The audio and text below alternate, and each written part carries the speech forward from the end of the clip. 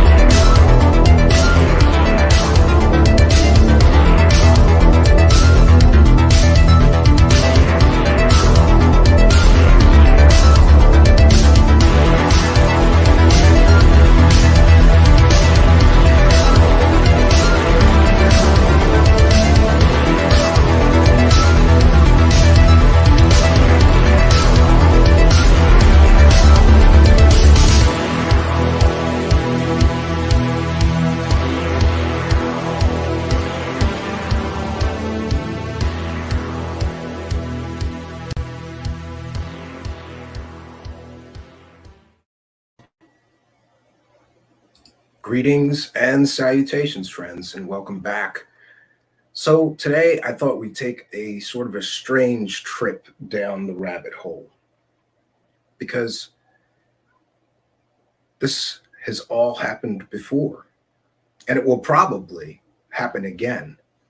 The United States government has, some say, for some 70 years now, been hiding the truth about UFOs and aliens. And up until, I suppose, about 2016, most people interested in these subjects agreed that the government was the enemy. But suddenly, in 2016, along comes something called To the Stars Academy, a public benefit corporation. Now, it's been some time now, and I'd still like for somebody to show me what benefit the public got for all those investment dollars that they solicited. I don't see a public benefit. In fact, what I see is people profiteering off of specifically 3 videos that some say were leaked by the United States government. But that's not actually what happened, is it? No, what happened is that a one-time Pentagon employee in the form of Lue Elizondo somehow authorized the declassification of those 3 videos. And then somehow someone walked those videos out into the Pentagon parking lot where one Chris Mellon, who would also become an employee of this organization, this public benefit company, someone walked those 3 videos out to him waiting in the parking lot. And for one reason or another, he took those videos and took them to TTSA, who then profited from them for years. And I would just like for someone to explain to me how any of this is legal, because I'm confused. Were I a Pentagon employee, for example, and I declassified, let's say, drone videos of attacks in Iraq or Afghanistan, and then I snuck them out to the parking lot, or someone working with me snuck those videos out to the parking lot where someone was waiting to take them, and then that person took those videos to a for-profit company that claims to be a public benefit, I don't know, and then we profited from the release of those videos for years. I don't believe that that would be legal for me to do. Now, again, I'm not a lawyer or an expert in how declassification works or who's allowed to profit from these videos. Should Tom DeLonge, Lue Elizondo, Chris Mellon, Hal Puthoff, and others be allowed to profit from videos that were classified, then declassified, and then taken out of the Pentagon to a waiting Chris Mellon in the parking lot, and then taken to TTSA for them to slap their watermark on and broadcast them on YouTube? Should they be allowed to profit from that? I'm confused about why that is just okay. And I'm also confused, and I need someone to explain to me, did TTSA get paid for all of the news channels who transmitted or, used those videos during news reports? Friends, the 3 videos in question, FLIR, Gimbal, and Go Fast. Let's take a look here. The FLIR video received 10,000 views on YouTube. The Gimbal, 8.4 million views, and the Go Fast, 10 million views. That's 30 million views on YouTube. Now, I'm a little bit confused. Can anybody post their videos, those 3 videos, since they're essentially government property, or were, onto their YouTube channels. Now, it's important to note that I don't believe at this time that those videos are monetized on the To the Stars Academy, To the Stars Academy YouTube page. However, those videos were shown on the History Channel, and they made money on this History Channel television show, largely based on the release of these 3 videos. Now, it's interesting that when we talk about misinformation, I said at the beginning of this broadcast that this has happened before, and it's going to happen again, because the government has used misinformation agents and the cover of alien stories to cover for their top secret black projects. The most famous of these cases is perhaps the Benowitz case, in which Paul Benowitz was seeing some things off of an Air Force base that he lived near. So what did the government do? They sent a literal paid disinformation agent in the form of Richard Doty to convince that person that what he was seeing was not top secret drone technology being tested and developed at that nearby base, but rather aliens. The government and their misinformation agents literally drove that man crazy. It's a tragic story. And yet somehow some people get a pass for that. And now they can become the darlings of the UFO community. But I'm not here to judge past events. I'm here to talk about current events. If the government, and this can be verified, have sent literal misinformation agents into the so-called UFO community in the past, what's to say that they are not doing it now? Some other issues come up that are very important when we talk about these things. It's also been well established that a UFO researcher by the name of Bill Moore was, for a time, a paid government disinformation agent. And in fact, at a 1989 MUFON conference, Moore came clean and explained that he was providing the government with information about UFO researchers, conferences, and what's going on in the UFO community in exchange for information. Moore also claimed that he had been similarly engaged in disinformation activities against Paul Benowitz on behalf of the Air Force Office of Special Investigations. This has all happened before. It may be happening now, and it will happen again in the future. What better cover story could there be than people believing in aliens? And isn't it interesting that we get these stories like Bob Lazar, who claimed that he worked on aliens flying saucers at a top secret sub base of Area 51? Wouldn't it be easy for the government to come out and say, he never worked for us, this story is bull, this never happened? But instead of squashing the story, the United States government did nothing about it. Perhaps, just maybe, people looking for alien flying saucers off of Area 51 is exactly what the government wants. They don't want you to know what it is they're really working on. Much better to let people chase the alien hypothesis, the flying saucers that may or may not exist. So in 2016, along comes TTSA with a board filled with former CIA people, DIA people, and government workers. But this time, they were going to give us the real truth. They were going to bring us disclosure.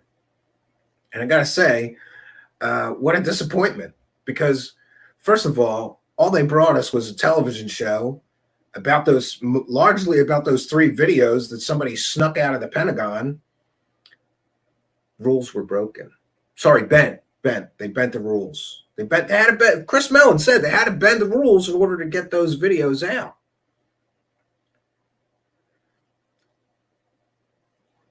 they also sold books, Tom DeLonge's books, and a book by Bob Lazar. Those were for profit. The television show that they took part in with the History Channel, largely based on the 3 videos that were snuck out of the Pentagon or declassified and then taken out of the Pentagon and taken over to the TTSA. They profited from that. They profited from the book sales. They profited from investors claiming that they were going to build a, quote, quote, spaceship with a revolutionary power source that would change the world, unquote, while they were soliciting public investor funds. Still haven't seen a spaceship, but I've seen Tom DeLonge do all kinds of, let's just call them accounting gymnastics to account where all the money goes. I don't know how any of this is legal. I don't know how the SEC hasn't swooped in and done something about what happened. And if you were unfortunate enough to have invested in TTSA, I'd like you to contact me and let me know how much money you got back on as a return on that investment if you invested in TTSA. Have the shareholders been paid any dividends? I don't know, but we're going to more fully explore that on a future episode here. And I can't wait to help bring that breakdown of the TTSA financial situation to you all, because that alone is an incredible story. A for-public benefit company. But I don't see any benefit to the public. I see plenty of benefit to Tom DeLonge and his buddies. They're all making money. But I don't see any benefit to the public, and I certainly don't see any benefit to the shareholders, the investors. Why can't I find anybody that invested that got their money, that got their money's worth? Why doesn't anybody who invested want to talk on air about what happened there? I have been asking for several years now for somebody who invested to contact me and let me know, what did you get back on your investment? How much did you invest? How did this all work out for you as an investor? So far, crickets. And that alone is curious. Now, the other issue that I have with TTSA and Lue Elizondo is this.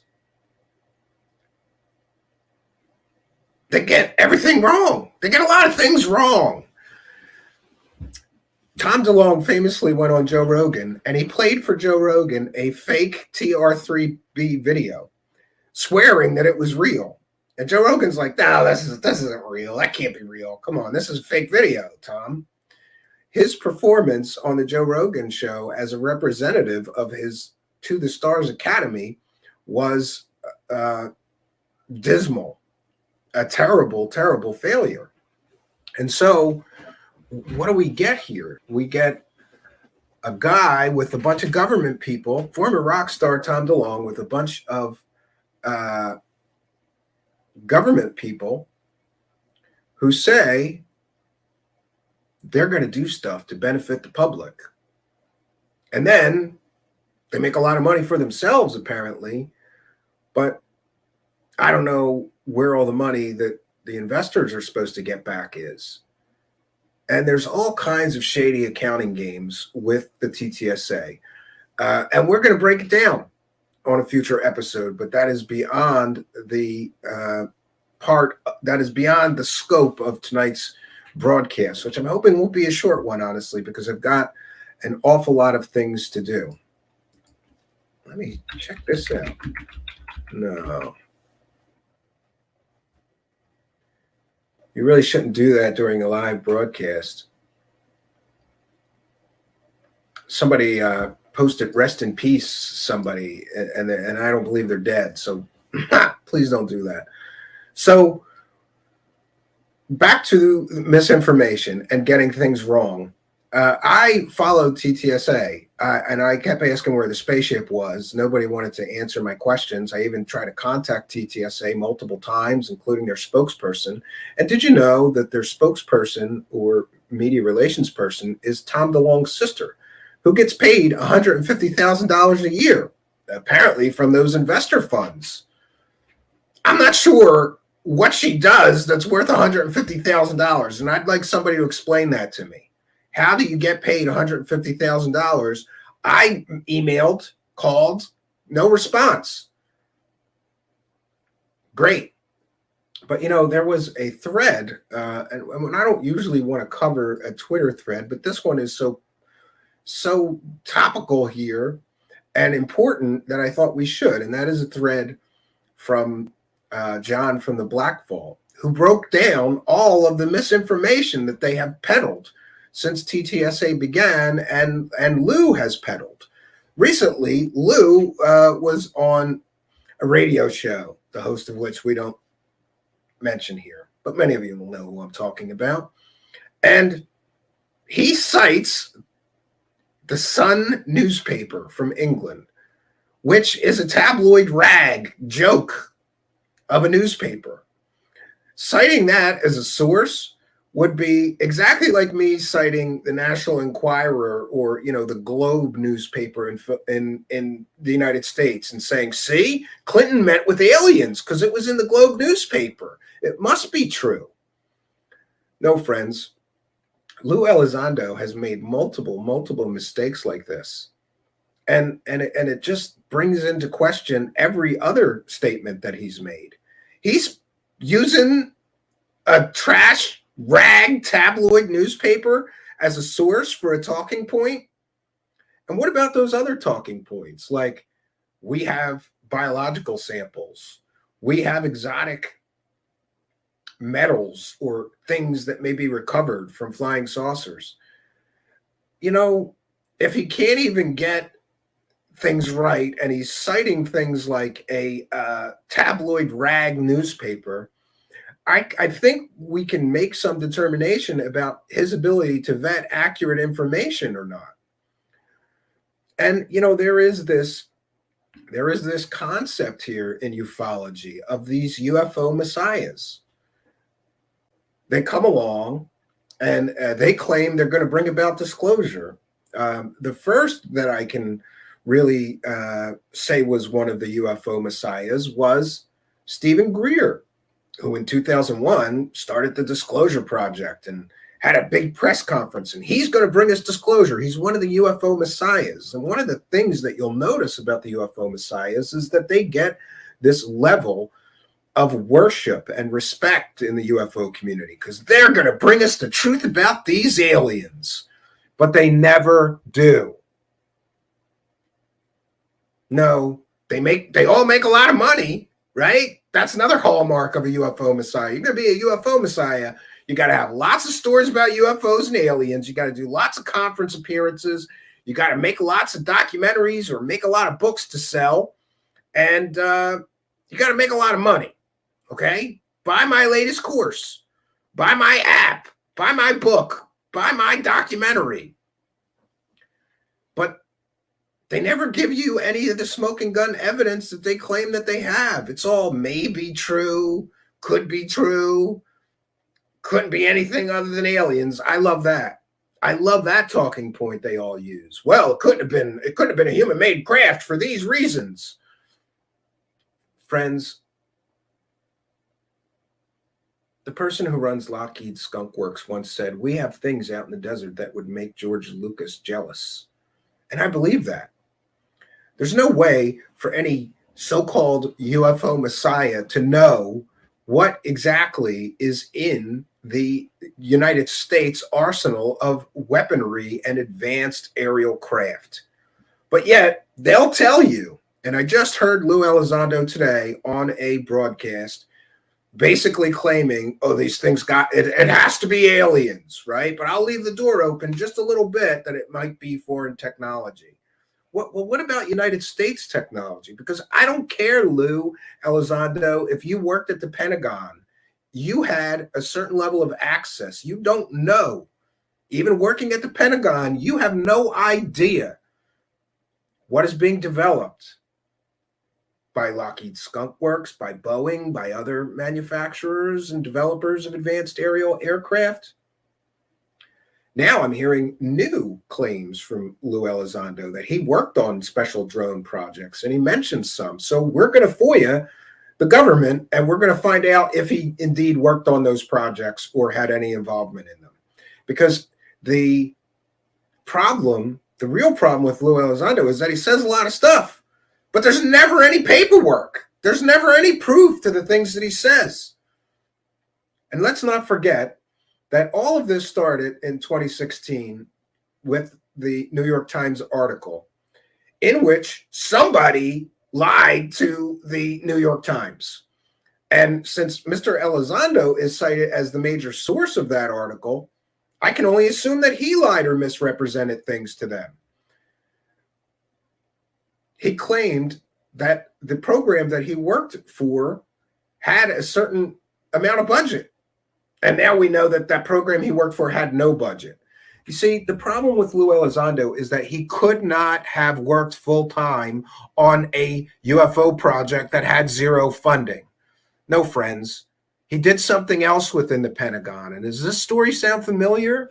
Kind of like Nick Pope, who claimed that he ran the British MOD UFO program, but then we find out, no, he was just an administrative assistant. And what does that mean? He was a desk jockey. He did things like type letters and fax things for people more important than him. How is Lue Elizondo running a UFO program that has zero funding? And there's all of this murkiness and gray area, right? Was it ATIP or OSAP? No, OSAP got the funding, not ATIP. He claims he ran ATIP and had funding of $22 million, right? Oh, no.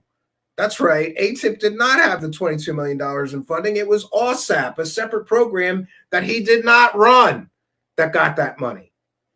And it would appear, no matter what you call the program, that there's $22 million. And we got what? What do we get for the $22 million? Now, I'll give you that $22 million is a literal drop in the bucket to a government program. But what do we get? If he studied UFOs and ran a program, where are all the papers? Now, I don't know everything about how the government works and declassification and all these different things, but I know one thing. If there's a government program, there's an awful lot of papers. They love paperwork. And where is Lue Elizondo's paperwork? We get a few things. We get that request form for when he was trying to declassify those 3 videos so that he could go over to TTSA.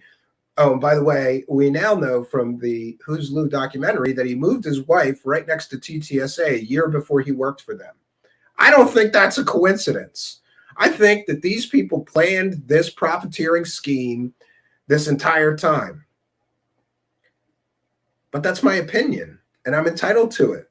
And, another really point of good news. I'm happy to say that Manny from Area 503 fought the false copyright strikes leveled against him by dickhead show host and TTSA. They copyright claimed his documentary so that they could get it taken off of YouTube, but it is now back. Just search for Area 503 in the YouTube search bar.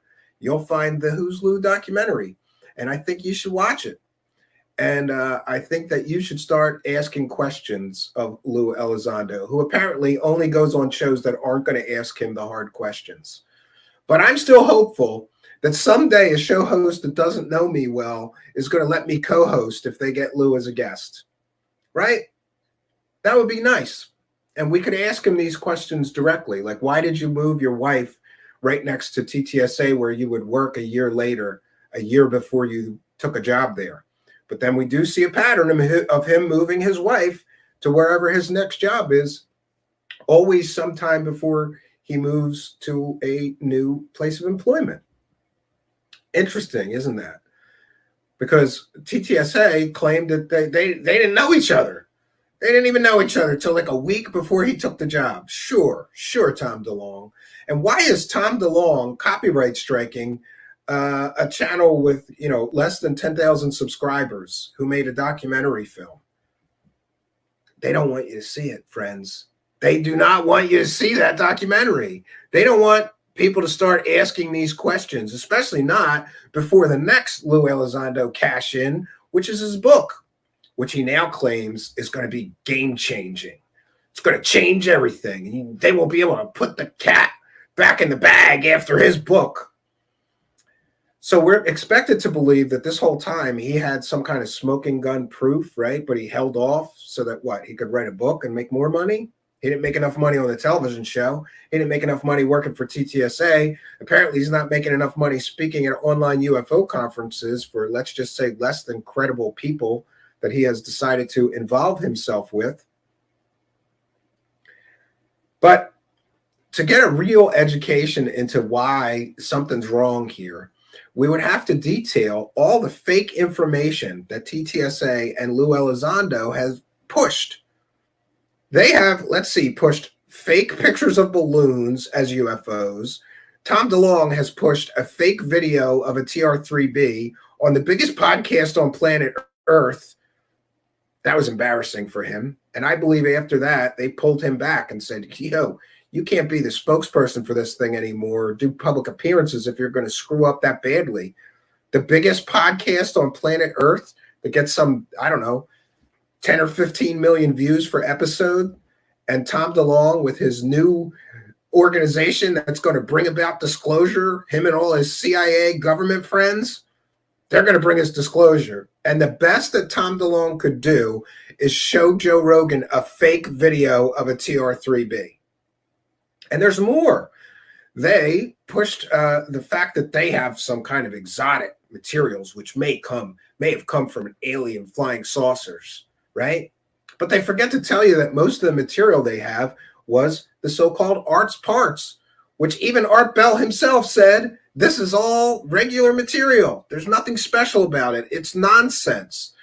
But that doesn't stop UFO grifters. Not so fast. In swoops Linda Moulton Hale, who says, I'll get them scientifically tested.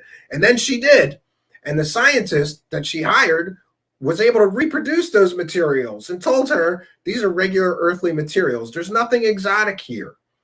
She didn't like that guy, so she squashed his report, never gave his report that there was nothing extraordinary about those metal fragments and that he could reproduce them. She buried that, and then she hired new guys that would say there was something special about them. Fast forward years later, those Art's parts been around forever.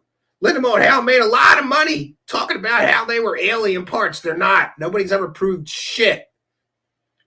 Fast forward years later, Tom DeLonge swoops in and buys those parts, and suddenly he's telling everybody that TTSA is in possession of exotic material from UFOs.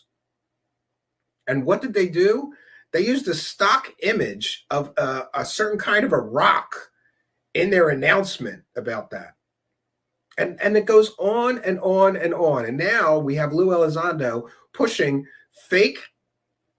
well, there weren't fake documents. They were real documents, but it was about a training exercise. It wasn't what he purported it to be. And it certainly wasn't what the Sun newspaper purported it to be.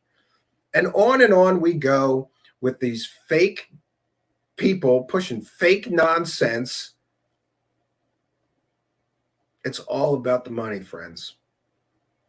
You know, if Lue Elizondo stands up and goes, all right, we've got some videos of UFOs, but they may be drones. It's quite likely that they're drones or unmanned aerial vehicles, whatever you want to call them. There's no money in that. There's no big story in that.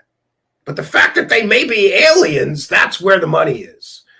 And I have seen this time and time again. You know, there are some very credible researchers that do not go straight to the alien explanation, almost ever. And they look at UFO, so-called UFO proof, and they try to get to the bottom of what it really is. And most of the time, there is a very simple explanation for what it is. Go look how much those people are making. Then contrast that with how much money the people pushing aliens constantly are making.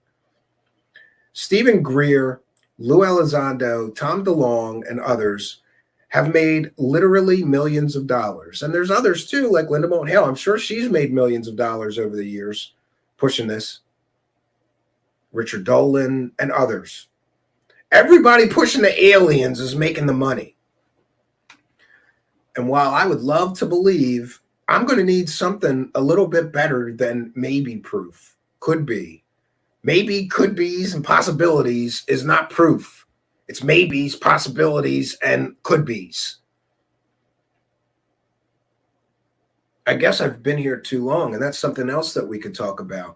You know, there is cycles to this stuff, right? Disclosure's going to come. You know, like that report that we just got, that's going to be disclosure. No, it wasn't. It was a big fat nothing burger, and I predicted it would be a big fat nothing burger. But it didn't stop people like Jeremy Corbell and Lue Elizondo and everybody else from hyping that up for months and months and months, doing all these media appearances. We're going to get disclosure. Disclosure's coming with this report. They're going to have to tell us the truth. And then nothing burger. But I thought it would be good to go over this thread from John from the Black Vault. And, you know, kind of hesitant to do this, but we're going there because we're going to get a ridiculous amount of haters and people, you know, harassing me on Twitter. But, you know, I have a new attitude towards that, and that is block, block, block, block, block. If you want to ask me a question or engage with me respectfully or disagree with me respectfully, we're all for that here. We believe in free speech and not censoring people and all of that. But when people are going to become abusive and nasty, I just don't have time for it anymore. I apologize to those who may not get to me or get an answer from me if you know, tweet at me or message me, because I'm getting busier and busier now, the bigger that this show is growing. But I also sometimes just check out after a show like this, because I just know that it's going to be a whole bunch of venomous, nasty people. And I hate that sometimes the good people get lost in there. But, you know, the good people know where to contact me, and they're always welcome here in the live chats. And, you know, I try not to miss you people, because I do the show for the good people, not for these nasty, negativist assholes, you know, who just want to harass me because I said something they disagreed with. Like, dude, there is so much more important things to worry about in this world than this stuff. And for people to get this angry, upset, and nasty about it. But, you know, recently I've been thinking about this. This is truly like a religion for some people. And it would, and me coming out and say, all this shit is fake, and all these people pushing it are fake. It's really akin to somebody telling, you know, I happen to be a Christian, and if somebody were to tell me, you know, all those saints and Jesus and those angels and all, that's all fake shit, and you're stupid for believing it, I would be equally upset probably. I wouldn't, you know, go on a 12-hour Twitter tirade harassing people who said that, but, you know, I can understand how some people may be upset about some of the things that we discuss here, because some of these people so desperately believe all this stuff that attacking it is akin to attacking their religion. They want to live in a delusion, right? And these people who I have mentioned here tonight are feeding their delusion, so they love them. And that's why we get these people up on a pedestal. You're not allowed to ask questions. You're not allowed to call these people when they get caught dead to rights selling completely and totally fake shit, like, I don't know, video game cover artwork that they claim is a real picture of an alien or whatever.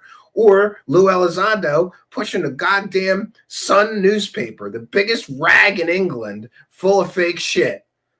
They don't want to hear that their hero did that, but he did, and more. And I think that, you know, I saw this thread recently, and I would say that these people, especially Lue Elizondo and Tom DeLonge, they have a lot of questions to answer, but they keep kicking the can, right? They just keep kicking the can. Like, let's just keep going on friendly shows that will do the UFO circle jerk and not ask us hard questions. You know, the shows that we know they're friendly and they're fans of mine. Let's just do those shows. And, it used to bother me because Lue Elizondo said, I'll go on anybody's show. He won't come here. He won't go on GoofOn or a few other shows, or he won't go on Third Phase of Moon, of all things. Listen, despite whatever I feel about Third Phase of Moon, they do literally have the biggest channel about UFOs on YouTube. So him refusing to go on my show is one thing, even though I've seen him go on shows that have, half of my subscribers. It's not about subscribers to him. It's about who's going to be friendly to him, who's not going to challenge him. And I'm sorry, but that makes him a coward. And the fact that he won't go on Third Phase of Moon makes him a coward, because that's the biggest UFO channel. If you've really got a message or important information that you think people need to hear, why would you not go on a show that big? Unless you were scared of what they might ask you. Now I get it. There's these factions, the Third Phase of Moon aligned themselves with Stephen Greer and GoofOn as well. And Stephen Greer's got a problem with Lue Elizondo. But I don't understand why Lue Elizondo won't just go on a show and have a conversation with Stephen Greer. I'd like to see that, wouldn't you? Those two are beefing big time. I think Stephen Greer says that Lue Elizondo is a CIA disinformation agent. And Lue Elizondo says a lot of stuff about Stephen Greer, like he's running a cult and things like that, which may be true, by the way. Look, I'm neutral in this. I think that they're both full of shit. I think they're both full of shit. Both Stephen Greer and Lue Elizondo, they're both full of shit. They just have different shit, right? But the fact that they're beefing, right? Because listen, there's only so much money in this UFO thing, and each of them wants to make the most of it that they can, right? So you gotta tear down the other guy because his stuff's bullshit, but mine's real. That's another thing. Lue Elizondo is going to tell us that Stephen Greer's full of shit, but I'm not. I'm not full of shit. Stephen Greer is. It's laughable because they both say absolutely fantastical things with no evidence, no proof, no backup, no sort of, even indication of evidence. Stephen Greer is showing people pictures of freaking moths, telling them they're aliens. And Lue Elizondo is running around telling everybody that the government has biological UFO samples, right? The government has what may be alien, samples of tissue or whatever. Okay, do you got any proof of that? Well, my NDA, we're getting a little dangerous here. I've got an NDA and I can't really. Well, why bring it up in the first place, Lue Elizondo, unless you've got proof of that fantastical claim you made, right? Trust me, dude. That's how this works. I believe the government may be in possession of some alien biological samples. Wow, that's amazing, Lue Elizondo. How do you know that? Well, I'm getting close to my NDA, so I can't really disclose how I know that or why I think that is true and accurate. But just trust me, dude. Just trust me. The government has them. Dude, just trust me. That's how this garbage works. Just like Stephen Greer. Dude, just trust me. You can buy an app for $10 and you can talk to the aliens too. By the way, I'm buying the app. We're going to do it, and we're going to report the results. But back to the misinformation that TTSA and Lue Elizondo has spread. John from the Black Vault, and I hope he's not going to be upset that I'm sharing this, but it is public Twitter post, so I think we're okay. But, here, I've said this before, and I'm going to say it again. John from the Black Vault is a gentleman. He really is. He is who I should aspire to be more like, right? He's like a real journalist or something because he doesn't say, he's just not crude, okay? I'm like the bad, crude version of him sometimes because I do good research, but then I get upset and I say stuff like, that guy's full of shit, and here's why. This guy is a bullshitter. No, John from the Black Vault is very much more professional and diplomatic and what I would aspire to be more like, right? I could learn a lot from him and how he handles these things, but he's not afraid to go after the truth and ask hard questions, right? Or to show you why maybe, just maybe, somebody should not be trusted to tell us the truth about these UFOs and aliens. Because they have displayed their ability and willingness to push literal fake information as something more than it is. And that's the game that I believe Tom DeLonge and Lue Elizondo have been playing here. They take a little bit of something that may be true or could be true, and they hype it up. And I just heard him on a show today he said, I would rather under hype and over deliver than over hype. All he has is hype. He hasn't shown us proof of anything, nothing. He's gotten a couple of videos declassified out of the Pentagon, right? That's it. And what do those videos prove? Apparently those videos prove nothing, because it's not a smoking gun. It could be drones. It could be anything. But this is where we find ourselves. Let's get to this. So this is from John from the Black Vault. He says, I think my retweet about calling others out for inaccurate information was misconstrued by some. So let me explain further the frustration that sparks posts like that. This may be long but controversial, but it needs to be said. So here goes. Yeah, and listen, Lue also was called out by Stephen Greenstreet because he completely and totally mischaracterized documents on CNN, saying that they were recently declassified when they came from decades ago. That's just one of the Lue Elizondo fuck-ups. Pardon the French. All right, so John says, I truly mean no disrespect to any party. See that? He's so diplomatic and professional and nice. Goes on to say, but I think Middle of Mayhem, that's Stephen Greenstreet, I am not speaking for him, and his recent posts point out a trend that goes back to day one of visuals used to fit a narrative in the current UFO conversation, but they aren't accurately portrayed. True. 3. And I truly mean day one of this current conversation.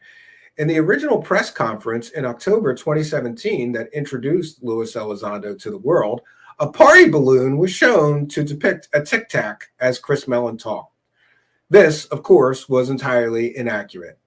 Yeah, so to the Stars Academy, when they had their fake press conference, by the way, it wasn't a press conference. There was nobody there. They were in an empty room. To the Stars Academy live presentation on Nimitz UFO by Chris Mellon. What they showed was a picture of a party balloon. Nimitz UFO photo is of a party balloon taken in Manchester, UK in 2005 by Steve Mera. Next, we get Lue Elizondo on October 2018 lecture in Italy telling the world stage about UFOs. He talked about a series of events where in 1952, UFOs were seen buzzing the Capitol of the White House. He showed, quote, real photographs, unquote, that consisted of a CGI construct and a cartoon. So Lue Elizondo shows a CGI construct and a cartoon and says, these are real photographs of the time UFOs buzzed Washington, D.C. And now that event might be real, but why would you use completely and totally fake manufactured images and suggest that they were real photographs? And what kind of a counterintelligence officer is so bad at research like this? He mischaracterized documents on CNN. He's using fake photographs. He's quoting the Sun newspaper in England as a credible media source. Doesn't he know that's a rag? That's like, Biden met with aliens. That's the kind of stories that they have. Trump met with a secret council of galactic aliens. They posted that story too. Maybe Lue Elizondo can use that story as proof of his alien claims. Moving on, August 2018, a video was released by TTSA Academy saying Mr. Elizondo and the team were collecting UFO material samples. The conversation then shifted towards metamaterials and how these samples could blow the entire topic wide open. And this one I caught, honestly, and I believe I may have been the first person to catch it. A press release was sent out. That press release outlined numerous pieces were acquired by TTSA, which come from, quote, an advanced aerospace vehicle of unknown origin, unquote. In the announcement, they use a rock sample known as malachite from a stock photo house. And I was one of the people that caught that. as soon as they made the press release, I just did a Google reverse image search because I said, that's a picture of like a mineral sample or something. That doesn't even look like metal to me. And it turns out, yeah, they used a picture of malachite, a special kind of rock from a stock photo house. Why would they misrepresent a photo of a rock as materials from, quote, an advanced aerospace vehicle of unknown origin, unquote? Why would they just not use a picture of the actual material? John goes on to say, I think a genuine question we all need to ask is, why would TTSA Academy show a black and white photograph of a mineral known as malachite, exact photo available from a stock house? And he gives the link for where that photo came from. I did back then too as well. Many people actually caught the fact that they were using a stock picture of a rock. All they did is buy it from a stock photo place and they turned it black and white. Yeah. So that's great. Next, in the television series Unidentified, Mr. Elizondo, Tom DeLonge, and 3 unidentified individuals are shown with the insinuation that they were the ones running the current ATIP UFO investigative efforts. One of the 3 individuals have come forward. According to him, he was entirely misrepresented and he was forced to file a report to his superiors within the DOD. And the story gets much weirder. He came forward and part of his story is here. And John found that individual that was shown on the TV show and misrepresented. And there's a whole story about how Lue Elizondo and Tom DeLonge completely and totally misrepresented that guy in their television show. Essentially, they lied about what the meeting was about, what he was there for, what they were talking about. Again, they misrepresent things in order to hype it up and sell it. Okay. Number 9, just this past week, Mr. Elizondo profiled, I saw profited. Yeah, because I'm always, when I hear Elizondo, the first thing I think of is profited or profit. Mr. Elizondo profiled, pardon me, Freudian slip there. Elizondo, profit, yeah. That's the way, yeah. Anyway, Mr. Elizondo profiled an article from The Sun, a commonly lambasted UK tabloid-style paper, which commonly runs over-embellished stories about aliens. Mr. Elizondo conveyed one of those false narratives on a certain radio show, which created a firestorm. Yeah, because it was fake. Number 10. But the firestorm of excitement was unneeded. Not only was the headline misleading, the declassified NSA material was nothing of the sort. The entire real history behind the document that has been talked about can be found here. Yeah, and it was a training exercise. It had nothing to do with what Lue Elizondo or the Sun newspaper or anybody else has been hyping. That people have been hyping that thing for years. It's not what it appears to be. 11, as people like Stephen Greenstreet, myself, and others are lambasted for bringing up stuff like the above. Where is the same criticism for the trend on inaccuracies? I am in no way even close to perfect. I make mistakes all the time. Where known, I correct them. Yes, and John's very good with that. 12, but why is there such a double standard when it comes to the heroes and the villains? And what has turned into a role-playing game for so many? Yes, this has become a LARP, a live-action role-playing game. Some can do no wrong, while others can do no right. 13, there comes a time when there is enough misrepresentation of a material, questions should be asked. It doesn't mean there needs to be insults or public lashings or anything of the sort.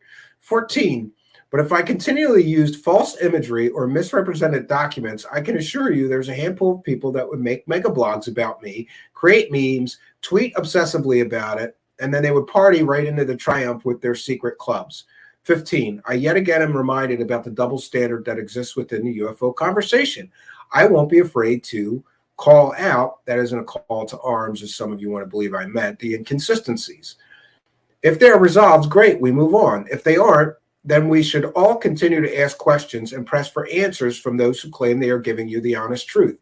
I speak for only myself here, but I am not wanting to be in an echo chamber. Finally, he says, I encourage respectful dialogue, and if I make a mistake, call me out. All the above all applies to me too, and I've always said that. We are a team, and despite what some people think, we don't have to walk on eggshells as we pursue the truth. It's tougher than that.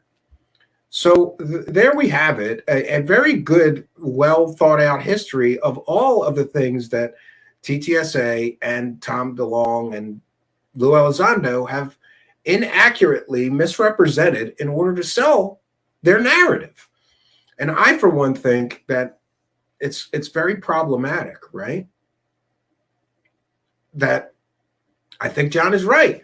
If I get something wrong, I get hammered over it. I mean hammered. If John gets something wrong, he gets hammered. Green Street and a few others get something wrong. We all get hammered. We get hammered for it. Even if we apologize and explain it and move forward, we all get hammered. But these UFO messiahs, they get a pass. So what if they used a fake picture of a party balloon? So what if they held a press conference and claimed it was a press conference, but there was not one member of the press there? They did it for an empty auditorium they rented. So what? So what if Tom DeLonge went on Joe Rogan and showed a video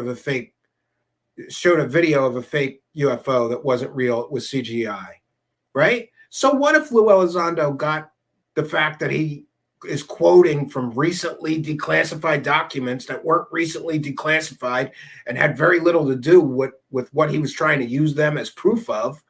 So what?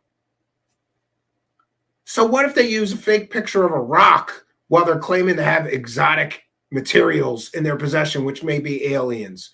So what? And none of them ever explain this shit. All of these UFO circle jerk show hosts, I watched one today, terrible show, terrible interview, all this shit. And what do they ask them? Softball circle jerk questions. Tell us about your upcoming book, Lou. What we lick your asshole. Why isn't anybody asking Lue Elizondo these questions? The real questions that he should be answering. Or all the questions in that Who's Lou documentary. Why is nobody asking him those questions? Why isn't he stepping forward like a man, right? And saying, listen, I understand you made a documentary. There's a lot of questions in it. And I'm here. I'll answer some of those questions because it's not what you think or whatever. No, he didn't do that. You know what he did? He goes on a circle jerk show host show and threatens to take people behind the barn and teach them a lesson. This man threatened people with physical violence because they ask questions. Seems pretty weak to me, Lou. If you got to threaten people with violence because they asked you questions you don't like, and why does it get a pass for that? If I threaten people with physical violence, I would get hammered. I would get crucified for making violent threats against people. But this UFO messiah just gets to tell people he's going to beat them up because they ask questions he doesn't like. And this is another thing. On this show today, Lue Elizondo says, I don't dox people. Well, that show that you were on told people, we're going after you for hosting a documentary filmmaker. We're going after you for going after Lou. And what did they do? They doxed me. They doxed the filmmaker. They try to get Rich's show deleted from YouTube. That's a whole nother issue. So while maybe Lue Elizondo doesn't directly dox people, he's never come out and said that he disagreed with that show host that licks his asshole constantly and their friends doing all that. Hey, Lou, I got doxed. I have a wife and children. Would you make a statement that you disavow, that you don't condone people doing that to people who disagree with you? Would you be a man and come forward and do that? Or what about the filmmaker? Do you think he should get doxxed, harassed, cyberstalked, and threatened for making that documentary? Or what about the other show hosts that hosted that filmmaker getting harassed, threatened, intimidated, talk shit on? Why don't you just answer the questions and stop using your ass lickers to defend yourself? But this is where we're at, and this is where we find ourselves. So, look, there's not much more I could say about this, except that I'm tired of these UFO messiahs getting a pass. They shouldn't get a pass like this. Why don't they have to answer the hard questions especially when they themselves are the ones that are generating this misinformation, this fake information. Why don't they have to answer for that? And I want to thank Al Warrior for a kind and generous $3.33 super chat. Thank you for your kindness, your generosity, and your continued support of the show. It is much, much appreciated. We're a viewer-supported show, so let me just tell you, there's some few things. If you're tired of the UFO circle jerk and you want people asking these UFO messiahs and other personalities the hard questions, then please support independent media like this. There's a few ways to support us. You can join our Patreon for as little as $1 a month. We'll be doing a Patreon-only stream this weekend. And we do sort of a backstage pass. You get all my music that I make before it's ever made public. You get a monthly show journal, some extra content, and more. The link to join my Patreon is in the description of this video. Or you can make a PayPal donation. And just be sure if you make a PayPal donation that you do add a note and include your chat room user ID, because we shout out every PayPal donator. We shout out every super chat. We read all the super chats. It's another way that you can help us. Wow.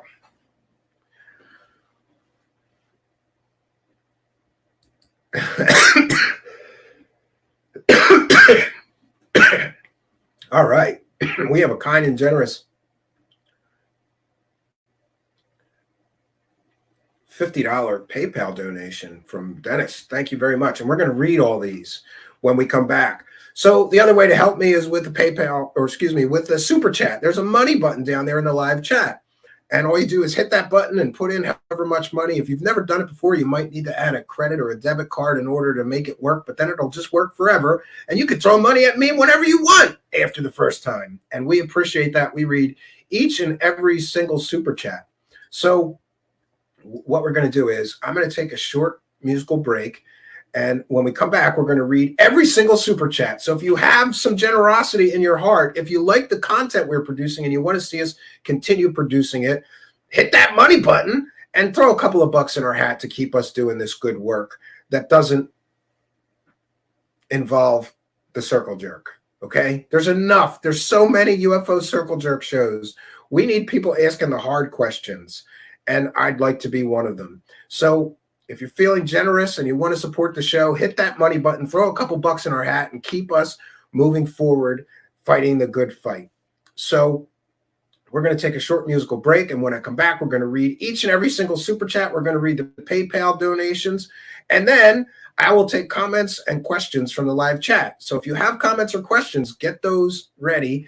Put them in all caps, please, so that I know that's a comment or question for me and you want me to share it on my screen and talk about it. Questions or comments for me in all caps. Money for me, hit that money button. PayPal donation, you can also, by the way, now send money to us through Cash App. It's Truth Seeker Show at Cash App. All right, so we're going to take a short musical break. I have a new musical guest tonight, the band Bong. Just hearing the band name was enough to sell me. Your band's called what? So my band's called Bong. B-O-N-G. And they sent me a couple of their songs. They are listeners to the show and supporters of the show. So we want to give back and support their artistic endeavors. This is a great song, actually. It's by this band called Bong, and it's called Those Who Pray. We'll be right back, friends.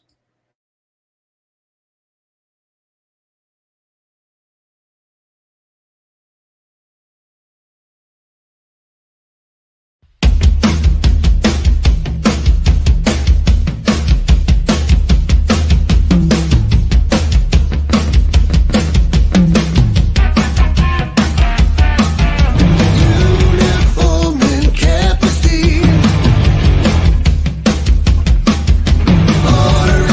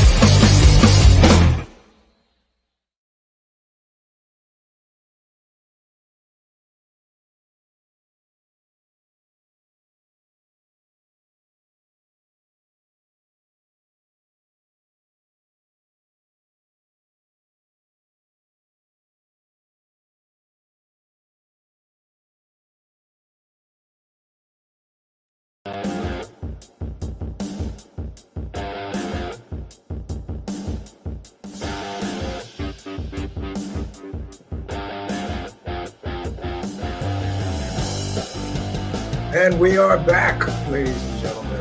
And we will be having a discussion here with the live chat. We will be reading each and every super chat. Chat it at us. And every single PayPal donation, Cash App donation. You guys give me an attitude of gratitude. This is a viewer-supported show, and we are well supported by many kind and generous people who help us continue the show moving forward. I'm happy to say that I have literally, anybody that knows me knows that, I fix computers, but the problem with that is that I'm kind of like that mechanic who doesn't have time to work on his own. So mine are always like ripped apart and falling apart and messed up. And I've got a few of these old Xeon processor servers that I use for video editing machines. They're falling apart. They have memory parity problems and things that I probably can't even fix if I had the time or wanted to. So I've replaced one, and we're doing some other upgrades here in the studio. Always nice to have a couple of bucks in the till to just, let's just get it fixed. And I want to thank each and every one of you for that. So we're going to start with the super chats. Let me go way back. There was one a ways back here. Luckily now they let you go that far back. So we have Al Warrior with a kind and generous $3.33. Al Warrior 3. I don't know what happened to Al Warrior. Maybe he's got a new account, Al Warrior 3. Or there's 3 of them now, but $3.33. Thank you for your kindness, your generosity, and your support of the show. It is much, much appreciated. Very kind of you. Lee Guy, Mr. Bacon, that's good because we're out. My wife gets that box bacon that comes pre-cooked sometimes. It's great for BLT sandwiches because it's just enough. It's more than enough bacon for 2 really nice BLT sandwiches. And we're out of that right now. So thank you, Lee Guy, for your kindness, your generosity, and your support. And yes, the last time my wife made bacon, I didn't get up in time, so my son ate it all. That's his favorite thing in the world, Lee Guy, bacon. Andrew Masonette with a kind and generous $10 super chat says, thank you so much, Stephen. Buy your son some bacon. I will. And the next time, I got to learn how to make bacon, though. I drunk ate a burnt bacon sandwich last week because I somehow burnt the bacon. And it wasn't because I was drunk. It was because I can't cook bacon. I don't know how my wife does it. Hers always comes out perfect. Mine, I always burn it. But thank you, Andrew, for your kindness, your generosity, and your support. And thank you very much there, Lee Guy and Al Warrior. And then we have Amy WC with a kind and generous $3 super chat. Thank you all for your kindness, your generosity, and your support of the show. It is much, much appreciated. Like I said, you guys give me an attitude of gratitude. And what can I say? Now we have Complizaire. Now that I know, I'm sorry, Complizaire. I'm making a note. And he is a longtime supporter of the show who uses PayPal. And by the way, if you have a larger donation to send, like Complizaire gets the generosity gift or generosity award tonight. He sent a kind and generous $50, or I'm sorry, is it $48.27, or maybe it was 50 before they. Oh, it was $51. I apologize. Complizaire with a kind and generous $51 PayPal donation. And he added a note, which we read every note that people send with their PayPal donation. His note says, and this is very topical for tonight, so I'm happy to read this. His note says, it's all just some Bigelow claims, Bigelow aims, Bigelow paid, Bigelow framed, Bigelow scale, Bigelow said, Bigelow would like to be real, but aerospace failed big a low. No. True, real, solid evidence ever raised. Bunch of wannabe woo-woo tales of paid Bigelow crew members, screwed up book deal preferring fakers, tales of lying saucers that, I'm going to steal that, lying saucers, that's a good term, that all of these so-called experiencers in love with aliens in their heads, abductees, fantastic Lou believers, Lulu lovers just love to hear in their UAP ET fairy tale lullabies so their normal anybody lives finally make sense to someone else. Trash retrieval for UFO dollars. Well, thank you, Complizaire, for your kindness, your generosity, and your support of the show. It is much, much appreciated. Very, very generous of you. Very generous of all of you. Throwing a couple of bucks in the hat in order to keep the ball rolling here.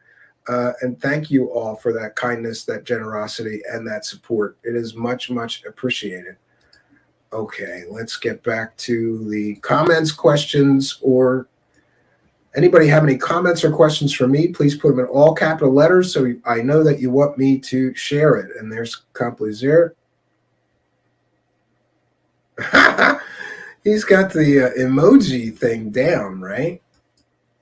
Oh, Al Warrior 3 says, I've been playing too much Gears of War 3 and decided to add the 3. Do you know how behind I am on games? I haven't played Gears of War 1 yet, Al Warrior. In fact, I just started playing like Red Dead Redemption 1. That's how behind on games I am. And of course, I only have an old Xbox 360 console. And I've been trying to get a new PlayStation, but you can't even get one still. So maybe someday, right? But then I thought I'd rather have a Quest VR. I don't have one of those either. I'd really like a Quest VR. And then I could just use a PC. I have a decent PC gaming rig, but I don't have time to play games. I play old games on my PC. One thing about playing 10-year-old games is they're free or mostly free. We have GOG.com, GOG.com. That's a great website. You get a great old game for like $5, and you still support the authors of those great old games. I love GOG. Wild Ascension, the mothership, with a kind and generous $4.99 super chat. Have you ever seen any type of compelling evidence of possible ET life visiting Earth? If so, what would it be? Thank you for a great show. Well, I think there is some compelling evidence, but it's always got that tantalizing maybe true. The Zimbabwe case with those children that all saw flying saucers and aliens, that's a great story. I like the Cash Landrum incident, and I've deep dived into Roswell many, many times, and I refuse to believe that what crashed at Roswell was just a weather balloon. Based on all the eyewitness testimony of people who claim they saw bodies or aliens or, exotic materials, I think there's something to Roswell. And I'm hopeful that maybe Roswell is the key. And someday the key will go in the lock and unlock the mystery for all of us. Just too much. The volume of information about Roswell is really compelling to me. And also compelling to me is there's a book by Dom Schmidt and Tom Carey called Children of Roswell. And in the book, these children of people who were witnesses to the original Roswell event detail all the things their parents told them, and some of them didn't tell them until they were on their deathbed. I don't think that somebody in the midst of dying suddenly says, you know what, I'm going to make up stories about seeing ET alien bodies at Roswell in 1947 and tell my kids about that. No, I think that's very compelling evidence. But I'm still on the search for the smoking gun, as are most people. But thank you for your kindness, your generosity, and your support of the show. I'm still waiting for some new David Wilcock videos from you. I'm too lazy to go through and make them, right? Oh, yeah, the Holloman. That's another one. That's one of my favorites, too. Kepsa says, I like the Holloman Air Force Base landing with the chit-chat between the Army men and the aliens that allegedly had 3 different cameras rolling. Yeah, and there's some weird stuff about that. Truth Seekers, hey, Stephen, do you remember Amiga 500 Moonstone? Yes, I do. And I still have Complaisir. I have my original, the first one I ever had, Amiga 1000. And now there's something called a Vampire Accelerator that you can put into it that brings it up to not exactly modern specs, but good enough to browse on it still and do a lot of more modern things with it. I keep saying I'm going to try to get one of those accelerators and set my old Amiga up. If not that, then I have a floppy emulator for that. I just have not set it up yet. I have 2 retro computers that I really like. The TRS-80 Color Computer 3, which was the first 8-bit computer that you could get, really, that multitasked, and also it had 512K RAM, but now you can get up to 2 megs of RAM in a Color Computer 3. I have one of those, but I'm always like waiting for parts, and I keep saying I'm going to set them up in the basement and play with them with my kid, but I haven't yet.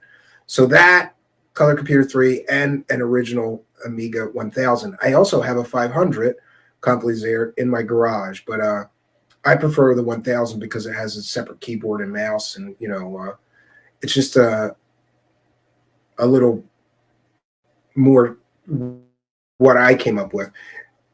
I couldn't afford an Amiga 500, and it makes no sense, but Amiga came out with the 1000 first, then the 500, which was an all-in-one keyboard like a Commodore 64. It was cost reduced. I have the better Amiga 1000. I thought it was better anyway, but they're very, very similar in architecture and all that stuff. So, yeah. Yes, Amy Collins, the Amigas made graphics for television well into the 90s.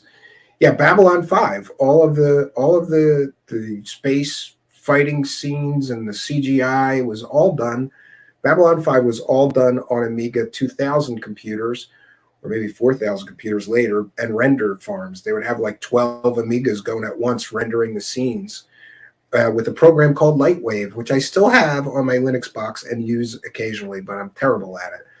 And also, the Amiga had video toasters, which allowed you to edit video before anybody even knew that you could do that on a computer. Zaxonite says, I remember people being impressed by the graphics. Yes. I think it was something like 16 million colors in 1988 or something, or 4,096. 4,096 colors in 1988 when PCs had 16 color graphics. Amigas had 4,096 color graphics. Later pumped up to 16 million, of course, with upgrades, right? 12 Feet Tall says there will never be a disclosure because there is anything real to disclose. It's all BS. I'm still holding out hope. I don't want to let it go completely, but I'm getting to the point where I'm tired of so much nonsense and hype, and then it all falls apart, right? Hey, folks, it felt good to yell nerd at somebody for once instead of being yelled at me. Thanks for that. No, I'm a geek. There's a difference. Nerds are dorky, pragmatic. Geeks were cool. I was always a geek, right? Still am, probably always still will be. In fact, tonight I have to go and set up another, I have a little audio workstation in the corner over here with a mixer and microphones and distortion boxes. And I'm going to be using that specifically for recording vocals, Pragmagic.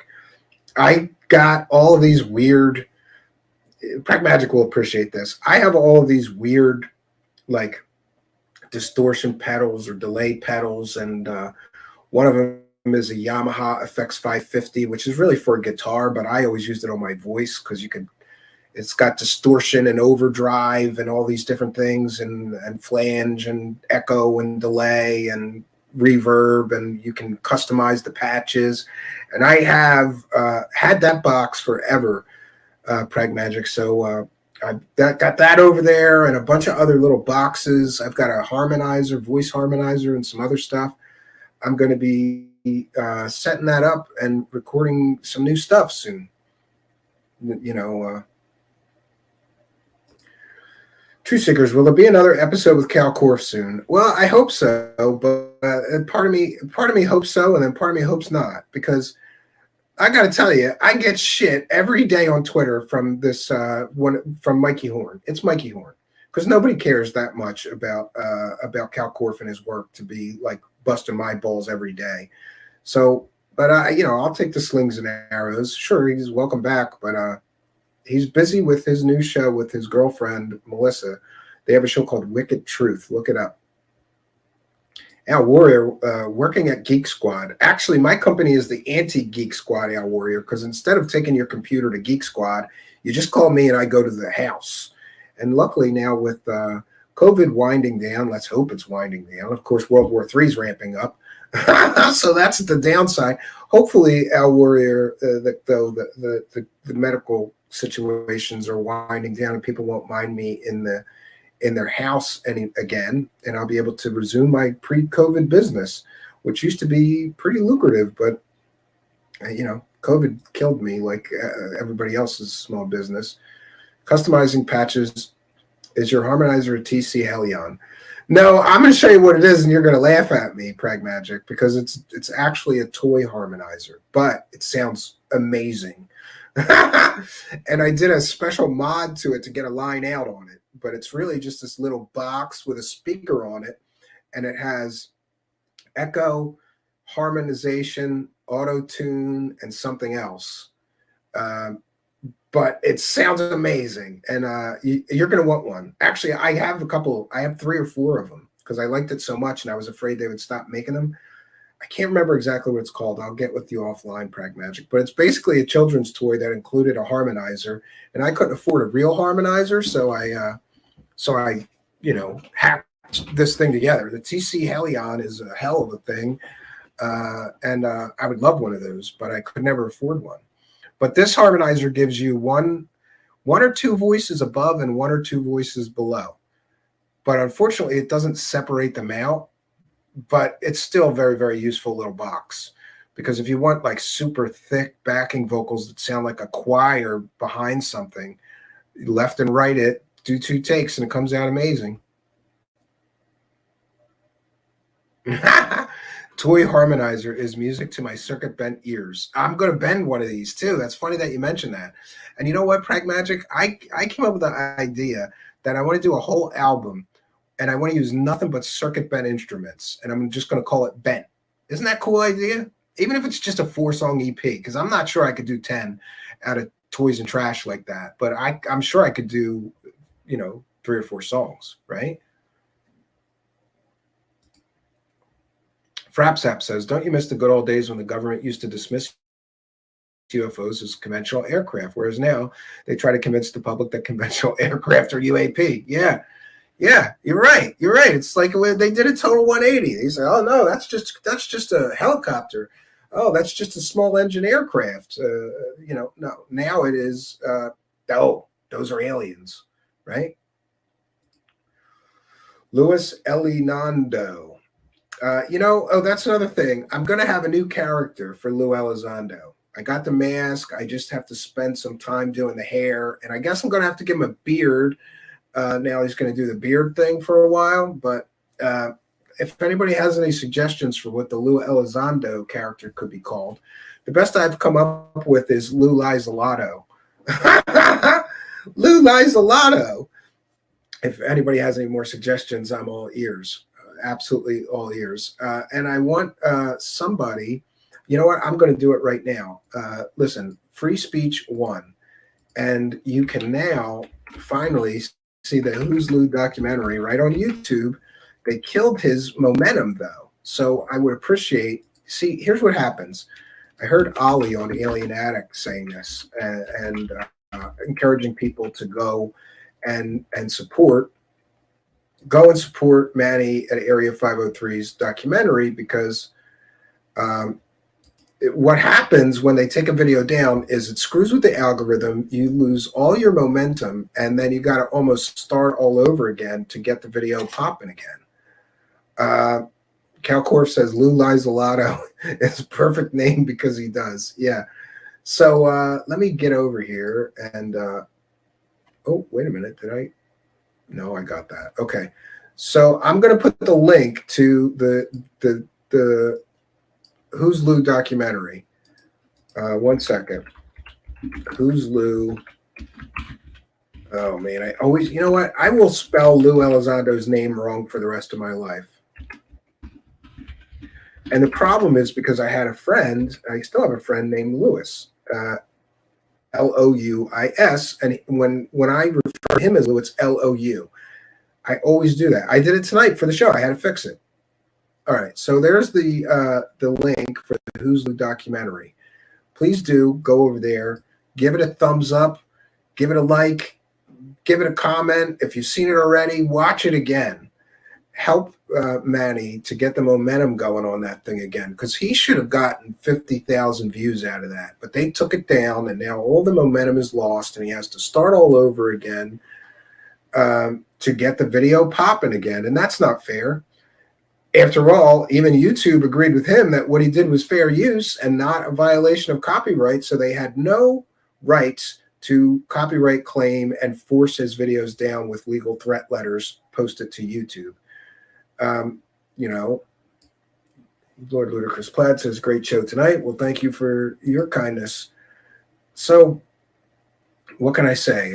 And Manny's here, says thank you for all your support. My pleasure. And Manny did an excellent, also on his channel, is an excellent breakdown of the TTSA finances, but he's gotten into more. And I said, you got to come here and do that again, but with me. And I'm going to be looking into some things as well. And then we're going to be filing letters with the SEC and other government entities asking them how any of this shit is legal. So Manny from Area 503 will be here to detail for us the accounting gymnastics that Tom DeLonge has done for his so-called, public benefit corporation.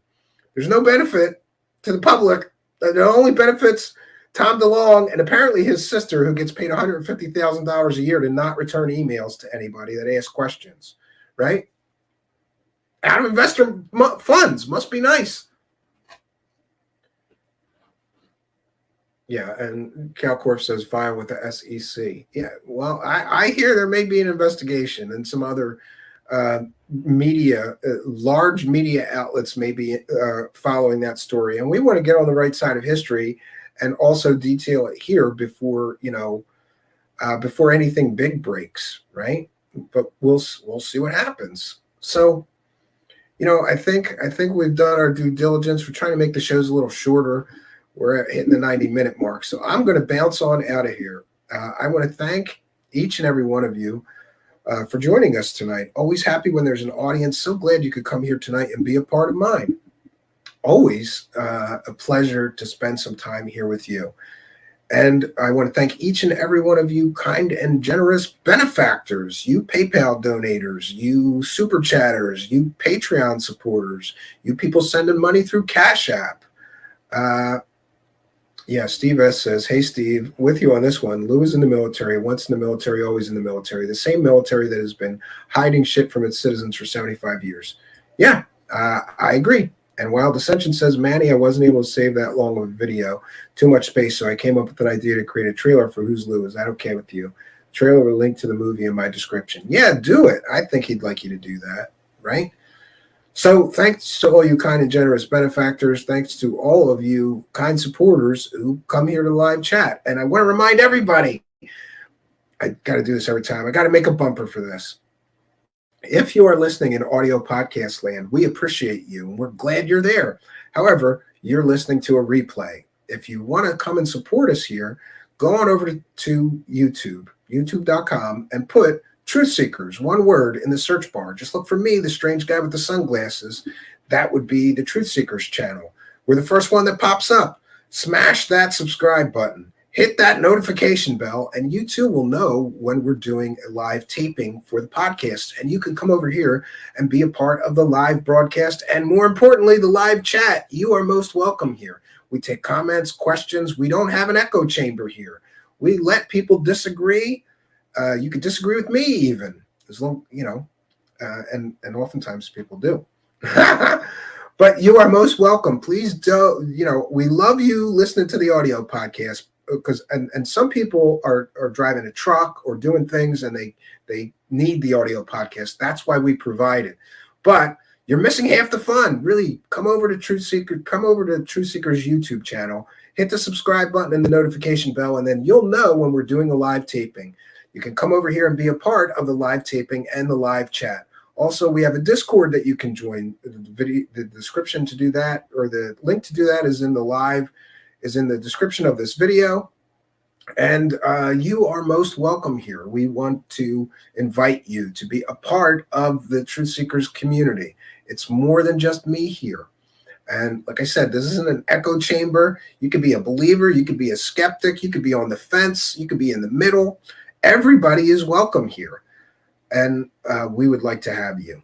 So what else can I say, friends? Tonight we showed up and did our due diligence, try to present something good for you. Oh, I do one little bit of show business that I have to get out of the way. Number one, Kari Spooky will no longer be working with us. Now, there's a whole lot of reasons for that, and I'm not getting into any of the drama reasons, but I think I'll just remain positive and say this. About people that work with me, sometimes throughout my lifetime, whatever I have endeavored to do, I've had what I call a good side man. And what a good sideman does is I'd be the guy in the spotlight. They're a good sideman, and they help me to be better at what I do. I've had that in music. You've got a guitar player next to you. I've had that in magic, doing magic shows. I had an excellent sideman there that always went out of his way to make my shows as best that they could be. And here we've had Kari as a side person, not exactly in the spotlight, but behind the scenes, helping me to make the show look better, sound better, do better.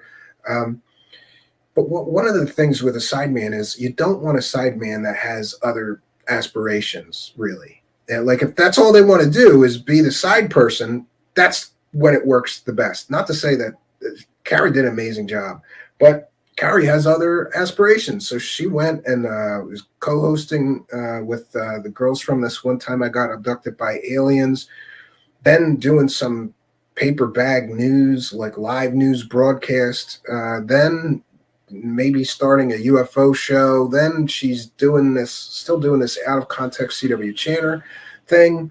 It's very busy. And especially having other aspirations, like if she wants to host a show, she's not going to have time for this.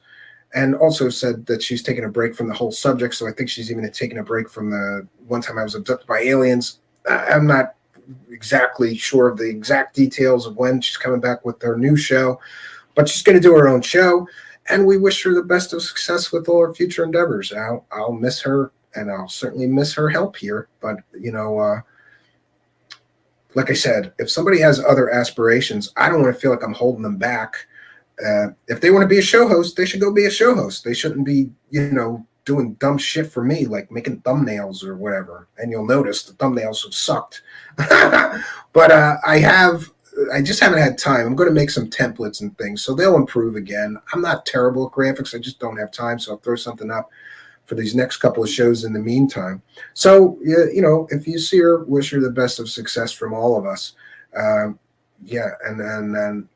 she's tremendous at video and editing and all these things. I'm sure she'll be very successful with whatever she plans to do in the future. And I'll certainly miss her, and especially miss the help, because it's not easy doing all this stuff yourself. But I'm back to being a one-man army here. And I'm okay with it. I'm going to adjust some things. I'm going to figure out how to do the thumbnails better. I just haven't had time this week. And another final bit of business for the show is that you'll notice there was no Midnight Hour Show episode today, because we used to do them every Thursday, and there's a whole nother drama reason for that. And, I don't feel the need to go into that. But I wanted to just dump all the Midnight Hour Show episodes at once, but Kari and others that run shows were like, no, that's a bad idea. It's too much at once. But I want to get them out of the way. So what we're going to do going forward is we're going to host those on Saturday and Sunday evening at midnight. That's right, midnight on Saturday night and on Sunday. So there'll be 2 Midnight Hour shows a week, and you are all most welcome. This weekend, on Saturday night at midnight, we'll have one. On Sunday night at midnight, we'll have one. This will mean that every day going forward, there should be a video from us here, whether it's a live Truth Seekers taping or a production video or something else. We should have something new on this YouTube channel every day going forward, doing it that way. You'll know that we take Truth Seekers off for the weekend, but I will always have time to render a few of those and put them up and participate in the live chat. So all around, mostly good news. And you are all most welcome to come and join us for those. So that's what I got for you tonight. And what else can I say? I hope you'll join us tomorrow night at 7 p.m. Eastern Time. We will have an interview with L.A. Marzulli, who you may know has been looking into these Paraka skulls and the Nephilim and the fallen angels and their connections or possible connections to aliens and ancient aliens. Very, very interesting guy. Tomorrow night, 7 p.m. Eastern Time. Please do come and join us and support us hosting a great interview here. So that's what I got for you tonight, folks. Until next time, my name is Stephen Cambion. Good night.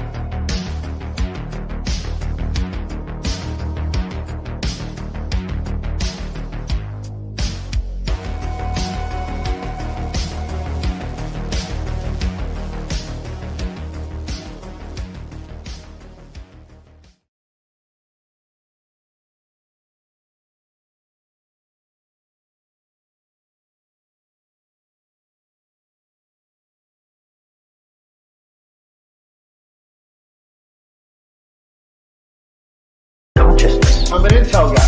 Consciousness. I'm an intel guy. If I called your mother a hooker. If I called your mother a hooker. Consciousness. I'm an intel guy. Consciousness. I'm an intel guy. If I called your mother a hooker. If I called your mother a hooker. Consciousness. I'm an intel guy. Consciousness. I'm an intel guy. If I called your mother a hooker. If I called your mother a hooker. I were to call your mother a prostitute. I were to call your mother a prostitute. I were to call your mother a prostitute. Prostitute. Prostitute. Prostitute. Tell me. It's clear to me now that Lue Elizondo is deceiving and manipulating the community. I mean, 100%. He admitted to that on our interview Friday by using sock puppet accounts to manipulate and deceive us. Which, I mean, so how can you trust someone who is going to go and create a secret account? Not only just create a secret account and post on it, but he creates these in-groups and out-groups of people who are in on the secret. And then he, shares this special knowledge with them and really gets them to go out and attack his critics. We can't see what the tweets that he posted under these sock puppets anymore because they've been deleted. But, he made it seem like on the interview that he was just responding to people who were doing personal attacks on his family. That's a load of BS. There wasn't really any attacks on his family before this whole Who's Lou documentary started. And that was after he deleted his sock puppet account. He was using that account to attack people like Mick West and Stephen Greenstreet and, rile people up and sow division. And to what end is really my question now. Why he says that his audience isn't UFO Twitter. If his audience isn't UFO Twitter, why does he have multiple sock puppet accounts engaging with UFO Twitter and doing all of this nonsense? Like it just doesn't make any sense to me. I'm at a loss, really.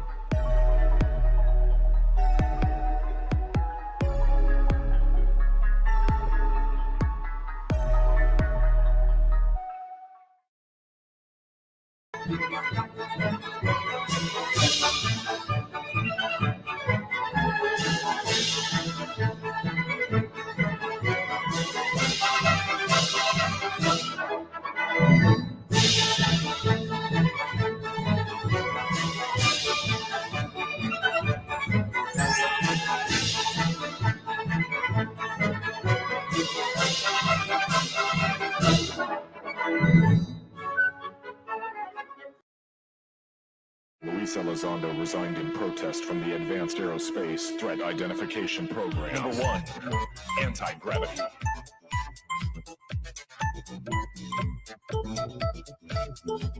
Number 2, sudden and instantaneous acceleration. You have told me before that you've had your own sighting. Do you believe they're real? You know what?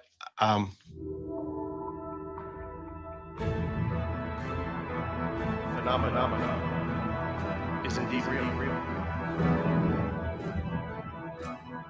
With all due respect, I'd like to answer that question.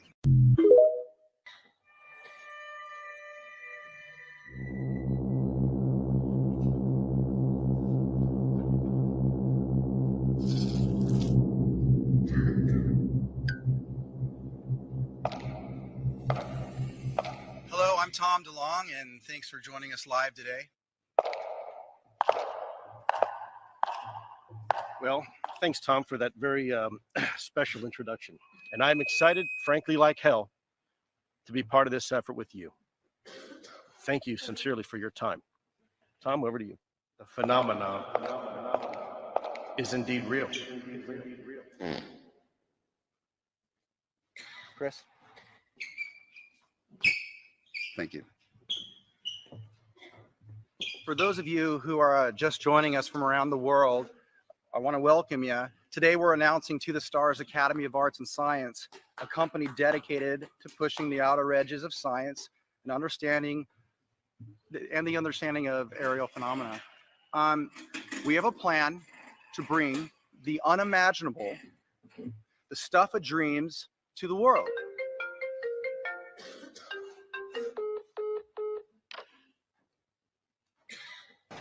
Pineapple on pizza, yes or no? Oh, really? No, pizza's not made for vitamins and minerals. Like, They should actually have Don't a put process. fruit on it, right? No, Who puts they fruit on pizza. They should have a process to extract vitamins and minerals from a pizza Make rather it than add not them on healthy. it. Yeah, no, keep your pineapples on ice cream and things like that, not on Yeah. pizza. It's not American. It's anti-American. I believe, honestly, it's communist. Look what we can achieve if we decide to do it. Yes. Right? And so that's kind of my hope. Now, the last couple of months, there's a slow drip of information about whatever the phenomenon is. I've noticed there's much more hinting towards extraterrestrial.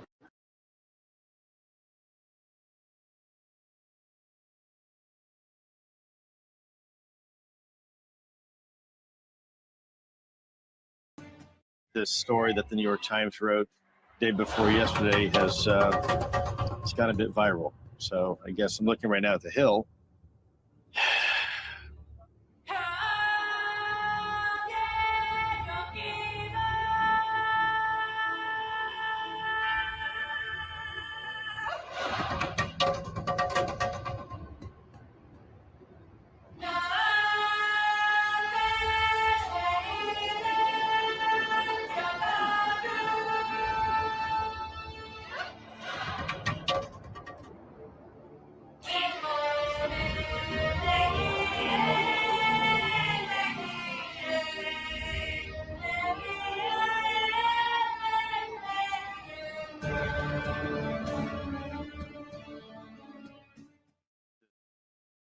Question, Jeff, where are you? Right there. Yeah. I just want to thank each and every one of y'all for all you've done to your bodies. It's still real to me, damn it. I mean, thank you. Man. Thank y'all guys. Y'all are awesome. Thank you so much, Mr. Funk, for saying what needed to be said. I don't want to see it. I don't want to see it. Trans medium travel. My gosh. The 5 observables.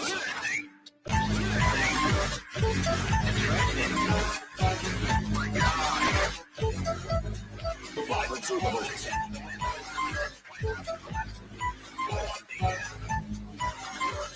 1, 2, 3, 4, 5. Number 5, trans medium travel.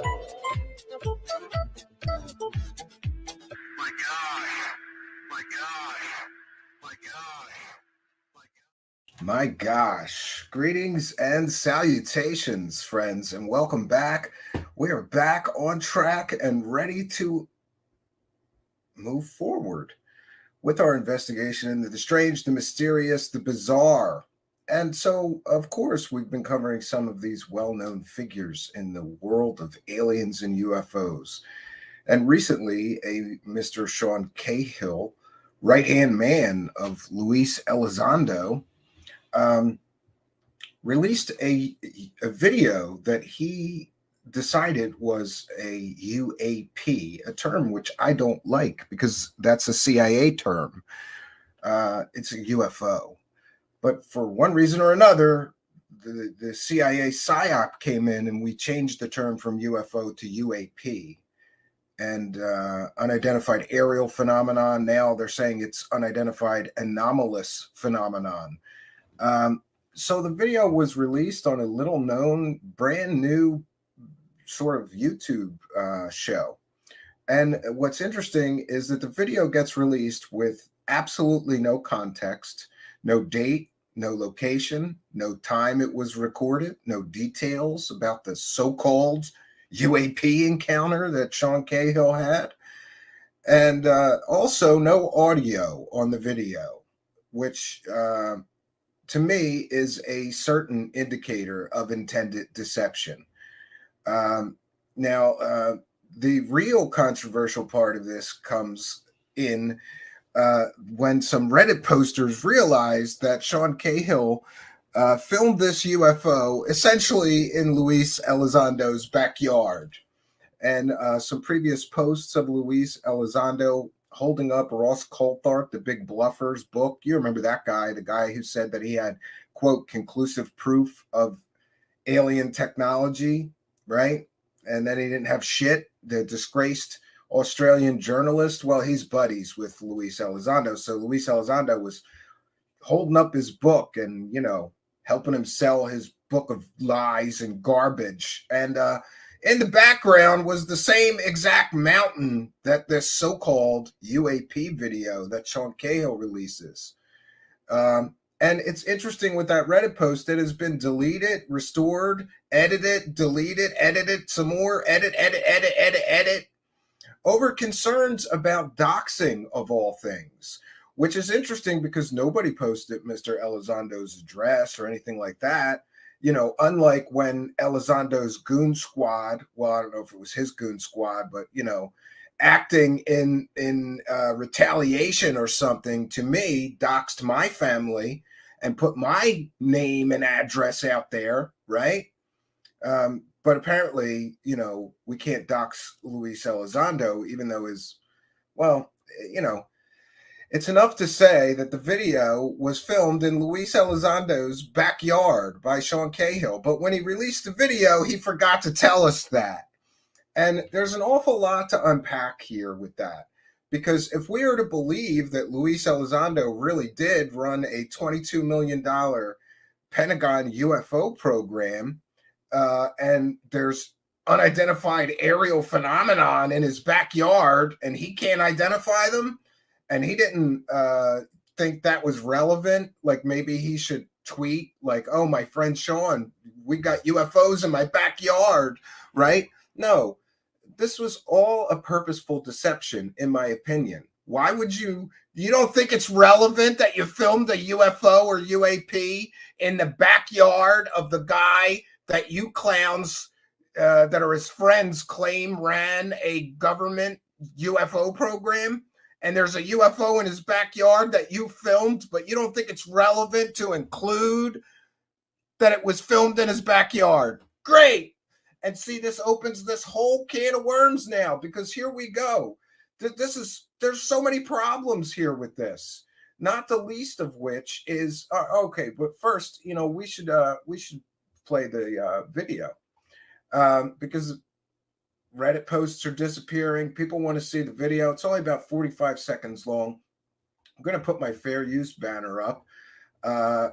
Because this is a transformative work and we're educating the public. We're going to be critiquing the video that we are sharing. And certainly Sean Cahill is a public figure, and so is Luis Elizondo. And if they're saying that they're filming unidentified flying objects or unidentified aerial phenomenon or anomalous phenomenon in their backyard, then that is newsworthy, and it's certainly worthy of discussion and critique, and it's worth talking about and educating the public about. Wow, what a guy who ran a government program in the Pentagon has got UFOs, and they're right in his backyard. This is beautiful. This is third phase of moon kind of shit right here. Did you know that third phase of moon got caught hoaxing 10 videos all within 2 miles of their house? Did somebody take notes in that third phase of moon documentary when they got caught filming UFOs right near their house, right? By the way, all of third phases of moon's UFOs that they filmed right near their house were all fake and hoaxes, and they were nothing mysterious or strange. So this is fair use. We're going to play the video, which he only released to some virtually brand new UFO channel, or YouTube channel, I should say, not so focused solely. I don't know, another CIA mouthpiece. Hey, let's put out this video. And by the way, the original Reddit post and others said that this video was taken recently. That's a lie. That's a lie, because Sean Cahill was showing this video to people a little more than a year ago on his phone. You know, that super secret, you know, that inner circle club where Luis Elizondo and Sean Cahill and all their UFO dork butt buddies get together and they'll show people videos that they don't release to the public on the phone. This is what we get. This is what they're showing, this secret club. UFOs filmed in their backyard. Oh, it's beautiful. They're showing their inner circle UFOs that they filmed in their backyard. Nothing suspicious about that. Nothing to see here. And these layers upon layers of deception, we will peel apart. We will peel them apart. This entire controlled CIA disclosure is falling apart. It's all over. Look at what they're doing. No, you shall know him by his fruits. And what do you get? Even if you're in the inner circle, you get a video with no sound, no context. They don't tell you that it was filmed in Lue Elizondo's backyard when they're showing the inner circle clowns this shit, right? That's what you get. That's what you get for your loyalty, right? Go dox some more show hosts that are critical of these clowns. Go threaten some more people's families, their children, their wives. You bunch of clown inner circle. This is what you're getting? UFOs filmed in his goddamn backyard? That's what you get for your loyalty? For literally, people have literally committed crimes in the name of this crusade. And what do they get? Apparently, they get to see videos on a phone that Sean Cahill filmed in Luis Elizondo's backyard. Then they lie about it all. They lie about where it was filmed. Oh, sorry, lie by omission. Let's just forget to tell everybody that this was filmed in Luis Elizondo's backyard. That's not relevant, right? It's laughable that they would think to just leave that out. You know, great UAP sighting, but let's not let everybody know that we filmed it in Luis Elizondo's backyard. Nothing suspicious about that, right? Nothing deceptive. Then Sean Cahill comes out today and he makes some statements where he verifiably, provably lied. And we're going to break it down for you. So let's just get to the statements, right? We'll get to the statements that, I forgot. We're just going to watch this incredible mystery here, right? But before you watch this, number one thing you should know is there's no sound. Number two thing you should know is that he gives this to a podcaster and just doesn't tell him that this was filmed in Luis Elizondo's backyard. It took Reddit people to put the pieces together and catch him, right? I believe if they didn't get caught, they never would have told the truth that this was filmed in Elizondo's backyard, and that's relevant. So much for always telling the truth, Mr. Elizondo. Let's watch this video.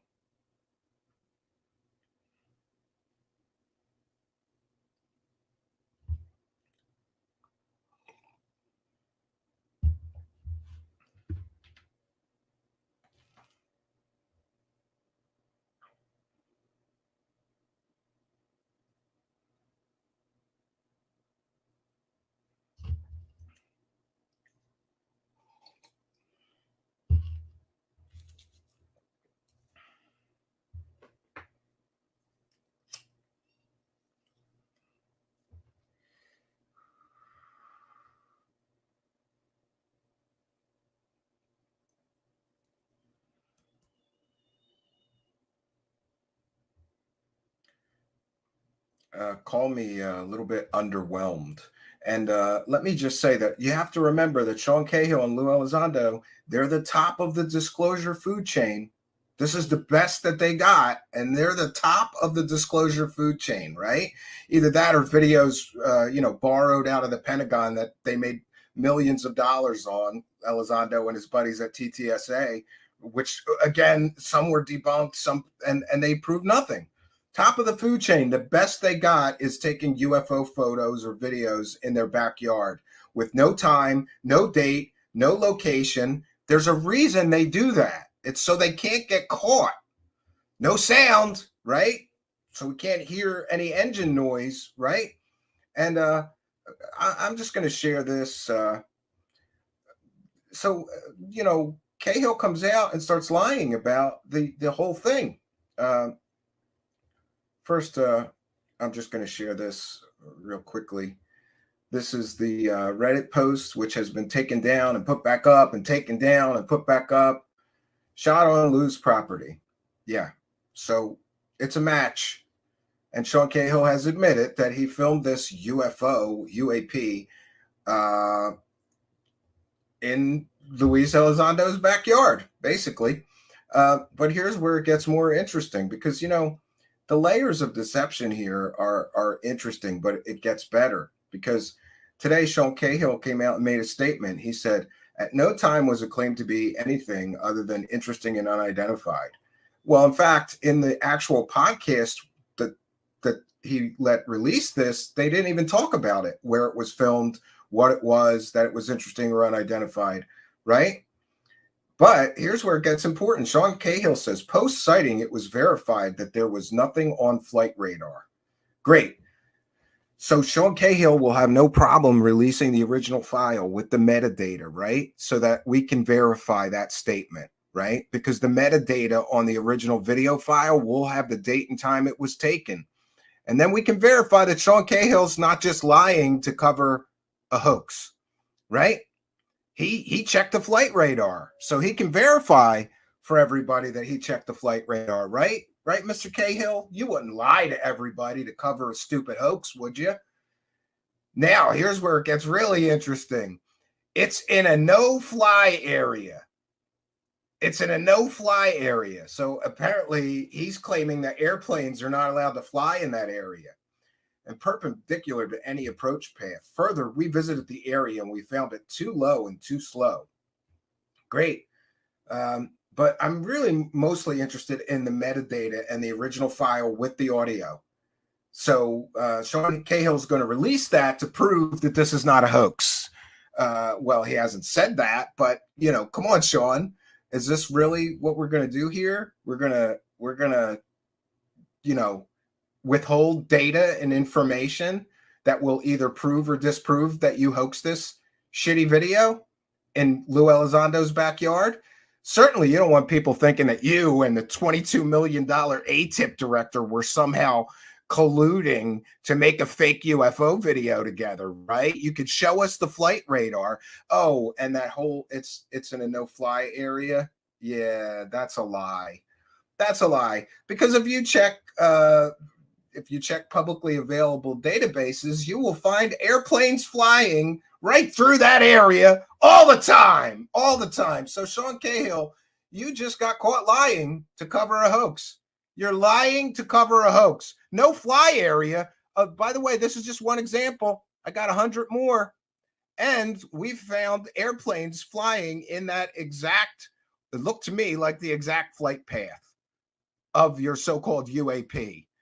So can we get the original video so that we can once and for all know that you didn't just film a plane from a distance and pretend that there was no flight data and pretend and that you didn't just lie when you said it was a no-fly area? Why would you lie and say it's a no-fly area? It's not a no-fly area. I could show you 300 examples of planes flying right over that area. No-fly area. That's a new one. Could be an airplane, kind of like Corbell's. Couldn't be a rocket or a missile. Couldn't be. Trust me, dude. This is some bullshit. Grade A. Grade A. Congratulations. The top of the food chain just tried to fool you with a third phase of moon level stupid hoax. And that which can be presented without evidence can be dismissed without evidence. Can I prove 100% it's a hoax? Maybe not. But I could if he gave me the original data. Why would he withhold that data? He's a man of honor, right? A military guy. So is Elizondo. He's not going to give out the original file with the metadata. He's not going to allow any other independent review or researcher to look into this, because this is a stupid, stupid hoax. And they have layered lie upon lie. Hey, let's lie by omission, lie by omission. It's not relevant that it was in Elizondo's backyard, right? And, you know, look, either way, something's not right here, because if we buy the lie that Luis Elizondo, if we buy this lie that he ran a $22 million Pentagon program and there's unidentified, possibly alien, oh, they didn't say alien, they never do, that's just the implication, but if there's these things in his backyard, remember, He was the director of a UFO program, and he's saying that he cannot identify that object. Sean Cahill. So did Luis Elizondo look at the data? Can we have his take on this unidentified aerial phenomenon video taken in his backyard? What a coincidence. This is stupid nonsense. And where's the data? Where's the audio from the file? Why would you purposefully delete the audio from the file or not allow the audio to be shown? Because we can enhance it, see if we hear any engine noise there, Mr. Cahill. And if we have the date and time, we can verify that that wasn't an airplane. And until you release that, this is a hoax. This is a hoax. All that's required for a hoax is deception and trickery. Lie by omission, that's trickery. You didn't think it was relevant? You took it in your buddy's backyard? All right. And, we need military experts, more military experts, and we need more good researchers to kind of tell it like it is. So, yeah, I thought it'd be a good idea if I'm not the only, opinion here. So we've invited several other people. We're going to be having a panel and a discussion about it. And here we have Mr. Strange Recon is here. I should have told you that we're going to get started a little late. I apologize. What's going on, everyone? How's it going, Steve? Good. I'm disgusted at the level of bullshittery because, and what's really frustrating is that people are defending this. People are saying, well, what's the big controversy here?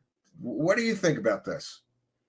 I think you summed it up pretty good, but yeah, the controversy is that I think, well, you already said it, but I mean, the people that are spearheading something shouldn't have evidence so terrible, and the evidence so terrible is filmed out of the backyard or near the guy running the entire show. I mean, it's like, to me, it screams.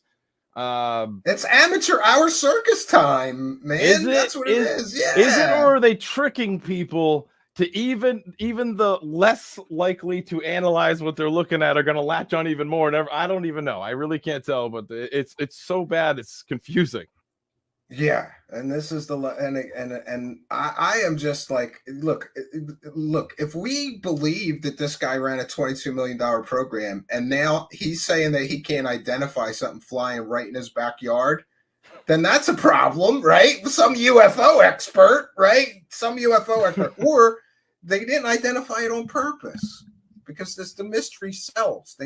And listen, they were showing this to that inner circle crowd. Like they would show people this on their phone. The loyal UFO circle jerkers that are helping them spread their message of deception. They would show them this and other videos of this kind of particular crap, right? I've seen how many other of those inner circle videos may have been filmed in Luis Elizondo's backyard, and they didn't tell the inner circle that. This is if that's the case, that'd be pretty wild. I have heard though, for now the last at least 2 years, that they have a bunch of videos they show people that some of them are clearer than others, and obviously we've heard some claims all the way up to like the 23-minute video and whatnot. But yeah, I mean, it was like 2 years ago. I remember hearing that they have a handful of stuff that I heard the same thing, but I've never seen it, and nobody I know has ever been able to get me copies of it. And, just a rumor. But that's one of them. That's what I guess the rumor's true. It's like that rumor. There's a 23-minute super clear video of a flying triangle. Who has it? Can we see it? Can we all see it? And then that begs a question too. Like, if you have such great evidence, why are you putting out garbage like this? This is garbage. It's garbage. That's why I'm so confused with the whole entire disclosure TTSA thing in the first place, because they started out with garbage evidence. Remember how it was so bad? It was a balloon pictures and stuff. Yeah. I mean, so like, and for me, I don't know how you feel, but at this point, I don't really have hope that they'll show something one day that's going to be really amazing or even, revelations at all. It's just going to be this. It's like kick the can. That's what they're doing. They're just kicking the can, No, big things are coming though, Jeff. Come on, big things are coming. I am internally disappointed with everything. We're moving the ball down the field. We're moving the ball down the field with garbage videos that we took in our backyard. Yeah, but I can't. The thing is that I cannot believe I can't believe they're dumb. I just can't. I can't. It doesn't compute with me that these two people would put it out on accident or be really that mistaken. I just, unless of course they checked the flight data radar based off of what they think the date was or something, you know, and there was like, well, there's nothing there at 1 p.m. Well, I don't know, you know, and they just went like that, because I can't for the life of me believe that they would be that bad, because I mean, Yeah. the video is and it not the should video. The observables. I'm having trouble to make sure that I'm clear enough. It's also very important to note, Jeff, that there's an airport for small engine aircraft right behind that mountain. Yeah. There's and here's what I did find out. I started doing some historical, just looking for planes going through the flight path of that so-called UAP or around that mountain, and I found tons and tons of examples. And then if you track whose plane that is, guess what? And somebody else on Twitter suggested this as well. There are like tourism seeing airplanes all around that area. It's a big national park, and there's mountains, and so they take you up, fly around the mountains, and then they land. And you know, this is a business there. You know, like you know, to go right to unidentified or you know an unknown.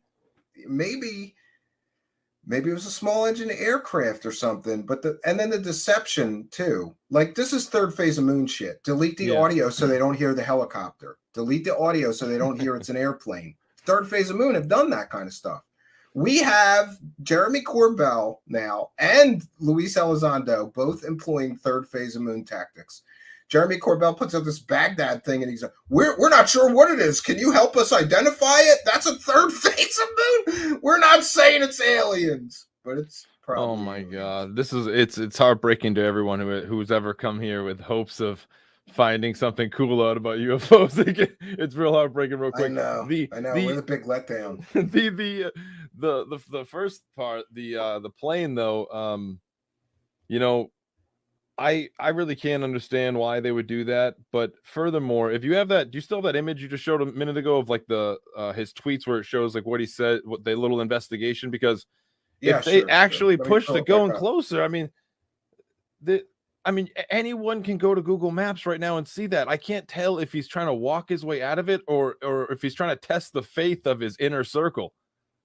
You know what I mean? Well, the big one that stood out to me is that he said it's in a no-fly area. Because, listen, I didn't know he posted this stuff, and I've been all day gathering historical data to show that there's airplanes flying all over that area. And I was kind of trying to see if I could find a recent one, because at first this morning, that's the other thing. He told everybody that this was a recent video. He was showing this to people more than a year ago. So it wasn't a recent video. That's lie number one. Lie number two is this is a no-fly zone. There's no no-fly zones in the state of Wyoming. None. There's no no-fly zones. You can fly anywhere you want in the state of Wyoming. There's no no-fly zones. I checked 3 times today. We're good. There's no no-fly zones there. So, and as far as perpendicular any approach path, you know, I don't know. I'm pretty sure that it looks exactly like what it is, but it's really not like all of this is just to back up what seems to be obvious to a few people and to some people, I guess, but that it flies just like a plane. For no reason should have they recorded that in the first place and posted it or said anything to anyone if Lue Elizondo is following the strict regimented observables in which you know you can decide something's a UAP. Did that look like was that the UAP? The slow moving like an airplane? You know, I to me it's just an unfortunate series of events where we see once again that the lowest hanging piece of evidence can be used, and people still will look at it like it's something amazing. And I don't know what they're looking at that I don't see. I'm like that guy in Seinfeld who couldn't see the damn 3D image. I can't see the damn sailboat, the spaceship, or whatever it was. It's annoying. I don't even know, but I know for a fact that he showed several people this more than a year ago. So why, if it was so good, why wait on it for more than a year? And again, for them to not think that it's relevant or not, that they tell everybody this was, this was filmed in Luis Elizondo's backyard. Come on, guys. It's not relevant where you filmed it.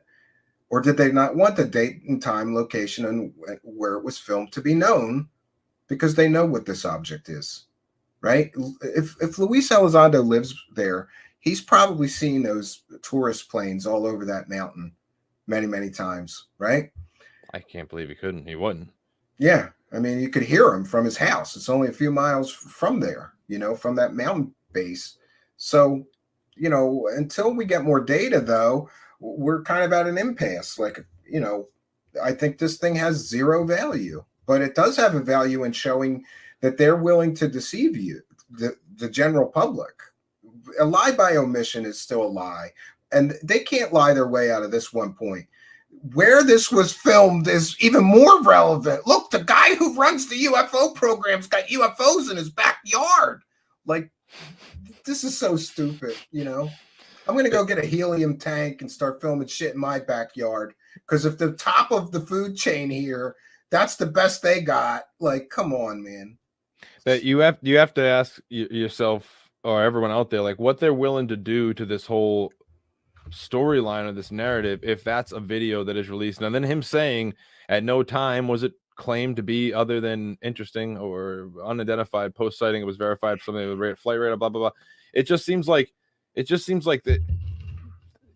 I cannot. First off, I'm such a weirdo now that I see patterns, everything. I still cannot believe that they would put that out there without a reason behind it. I mean, honestly, you're right. I can't, for the life of me, I can't say to myself that there is this robust amount of data or evidence out there that suggests that all this, what they're claiming, is real, and that they choose to put this out. It just doesn't work in my mind. I just don't get it because it's so bad and useless. What point is it? What point is it to continuously dangle something like this in front of people? I don't. Yeah, that's exactly what it is. It's a carrot on the stick, dude. Keep chasing. This is one. You know what I think, though? I think that I could get into the mind of them. They're like, we don't have anything good. We got to give them something every once in a while. So we'll give them the shitty, whatever we can come up with in our backyard. I really don't understand that one either. Did he just I'm thinking back in the McGowan time, right, when McGowan was there with him over in Lou's place, in what they were doing there, filming stuff, going around in the early Osiris vehicle and whatnot. But it's do you think that maybe at the time it was just the energy was capture whatever was in the sky, no matter how, if it whatever, and if it looks like a plane kind of, but you can't tell through the phone, just grab it anyways. And so from that time they had all this stuff, because if it's anything else, then I guess that adds a little conspiracy to it. But I don't really get the significance of why he would record. It just doesn't. All right, I'm sorry. My brain does not make sense. Why? No, you know what? You and I are having the same brain schism, because I'm going none of this makes sense. Why would they put this out? And then I thought the same as you. They had to have reasons for it. But what's interesting too is that he gives this to a show host, and they play it while they're talking about something completely different. You know what I mean? So It's not if you're releasing this, wouldn't you show the show host the video and then tell him about where you saw it, how you recorded it, what was going on? They didn't do that. They were talking about something completely different and just sort of flashed that on the screen. And then this video gets, captured by people and shared on Reddit and Twitter and everywhere else like it's a UFO. And a new release from Sean Cahill with no context, no date, no time, no location, none of that stuff. What were they talking about right after, though, when it came on the show? I don't know what channel you're talking about. Yeah, it was talking about something completely unrelated. I don't know. He may have been talking about that time he claims he saw a 3 football sized flying triangle or something. I don't think Lue and him work in tandem where they approve each other's posts or what they're saying or whatever, but I do have to ask and question any type of integrity they have for what they're claiming. But then again, most people that watch my program know that I think they're all just on about how dangerous drones are and stuff and whatnot. So, and they're just calling it something else, so they're raising attention for it whilst not really ever saying what it is, because UAP isn't UFO. UAP is It's a term the intelligence community uses, you know. So yeah, that's what I said. That's the CIA word. I don't even want to say it anymore. So I don't even want to say it. I feel dirty. You need a shower. For the CIA terminology now. For that, I can say that Lue, you know, is doing some sort of job I can see is somewhat makes sense. But then at the same time, if you're making money off it on the side as like your side gig, I don't know if that's very honorable. It seems, in fact, that you're just lying and having people do crazy, not having people do, but inspiring people to act irrational in their defense. And it's been pretty wild time here that he talked suggestive about a Tic Tac in that moment that they played it. So so they cut the audio out so that you couldn't hear him say, that's a Tic Tac? No, they played the UAP video with no audio. And then I see what you're saying. The audio was them talking that wasn't really related to the video, I thought, but people are saying that he was talking about Tic Tacs and, you know, things like that while they showed that video. So that's actually interesting. Another Tic Tac sighting in Wyoming, apparently, where he was trying to suggest that's part of the game. Don't say it, but imply it, suggest it, you know. Well, that's a perfect example right there, though, of what I've always thought exactly was the point of saying something's a Tic Tac. You know, hey, listen, folks, there could be Lodgian-looking things living under our ocean flying around. I don't know. I've never seen one. I don't really believe it, so I don't see any evidence for it either. But there's a reason why you say something looks like a propane tank or a flying a bottle or whatever, because you relate it to something, I guess. It looks like an airplane through a bad camera sensor from multiple angles. It looks like an airplane looks like a Tic Tac. So there's a great chance that a large number of people will be suddenly spotting. So it's a great call to use that ambiguous kind of shape, and often confused all the time. Look at someone who takes a video of a plane from like an angle at the wing. It's almost like there is no wing. It's like, how could this tube be flying through the air? Is it one of those Tic Tacs? Yeah, and I think I've always thought it was a little funny that, you know, a Tic Tac shape and a missile shape aren't too far off, or a Tic Tac shape and a rocket shape aren't too far off, and from a distance, you know. Well, yeah, but how about just Steve? How about just a rocket or missile development and a flying saucer from the side? They don't look too crazy. In a wind tunnel test, they are the exact same shape you'd want them to be. Not to mention all the lenticular craft we created, but back to this though. But that's just like if they were showing this to people back in the day and in their little inner circle as possible stuff, and if they played it on that show whilst talking about Tic Tacs and like this ambiguous like pop up and it just plays, that seems to me almost like they were hoping people to connect the dots. Just connect the dots. It's just, oh man, it's so unfortunate. It's so unfortunate because we all had at one point, let's admit it, we all at one point in the last like 6 years were like, there is something happening. I don't know what.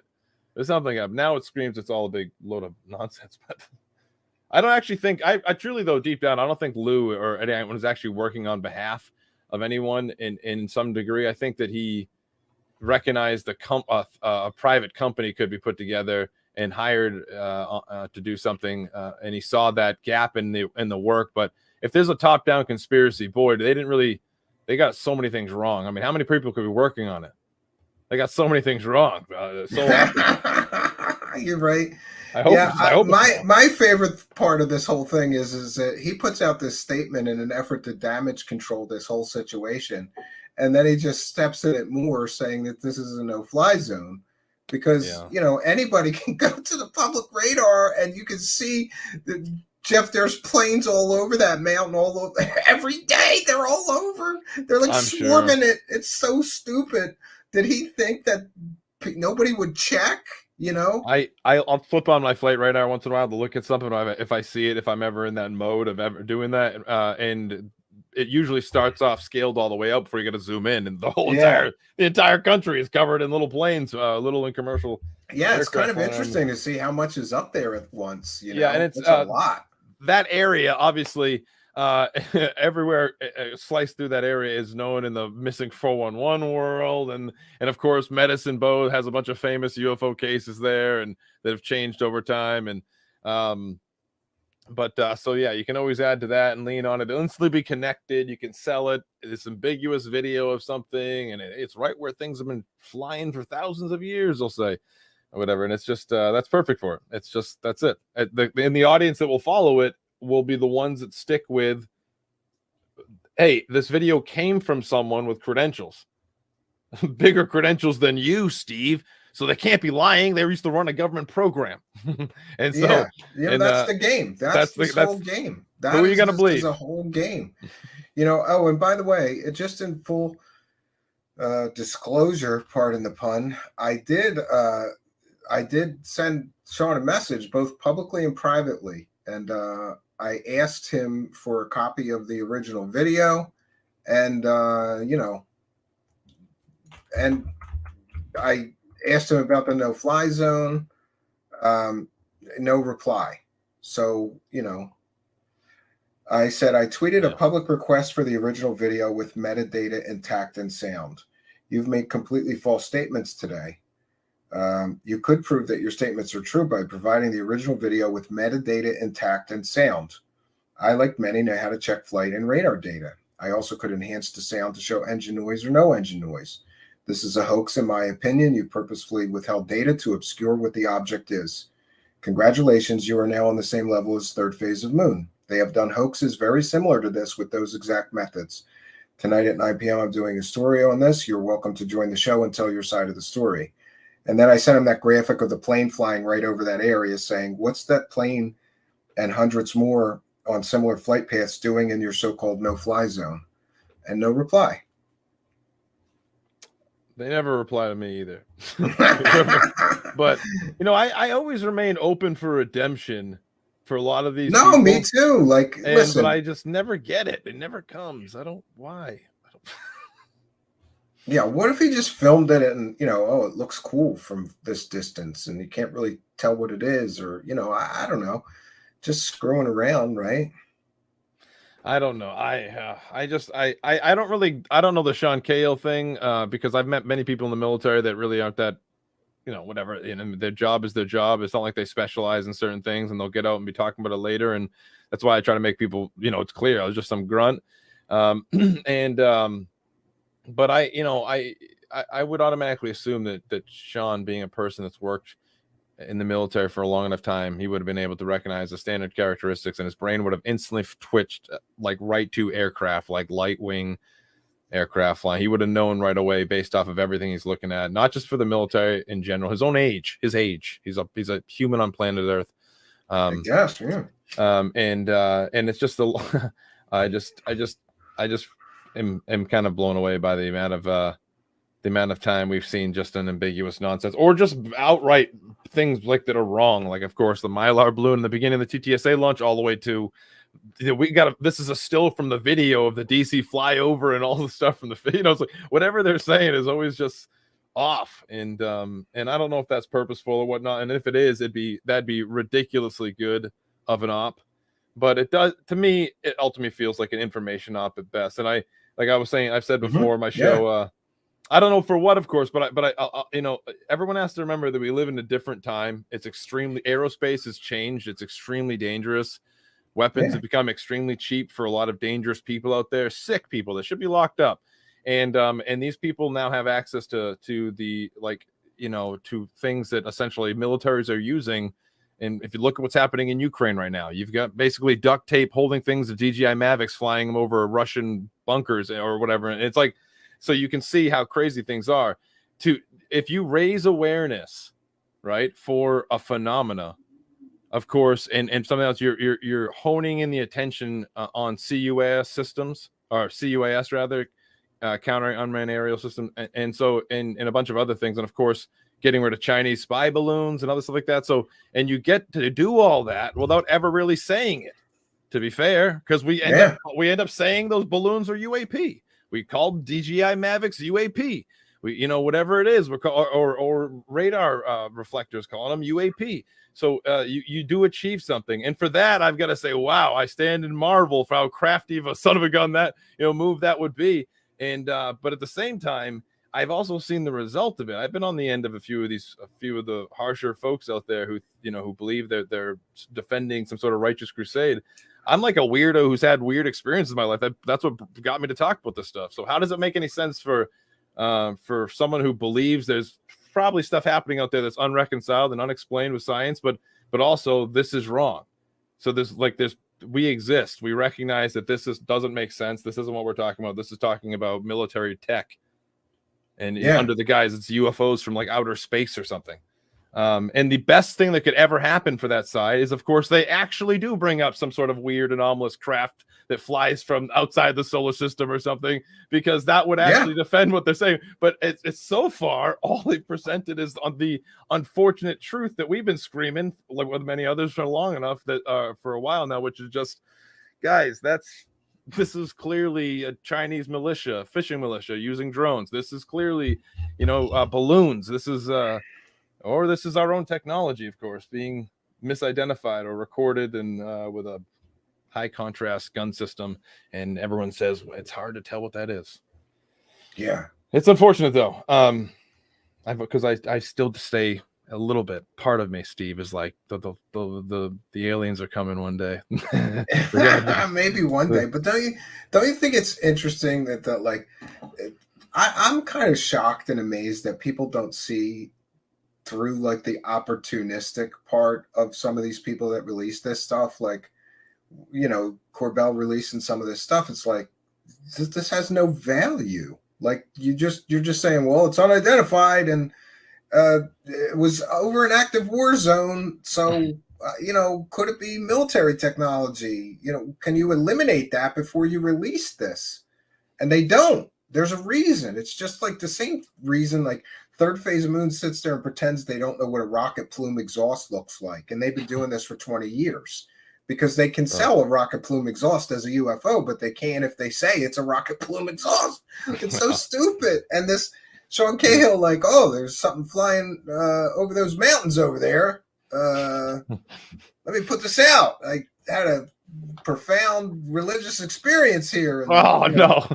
And remember that this dude basically has superpowers too. So we always have to remember both of them. Both Cahill and Elizondo have superpowers too. I don't mean to laugh. What if they really do? Don't shoot me with whatever. I know. They might remote kill you. Remember, like those psychic spies? They make your heart stop from a distance. I've been having chest pains. They better shut up. They're gonna get us, man. They're gonna get us. I thought I was in trouble.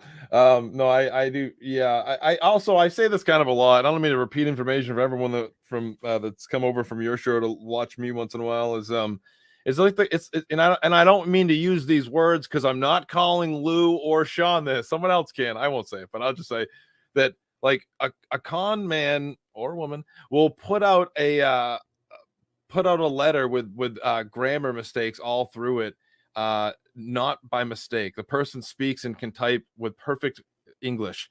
They do that on purpose because the first people that notice the grammar, that's like, yeah, right, I'm falling for this scam, I'm out of here. And it just rids the chance that someone's gonna go after you almost instantaneously, because everyone knows, well, then I'm not going to donate. You think I believe some prince from Lagos can't spell? And so all that's left is the people that don't really care. And so they'll actually stay focused and actually get closer to the topic and give money to it. And to me, that, like, when I see stuff like this, I'm not saying that's what's happening, but it does seem that when a bunch of people is like, this is a plane, at this point, I'm getting pretty annoyed. And he shot it from Elizondo's backyard. What's going on here? And then all of a sudden you start to see people shed away from that audience. And all that's left is the ones that are already there thinking that Lou was representing the next coming of Christ. And so to me. Yeah. And you're right. There's this manipulation, which is exactly something that a con man does. So they manipulate people. They manipulate people by controlling the data. Oh, that we've got this secret group and we'll show the good stuff to them behind closed doors. Or a lot of what they were doing was like Lou would be in some Zoom session and show little groups of people on his phone, which is another, to me, attempt to obscure the data. Like, if you have anything and it's that good, drop it. Let's look at it. I'll help analyze it and enhance it. But this whole thing is a manipulation. They're all manipulative, all of them, these people that put this stuff out, and opportunistic and manipulative. Like, oh, we can use this to deceive, essentially, without the I hope data that's and not the what they're time doing. and date. Well, he has put his foot in his mouth now, because now he has said that they checked the flight radar and there was no flights. But, quite honestly, even if he were to tell me the date and time he took that, I don't trust him. I want to see the metadata on the original file, and I might not even trust that. I'd have to triple check that to make sure it wasn't altered or changed, and I have to do that. My point is that these guys, they back themselves in a corner, though, because he just said that's not a no-fly zone. Why would you lie and say it's not a no-fly zone? Dude, that was a bluff. I think that he bluffed, thinking nobody will know if I just say you can't fly there, right? Couldn't be an airplane. Yeah, I don't get that at all. He essentially said it couldn't be an airplane without saying it couldn't be an airplane. And in typical magician fashion, you misdirect away from that which you don't want them to see. So I kind of analyzed my analysis. My expert analysis tells me he doesn't want you to know it's a plane. So he says you can't fly there. It's a no-fly zone. It couldn't be a plane. He's misdirecting away from ordinary aircraft here. They're actually teaching a whole group of people to do that. I don't know if anyone else has noticed that. Have you noticed? There's like all the people, Steve, that follow these guys will start doing that now. They're like, I never said it was I never said alien. I never said we're talking about ET. Like, what is this thing they're all doing now? We know exactly what everyone wants it to be. Like, we're not. Who's confused? That's another. I hate to keep saying it, but this is the influence of third phase of moon. You just say, like, what could this be? We don't know. It's a mystery. You're selling the mystery of what it is. You're not saying it's alien. You're just sort of imply. Could this be something from another place? Like, it's so stupid. I am like, and then the whole thing is too, the time drops. It's not a coincidence that these guys hold on to things for a year and then they drop them right before that big UFO convention or at that big UFO convention that just so happens to be called Alien Con. I know. No coincidence there. That was a little. The timed releases show these people are not here for disclosure. They're not looking for the truth. They're looking for money. They drop the stuff when they can make the most money out of it. And Cahill's got some big appearances coming up, right? So he's going to need something to show and talk about. Maybe he was going to talk about this at the conventions. And so it would be interesting, would he have said at the conventions, I filmed this in Lue Elizondo's backyard? Or would he have kept his mouth shut about where he filmed it?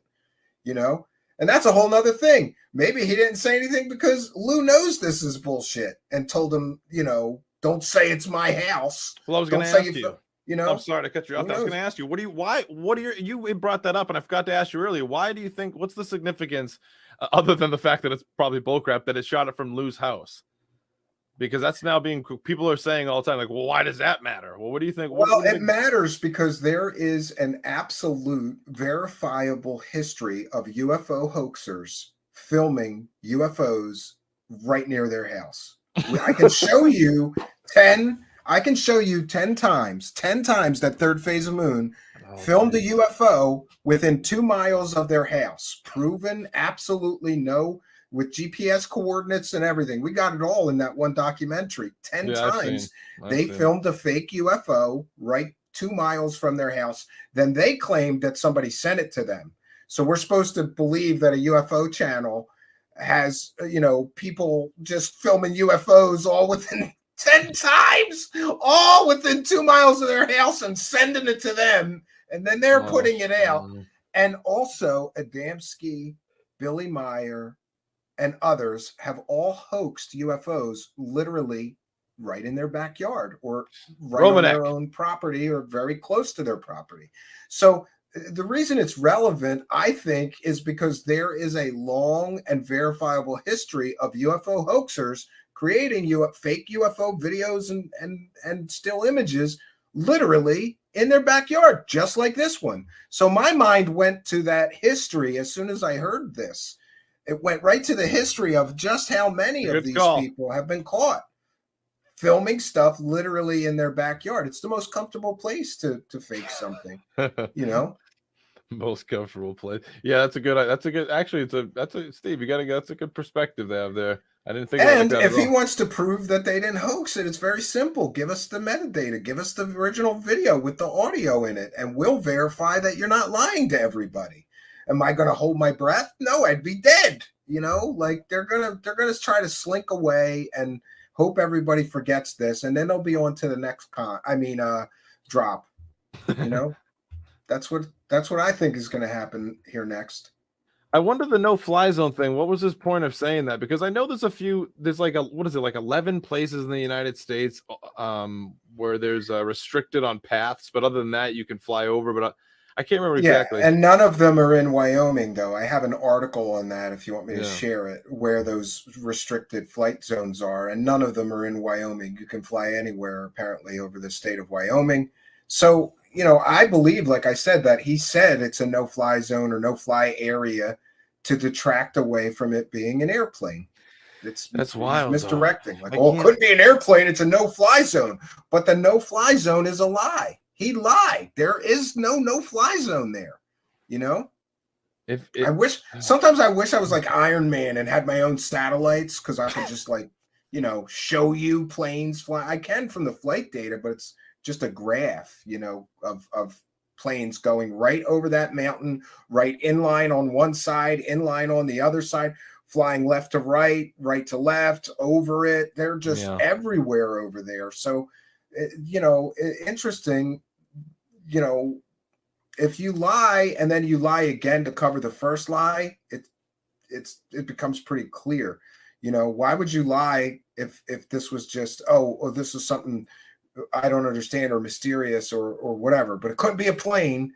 No, it can of course be a plane. This is stupid. I don't know. You tagged it with this is stupid.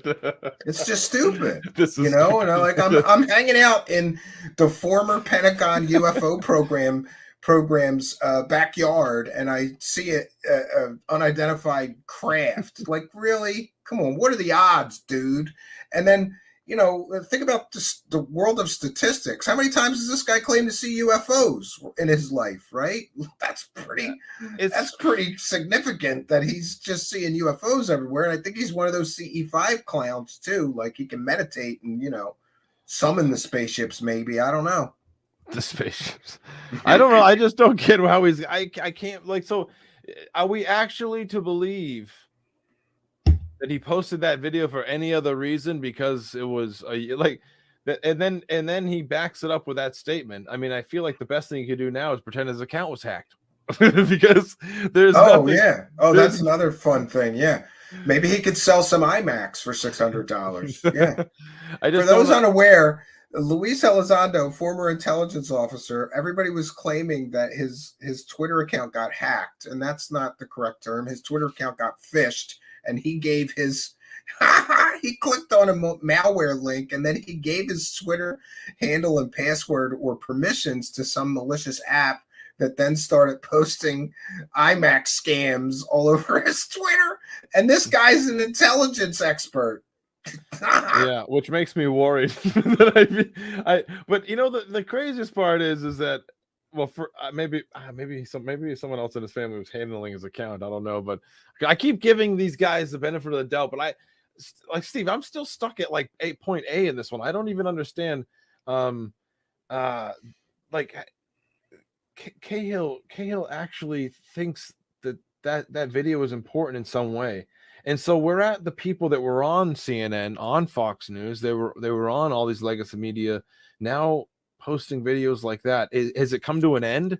Has the movement come to an end? Is it finally? Yeah, could be. It's like they're running on fumes. They're running on empty. They don't have Lue in the Pentagon to borrow UFO videos anymore. So they got to make them in the backyard. Like, if you think about it from that perspective, right? Lue was once like, look at these UFO videos. They came out of the Pentagon and I declassified them. And now, what do they got? They got they got this shit that they filmed in their backyard, dude. How far the mighty have fallen, right? I can't. Yeah. I still like, I mean, because I'm like trying my ass off. I consider myself a pretty good, well, I have a pretty good mind for like putting myself in the place of people and try to like think of like what they were thinking when they made these decisions. But I just like, when I really think about it, I am struck just absolutely confused as to why they would bother. But then again, I think oftentimes I've already gone over the answer, the true answer, because it's like, you know, Occam's razor. I just feel like I've said it to myself, but then I'm like, there's no way it could be that simple. And I think we've both said it, and it's just unfortunate. But the scariest part is that the people that now will continue to follow down the line of listening to you know what, I don't even know, I don't want to say anything further because it only brings trouble. But I just, for the love of God, do not understand why anyone would care about an individual that thinks this is important. Not like he's a bad guy, they shouldn't care about him, but I mean, like, it's a effing ambiguous video of a slow moving white object near airports with planes flying. I think it's a fair. Yeah, I think it's fair to say, like, come on, dude, like, you know, this is your heroes, like, that you know, these guys are bringing us disclosure, and they don't know the difference between this and you know, something important. That you're right, like, they should know better, I would think, you know. I'll say it. I'll say it. I don't know. I guess I think that anyone who would post that, or anyone who would involve them, who would misidentify that and use it or hold on to it for any reason for that long, and then just to release it, like Corbell or Knapp or something, when they got, like, you know, all these videos released, you find out they got them like all at once, and they've been just like dropping them little by little. It just seems manipulative to achieve something, and I think I know what they're trying to achieve, but I don't think even Cahill. I think Cahill's like actually believes what these things, and that Lue's telling him. I truly don't think Lue's talking about aliens at all, and so therefore, I think Cahill still might be like, I don't even want to say it. I'm giving him too much benefit of doubt. The whole thing's bull crap. The video sucks. The people that are supporting it suck. It's a freaking white object moving towards an airport. I mean, anyone who would even waste their time saying it's anything other than that just by looking at it in the first place, doesn't understand the time and people have spent in ufology looking at. Yeah, and here you go, Jeff. This is the ridge, and here's the Johnson County Airport right here. So, you know, for all we know, this object was flying by the mountains and then turned when it went out of frame, and it landed right here. I mean, this is literally like a mile or two from this so-called UFO. It's like a few miles from the sighting. It's so stupid. Sean Cahill's watching this right now with a Smurf account. You know it. Sock puppet account. Sean, get on here, man. Get on here and speak up, dude. Come on. You know he's out there. There's no way he's not. He's heard your name. The link, you know. Come on. Just for the love of God, because well, no, don't you know, Jeff? I don't know if I ever told you, but I think that there's an unwritten rule in Griffland. Did you know about this? They all pretend they don't know who I am. Like, people I know have asked some of these guys, like Jimmy Church I got mentioned on his show like 3 times, and he pretended he didn't know who I was all 3 times. That fucker copyright claimed me falsely. He knows exactly who I am, the liars. But anyway, they all do that. They all pretend they don't know who I am or what my show is, you know. I guess then they don't have to talk about it, you know. I don't even want, you know, I would like, the last thing I want to do is have some sort of an argument with these folks. But I tell you what, right now, I feel like it's just, after years of putting out next to nothing but demanding so much belief in what they're claiming, and then as well what has been achieved within our Congress. So much money. Dude, look at the greed, dude. So much money they want for this level of garbage. Like, how much money is Sean Cahill getting paid to speak at UFO conferences? And he's putting out this garbage filmed in somebody's backyard right next to a goddamn airport, and we're not supposed to say something about it? No, I don't think so. I don't think so. Oftentimes I look at what these guys here we go. That area has many RC playing clubs. Oh, there's another. Yeah. Pretty well, big no, RC they're not plane. allowed to fly in that area, Birchwood. It's a no-fly zone. Was there a version of the video released with sound? No, there wasn't, and there's a reason for that. You know, the funny thing is, Jeff, that one third phase of moon hoax, all you had to do to tell it was a helicopter was take the audio and crank it up, you know, enhance it a little bit, and you could clearly hear helicopter rotor and engine in the audio. So they purposefully don't want you to see the audio for a reason, right? Yeah, it's one of the it's obviously one of the telltale signs that something's going on.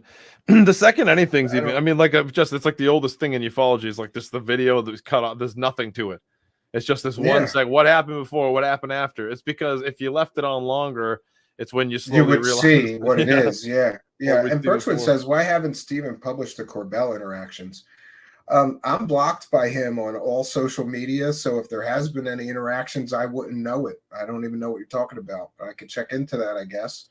Or you can email me the Twitter threads, and I'll look at them in a, you know, incognito window. Because these people, I love it when they block you and then they talk shit, right? Like, come on, dude. Like, that's not fair. You're gonna talk shit on me, like unblock me. You know, the block thing. I feel like the only time I block people on Twitter now is when I recognize the person is a broken system and I can't do anything about it. Like that's the only time I block people. It's when I recognize that these people are like they're on their way up. They got like 10,000 followers on Twitter and they are just broken, and you can't change anything. So you just stop. I'm impressed by the people that have a ton of followers that actually engage in those conversations. Twitter's a nightmare. Yeah, though. Who has the time to do all that, right? Twitter's a nightmare, though. It's absolutely the Wild West.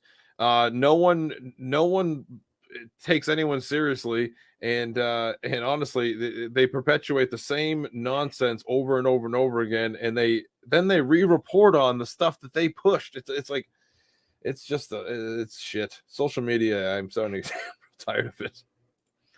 I think I might get off. I'm at that age. I might go become an archivist and just never show up again at a UFO meet. Yeah, and I did find that there's a lot of RC airplane clubs right in that area. That's interesting.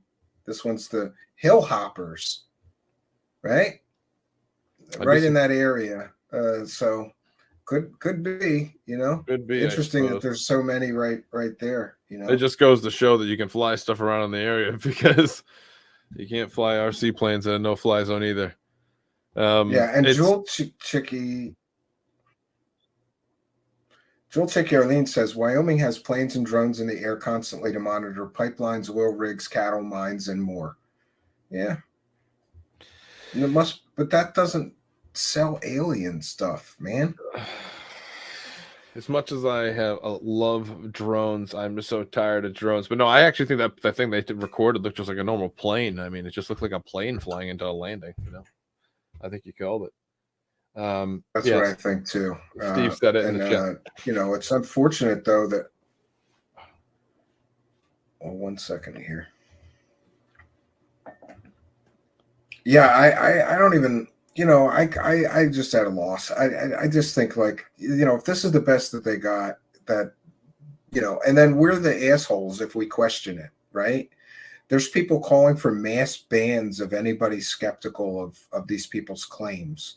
So they want to live in a delusion bubble of garbage, I guess. Mass ban of people that are skeptical? What does that even mean? Yeah. I'm going to have a war on math. I don't know, but Mick West tweeted about like you know, he retweeted somebody that was saying we have to ban all of these skeptics. They're ruining this for everybody. You know, sorry, we're ruining it. That it's nonsense. Am I ruining your delusion bubble? Then good. Pop, motherfucker. Like, come on. I just don't see, like, I can't think of any good reason. Like, this whole drip fed thing is perpetuated off of someone's opinion and idea. It has nothing to do with any factual basis. And certainly there wasn't any increased incursion that narrative of increased incursions was debunked.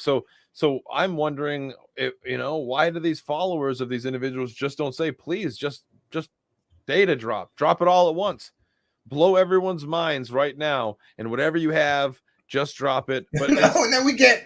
Did you know Corbell? He was posting this nonsense. Like he was before he dropped that missile picture. And I'm sorry, I'm calling a rocket picture a missile picture.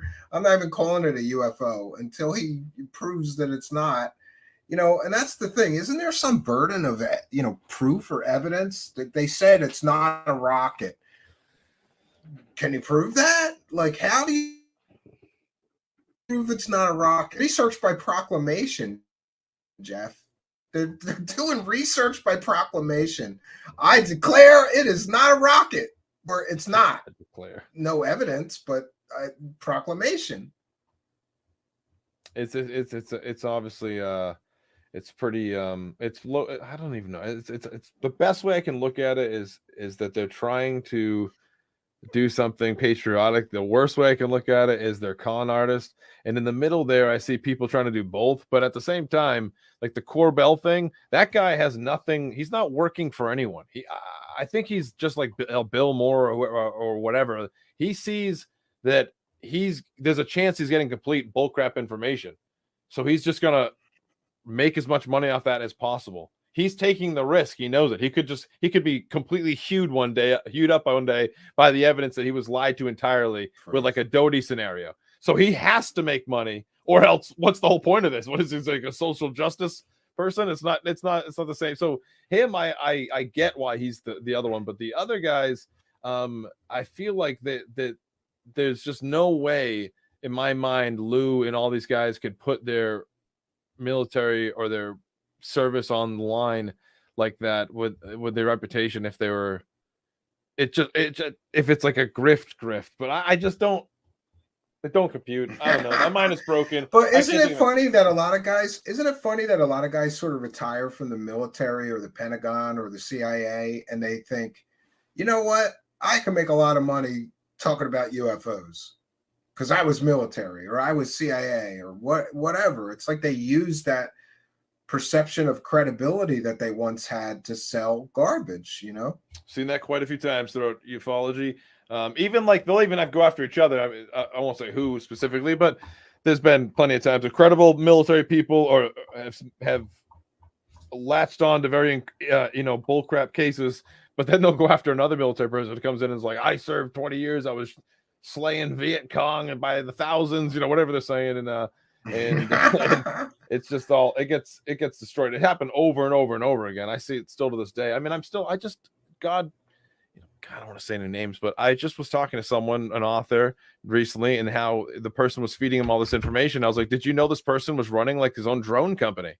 Did you know this person was developing stealth drones? And like, there we go, another person working on some sort of UAS tech in one way or another. And deceiving people or lying by omission. Let's just not mention that I run a drone company while I'm feeding you information.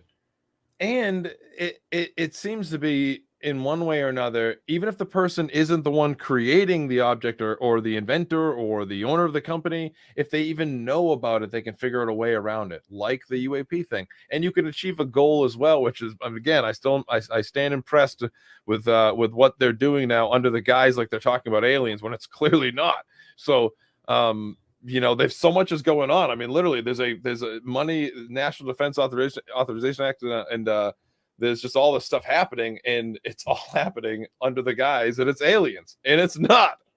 Well, to the public, public's reaction. And there's people that are actively, the UFO profiteering whoreism is getting a little crazy because you got guys that are literally forming companies to make money off of UFOs. Those are the same people that are promoting the alien stuff. And well, here's where we get a very fishy people trying to get defense contracts while they are promoting the UFO threat narrative, and they're trying to get defense contracts to study or work on or research UFOs from the United States government. That's a little bit more than a conflict of interest.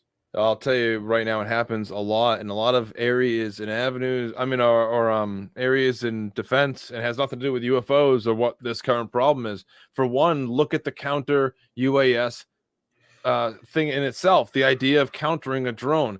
There was someone at one point, whether they were on a Navy ship training and the drone accidentally came back and hurt someone on the ship or something, or it was someone operating off in some terrible jungle somewhere and an adversary used the drone against them. Someone recognized that there was a gap out there and stuff the military was using. And so what they did was they tried to create that. We have entire markets depending on that. This UAP thing reminds me very much of that. For me, it was someone, some ranger at one point recognized, all soldiers should have a GPS, a beacon, and a satellite uplink, and they created something called Land Warrior, and I wore that in combat, and this screams people getting funding for a problem, put into our military budget, and then because they got that money put there, they're able to now take the money out of there to support the company for the problem that they say exists. And in this case, the problem is something very prosaic and human, but it falls under that. Yeah, but listen, how much money do you think you would get for a drone defense system versus an alien vehicle defense system, right? Like those guys got supersonic capability, and they have titanium, adamantium hulls that we can't penetrate with normal ordnance. So we're going to need lots of money to develop new ordnances and. I could see that as a possibility. It will never stop if it goes that way. Hey, we've got Chinese drones off of the Pacific coast and East coast sometimes from likely spy vessels disguised as fishing vessels from China, and we don't want them snooping around. So we need to develop a defense system to just blow them out of the sky or get rid of them or EMP them. I like the EMP thing. Small scale pulse EMP. Your own drone that puts out a small scale pulse weapon EMP at the swarm of drones, they all drop like dead flies. But the amount of money that you could get for that is minuscule in funding compared to there's a space threat of aliens, Well, there's a lot of money in some of that, but yeah, I think we've seen a perfect example would be the last 5 years that if you go the ambiguous route, it seems that would imply that there's kind of an avenue they understand how to get the money, and then you get kind of specific after. It's like the scientist who works for the corporation who really wants to make I don't know, some special invention, but instead they have to make something else. But on the secret, when they're not working, they're using the lab equipment to do whatever they want. Kind of sounds like Nolan in certain ways. But when it comes to other people, there are certain companies out there today, even that have $1 billion contract for 10 years of CUAS in the Air Force and Navy. So there's some money going around. But having said that, I do agree. It's just the idea, though, of or for instance, Graves. We see this guy Graves, right? The pilot that's out there quite a bit right now. He saw a UFO and didn't see a UAP. He's got all kinds of UFO related business. Oh yeah, he's got business going all over the place. But one of the companies he was first involved with before, I think he might have stepped away from, I'm not sure, I can't even remember the name of it now, I'm forgetting, but the mission statement, I'm paraphrasing, was something along the line of replicating nature, being indistinguishable from nature or something like that. And that's what we can say the phenomena, the ambiguous nature of that is. I mean, a lot of drones out there and a lot of these things out there get through our radar, best awareness systems. Oftentimes those are birds. Something as simple as a bird can fly through our radar system relatively easy because we've kind of made it so we've mostly adjusted to be aware. You turn the dials back to not detect a bird. Certain ways, you're not worried about a bird. But now with drones the size of birds or smaller, even shaped like them, even that materials that absorb all these different avenues to shrink your signature. And it's gone so crazy because we think of signature reduction in just a few ways that you can come off with the top of your head of how to we know of stealth. We know of certain other aspects of it, but when it comes down to a signature reduction in aerospace is an entire a market in itself or industry in itself. And that company, among others, fall under like how UAP operate. You can create materials, or you can create covers for fuselage, paints that absorb IR. You can do all types of stuff that reduce signature, and it's being like nature. It's like UAP, you know. UAP flies through, gets into our radar, gets, you know, through our nuclear systems. It's you know, and all it really is these techniques that we've been developing for decades now that other countries are finally adapting. And it's just, instead of like waiting for those other countries to make it public to the point where even people in the United States are somehow getting their hands on it, we're talking about it being alien. We're talking about needing to stop it, needing to stop this, because if you stop it first before the public gets it, there's no threat. So you gotta stop it. And it's gotta be a threat, and they've been pushing the threat for a while. And Lord Ludicrous says ufology is one big marketing firm. Great show. Thank you. I know. I know I missed some, so I'll read them at the end of the show. I appreciate everybody's kindness, generosity, and support. Yeah, did you hear what Eric Weinstein said? Because this is an issue I wanted to ask you about.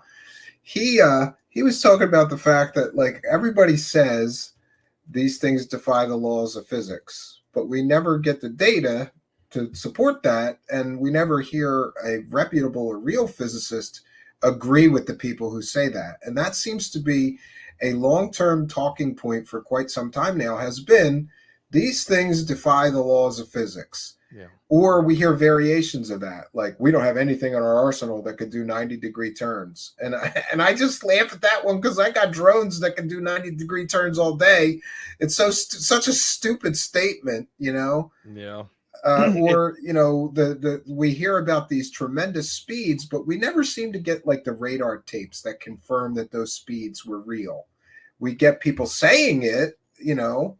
And even at that, you couldn't trust it anyways, because you can most nations have the ability to spoof radar really well. I mean, obviously they're not really spoofing US systems or allied systems as much as they probably, you know, but I don't doubt it that they eventually can.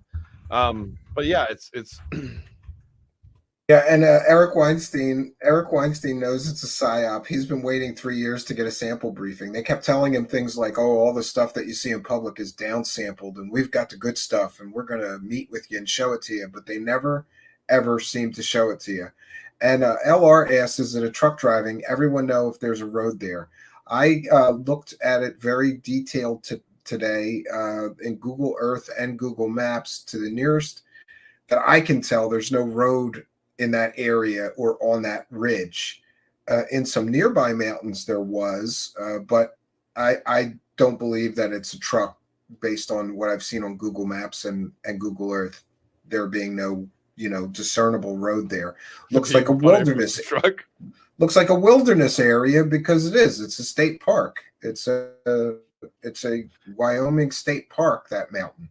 They're out of flying objects, Steve. They're now down to driving ones. They've got no more actual unidentified flying objects. It's trucks. That would be hilarious. Unfortunately. Well, no, that's actually very common. Somebody in Las Vegas was filming trucks' headlights and claiming it was UFOs flying around the mountain, but it turned out to be just, you know, trucks or you know, vehicles on the road and their headlights crossing the mountain on a mountain path road, you know. So that was a possibility, but I don't believe that it's that. I still have hopes. Come on, Sean Cahill, you in the chat right now? Come on the show. I still have hopes he comes on and defends himself because I have no idea what's going on. Yeah. No, I'm sure he wouldn't. But it's just unfortunate because there is no one else. And there was really no evidence in the first place. And when it comes down to it, I just don't think there was anything at the heart of the disclosure movement anyways, other than to use UAP and all the stuff that's actually the real problem that's very human and raise funds for in different ways. And let's, like, why are we even mincing words here when it comes to raising money to do something? The very first effort where TTSA, remember the vault? Remember the vault? You know, yeah, that we're going to get the vault full of alien materials. Where's that shit at? What about the metadata for people's phones and stuff from recording UFOs always going to cycle through? And there's a clear pattern of setting up businesses in order, like you were saying with UAP stuff. So so that must mean there is something to the UAP topic. And when you see what these businesses are focusing on, it isn't this ambiguous, unknown, mysterious, phantom-like thing. It is a very real problem, a dangerous one, as dangerous, I guess you could say, in some way, as like maybe even more, as like, well, maybe not, but some have compared the upcoming epidemic or the upcoming problem with UAS as like a a nuclear bomb style thing, because it's just how many you can produce with, Yeah, I'm not sure.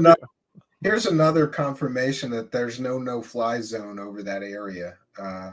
Local 556 says, I know exactly where Lou lives in Buffalo, Wyoming. He's literally a 45-minute drive from Sheridan County Airport, which has flight paths directly over his house. That's a large, that's a larger airport. Well, that looks like a large plane. Yeah, I verified with Sky Vector. Sean Cahill is completely full of it. So there you go.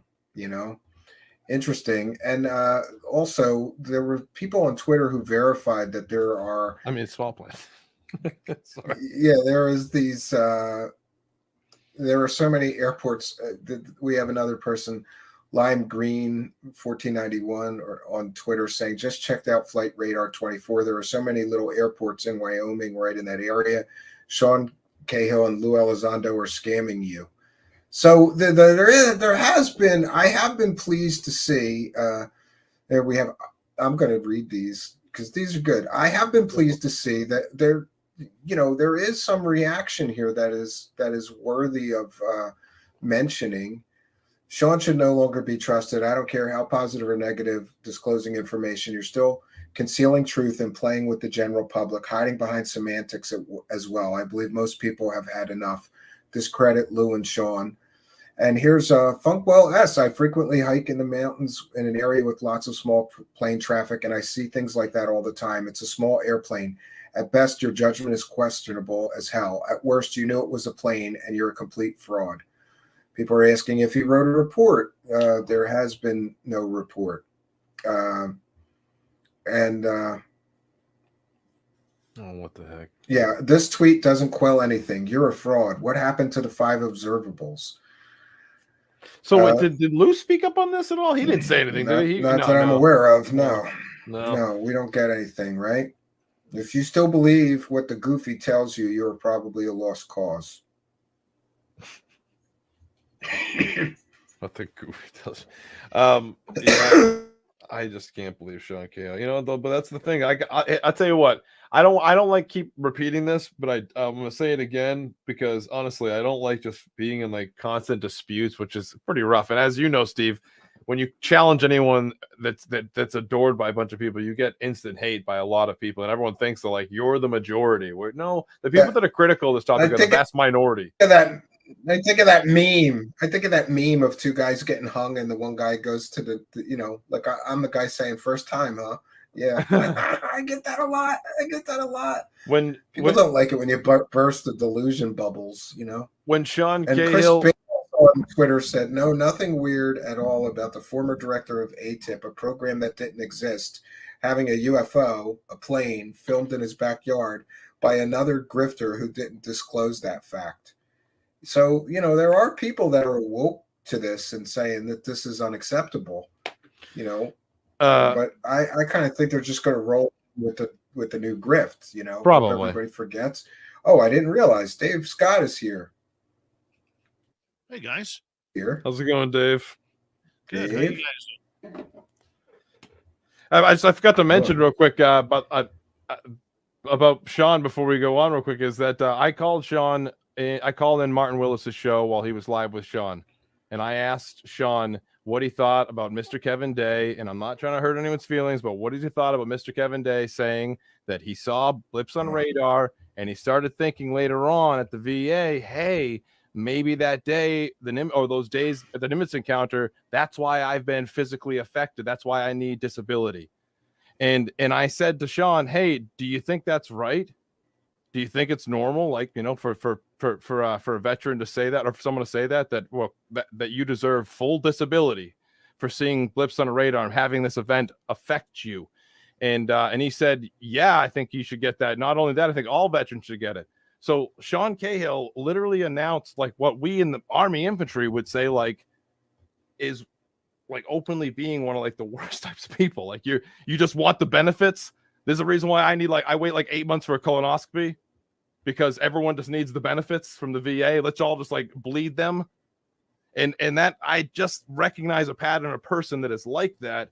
And it cut to me real deep. And I've really never really looked at Sean ever since then. Even when like, you know, my co-host was talking to Lou and those guys, I think about that all the time. Like I forever called those people, and excuse my language, shitbags. We were just like, those people were the bad guys. Like they didn't care. They just I'm sorry. I'm getting everything's breaking up on my end here. Oh, sorry. Shut everything down. Probably good to cut me off. There is to shut down. Like, yeah, I'm sorry about that. And welcome, Dave Scott. Thank you for having me. And can you hear me, Dave? I can. Can you hear me? Freezing up. There we go. Yeah. Come on. How you doing, bud? Good. How's it going? Good. How you doing? I'm Dave. Yeah, hold on 1 second. I'm just going to refresh my screen here. So if I bounce out for a second, it'll only be for a second.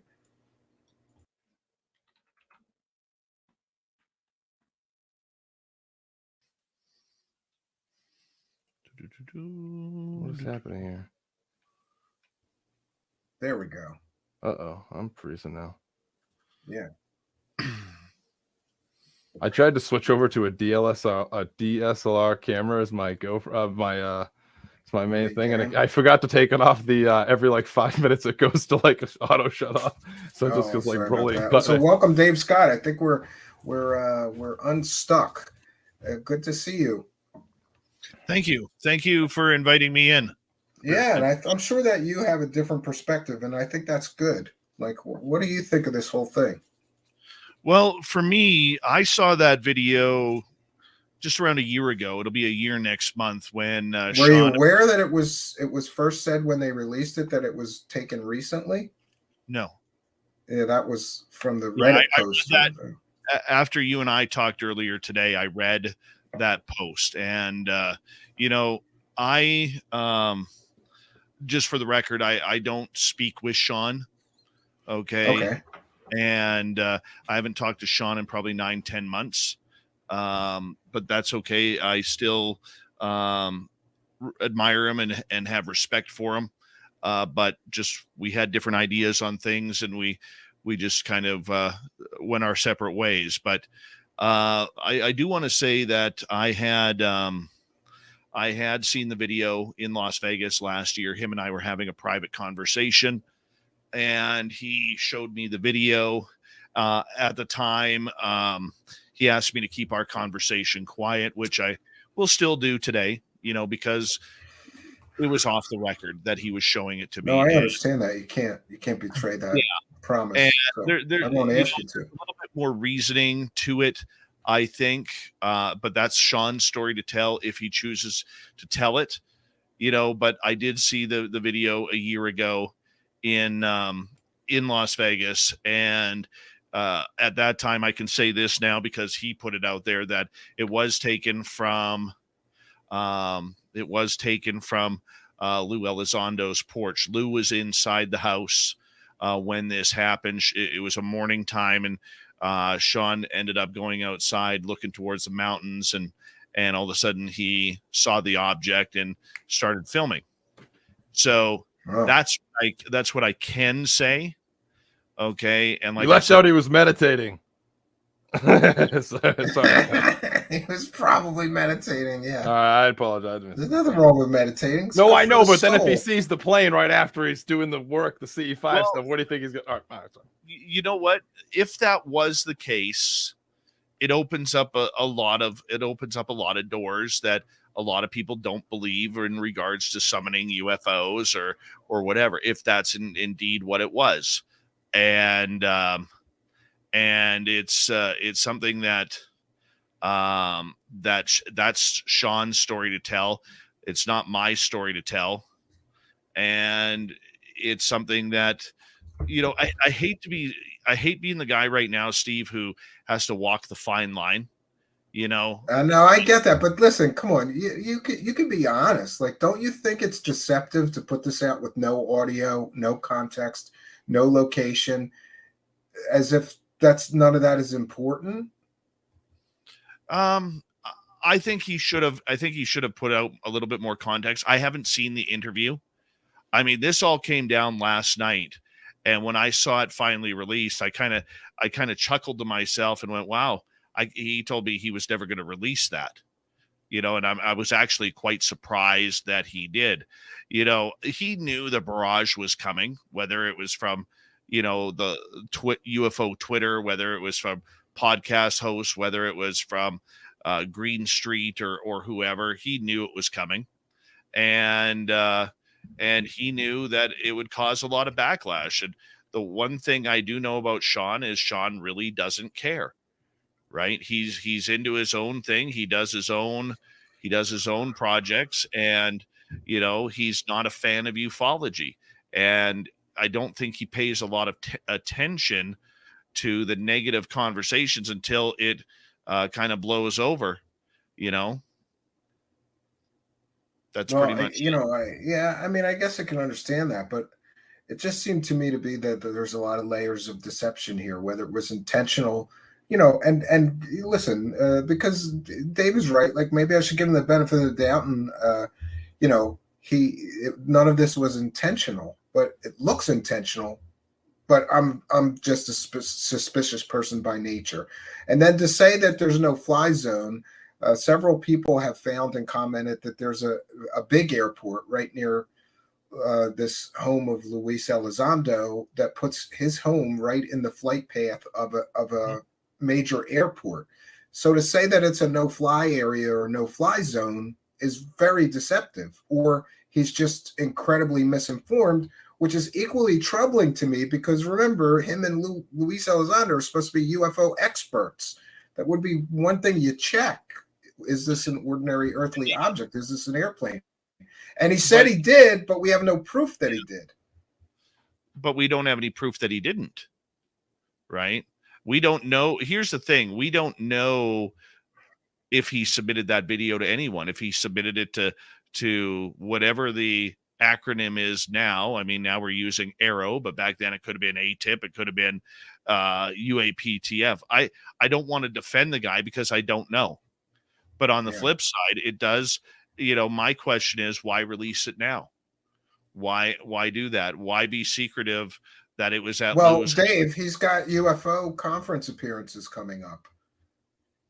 Could be. Why release it now? You know, and no, but I'm glad you're here, because you know, I sometimes feel like we're not fair enough. And maybe we should have Dave Scott be the voice of reason and be the fair one and say, give him the benefit of the doubt. And by the way, I invited him here, but I guess, you know, I know if he's a busy guy or whatever, I would love to hear the story of how he filmed it and how he believes that's not an ordinary earthly object, you know, and see the data. I want to see the data. Show me the metadata on the original video so I know that the date and time are correct, and I'll check the flight radar data. Yeah, and I I'll mean, check the audio of the video. Someone suggested that he didn't want anybody to hear Lue Elizondo talking on the video, so he muted the audio. That's a possibility too. Like, there's just too many possibilities for deception in my view here. And you know, if you want transparency, and I always think it's funny, like, you want disclosure, but you won't disclose to us the time, date, and location. You just put this out and talk in vague terms about Tic Tac UFOs over it with a brand new show host, you know, which I think is a new mouthpiece for them. We'll see. Yeah, I mean, hey, I make no bones about it. I give as an experiencer, Steve, I try and give the benefit of the doubt to the experiencer. I really do. No, I know you're a shining example of how I should be more, you know, things I should be more of. I will say that, because, you know, I joke around and say wackadoo a lot and stuff, but, you know, if people are having genuine experiences, I should be more respectful of that. Yeah, I need to, you know, we all need to be skeptical. let's be honest. We all need to be skeptical. And when you're in front, I mean, your show has a shtick. My show has a shtick. I mean, we all have a way. Where Dave, I heard you described as the conductor of the Woo train. Oh hell yeah. And they didn't mean that in a negative way. They mean that you're the conductor of the Woo train. Yeah. I don't take that negatively. You know, when I designed Spaced Out Radio, and a lot of people may not like it, and if you're not a fan, that's quite okay, right? But part of my job, like when I designed Spaced Out Radio, what I really missed, Steve, was I missed that late night Art Bell type sound. Me too. I had the Midnight Hour show. Strange, we were both inspired. Yeah, of those strange, silly stories. I mean, who can't forget? I mean, we can all remember the sounds of hell from Russia, or the guy allegedly flying into Area 51, which we know is a hoax, you know. And I kind of wanted to, because I was trending more towards terrestrial radio with the show. I really wanted to kind of take it down that road a little bit more. You know, as an experiencer, if I put my experiencer's hat on, it's more of a selfishness where I just want to find out what happened to me. Yeah, I think a lot of us have that. If the government came around to me tomorrow and said, we'll give you all the answers that you want, we'll pay off your mortgage, and you got to take $2 billion for you. Is that what you're saying? Because hey, if I had your money, even Greer turned down that $2 billion. You know, if I had your money, I'd have a butler, my friend. I think there is this idea that the experiencer in a whole, as a community, I guess you could say, somehow feels their best bet is to put their chips or put their belief in anyone driving something in the government or pushing a narrative like a disclosure narrative. In doing so, their hopes are like almost or like their skeptical eye is kind of nullified because they'll ignore evidence like UAP being balloons, UAP being drones, UAP being radar reflectors or ECMs and stuff like that. And when that happens so often, and you try to let the quote unquote experiencer know, like every time, excuse me, every time that they've misidentified things and they're putting their faith in something that probably isn't talking about the same thing they're talking about, and they ignore it, you see that there's something clearly happening that really isn't about aliens one day or about anything or whatever the phenomena is being. The military and the intelligence communities are clearly using these initialisms for something very different. So I always wonder why the experiencer community, because I myself have reported it and openly lost my objectivity on a lot of things. I've said all the weird stuff that's happened to me. I've thoroughly tried to debunk. I couldn't. But I like, how is a DJI Mavic out of a fishing vessel related to like experiences or whatever? And why would anyone keep putting their support in people that would push cases like swarming of the Navy and stuff like that as alien when it wasn't? Or the increased incursions as like they're trying to make their presence known. They weren't. They were using cases that were debunked. And it's the same 90% of all these cases are misidentified prosaic answers. Right. And that's really never changed. We still are at the same thing. And so I wonder, like, why? What's the connection? Why would anyone? Well, I think if I may answer, I think, at least in my opinion, I have really tried to draw, especially over like the last 6-7 months, I've really tried to draw a line between UAP and UFOs. I don't use the term UAP. Yeah, we talked about that earlier. I don't like that CIA term. I don't want to use it anymore. I agree with you. Yeah, and that's all it's done is UAP to me is about the narrative. It's the government narrative. It's like disclosure. I try not to use the word disclosure anymore because to me, disclosure means you're opening up that Pandora's box of UFO stories and information that you don't want to release to us. So therefore, we're in a confirmation movement. We're not in a disclosure movement.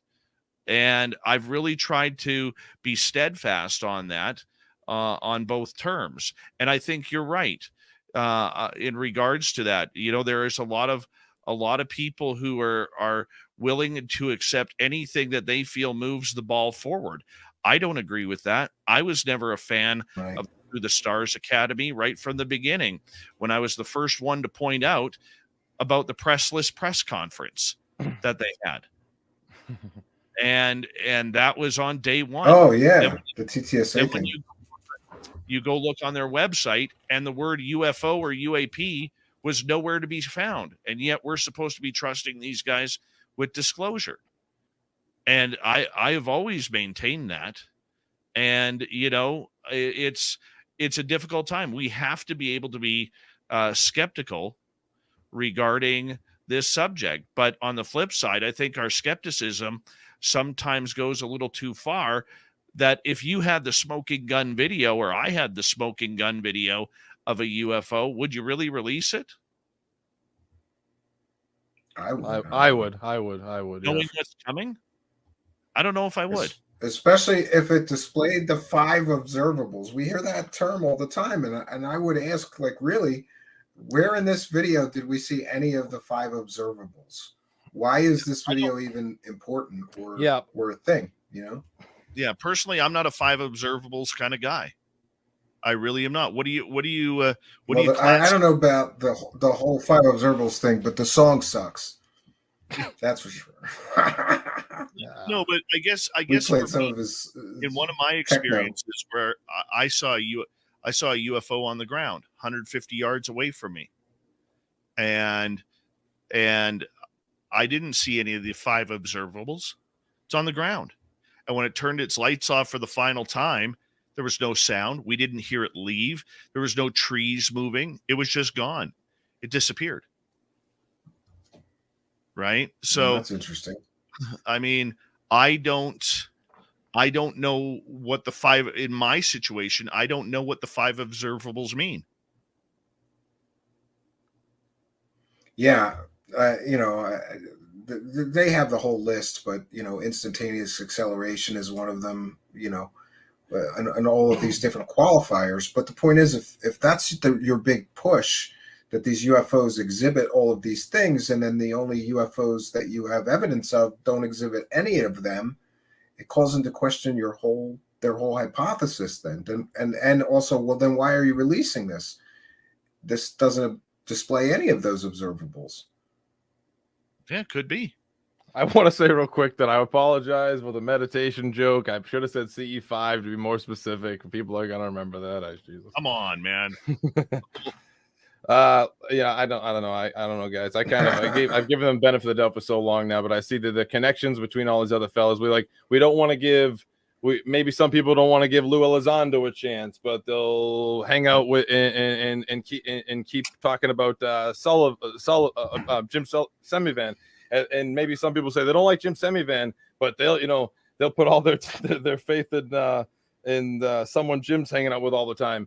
And so then you see this thing where it's like it's all the same people, though. They're all the same. This movement that's taken over of it's to manipulate for a greater good, and I don't like it.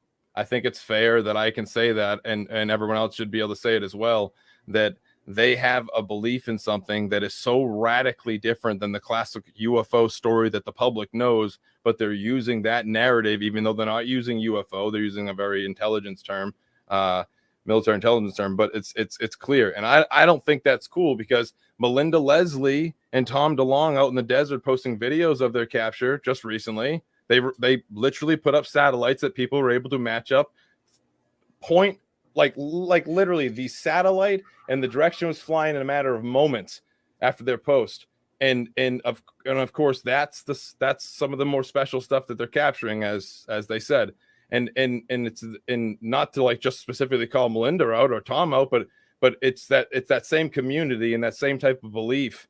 If they've just attached themselves credibility by proximity and taken videos of ambiguous things in the sky, is what goes for quality stuff around here. I think we're in a whole lot of trouble, and we're not more credible than ever. We're in fact like I don't even know. We literally have people Yeah, and celebrating DeLong recording has- satellites, and they got all the money in the world. DeLong doesn't know the difference between fake things and real things, like, or things that are important. He's showing Joe Rogan like fake TR3B videos. He's posting fake, long debunked things. He's posting satellites as something extraordinary or motherships. It's just disappointing, especially if this is supposed to be the top of the food chain here, because I have that cabin and I see things all the time. And then occasionally I get a little excited, and then I have the satellite tracking app right next to me. And then I go, oh, and I don't know. Hopefully I'll do better. I have a new telescope now that allows photos and videos. That's very, very good. So now at least I'll get close-up images of satellites, maybe. Could be. And I hope you do. I hope you do. Right. And I do have to cut out in a couple minutes because I have to start prepping for my show. But, as long as I guess what I'm saying is in my opinion, I just try to keep the door open. I want to keep that door open for just in case, but I do understand where, and trust me when I say this, I do understand the frustration that a lot of people have. Okay, we've heard the same stories with the same evidence. It's like the Bigfoot crowd where you get sent an ultimate blurry picture.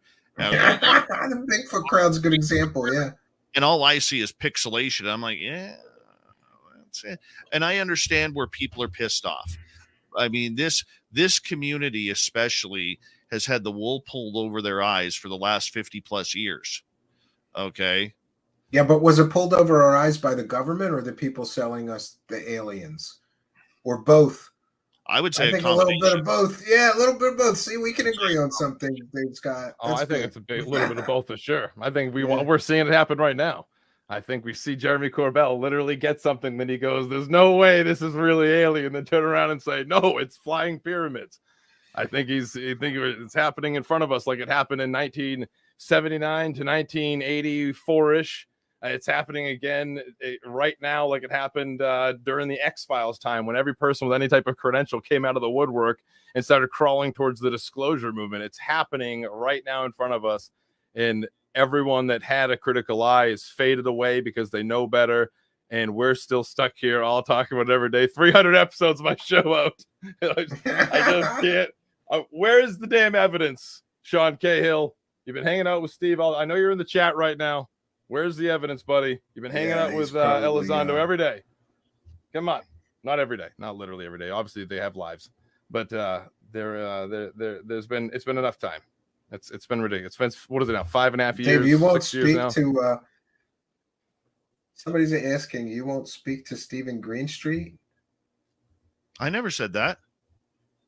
Oh, there you go. That's Never good. said We that. dispelled I've some had rumors Stephen then. Greenstreet on my show before.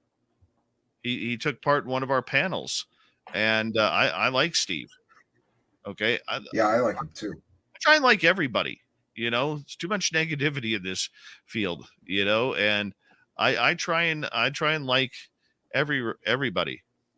And I mean that may sound like if me and the conductor of the Woo train can get along, then that should be a shining example. Like, you and I are fine. Like, we're fine, just so everybody knows, because I hear a lot of rumors sometimes, and then people try to point me at a missile at some show host they don't like, and then I go, I don't have anything against that guy. I don't know, like, we're fine. Like, but we should have more conversations where people meet in the middle, somewhere, and see what we can agree on, and instead of just all this, back and forth, or the delusion bubbles. It seems like the believer side sticks with the believer side, and the people who are more skeptical stay with more skeptical shows.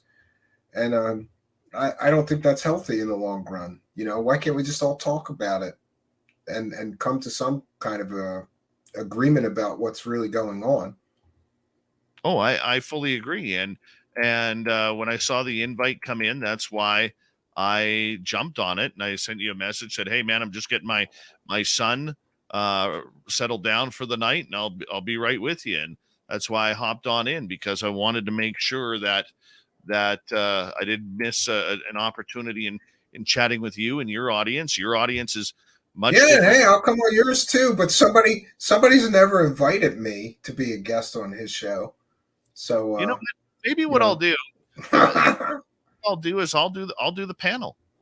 If you want that panel, I'll do the panel.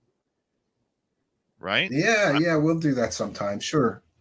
No, I'm just saying that I'm open to it as well. Like I will go on anybody's show that asks me if there were, like it's fine. I like having those conversations, especially with people that have differing views, because it's pretty boring talking to people that you agree with constantly. We try not to here, but you know what I mean, Dave. Oh yeah. You know what? We'll set that up. I would like to bring you on. And I think it's important that you get all points of view, right? I may not agree with you. You may not agree with me. I may not agree with a lot of what Stephen Greenstreet does. I may agree with what the Black Vault does, and a lot of people don't. Okay, I may agree with the. Oh yeah, somebody asked what you thought about that. Did you see this? George Knapp is spreading those rumors about Black Vault and dildos and stuff, and I did read that today. Yeah, I'll be honest with you. I don't show a lot of my own sense of humor on the show, but I'm going to be honest with you. I laughed. I laughed at that. I didn't take that.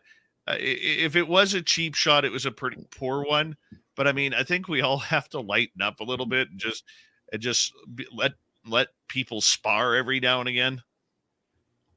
Yeah. I stayed out of it. I didn't say anything. I was going to post something, but then I was like, let them do. But it is interesting. Like, I don't understand those kind of personal attacks though. Like, why don't you attack his evidence? Is it because you can't? Like some people are just inconvenient to the grift, in my opinion. I just try to ruin my grift. Stop selling dildos. What? I sell dildos? What? Where'd you get this at? So could you put yourself and try to visualize where Knapp was when he was tweeting that? I like to think. Office, probably. No, I shouldn't say. No. I want to be all the time. I gotta be careful what I'm saying. But I can picture maybe Jeremy under the influence of something about 4 feet in front of George as he's kicked back with his New Balances on, with a cocktail in his hand, and Corbell's pacing back and forth under the influence of something. We gotta get this guy. He's ruining the grift. What to say? Tell everybody he sells dildos, George. Go ahead. Take this, Danny Silva. Take this, you. I don't know. I think it's kind of funny because he went after Danny Silva's obviously a staunch supporter of everything these guys are doing. So it's he didn't go after so much, but I do think it's kind of telling though that he did use that guy's meme he made. I don't know though. Is this the end of Corbell's time as a credible journalist? Now he's relinquishing his career off to Knapp's empire off to Corbell. Yeah. Is he at the end, or is this a new Knapp? I keep mixing them up, but I think we have to realize that Jeremy Corbell is a movie maker. He's not a journalist. Yeah. Okay. Let's call a spade right there. Okay. Jeremy Corbell has never been a journalist, and there are a lot of people in this field, people who help run Enigma Labs and people like that who have self-titled themselves and they have named themselves journalists when they're not. George, I mean, let's face it, George has been at KLAS TV for 40 plus years. And, the UFO story, there was one comment from Chuck Bam who said that I'm a fanboy of George. I like George now, but when you've worked in a newsroom like I have, and you look at other journalists, and I'll use George as an example here, we know him for the UFO side of the story. We don't know him for the other stories that he has broken in the Las Vegas area, whether it's about crime or anything along those lines. We don't know that because we're not in that area. But I have a very fun thought of George Knapp outside of the UFO world. And I think he's done some incredibly good crime stories and investigative journalism into local corruption and officials that were corrupt in Las Vegas. And I admire that kind of courageous reporting. If you start digging in on, like, you know, city officials that are on the take or have mob or dig in, go start doing stories on the mob. That takes some balls. So I admire and respect that part of him. I just don't like the lie by omission selling of tales, you know. I like to stay specific, man. Sorry to cut you off. Yeah, I mean, we get the Bob Lazar, Lazar story, but we only get half of it. He leaves out that he's a convicted pimp fake scientist. You know, like, that's not good journalism. If you're going to call yourself a journalist, you got to give everybody all the facts, not just the ones that help sell the story. But if you listen to Knapp, as much as he has told the Bob Lazar story, he always says if about the education. He has questions about his education or where he worked. No, because it's fake. Yeah, he has to acknowledge that it's fake because he knows it's ridiculous. And he, you know, he has just gone along with it. He's never said that he supported it. He hasn't gone like Corbell, where Corbell has you know, come out saying that Bob Lazar is the be all and end all, and he is the syrup on our pancakes. Yeah, but there's a lot of information that I'm always disappointed, Dave. You know, like, I would be respectful, but he, you know, we've broken all this stuff here and shared all this information. We've got an on the record Area 51 security guard that said Bob never stepped foot on the base. We've got interviews with his former supervisors at Los Alamos, and they all said he was never a scientist there. He was a technician. And now we've got the fact that his wife, his first wife was a convicted murderer. She got arrested for murdering somebody with the Hells Angels and had a deep affiliation with the Hells Angels. All these drug arrests for methamphetamines and a lifelong drug addiction, while Bob was supposed to be getting a top secret clearance. No way on earth would he get a clearance with a wife like that. So George won't address any of this stuff. He won't talk about any of this stuff that, just, in my opinion, destroys the story. So if you look at it the other way, though, Steve, what if he's a plant? I've heard that kind of explanation before, but I think that's a lot of mental gymnastics. And what I would say is, show me one other person whose wife had ties to organized crime, that was a convicted murderer and a lifelong drug addict, that got a top secret clearance. Show me one other person on earth. It's impossible. Yeah. So then why do we believe Bob Lazar did then? Exactly. You know, and I have a source who has worked in that area before as well. And real people that work at Area 51, Bob is a big joke, right? The Lazar story is a huge joke. It's a huge joke. And you got to realize, you know, there's people who've worked there 40 plus years, 30, 40 years. They know this story left, right, and center. I mean, my question to my source, or we have this other guy called Random Guy on our show. Okay. My question to him last night was, okay, how would he, if with the element 115 and the isotopes, how would he have smuggled them out when they literally, you know, it's like going through the highest level of security to get on one of those Janet jets to get in and out? How would he have smuggled? And he's not on the Janet jet logs. And also, interestingly, about the 115, I always say this just blows it to shit. He said they did every conceivable test on the element 115. So he would know the isotopic ratios then, because he would have tested it for isotopic ratios.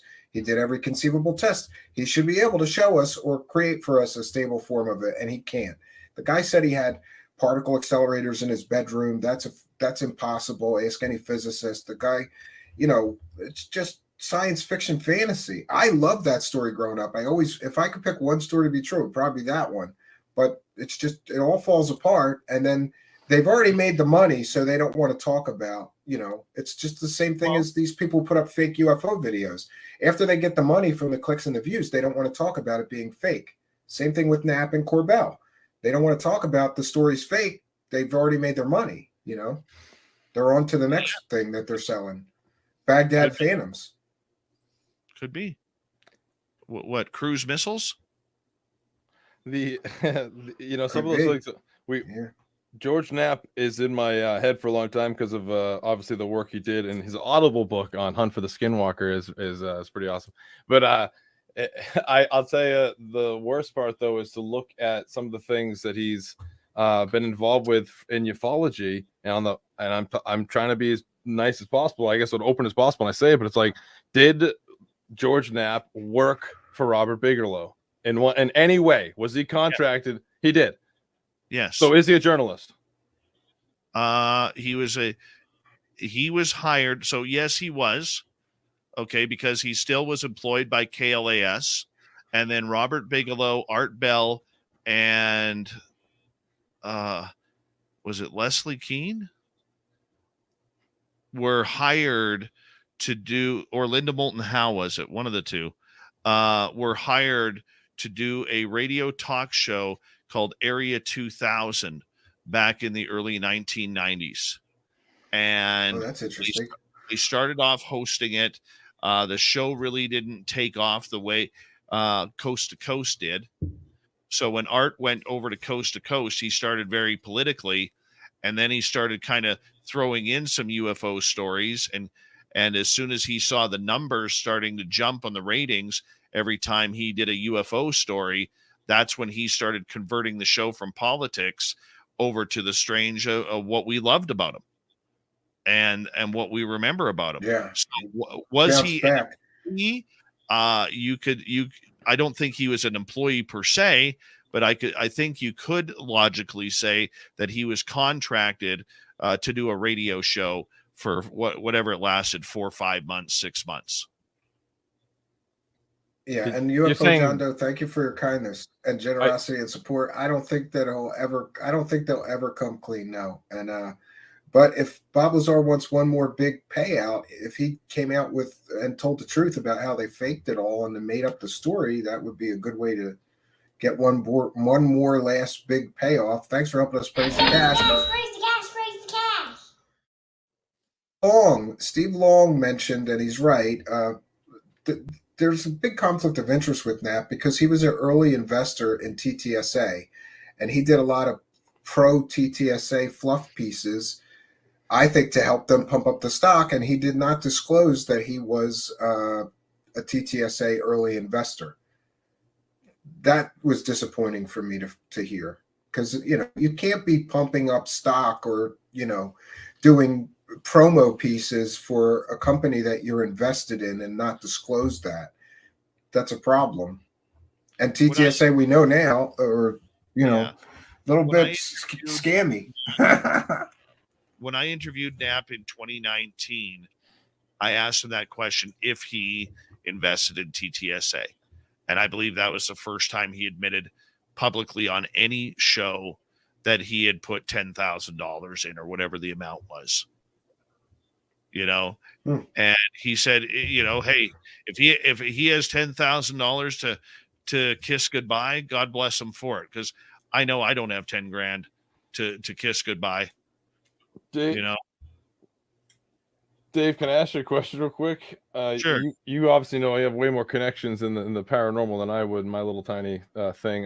But do you think that it's normal for there to be like secret clubs of these people to be involved with? Like they're in these secret types of clubs, and then they're like reporters on the outside telling UFO stories. Like if I like everyone from like Eric Davis and George Knapp, John Davies, and every other person between, they're running a little program or a little group like Sufon, all the way up to like a Bigelow type of character, not Bigelow himself, but others with him, being in these groups, all talking about things. And first off, is that normal that all these people from all? Yes. I mean, maybe normal here, but is it normal that you would see that happen in an industry? Because this is what it kind of is an industry, and then also see those people act almost independent elsewhere. Yes. Yeah. I feel it's a little suspicious that they don't allow everyone in. They don't allow everyone in. It's a big club, and I ain't in it. I say it all the time. I was in it when I was friends with Grant Cameron. I was in it, But then suddenly I started saying things that they didn't like, and suddenly I wasn't friends with everyone anymore. And so I have to wonder if it's strange that these people almost act like independent actors, but really they all belong. They're all the original conference crew. They used to just conference around together. And well, that's the kind of thing, though. Is I've talked about this. They have that unwritten rule: you don't talk about my grift, and I won't talk about yours. And they all want to get along and get that conference money. You know. Well, the conferences really aren't paying that much unless you're at like Alien Con or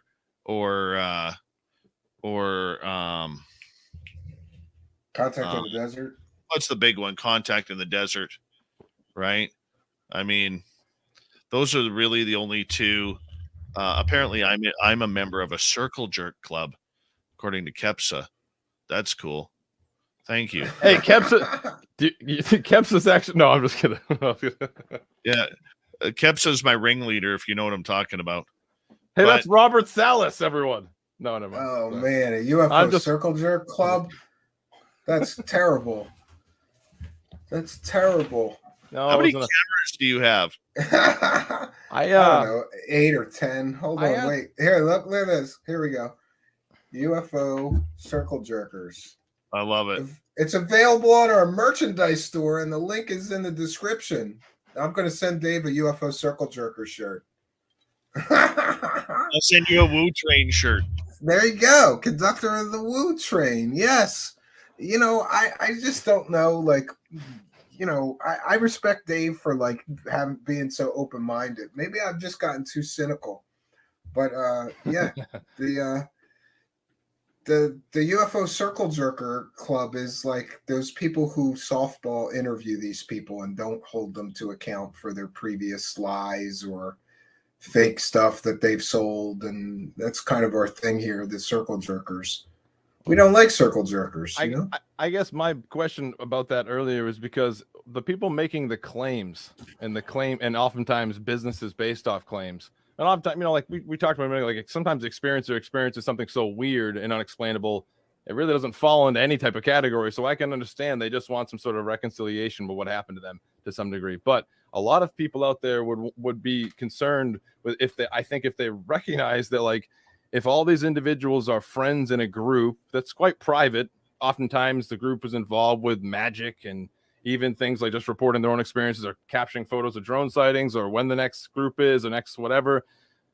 If they're the ones making the claims and making money off those claims, doesn't it seem a little bit strange that they're all like securing the future of this field in one way or another?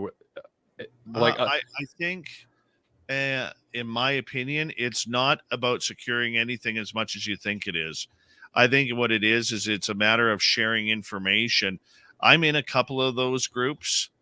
One of them I maybe post in there once every 2-3 weeks because I don't have the level of knowledge and smarts as the scientists in that group. I'm like, oh, look, a balloon, right? So I think they keep me in there strictly because of the stuff that I'm following with the Canadian government. And you go. But it's a big club, and he's in it. He's in the club, everybody. Just he admitted it. You heard it here first. No, I just big club, and I ain't in it. But he's in it. I don't want to cut anyone off. But but listen, there are private like Discord groups, and once somebody took a vote. This is a funny thing. Like somebody took a vote of whether to allow me in a private Discord server or not. And I lost by one vote for whatever reason. And then when I found out who was in that group, I was so pissed off. I'm like, I can't be in your little club, but these assholes can, you know. It's a weird clicky there's a ton thing, of them. you know. There's a ton of them. And you know what? I will be honest with you. There's a lot of politics that goes on in these groups. I'm not in one group because Jimmy Ando doesn't allow me in there, right? Because I called him out for monetizing part of my show, and I YouTube struck him, and then after a couple people came at me about saying, "Hey, do you mind just do me a favor on this?" I released the copyright strike, and then he still went on everywhere calling me an asshole. And so, I mean, there's all sorts of groups out there that include these people. Most of them are on Facebook Messenger.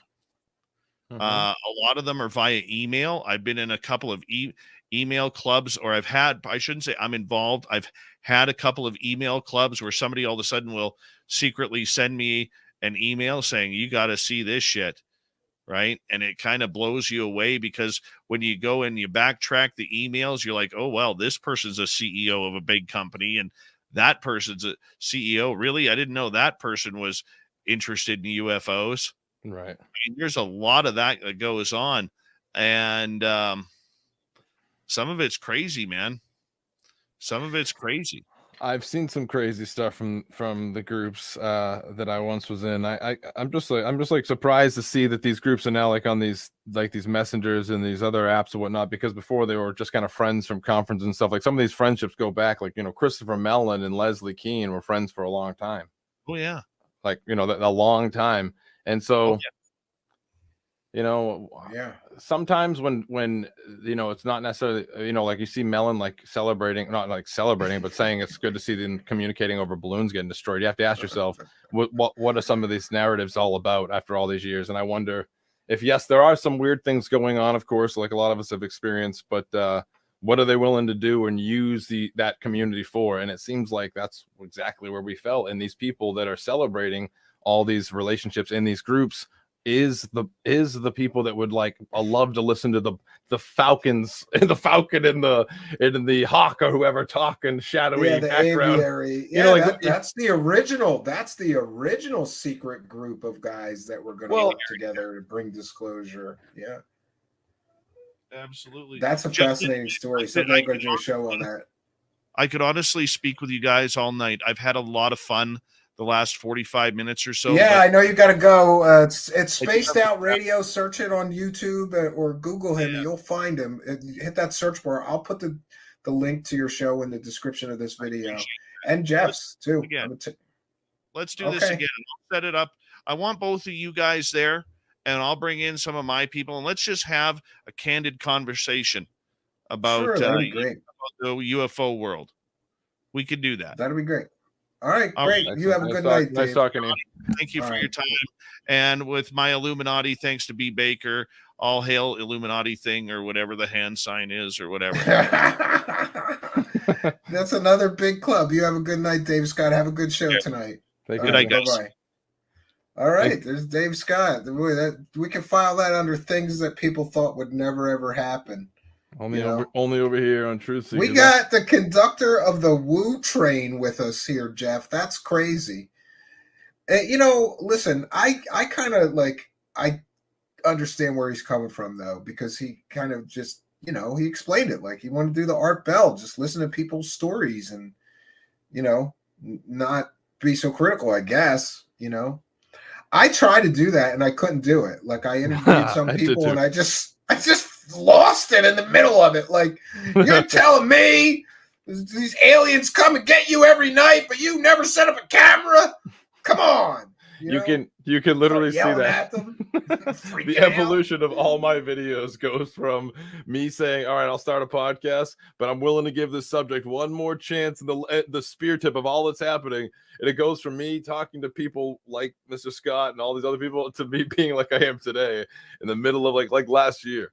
I just exploded and it just changed and I never went back.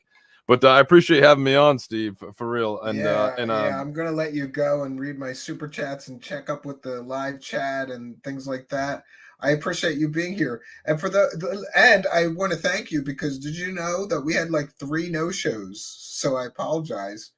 There were supposed to be a couple more people, and I don't know what happened, but you were the one that showed up. So thank you for doing that. I would have been sitting here waiting for a panel for. I actually was going to go on that one time I was directed by aliens earlier, but someone came to me. 2 people came to me after my yesterday's episode I had on Strange Recon with Chris Bartell from Skinwalker Ranch in Area 51. I had two people on or talk to me about how they know Bigelow, and they just started getting really skeptical at everything they've done and contributed. And I just was so fascinated by what they were saying. And some of them we've heard their names because they were involved in some things that have happened recently. And I'm just like, okay, so the people are recognizing that maybe this guy is not necessarily just this person seeking, answers about the woo stuff. He might be, he might be up to something else on behalf of someone else, or maybe even himself. Either way. All right, guy, I appreciate you having me on. Oh, yeah. Don't be a stranger. Thank you. I'll put the link to your show in the description of the video so people can find you. Or just search for Strange Recon in the YouTube search bar. You'll find them. I'll put that live tab. Stupid live tab. What's that about, YouTube? Anyways, all right. Thank you very much. You really got to get that straightened out, like from the customized page, I think. Oh, right? Is that how it goes? Okay, I gotta. Yeah, I'll do that. I can help you with that off air. Must be because and listen, your views will thank you. They changed things, and then I'll help you fix it. Not a problem. I'll check it out. Thank you very much. We'll talk to you soon, Jeff from Strange Recon. Thank you very much. All right, there we go. Well, I think a strange and weird and rare conversation just happened. It's not often that people cross lines from the woo side to the skeptical side, or vice versa. I think it's good. So I realized that I missed a few super chats, and I apologize for that. So we're going to get caught up, and then and I will take comments and questions from the live chat. But first things first, I want to recognize the kind and generous supporters of the show. We read every single super chat, but I didn't realize at the beginning of the show that we missed a few. So I'm going to read those now, and thank you. We want to thank UFO John Doe for kind and generous $4.99, and he asked about Nap Lazar and Cornhole ever coming clean, or will they take their last breath or do it like John Lear? I don't think they'll ever come clean. Lord Ludicrous Plaid with a kind and generous $1.99 says Ufology is one big marketing firm. Great show. Spooky paying $2 to give out Jeff's link because I'm a terrible show host. I'm going to put it in the description of the video. And Zizix with a kind and generous $2 super sticker. And Richard Crawley with a kind and generous $2.79 Canadian says killer and a fist bump. And Richard Crawley again, kind and generous $6.99 Canadian. No message. We thank you for your kindness, generosity, and support. Thank you all, you Patreon supporters and you channel members and you Twitch subscribers for helping us to praise the cash and continue the show. Praise the cash, praise the cash, praise the cash. Thank you for your kindness. Thank you for your generosity. Praise the cash, praise the cash, praise the cash.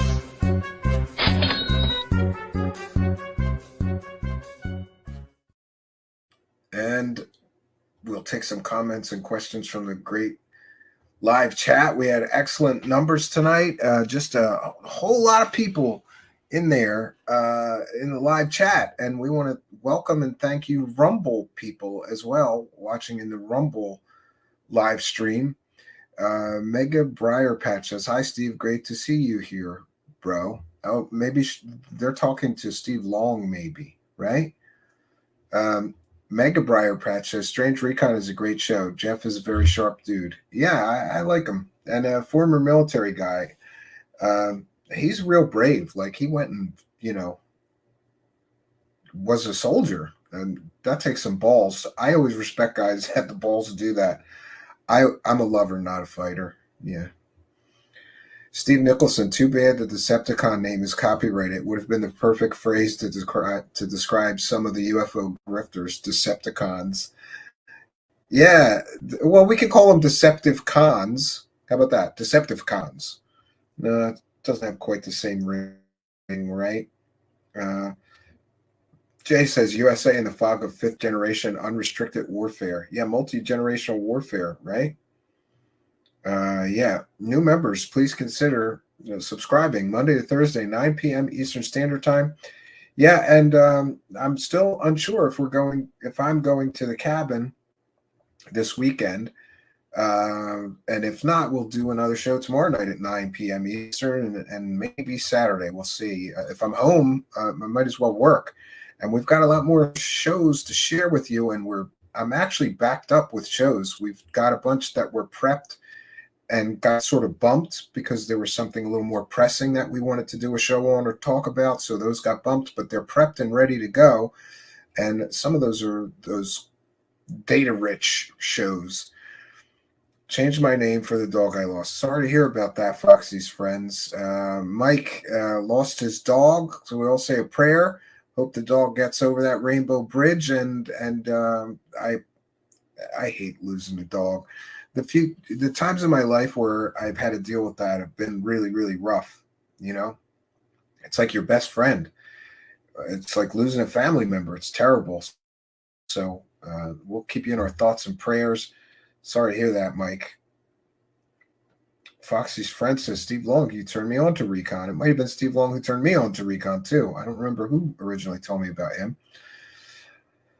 I don't. I could take that lie to my grave. I'd come clean. That's just me. Yeah, I don't know. If you've been lying to people for 35 years, maybe before you die, it's a good idea to come clean. Tell people the truth, right? Will there be a viewers call-in show this month? Yes, we'll do that. Panel show on the weekend. If I'm not at the cabin, we'll do it. The problem has been that even if I wanted to do a show from the cabin now, I can't because there's these ice storms. And for some reason, I don't know if it freezes the internet boxes or something out in the woods. Remember, I'm out in the woods. So if it's real snowy or we're having an ice storm, the internet barely works or it just doesn't work. And the power has been going off at the cabin as well. So without power, no router, unless I fire up this old solar backup system. And yeah, Operation Shutdown said, would be great to see Steven and Jeff on Dave Scott's show. Yeah, I mean, I'm willing to do that. He's got a hell of a lot of viewers. So, yet another great show, Steven. It's obvious you're doing the right thing when you're bringing both sides of the UFO aisle together. The truth will indeed set us free. Yeah, I think we should do more of that. I would like to talk to this guy, Sean, and, really hear why this video was even released. Why is it important? And let's see the data. Where's the data that proves that you didn't just lie about it flying by, an airplane flying by? And, either way, this is a story. Like, if there's aliens in Lue Elizondo's backyard, I think the public needs to know about it. Maybe the aliens are surveilling him because he ran the government's UFO program. Oh, wait a minute. They would know that program was imaginary, didn't have any funding, and they just made it up, right? It wasn't an official program. There's not a single piece of paper, right? No reports, no UFO investigation reports or anything. Yeah. No, I think this story is stupid because, again, if there's really aliens in his backyard, you would want people to know, right? Why would you purposefully conceal where you took that UFO video? It's just so stupid. And this is what we've gone to. We've gone from these guys getting videos out of the Pentagon to making UFO videos that are most likely fake in their backyard to keep the con going, right? Who is? He's like the Walmart greeter over in live chat. PSYOP. What? Did I check out the John? No, I didn't yet. I've got a huge reading list, but it's on my reading list. And you know what I do is I've been taking piles of books to the cabin because there I have time to, at night anyway, catch up on reading. Next minute, Elizondo is an experiencer in his backyard. Patty says the land of make-believe, right? Twitch viewers call-in show, so we could use cuss words. Yeah. If we do a call-in show, it has to be on Twitch as True Seekers Uncensored, because when you just open the lines, people come in and curse, and it'll ruin our YouTube situation now, right? This week on Backyard UFO Wrestling. Yes.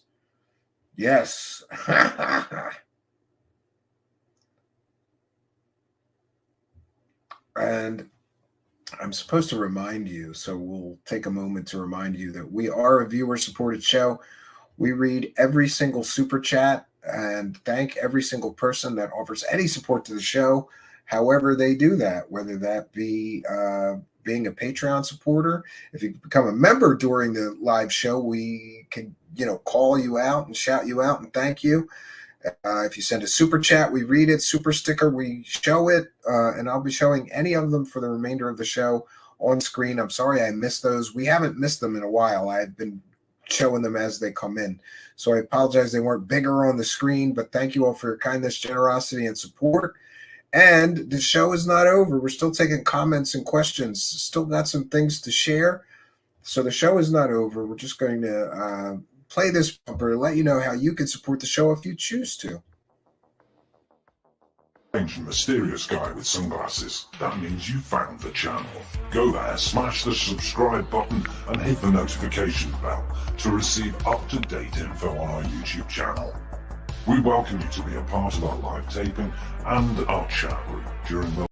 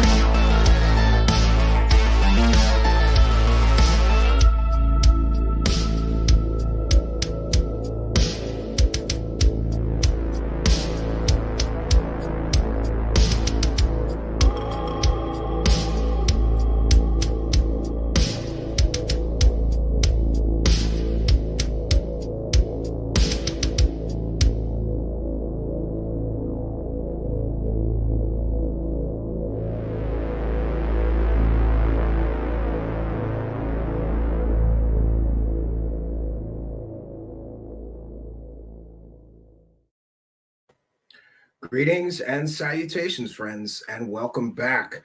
Tonight, I'm excited for tonight because we have a friend of the show, Manny from Area 503. He has been a panel member here a few times and talked about how he was developing a documentary all about Lue Elizondo,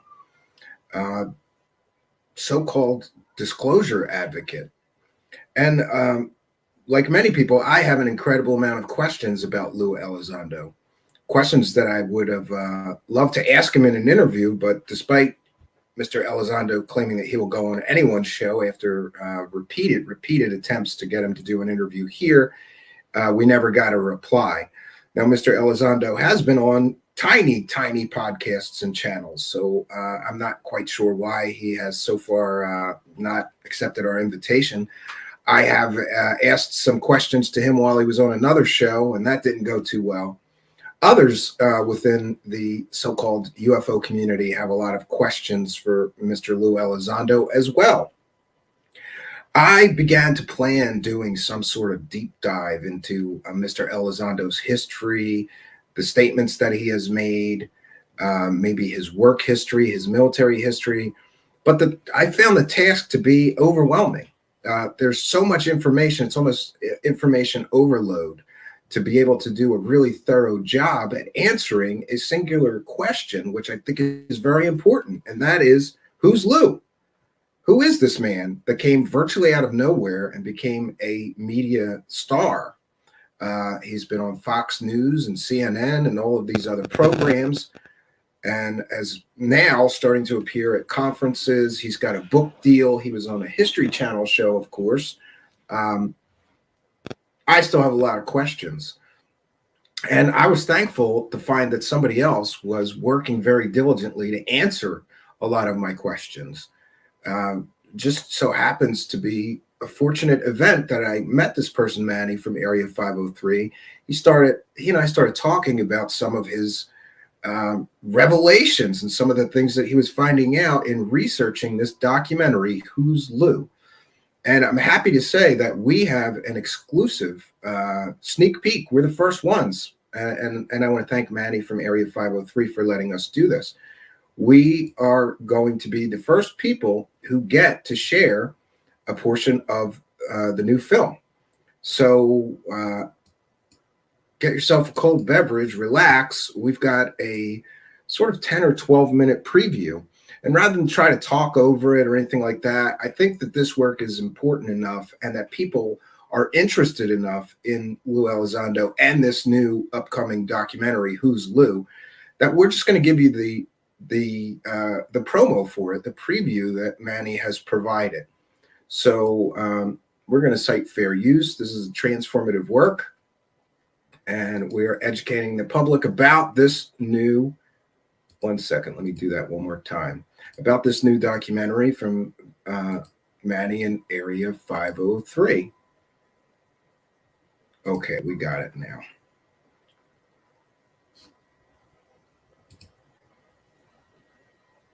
All right, friends. So, one second.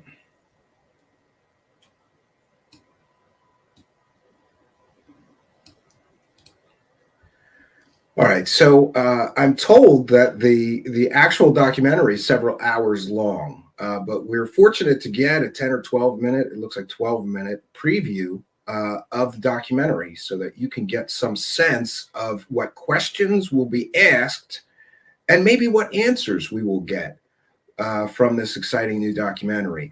I, for one, cannot wait for this. I've been waiting for a while, hearing various bits and pieces of what Manny has been working on, but I'm very excited that we could share with you this Truth Seekers first look at the film, Who's Lue?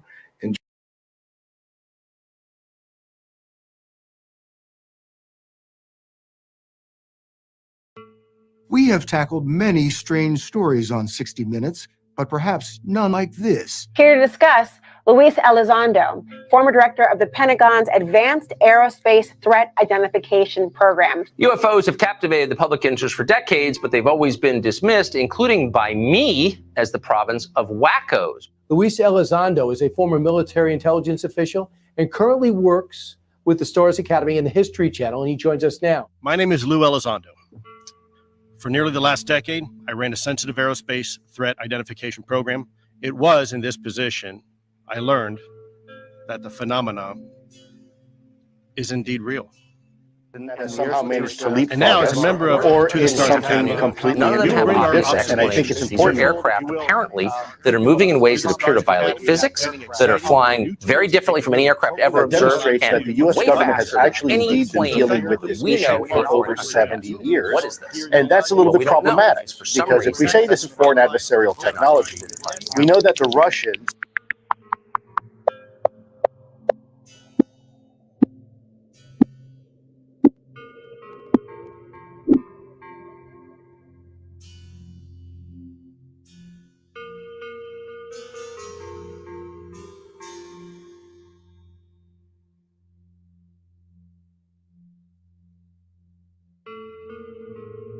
On October 14th, 2017, Lue Daniel Elizondo IV stepped on stage in Seattle, Washington, announcing to the world that the UFO phenomenon was real. It was in this position I learned that the phenomenon is indeed real. Lue would instantly rise to the top of the UFO subculture, being backed by a global media campaign labeling him as a Pentagon UFO whistleblower.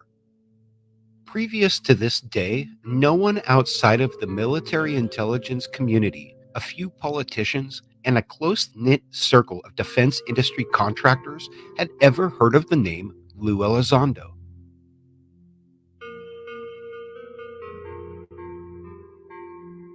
Very little is known about Mr. Elizondo beyond the biography that is listed on his website at lueselizondoofficial.com. There remain to this day some very serious and alarming unanswered questions about Lue, his background, and his claims.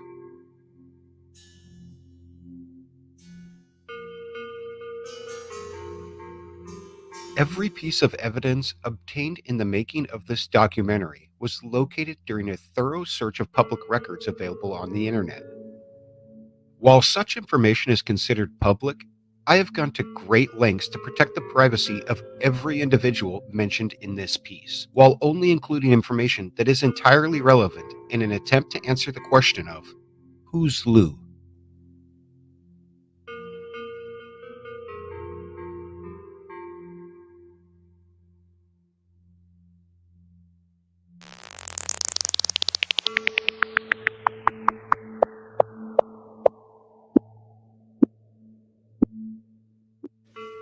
Hello, I'm Tom DeLong, and thanks for joining us live today. So I want you to all meet Lue Elizondo. Well, thanks, Tom, for that very special introduction. My name is Lue Elizondo, and as a career intelligence officer, I am accustomed to being involved in close-hold, nuanced programs involving national security. This includes being a counterintelligence special agent, a case officer, and an intelligence practitioner.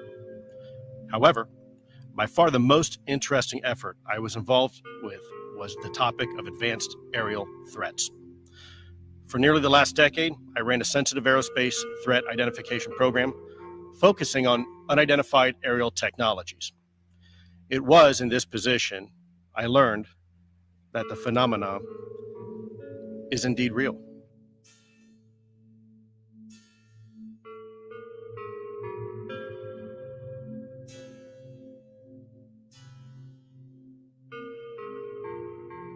Navigating to LueElizondoOfficial.com. Lue Elizondo, former senior intelligence official, disclosure advocate, national security expert, former director of the Pentagon's UFO UAP program, ATIP. In 3 years, we have achieved the unimaginable together, and this is just the beginning. My mission is to challenge the status quo of the past 75 years of UFO UAP secrecy and champion its disclosure in a meaningful way that ultimately leads to a better, more comprehensive understanding of this great enigma.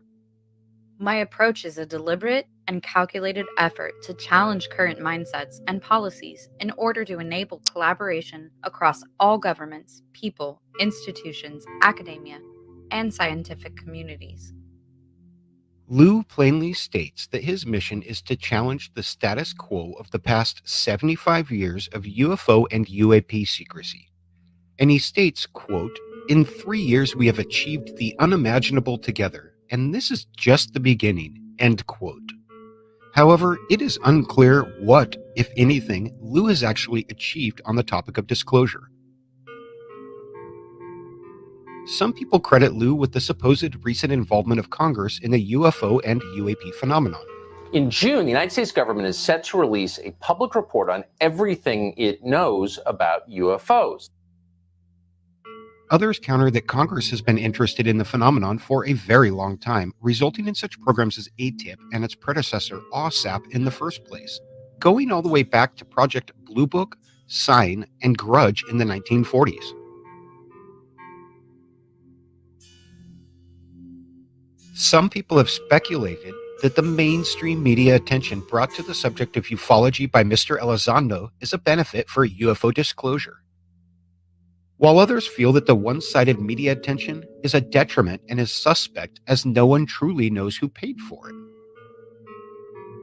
Some people believe that Lue is truly a champion for UFO disclosure, while others believe that his actions benefit only himself and the defense industry, which stands to profit out of a partial disclosure of weapons technology.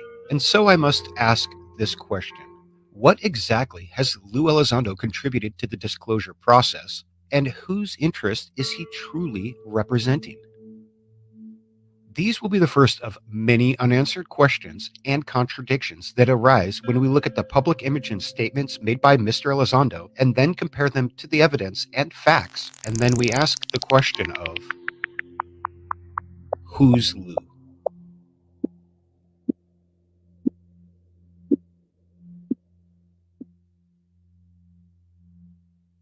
Career Intelligence Officer with the United States Army, the United States Department of Defense, the United States Office of National Counterintelligence Executive, the United States Office of the Director of National Intelligence. From the images and statements on the Lue Elizondo official webpage, you get an idea of how Lue portrays himself to the world. His image is one of a stoic soldier that has an impressive list of credentials, including the title of Director of the Pentagon's UFO and UAP program called ATIP, or the Advanced Aerospace Threat Identification Program. But before we get into all that, let's start at the beginning. Let's go back to Lue's childhood.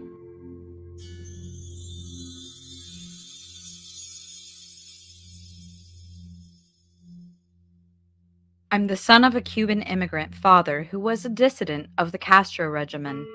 My father spent time as a political prisoner for his involvement in the Bay of Pigs. I grew up in South Florida, and as a young man, I was often exposed to my father's efforts in helping change the political situation in Cuba.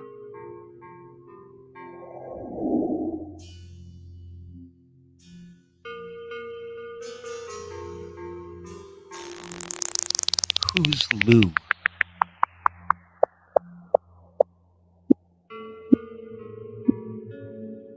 Just like in his early years, there is significantly more to the story of Lue in college and his years leading into the Army than the official webpage suggests. This could be the most consequential thing to happen to this country, to this world, maybe ever. In February of 2001, Lue filed for the right to claim a patent for his first invention. And I have to admit that when I discovered that Lue was an inventor, I was very curious to see what sort of an invention that a guy with a double degree in microbiology and immunology and a minor in chemistry, plus a few years of military experience, could come up with. However, just like in the case of Lue's previous Army experience, the only verifiable information that I could find about his career up to this point was his own statement on his official webpage and the single accompanying photo that Lue had titled Korea 1. There is zero verifiable evidence to support Lue's statement here beyond his own words and a photo that he has provided. Just like every other portrayal of Lue's life, the source is Lue Elizondo himself. So here we have yet another unanswered question. Is this all true, or is it simply an embellished war story? If you Google the term ATIP, you will see that there are thousands of news articles about the program. The first piece that we have are the leaked ATIP slides that were located on Christopher Mellon's official website. October 4th, 2017. Lue Elizondo tendered his resignation from the Department of Defense. Lue cited a myriad of vague, unsubstantiated allegations at the Pentagon as the cause and then quit. Who's Lue? This documentary was an investigation into the public records of a public figure.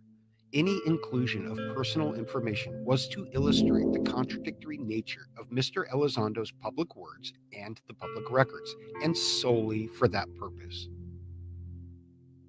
All of the information contained in this documentary was found in the public record. The information contained in this film is for educational purposes only. Who's Lue?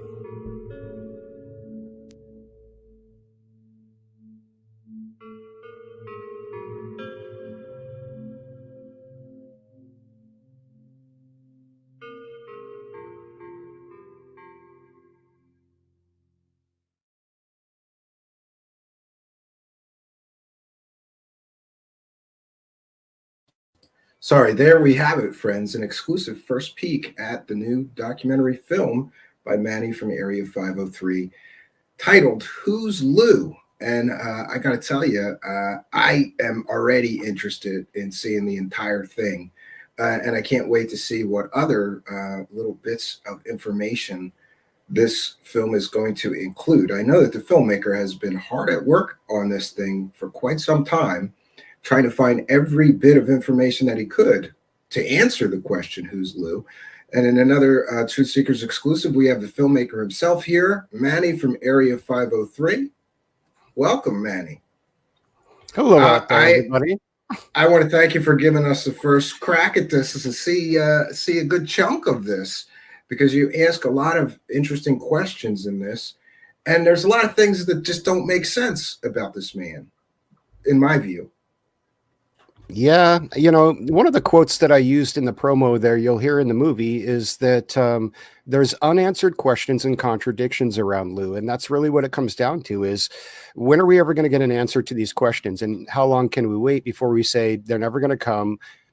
And we just move on and say the guy's just not going to explain himself. He's just going to do what he wants to do. And, you know, you can either, as he puts it, get on board the train or get off. But yeah, and I find it interesting that there's this sort of, I guess, you know, like he's very up on doing interviews for very friendly people that are sort of fans. Do you know what I mean? And it seems like I have yet to see one hardball interview of him in years now. Like, I, for one, would like to know why nobody asks him where the TTSA money went and his involvement with them. They promised us a spaceship. He was in that organization when they promised investors a spaceship. We haven't seen a spaceship. Nobody knows. $34 million pretty much vanished, right? I don't know. Why is it, do you think, that it just seems that this is like a carefully crafted media narrative, right? That's kind of my feeling, and that's what it feels like. You know, when you have a one-sided narrative, and you know, it's just shoved down your throat everywhere you look. It kind of it overwhelms any contradictory statements from people or questions. When people say, hey, you know, what's going on here?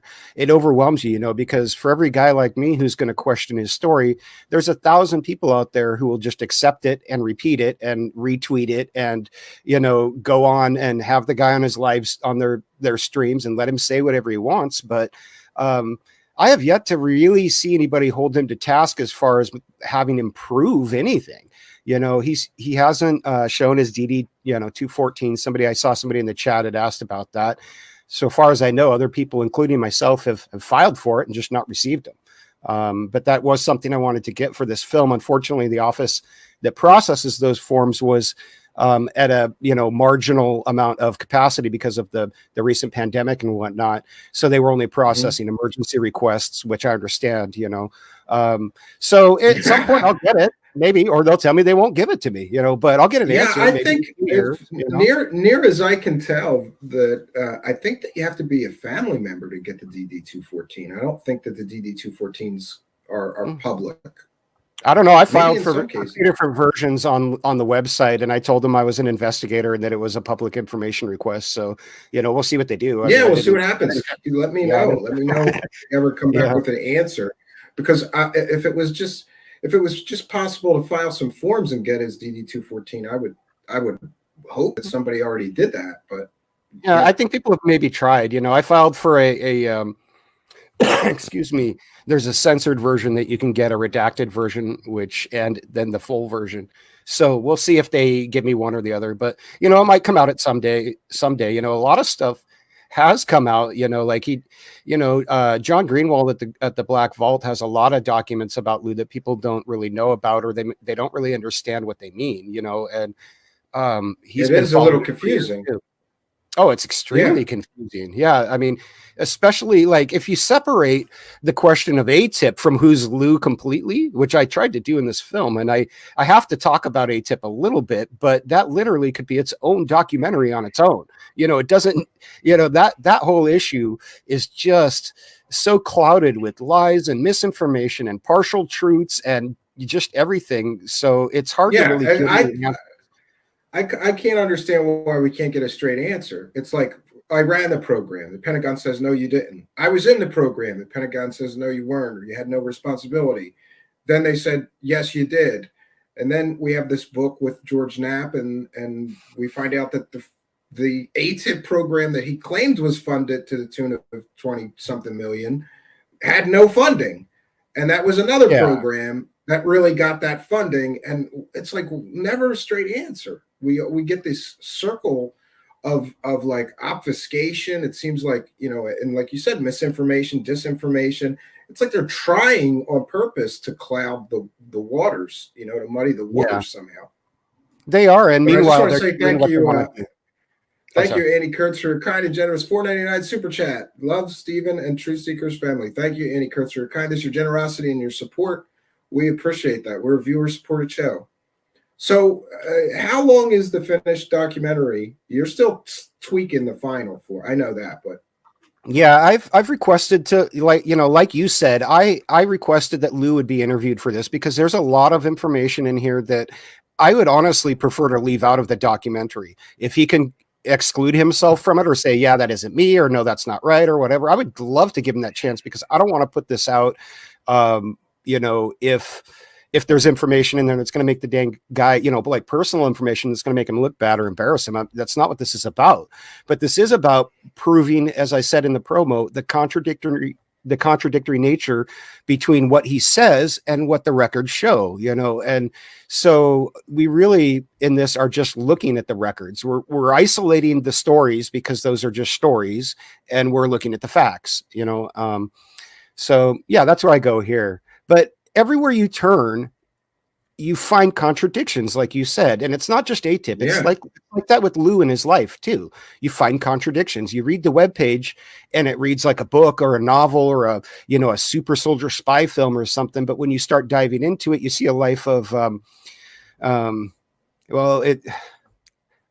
ordinary life. The guy's just a dude. I took him down off the pedestal by researching him. He used to be this mythical guy, Lue Elizondo, and he's not anymore. He's now Luis Daniel Elizondo IV, and he's a man who can't be trusted because he will say whatever he wants to get what he wants. You know, that's my opinion at the end of the day of looking at all of the evidence, you know. So I've been fascinated with his ability to make claims and then scurry away when people ask for proof of the claims that he makes.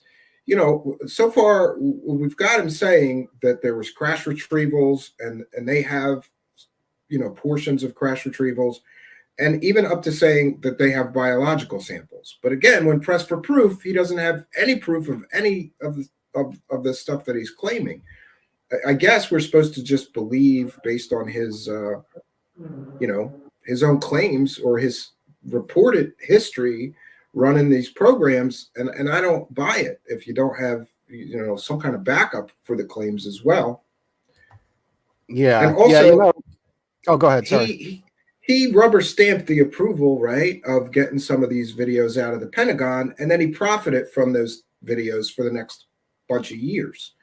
So that's problematic for me. And I want to thank Lee Guy for kind of generous $4.99 saying Lue Kardashian. Yeah, it becomes like a soap opera for some, doesn't it, Manny? Like it's like a soap opera. Like what did Lue say this week? And people follow him from appearance to appearance and talk about him on Twitter. And some people believe that he's like the disclosure savior. He's going to bring us the truth about aliens. And I'm still suspect, especially because, you know, in the UFO world, it has been accepted mythology or belief or whatever that the government has been lying to us for 70 years. And now we're supposed to believe that some guy that worked at the Pentagon quit in a huff, and he's going to come and give us the truth about the aliens and the UFOs. And okay, I'm not well, convinced, yeah, right? There's a few questions people are going to have about that story, and his tendency to just ignore those questions and roll on with his narrative, which is what he does, is catching up to him, because he's just kicked the can so far down the road with all of these questions that they're all piling up now, and people are saying, what's going on, man? You have to slow your roll down a little bit. You know, we've all heard the UFO stories. What possibly new could that guy say that he hasn't said over the last 4 years?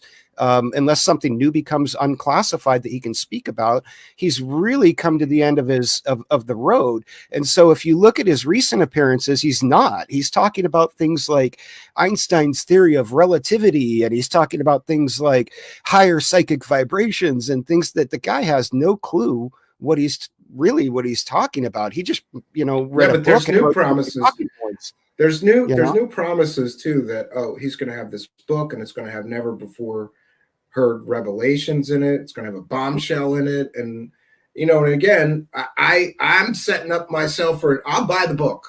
But I'm sure it will. Set myself up for a nothing burger, because you're right. He's had 4 years. Why would he wait?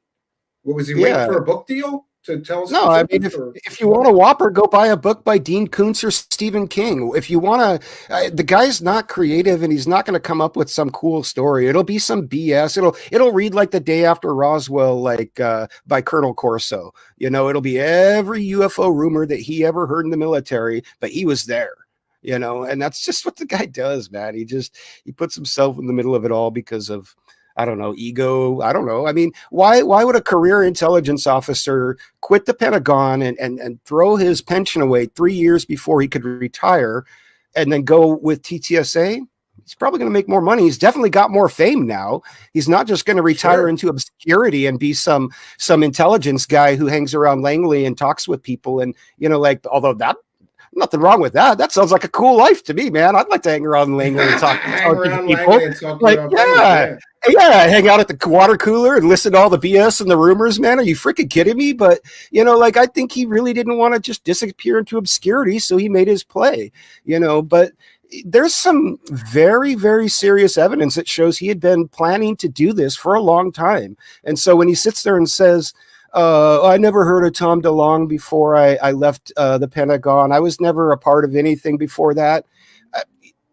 I would go so far as to say that those are lies.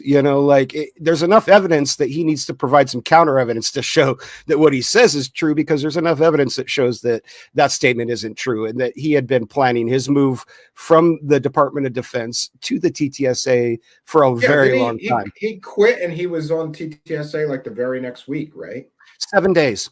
7 days after he tendered his resignation was the press conference, which the day when they first came out, I thought was suspect. I was like, how did they put this together in 7 days?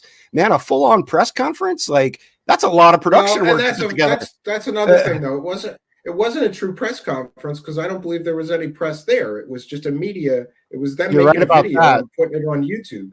So that's partially, and that's the press conference where they promised everybody a spaceship, Manny. I want to ride on the spaceship with Lue Elizondo and Tom DeLonge, but nobody's allowed to play Tom DeLonge music on our ride.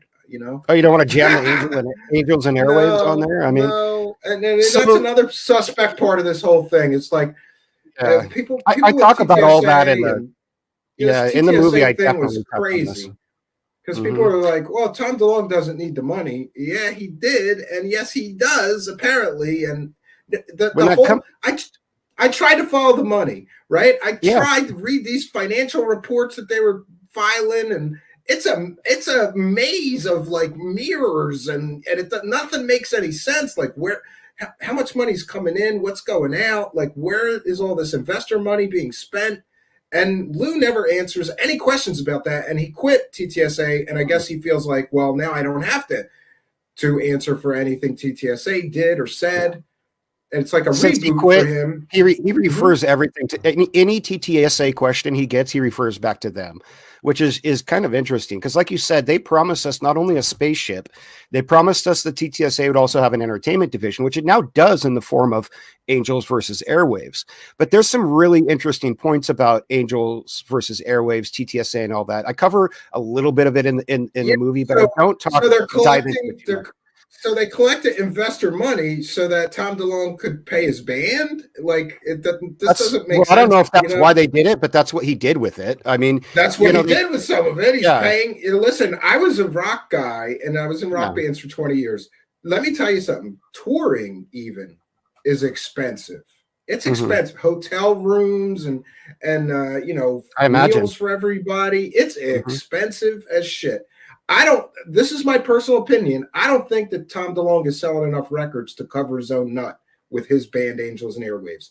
Now, that's my opinion, but I do have 20 years in that world, so I think I have an informed, bit of knowledge on how this works. And it's even worse now because there's very little money now. There's no money for records. All the money now is only in the fee you get for performing.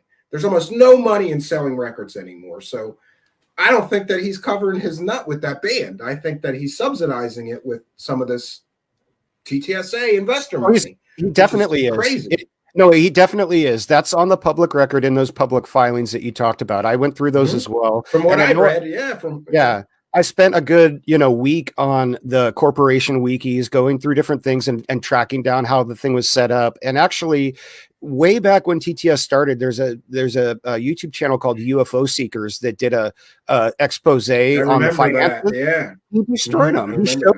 He showed them that what Tom DeLonge had done was balled up about, I think it was $240,000 of his own personal debt, dumped that into TTSA, and then gone public, so that the company started in the hole with this personal debt.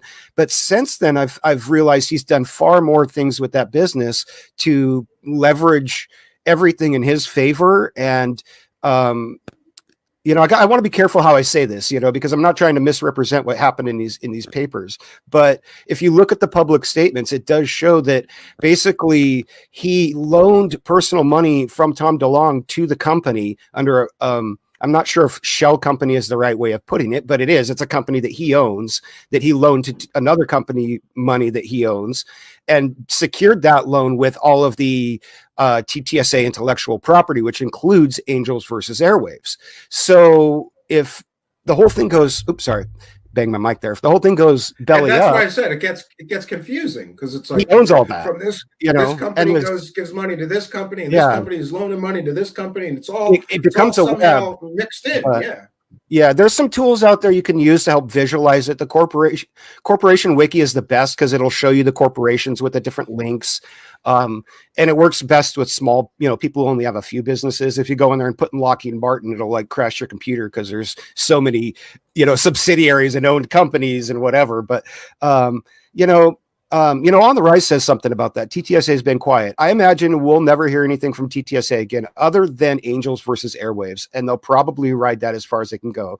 Or there might be. I think there might be a couple of new books, or maybe another documentary. Oh yeah, sure. There could be something like that, but we're not going to see anything like from Lue for certain. He has no reason to give them anything, and I question whether he has anything to give them or could get anything to give them.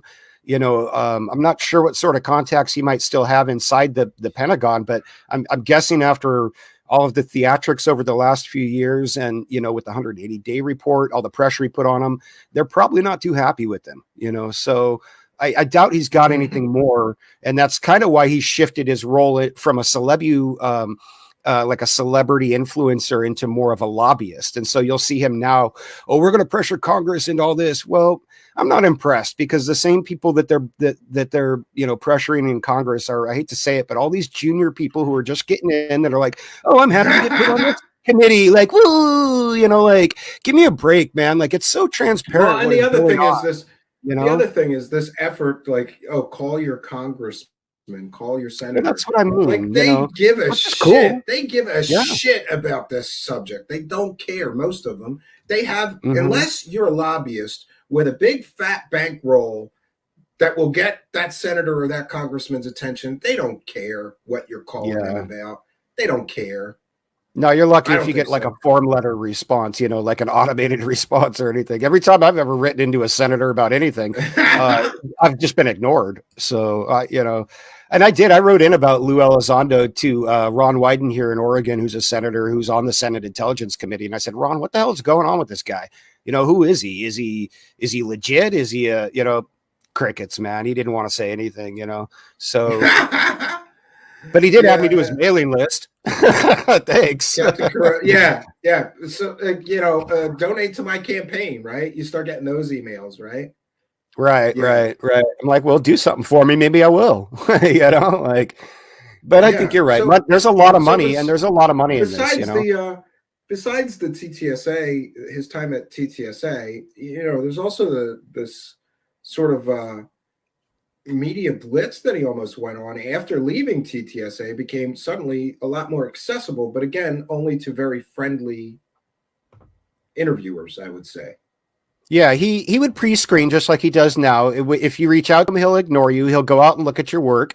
If you're friendly on him, then he'll contact you back. If you're not, if you're questioning in any way, you get nothing. He just ignores you, and it's just, that's what happened honestly, to me. Yeah. it's childish and it's rude, and it just shows how he wants to pretend like he's someone that he's not, like he's some big celebutant, like he's some big, like there was somebody in the chat who was like, Elizondo 2024, like, give me a break. This guy's a poser, man. I'm sorry. In his own words, he is, and I'll prove that in the film. Watch my movie. You'll hear how in his own words, he admits to you all that he's full of crap.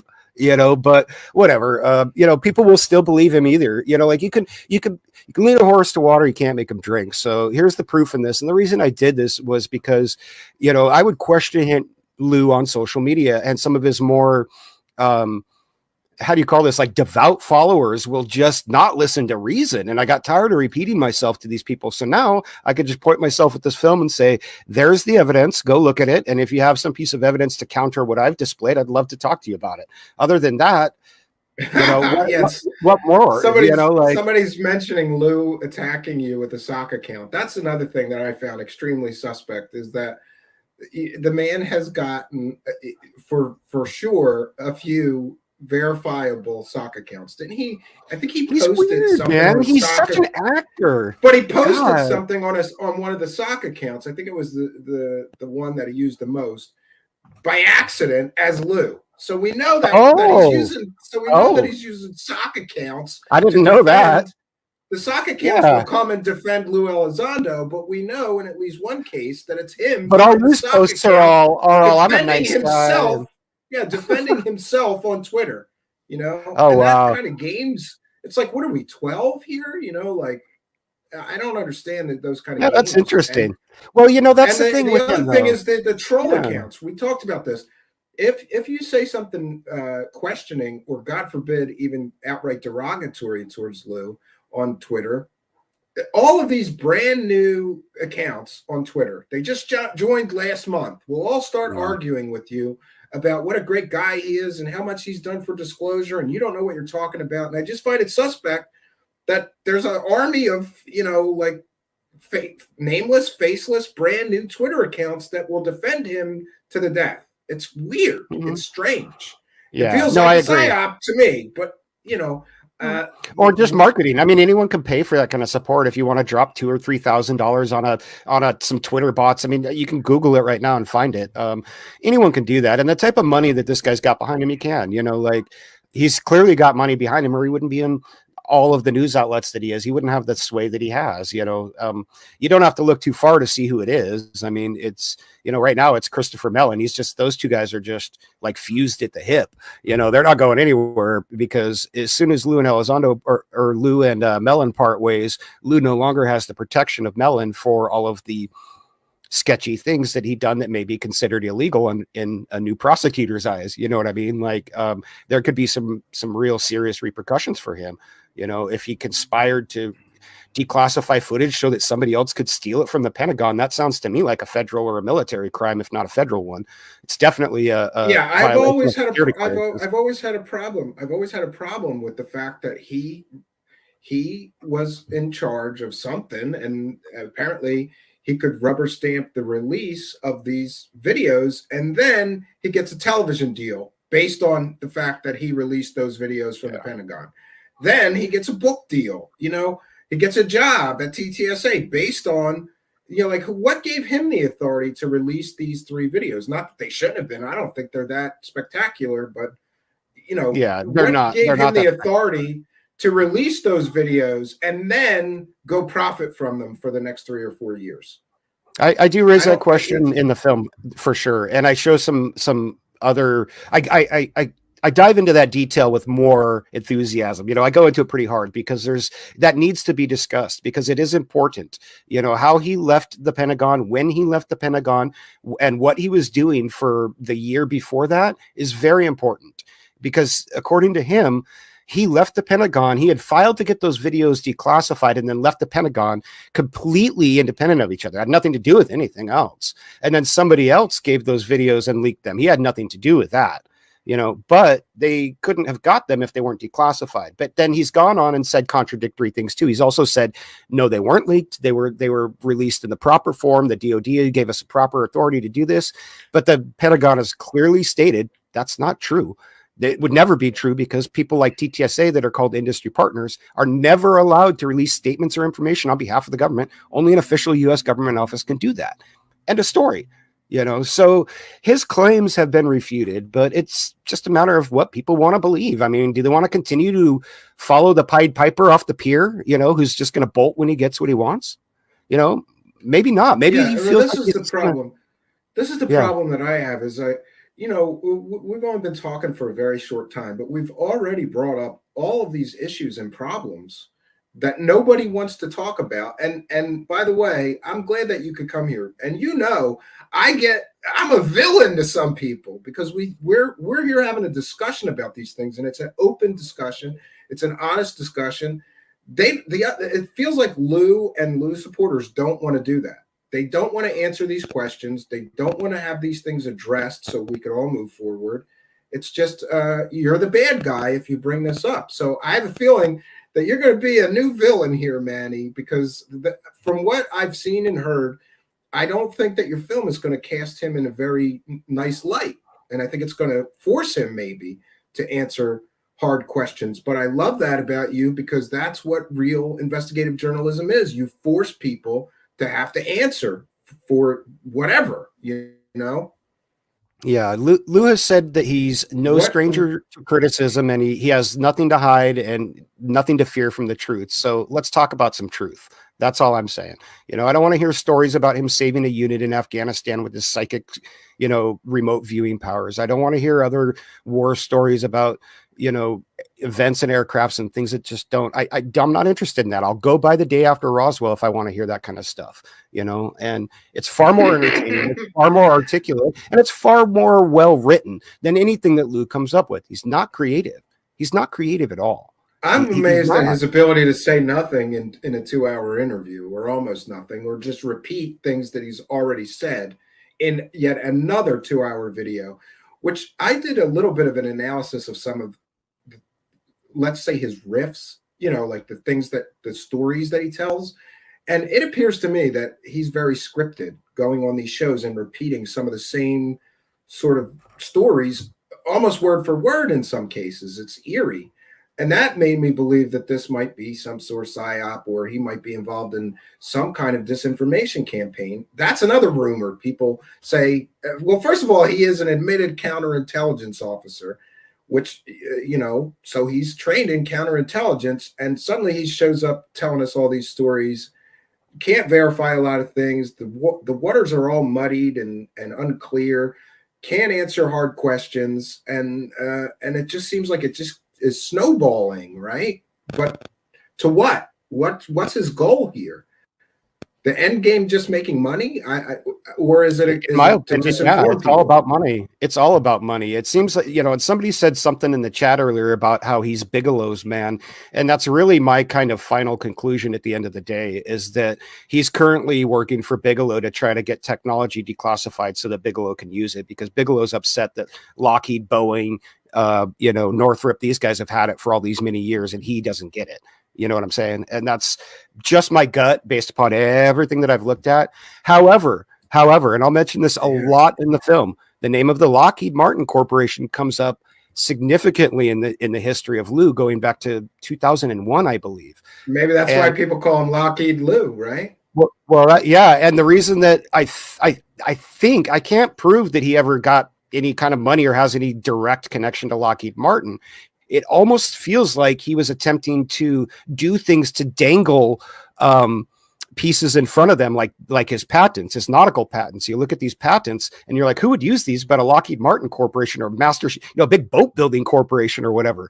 And so I feel like he was trying to put a carrot in front of them, hoping they'd bite, you know, but I don't think they did. I think he got jaded, man. And when he got close to retiring into obscurity, like I said, with a military pension at whatever rank he was at when he was, he was only 3 years away from retiring when he pulled this stunt. And I don't think it's, a coincidence, all the other moves that were in play at the same time. There was, some very important So just to be clear, things like that we got let out of, and geopolitical what? Yeah. Go ahead. Sorry. Just to be clear, because I'm a little unclear on this. If he resigned 3 years before hitting his pension, does that mean he doesn't get a pension then? I believe he'd still get a partial pension. I don't think he might have to wait till those 3 years are up and then get a partial pension. But maybe he was I don't 3 years forfeit all of it. Yeah. Right. Yeah. I believe 25 years is all of it. Right. So he quit at 23 years and or 22 years, I believe, and could have retired, at 25. But again, I think it was more, it's interesting. I think it was more about the, retire into obscurity and go fishing and ride my ATVs all day, or become a, UFO Lue Elizondo. And so now he just rather do that. But, when you really look at it, none of it holds up. I mean, none of it. There's nothing that he says that holds up, because the source, like I said in the promo, is always Lue himself, and it comes back to him and his word. So if you trust Lue at his word, cool. But somebody who I've caught in, 3 hours worth of lies, pretty much, I have a hard time taking at their word unless they build trust back up. Like when somebody lies to you, it takes a while till you trust them again, right? Like, isn't that how it goes? But yeah, Lue doesn't care what I think. Some people have suggested to me, some people have suggested to me, like, well, why would he do that? Why would he quit a good government job to make money? There's not that much money to, he can't make that much money doing this. And I'm like, you go talk to like the people who run Contact in the Desert and find out what some of the people get to go to a conference and talk for 2 hours. Some of those people get $15,000 for one conference appearance. One. Maybe it doesn't need to be a lot of money. Maybe it could be just enough so that he doesn't have to go get a job at a supermarket like he likes to throw around when the government threatens his security clearance. He's like, I'm gonna have to go work at a supermarket just to pay my bills. Yeah. Is there any proof that the government threatened his security clearance, or is it, or again, are we just taking his word for it? It's his words, just like everything else. Yeah. We didn't see like a letter threatening him from the government to shut up, or no. And that could be on part TMZ, of the mythology he said too, Yeah, on TMZ, he said it was an old commander of his or something that had called him up and said, hey, we need to talk about this. This is crazy. What are you doing? Come talk to me, or it'll threaten your security clearance. And then, but this is, Lue doesn't ever just say the sky is blue. He'll be like, I went outside today and it was a meanderish sort of a bluish, greenish, orangish, purplish water that fell on my face. And you're like, Lue, the sky's blue. Just say it, but he doesn't, he just never. Anyways, you know how he talks. Yeah. Do you think that the tides? Some people have suggested that the tides for him are turning, and that a lot less people are going to just, even UFO believers are going to just be on his side and believe him, because more and more things are not adding up with him. What do you think? Do you think that it's going to be harder for him going forward, or is he just going to keep rolling on with? I would encourage those people to go out and do their own independent research. If you really care, then go and do your own independent research, and figure it out for yourself. The reason I put the video together the way that I did was so that people could see the research that I have done, because I do care enough to figure this stuff out. I do care about it. And I want to be educated when I speak. And I want to make sure that if I say something about the guy, that it's true to the best of my research and knowledge, which is substantial. I've done the legwork and I stand behind everything that I've said. And if people want to argue with me, that's fine. But I'd like some proof, not arguments and opinions. You might not, I want some proof. Show me something I haven't seen. Some people are big on that. And, I have a little bit of a pet peeve lately, a new pet peeve is we had this, let's just call it a disagreement with another show host. And they said, you can't do this. And then we provided screenshots of people doing that thing. Films. We've got videos of people doing exactly what they said nobody could do except the government. Then we got 2 on the record Google employees to say that we were right and they were wrong about what the disagreement is about. But they're still going to argue with me, and they have nothing but opinion. They have no evidence to counter our evidence. So I'm with you, Manny. At some point you say, here's my evidence. Where's yours to counter this? Prove me wrong with more than words. And most people won't do that. And that's unfortunate, Yeah, then we just write them off, and I hate to say that because, a lot of people I want to reach are these hardcore Lue followers. I want to tell them like, hey guys, you're being manipulated. You're being led astray. You're being used. You're being used by a guy so that he can get some money or so that he doesn't have to get a job at a supermarket or whatever. I don't know what his intentions are. I used to have a mind reading cap, but I sold it for a beer, a long time ago. So we'll never know, like the guy won't. Yeah. And the other thing I want to make sure that I express to you is that I have tremendous respect that you just said, I'm going to put it all into film. I don't want to argue with people on Twitter anymore. I'm going to have one link with 3 hours of evidence and you come back to me. That's a great idea, first of all. Yeah. And it's also inspiring to me because I would sure like to get into making documentaries. Always wanted to do it. And, when I see somebody else doing it, I go, well, if he can pull this off, no offense. You know what I mean? Though it's great when you have a friend that did it, you go, and maybe I can pick your brain about some things. Oh yeah, man. It's not an easy process. All that editing and all of that, I can't explain, man. And I'm glad you brought that up because I wanted to tell people this. Like this has been a project that's really been in the work for years. It's been in the work since Lue stepped on stage with TTSA. I've been watching him, and the very first video that I put out about that guy, I said, I don't think we can trust Lue as far as I can throw him. And he looks like a husky boy, so I couldn't pitch him very far, and I think that's true. Like I stand by that. Boy. He is, man. The guy's built like a brick house, like could probably just, but the thing is, and people think that I hate Lue. I don't hate Lue. I don't hate Lue. I don't know Lue. He seems like a really charismatic, nice guy. I'd probably love having a beer and a slice of pizza with him and bullshitting and listen to all his stories. Like it'd be fun. It's not about that, but it is about something that's important in this field, and that's truth. When did we lose sight of that? It's about the truth. It's not about stories or what you can manipulate the people to believe or what you can argue someone into believing. It's about the damn truth. And, that's what this is. There's some hardcore truth here based on fact, not opinion, fact. So I hope people really want that. If you're a hardcore Lue fan, don't watch my movie. It'll piss you off because I'm going to prove to you and you're going to have some kind of cognitive dissonance. There's going to be a conflict in you because I'm going to provide you with evidence that the guy is not, you can't trust him for anything that he says. The question is, will you believe it? Or are you going to continue believing that the world is flat? It's up to you, Yeah.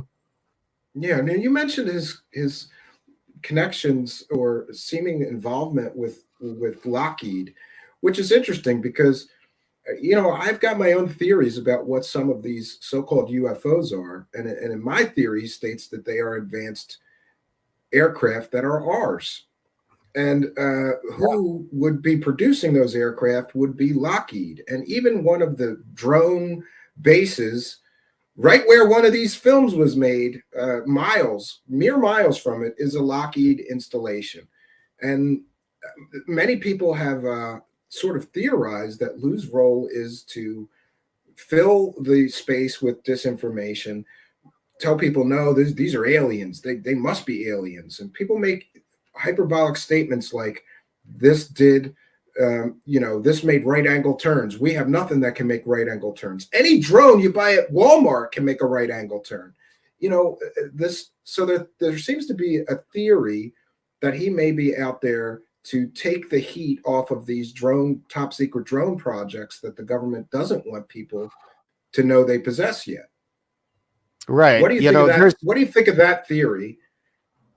I definitely tend to agree with you. And the Nimitz UFO footage, I believe, was one of probably a Lockheed piece that was filmed. And here's something else that I discovered actually while researching Who's Lue, is that Aguadilla, Puerto Rico, right next to Rafael Hernandez Airport, where the Aguadilla UFO was spotted. There's a hotel that's down shore a few miles. It's actually the hotel where Mick West thought that the, Chinese paper lanterns that he thought were, the Aguadilla UFO were launched from.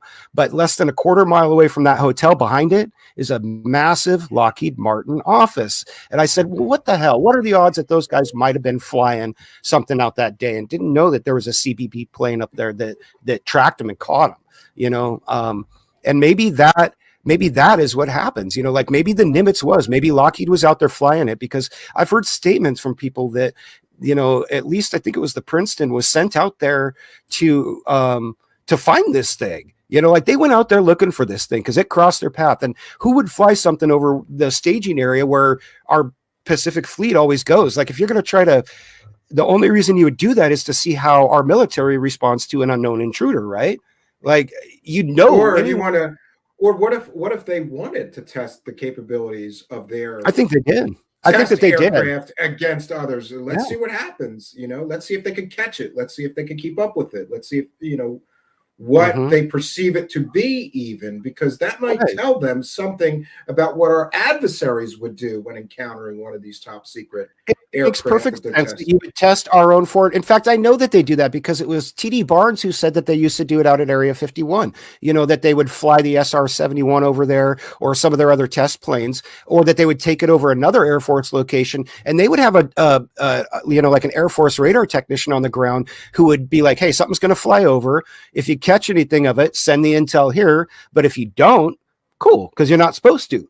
So they do that stuff, and they've always done that stuff, and it wouldn't surprise me if they were doing that out there, either to test the next generation drone or whatever they're testing, or to be testing our next generation radars. They might be testing both. They might be testing foreign response. They might be testing to see what shows up on satellite while they're doing that, But the question is, was it legitimate tests, or are these people that have this technology using it without the military knowing? It kind of worries me that type of technology is in the hands of private citizens, like who don't have an oath and haven't sworn an oath. They got their own Air Force apparently that could smoke ours, which is scary, Right. I mean, if they, that's scary. Shara Lue is here in the live chat, and that's a very good question. I was going to get to that, but can you tell people when your film is going to be finished and where people will be able to find it? You'll be able to find it on my YouTube channel, unless I have some problems on YouTube with it, which, I might. It will also be on my Odyssey backup channel as well. And I do plan to have a web page dedicated to it, which I will put the movie on the web page along with some documents from the movie so that people can go and look at the documents without having to pause the film and look at the screen. You can just go look at the dang documents on the webpage and pull them up and see them, along with links of where I found them, so you can go and find them yourself. Like if you think I'm made them up or faked them, like they're out there. So, this is a research video, and it is, and there's going to be a lot of research in it. And I really do, if Lou's watching this, man, please get a hold of me. It'll be a civil interview, but there's some stuff I would really rather not put out if you can exclude it. And I'd like to ask you some of this stuff, but there are going to be some hard questions. So, tit for tat, it's not going to be one of those walkover interviews. But I hope he does. You're not going to do a UFO circle jerk. You know how much I love those. The thing is, I wouldn't even ask him about UFOs. I wouldn't ask him about UFOs. I'm more interested in who's Lue, his personal life. I want to know when he met his wife. I want to know, like, he says he has 2 kids. Who are they? Like, is he a good father? Is he a cool guy? Like, is he cool to hang out with, or do his friends think he's a jerk? I want to know, I have a lot of really tough questions for Lue. Like, Lue, when did your business Never Ship Empty get incorporated, and in what state? What a deal breaker. What a hard question to ask a man. Like, I should be ignored for wanting to know when his business was started. Give me a break. Like, I'm not going to ask the guy about his work at Guantanamo Bay because, for one, I wouldn't believe a word he said. And there's plenty of footage of him out there saying that. I'd ask him about real stuff that he has no reason not to answer, and he probably wouldn't want to answer it. So, I mean, what are you going to say? I mean, I'll just put it out there. If he ever wants to respond to it, he can make a, FU video, Manny, a response video or whatever. Go ahead. Yeah, I won't some people, I don't care. Some people have gone a lot further in their sort of assertions about Lue. We have Kate Schneider in the live chat. That's Dark Journalist's girlfriend. And she says, Dark Journalist was just showing me an interview Lue did the other day on a smaller channel, and he was lamenting about his haters. But it's interesting that Dark Journalist is calling him a CIA disinformation agent from the very beginning, from the very start. So interesting if that turns out to be the case. Maybe I went that gambit. I thought that at one maybe point. Maybe he got it right, and maybe he's been right all the time, because Dark Journalist is convinced that this is a CIA psyop and all this stuff. It might be. It might be. TD Barnes also talked about the Aurora project and about how that was just a big con to get more money to build the B-2 Spirit. It was basically the Central Intelligence Agency and the defense industry creating this hoax project to get more funding from Congress to finish the B-2, which had run over budget and time allotment and all that. So it wouldn't surprise me if this is something similar to that. Dark Journalist might look into, God, talk to me, man. I want to talk to you off the record, definitely off camera sometime. But yeah, maybe I'll go reach out to him, and then we should talk. I'm trying to get him to come and do an interview here as well. I've been catching up with him in these talks he does with Joseph Farrell and a few other people that I like, whose books I enjoy. Good show. So when do you think that the film will be finished and available for everybody? It really depends. I've got one more phone interview scheduled for tomorrow, and then I'm really just waiting back to hear from Lue, and that's why I've been kind of publicly pressuring him. I'm like, hey man, like, God, I want to tell your side of the story. This story is who's Lue? How can I tell it without his side of the story? But he won't give it to me. So all I got is his stinking webpage, which has got about as much truth in it as I don't know, a Campbell's soup ad or something. I don't know, but what can I do? If he doesn't get back to me, I'll release it in the next few weeks once I get the webpage ready and get the final touches put on it. But what can I do? I can't wait forever, Lue. So if you don't get in touch with me, I'm just going to put it out. I don't want to hear him or his sock puppets or anybody else crying about it later. And I didn't give him a chance to speak his mind, man. Like, you can't just ignore people and be like, oh, I don't have to answer you. Well, fine. After this movie comes out, maybe I'll just ignore Lue. I'll just be like, you know what? I'm beyond you, man. I'm over giving you a chance to speak your point of view. I'm just going to publish my information, and you can pucker up and kiss me where the sun don't shine. But I don't know, whatever. So you think it's going to be you're going to give a release date in the next couple of weeks, though, or maybe 2 to 3 weeks. Maybe 2 to 3 weeks. Okay, so we'll get the full film in 2 to 3 weeks. Maybe we can have a watch party here. Yeah, get the popcorn ready. Anybody can watch it. Popcorn ready, Manny. Yeah, in fact, I say in the movie, share this movie in its entirety. Go ahead. Anywhere that people want to share it, go ahead. I don't care. I paid for it out of my pocket. I paid for all of the research costs. I paid for the web hosting. I paid for it, the subscriptions for the different sites to get the information that I needed. It's all paid for my being, and I don't care. Use it. Take it.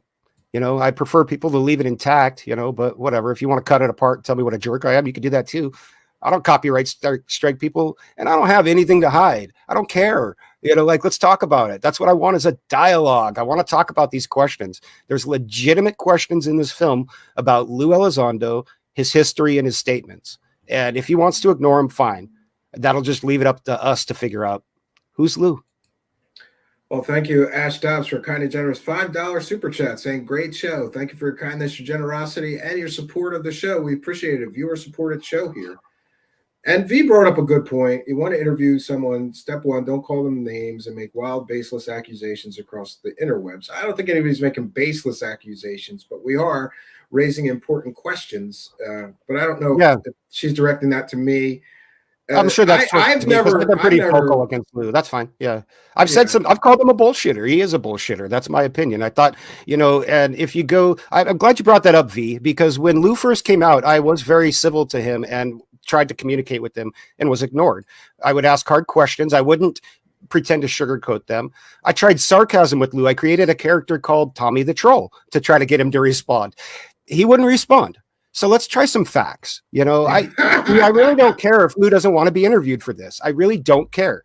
He can say what he wants. No, but when you've said, wouldn't you prefer that you get the interview? Absolutely. I want to hear his side of you, but just so we're sure that you're going to be fair, will you let him watch that, what you got first, and take notes or keep a copy? If Lue and Elizondo then wants do to the sit down interview. with me, if he wants to sit down with me and watch the whole thing, I'll stop at any time he wants so he can make a comment, and I'll put it in the film. I'll put it right in there. Well, I think that's a fair way to do it. I won't even censor it. I'm about the damn truth, man. What? He's the one who wants to manipulate everything. He's the one who wants to pretend that he's someone that he's not. He's the one who wants to portray himself as a whistleblower and a UFO hunter and a super soldier. I'm a guy from Portland who sees through bullshit. That's all I am. I don't care. I'm not a big YouTuber. I'm not a celebutante. I'm not one of these people. I'm just a guy like you, like everybody who's watching this. I'm a guy who's done months of research on this. If you want to see what I got, watch it. If you don't. It's just that simple. No, I, for one, am glad that you did it, because then a lot of the information that you have is sort of stuff that, inconsistencies that have been adding up over the years, and this little point that's important that people miss, and this point that's important that people miss about Mr. Elizondo. But I for one, am happy that it's all gonna be jammed into one thing here, and there's gonna be a definitive sort of resource for people that do have important questions, right? I have been watching him and his story and collecting information for years, so I have a bunch of information, and I don't know that I have anything that that somebody else hasn't already found out there, but I do have a lot of stuff that I haven't seen anywhere else. So that's all I can say about it. I don't want to give away too much, and honestly, it's all in there, but it's still just a set of facts, and it's still subject to interpretation. But what do you do when you ask these questions and you present these hard, these concrete evidence, and people ignore you? I mean, you got to at some point move on and say, well, we have to judge them, even though we don't want to. Like, I'd rather hear his side of the story and hear what he has to say, but I want to see some additional evidence to back up his story too. Because the guy has been found in many different contradictions that would, in my opinion, he doesn't have any credibility. If he told me the sky was blue, I'd walk outside to check. What can I say? Yeah, I mean, and my side of it is that he outwardly, if you just trust everything he says about his background, he appears to be credible. But then when we start getting these problems, like him giving inaccurate information to reporters in the form of it, like he was the source of this New York Times original article, and he gave them completely and totally inaccurate information, saying that his program had $23 million in funding or whatever it was. And that turns out that wasn't the case, saying that he ran the program. The Pentagon later said, no, he didn't. Then maybe he did. Senator Reid said he did. And, all this gets confusing real fast. And I've often wondered if this was just a personal project of his and Harry Reid and a few other people, like, well, let's create a program and use our influence to get some information. But what's interesting is there's no papers. There's no papers. In other words, if he's investigating all these UFO reports and doing all this stuff, where's all the reports? Where's the papers? What do we get for the 23 million? But wait, that wasn't his 23 million. That was somebody else's 23 million. So here we go with the confusion again. But I can't find a report, a piece of paper, something that he did studying UFOs for the years that he claims that he was doing that. And that's just not how the government works. There would be papers. There'd be a paper trail behind him, I would think a mile long, but John Greenwald has tried to find information and come up real short, and me, and I know I've got one piece in here that I'm going to show in the film that shows it's about ATIP, and it does show that ATIP had funding from 2009 through 2010 with provisional or whatever funding. So there was a little bit of money, but it doesn't show how much it was. But it does show that there was a program at least through that time frame. And it does list Elizondo working there actually, as well as Hal Putoff from Bigelow Advanced Aerospace Scientific Studies, whatever past. Anytime there's a program with government money, Putoff is right there with his hand out. He is always right there with his hand out for government money. I trust him. I found one piece that showed that there was only a single bid on the contract for ATIP, and it came from Bass. So the 22 million I don't think it came from ATIP. I think it actually came from OSAP, and it was applied towards ATIP, and they did have approximately 10 or 12 reports that they put out. It was about, that's where, if you remember, there was a little blip on the radar in the media about it, and it was the traversable wormholes and cloaking devices that the U.S. military was studying. Those were the this reports. was that was part of the crackpot research, and I'll call it crackpot research. I don't care what anybody says. I think that was all Eric Davis. That was Eric Davis involved with that as well. Yeah, and they were kicking that from ATIP or OSAP to Bass. That was just Terry Reid scratching Bigelow's back, who was a contributor of his. They're buddies. They live in Vegas together. Blah blah blah. Whatever. A lot of people say that that's a no bid. I want to contract. talk about Harry Reid. It was a sweetheart deal, though, for sure, for somebody that nobody else got to bid. Nobody else even knew no bid. that you could bid, right? Mm-hmm. Maybe MUFON would have bid, or some other UFO organization would have bid to do that for the money. But nobody got an opportunity to except Bigelow. So no bid contracts are kind of sketchy always, because you could charge $25,000 for a hammer and there's no one there to bid on you to compete. That's why people do, Yeah, it's exactly why they do it. It's no strange game, and that's why I say, that's not a game that Lue would play. That's the game that somebody else plays. That's above his pay grade. The guy's not, he's not that. I thought, like dark journalist, I went through the CIA bid at one point, and I was seriously like, I had backed up all my files on Dropbox. I was like, man, someone's going to come in and take me out. Like, this is not good. I need to get some public exposure on this. And then I woke up one morning, I was like, you're a freaking moron, man. There's some pieces that I saw, and I was like, no, Lue wants to be, but he's not. He does. So but paranoia is part of conspiracy land. You know what's so funny? I have this cabin in the middle of nowhere in the woods, and there's a dirt road leading to it. And I kept seeing, and it's a throughway, like it'll go to another dirt road at the end of the road that you can turn right or left on. But I kept seeing this dark SUV with tinted out windows and everything. And I couldn't catch the plate. Every time I would see it, it would go down the dirt. I was convinced. I was like, there's feds. My neighbors were convinced. Feds are watching you for some reason, Steve. There's a freaking, they got to be FBI or something. Look at this SUV. A bunch of us were convinced it was feds. No, my neighbor down the road got a brand new SUV, black SUV with tinted out windows. But for like 2 months, we kept seeing it going, the fucking feds again. Is that the feds? Who is it? And what are they doing here in the middle of nowhere? How did they find me? Yeah, that's all bullshit. Well, that's funny. You bring that up, and that reminds me of an article one of the first articles about Lue that I found, because when I started this research, I went back to Google and started to find the first time that Lue had ever been mentioned, and went in reverse order, from chronologically. But one of the old articles, one of the first journalists that he tried to kind of solicit with this TTSA story with all the footage and whatnot, basically was like, they said, when I first left the interview, I was like, holy crap, what is this guy? What am I in? And then they said, like, at the, on the subway home, I realized this guy was completely full of it. Like he was sitting with his back to the corner, pretending like there might be someone walking in the door to shoot him, or, like he had this weird, it was this weird conspiratorial man with a Billy Goat goatee. The article was just amazing. I was like, wow, this guy saw right through him. And what was interesting is that was, right at the beginning of Lue coming out. So, like, it seems like he just shopped around until they found reporters, Knapp was there from day one, but the media didn't really bite to Leslie Kean. Leslie Kean is into some wacky stuff, and she has straight covered absolute now proven and provable hoaxes as real and genuine in the past. So I don't really have much trust for her. She's, of course, would be friendly to any narrative that he was telling her. Well, that explains a lot. Yeah. She's done a lot of wild stuff and hoaxes she's covered and things like that. Yeah, so that's what really sparked people off. Keep asking where they're going to be able to see your new film. It's going to be on the Area 503 YouTube channel. That's where he'll be hosting it there, due out in 2 to 3 weeks. Check his YouTube channel, Area 503. I'm going to find that and put it in the live chat. You should also go over there and subscribe to him, because he's doing some excellent work besides this over there.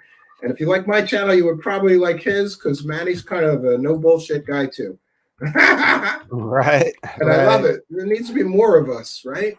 Yeah, for sure, man. Like, and we just got to call it how we see it, man. And that's what we both do. We look at things and you're like, hey, man, this is how I see it. That ain't right. That's all we can do with the information that we have, and I've got all the information that I've got that I can collect pretty much on Lue right now, unless he wants to give me some more, that's where I'm at. So that's where we're at. We're at in this, like it's moving ahead. So let's do it. We have nothing to fear from the truth. This is a quote that Lue said. So let's talk about some truth. We have nothing to hide. Yeah, well, a wiser man than me once said, the only people who fear questions are people with something to hide. Yeah. That's concerning to me too. Like, why not just do a hardball interview, get this stuff all out of the way? It doesn't seem like it ever I don't think he could survive it. I think it would cripple his image, and he's now a public figure, so it's all about image. It's not about reality, it's about image. So as long as people are cool signing on with that, but you might as well be signing on with the latest loudmouth politician, because that's pretty much what he's doing. It's the same kind of thing. It's just like, like we're gonna change everything. He's not changing nothing, man. He's gonna tell you what you want to hear to get your vote. He's gonna do what he wants. It's what they all do. Doesn't matter. Yeah. Did you happen to see this letter too that Chris Mellon put out, like basically saying that the government should give Lue his job back if they start a new UFO program? How would you feel about that? Like, I'd be shocked. Crazy. I want to know why he hasn't lost security clearance for his role in the leak of those videos. I mean, Christopher Mellon in the the Phenomenon movie admits that he bent the rules a little bit to get those videos out of the Pentagon. Well, I'm not sure that national security things are really kind of bending the rules. Those are kind of felonies, so I don't know. The only thing I could put up with, and I do talk about this in the film, is that there is some strong political connections there. And when you add Christopher Mellon into the equation, it makes perfect sense, because the guy's connected back to his, I think, great-grandfather who founded the Mellon Bank of Pittsburgh and was like a judge. And has been, they've been politically connected for 4 generations. I think that's part of why Lue's connected at the hip with him, because that's his political connections. Like, that's going to keep him protected.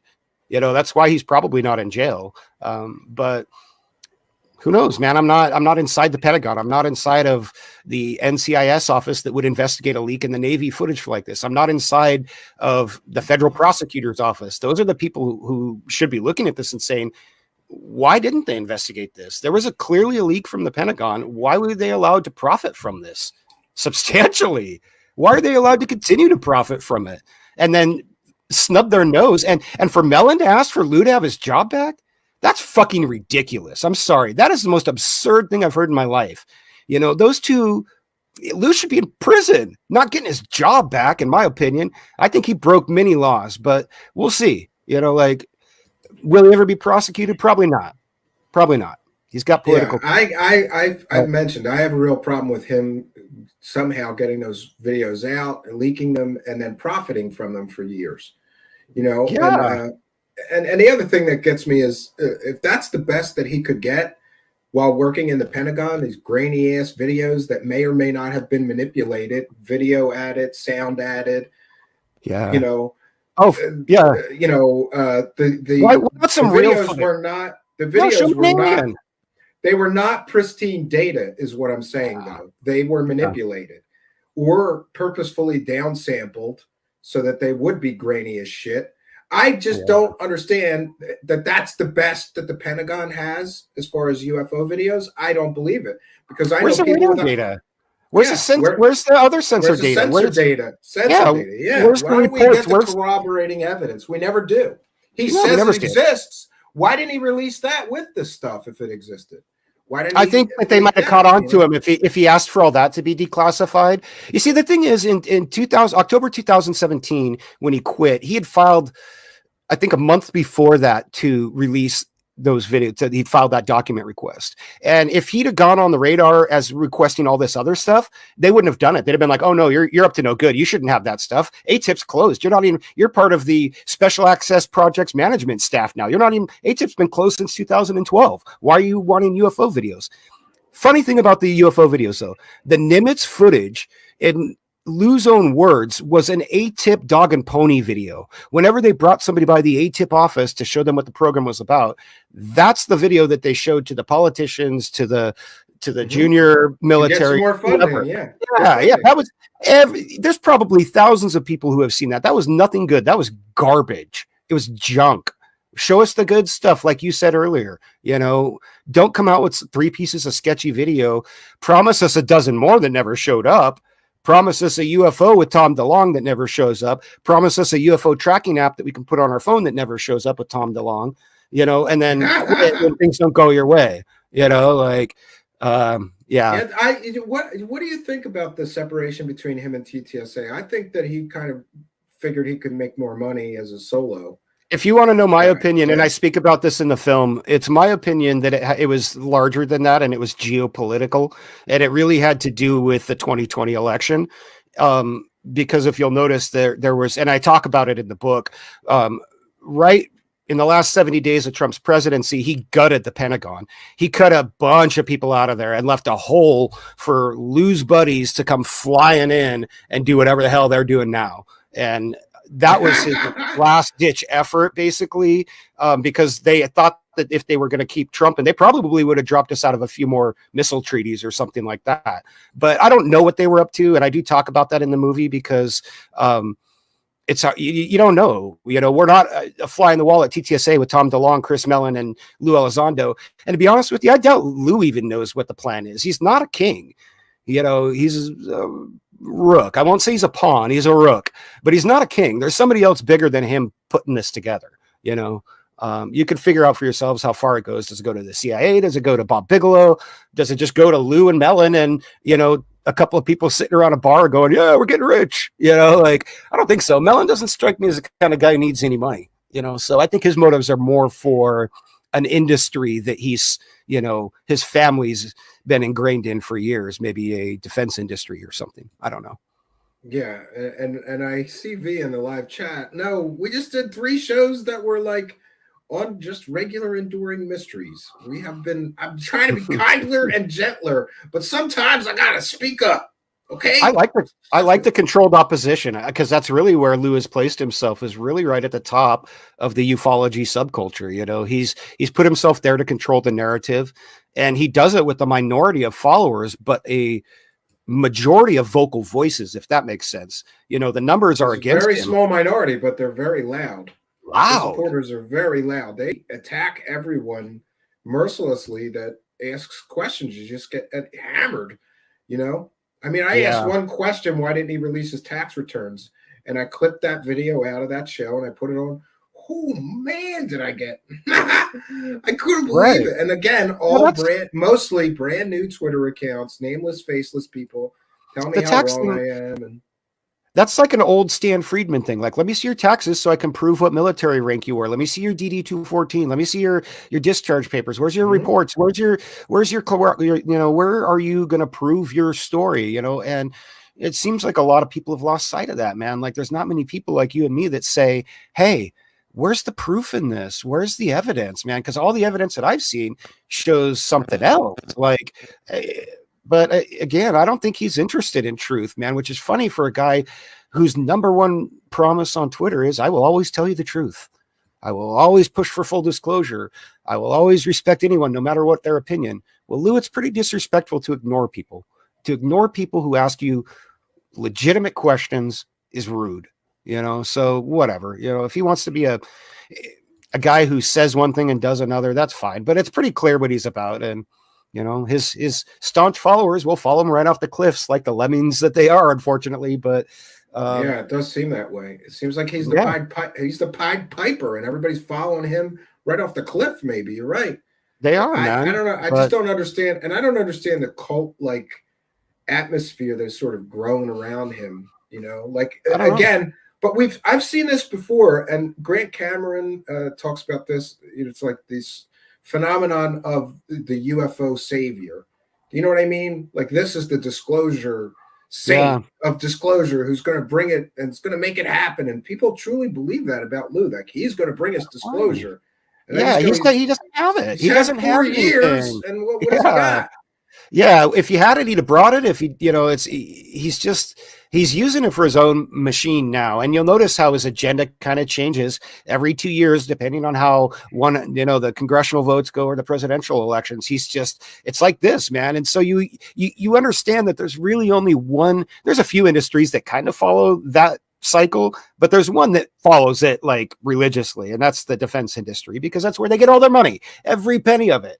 That's where they get it. They don't have any other customers other than foreign people who they can sell money to, So there's been a lot. And, like we could talk about the geopolitics, the taxes, there were some other plays made in 2017 that around this where international arms sales were taxed a little differently, from like a 35% to a 0% maybe, which is kind of messed up, because arms sales on advanced technology is supposed to go back to the taxpayers who paid for that technology to be created in the first place. That's why they tax these arms companies. They're like, hey, you could sell it abroad to our allies, but we're going to take a chunk back for the taxpayers.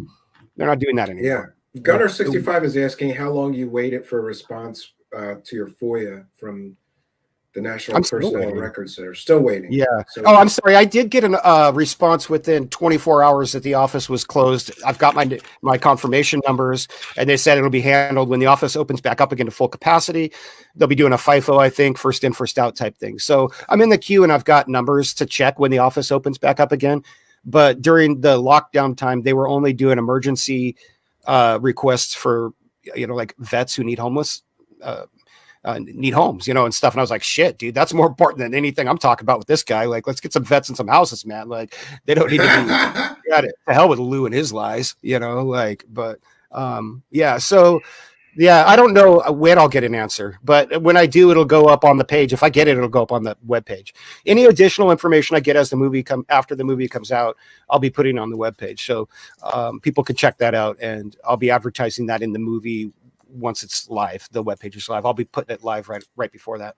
So yeah, so you're gonna have a website to go for this specific project, which is great. Yep. Everybody should be able to find it, no problem. Yeah, and like I said, I'll advertise it. I don't want to push it till it goes live, but yeah, you still got a little bit of hair pulling to get through, right? That final render. Yeah, it is. It's big part. Yeah. The way I've structured my stuff, the final one isn't too bad, but it's all the ones leading up to that with the subparts. Because one of these projects was an hour long, and it was so big, man. Oh yeah, I had a few setbacks here. Like my damned film editor decided to update on me halfway through the project, so half of the project files had to be converted to the new program. New format, yeah, and they completely redid the layout in my editor with this new version, and I didn't know where anything was, which slowed down my workflow to a crawl. Because I'm trying to learn the new layout, and things that used to only take a certain now take 3 clicks. My editor, I turn it off. I'm like, I have it on a DVD install. It's a couple of years old. I put it into a workstation, and the first thing I do is turn off online updates. I like it the way it came out the box. Yeah. Don't mess with it, because they do. That kind of stuff happens. Drives me nuts. Yeah, definitely. I had resisted the urge to click the update, but I'd gone in and out of the editor so many times that I just kind of reflexively clicked to update at one time, and it started updating. I was like, oh God, here we go. Like, what am I in for? So, yeah. Hey, I need a quick break real quick, just a minute or two. Is that all right? Yeah, sure. Yeah, okay. Let me knock you out. Let me know when you're back. Oh, wait a minute. Or make me big screen. Wrong one. There you go. So tonight we're talking with filmmaker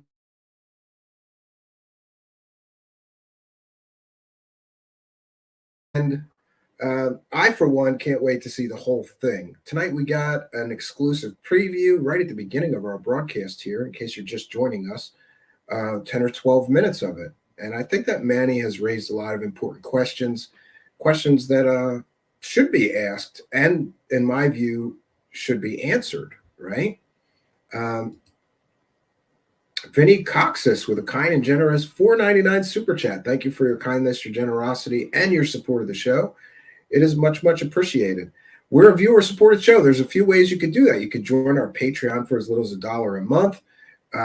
We give extra content, Patreon-only streams, a monthly show journal, as well as all my music gets posted there. Sometimes we post previews of upcoming production videos there, all for as little as $1 a month. Or you could send a PayPal donation.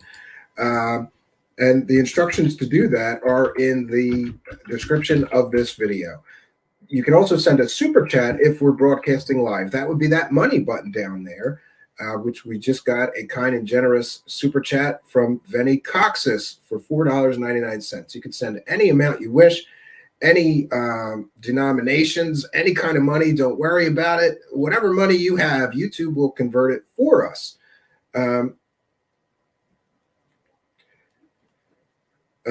Great. So I want to thank David for a kind and generous PayPal donation of $10. And I want to thank Warren for a kind and generous PayPal donation of $25. And also want to thank Alan for a kind and generous $5. Thank you guys for your kindness, your generosity, and your support of the show. Much, much appreciated. We are a viewer-supported show, so throwing a few bucks in the hat really does help us to keep the show continuing forward. And we want to thank and recognize each and every one of you. Unlike some shows, we read every single super chat. So I think that's important to recognize people that are supporting you. I don't understand some of these shows, and it especially bothers me when it's a show that's getting like, hundreds or thousands of dollars in super chats, and they don't even bother to thank the viewers. So here is those are the three ways to support us by throwing money at us. But there is one more way, and that is to like, comment, subscribe, and share. And if you happen to be listening in audio podcast land, please remember that you're missing half the fun. Go on over to YouTube. Put Truth Seekers in the search bar. Look for me, the strange guy with the sunglasses, your host, Stephen Cambion. Smash the subscribe button. Hit the notification bell, and you'll get a notification when we're doing the next live show. And you too can come here and be a part of the live tapings of the Truth Seekers podcast. That's part of the fun. You hear we're taking comments, questions, suggestions from the audience. We love that interaction. So please come here and be a part of it. The other way to help, make sure you leave a comment. Let us know what you think of this show. Like, comment, subscribe, and share these on your social media. It really does help us to continue. There we go. Manny's back. It really helps us to continue this show. So sorry about that. Usually we have a musical break, but I didn't have anything queued up. We're going to wrap things up, though. I don't want to keep you too long. I appreciate you taking the time to do this and especially for giving us the preview, the 10-minute preview of the film, so everybody gets a sneak peek here. Thanks for doing that. Yeah, definitely. You're welcome, Stephen. You've been a great help to me through this project, man. Just having a sounding board to talk to and bounce things off of and whatnot. And I'm glad to come here, man. I'm glad to talk with you about this. And we'll talk more after the film comes out, because I'll be a little bit more open about what I'm talking about. Everything will be out. I don't want to give away the spoilers right now, and there's a few spoilers. There's a few really good pieces, including a whopper right at the end. So I hope everyone out there gets a chance to check out the movie when it comes out. And if you want to help try to put some pressure on Lue, go out to my Twitter and follow me on Twitter. And when I make my requests, and use the hashtag Who's Lue and ask him to, be interviewed, like that post, retweet it, get it. The only way that he will ever respond to people like us is if we get some pressure on him, because he's proven time and time again, like you said earlier, Stephen, he won't come on shows that are questioning. In the film, I call it a scratch and sniff tactic, where you scratch them and see what they're made of. And then, okay, I like this one. I'll go over there. I won't go there, and that's exactly what he does to people like us. He'll go on a show that's got 10 people watching it and, 300 subscribers, but he won't come on your show and answer some hard questions. And that's probably why. And you know what? I just wanted to say in clarity, I have made it my policy that we will always be respectful. We might ask hard questions, but I've had some people here that were like, I didn't vet enough, and I just shouldn't even have interviewed them, because some of their stories were just too wackadoo and wild and out there and no evidence. But we were very respectful, and we always are, to everybody that comes here as a guest. We try to be, Yeah, absolutely. And people have been downright just nasty to me on social media in responses to Lue, you know, defending him, some of those people you were talking about. And then they sit there and say that I'm a jerk for the way I talk to him. And I'm like, I just don't get some of the hypocrisy that's out there, but I don't care. I'm just like, whatever. People are just people. They can do what they want. You know, but and also, Manny, it has something to do with a little bit it has to do with just how men are, right? Like, you know, I like men that I can talk to like men. You know, some of these kind of people that are like, you know, really easily offended, or, you know, like, I want to be able to look, I'm a man. I can talk like a man. You're a man. We can talk like men together. Luke can take it. Military guys are, you know, they can take a little bit of a ball busting. They, you know, they can talk like men. Military guys talk like men behind closed doors. So I don't understand people getting so offended when you just ask some questions, right? Right. You know, and it's a debate tactic to feign, you know, that kind of, to fake that sort of offense. You know, you're like, oh, I don't like what you're going to talk about. I'm going to twist it and to make it seem like you said this. And it's just, it's so basic and draining. And people just love to do that to you on social media, tie you up in circles. And meanwhile, where's Elizondo? Why? He says his number 4 promise is to treat people respectfully, but, you know, he lets people do this to other people all the time, and he doesn't tell them, hey guys, don't do that. And that really kind of makes me mad. You know, like, if those were people who watch my channel doing that to someone, I'd say, don't you do that. You know, don't be harassing someone. Don't be bullying someone. Don't and by the way, you know, I have to, don't do it in my name. Yeah, I just had to do that this week because some people were tweeting at people that I cover, like David Wilcock or Jimmy Church or whoever, Emery Smith, and referencing me, like, hey, you know, and I had to tell people, like, don't do that. I don't want you to be do cool, that. man. Don't like, include my name, and especially don't include my name, because the other thing is that people could take that as a form of me directing people to harass people, and we don't condone anybody doing anything like that here. So yeah, no. He should come forward and say, hey guys, people are allowed to ask questions. People are allowed to doubt me. It's okay. I tell people that all the time. I say, let the man answer for himself, man. He's on Twitter. He knows how to type, clearly. You know, like, why does a guy have to hide behind all these people who act like jerks for him and then not disavow their actions? You know, like, not say, hey man, I distance myself. That ain't me. You know, like, and that is a message to everyone out there. If you're that kind of person, don't come around me in my channel. I don't want that crap. I don't want that negativity. I want to have a real conversation, and it'll be respectful.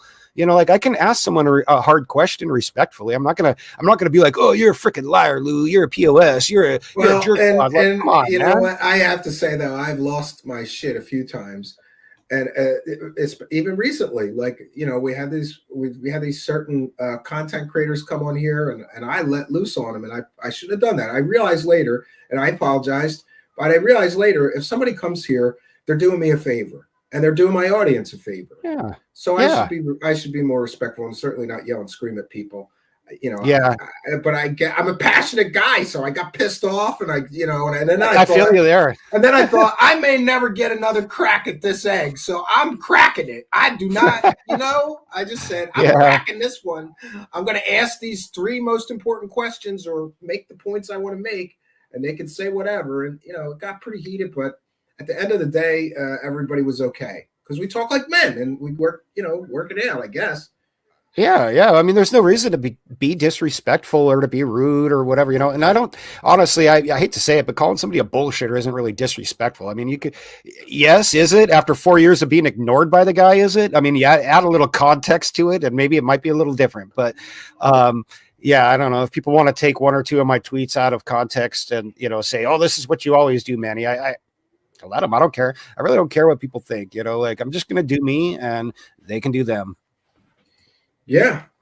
Well, I, for one, am glad that you're making this film, and I can't wait to see it. So hopefully you'll let us know as soon as it's done, because I could do a review of the whole thing here and give people the link, try to amplify your voice, because unfortunately that's another problem in this sphere, which is sometimes the guy with the biggest bullhorn just wins, and then they don't have to answer questions.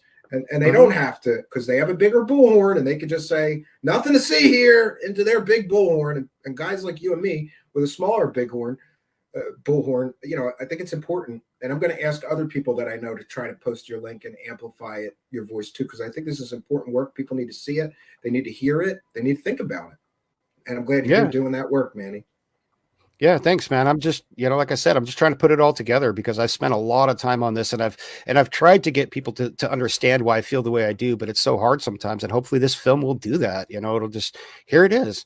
It's a mountain of evidence to counteract the mountain of stories that are on the other side. Because I wanted to say evidence, but there's no evidence on the other side. I mean, there's none. There really isn't anything to back up all of the grandiose stories. I mean, it's just they're just war stories. So if that's what people if you want those, go for it, but if you want any form of truth, I'd recommend not really listening to what he has to say, because he's got his own agenda, and that's the truth.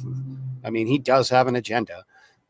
It might shift every 2 years with the election cycles, but it's still an agenda, so. Yeah, maybe people are suggesting that he might get into politics too and run to be a senator or congressman. He had said so in one of his interviews that he might run in the state that he lives in. And I laughed because in the state he lives in, you can get elected for like 20,000 votes, it's kind of a joke. And then that's why we're talking about all these new senators in Congress who are fighting the Pentagon and the UAP issue. I'm like, you fucking nimrods. No, they're not. They're a bunch of rookies who are just being led along by their money. These kids don't know any better. They're just getting these committee assignments because they know that they'll do what they're told when they go in there. That's, I mean, what do you say? Like, it's serious. Like, he might run. I don't know. I doubt, that he could win in any sort of real fair election where people look at facts, but I don't know. I mean, other people have won politics by being lying, just saying whatever you want. So maybe he sure acts like a politician. I mean, ignoring people who question him, only going on select channels that will, cast him in a favorable light. Isolating himself from critiques and reviews, blindly claiming wins when they're evident failures, like his 180-day report. That was a huge win. Nothing. Yeah, it was a big nothing burger. I want to thank Anonymous Rex with a kind and generous $4.99 super chat. He says, great guest tonight. Manny, your work looks great. I sent you an email. Thank you. Well, thank you for your kindness, your generosity, and your support of the show, Anonymous Rex, and I'm sure Manny will look out for your email. Maybe some people, once in a while, somebody will be in the live chat with a very nice nugget of information to share. So maybe that's what that's about. I'm hopeful that you'll get some more useful nuggets. And along those lines, if anybody out there watching this has got some information that they feel would be relevant for this, send it in to me at my email address, realarea503@gmail.com. And, I will look at it, but I do want evidence. I'm not interested in rumors and opinions and thoughts and feelings, really. I want evidence. So let's have something to back it up. I mean, I guess rumors are cool, but, I'd still would like to see a document to support something, I get an awful lot of both in my inbox personally, I get a lot of both. So, well, I want to thank you for joining us. I'm going to throw you out of here, and then I am going to take a quick musical break. And then I'm just going to take questions and comments from the live chat for a little while. But I appreciate you being here tonight. I hope you'll come back once the film is done, especially if I give you a terrible review. This film sucks. Oh, for sure, man. I'll definitely come back when it's out. And we're going to have Manny come and explain why this film sucks so bad. No, I think I'd love it. I'd love it. I can tell already I'm going to like it. So I can't wait to see it. Thank you for doing this important work. And thanks for coming here and giving us this exclusive first peek at it. I appreciate that. Yeah, my pleasure. Looks like there's some people I want to say hi to real quick, man.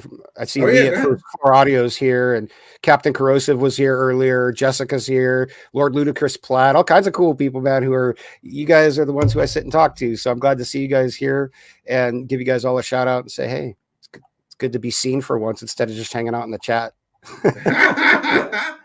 Well, you are most welcome here, friend. You have a great night. All right. Take care out there, everyone. All right, boy, there we go. What a great guest with some important work to share.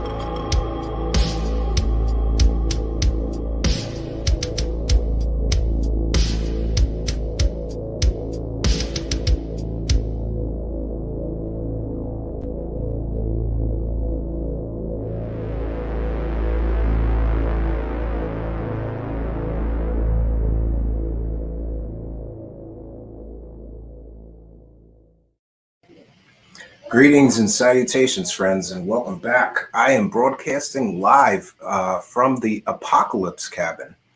And ordinarily, I try to keep my cabin time and show time separately.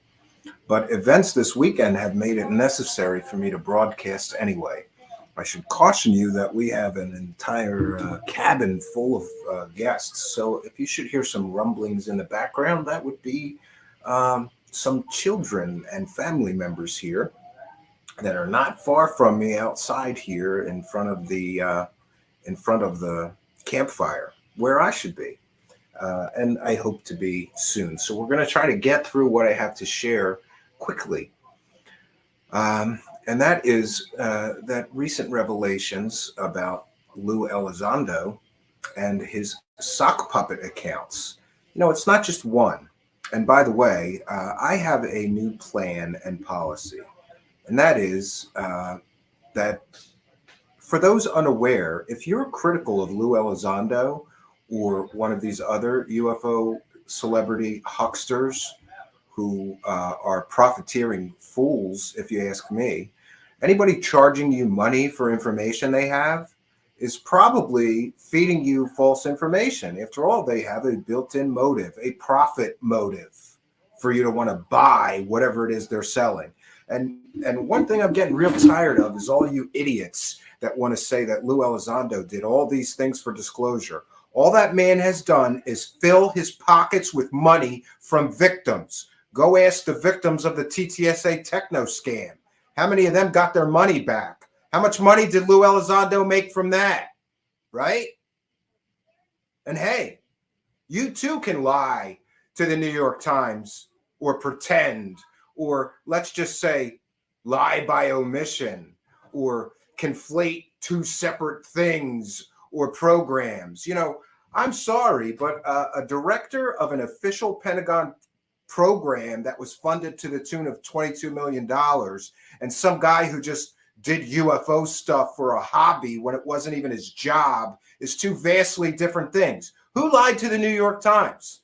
Somebody had to lie to Leslie Keane and Sidney Blumenthal. Somebody lied to them. And who was the primary source for that original New York Times article that started this whole media blitz calling this man the director of a $22 million Pentagon program? We all know now that that program he claimed to run doesn't exist. It wasn't an official program. So what we have is some hobbyist idiot who thinks, I want to play a secret agent. I ran a secret program. No, you didn't. You didn't run an official government program. You even called it an activity in your IG complaint.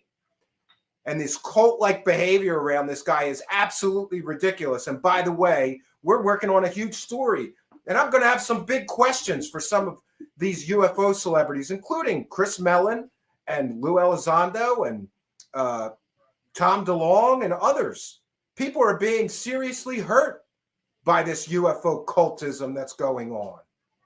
And I, for one, am tired of it. And back to the sock puppet accounts. Lue Elizondo used sock puppet accounts, and it's very clear that he did, because while using the sock puppet accounts, he screwed up several times while using the faceless bureaucrat account. Maybe he forgot he was logged in to the sock puppet account, so he used the sock puppet account to reply to people asking Lue Elizondo questions, right? For example, somebody suggested that he should get a pair of very good wireless headphones, and faceless bureaucrat chimed in and said, that's a good idea. I'm paraphrasing. We'll see the screenshots tonight. That's a good idea. What kind of wireless headphones do you suggest? Faceless bureaucrat, all evidence points to the fact that that was Lue Elizondo. And it makes sense, because all faceless bureaucrat did is spend hours and hours on Twitter every day arguing with Lue Elizondo's critics, arguing with people who dared to ask questions or question his narrative. And now we know that those people who were questioning his narratives were the people who were right. It was right to question his narrative because his narrative was fake. His narrative was false. He wasn't who he said he was. He was not now. He is not now, nor will he ever be who he claimed to be to the New York Times.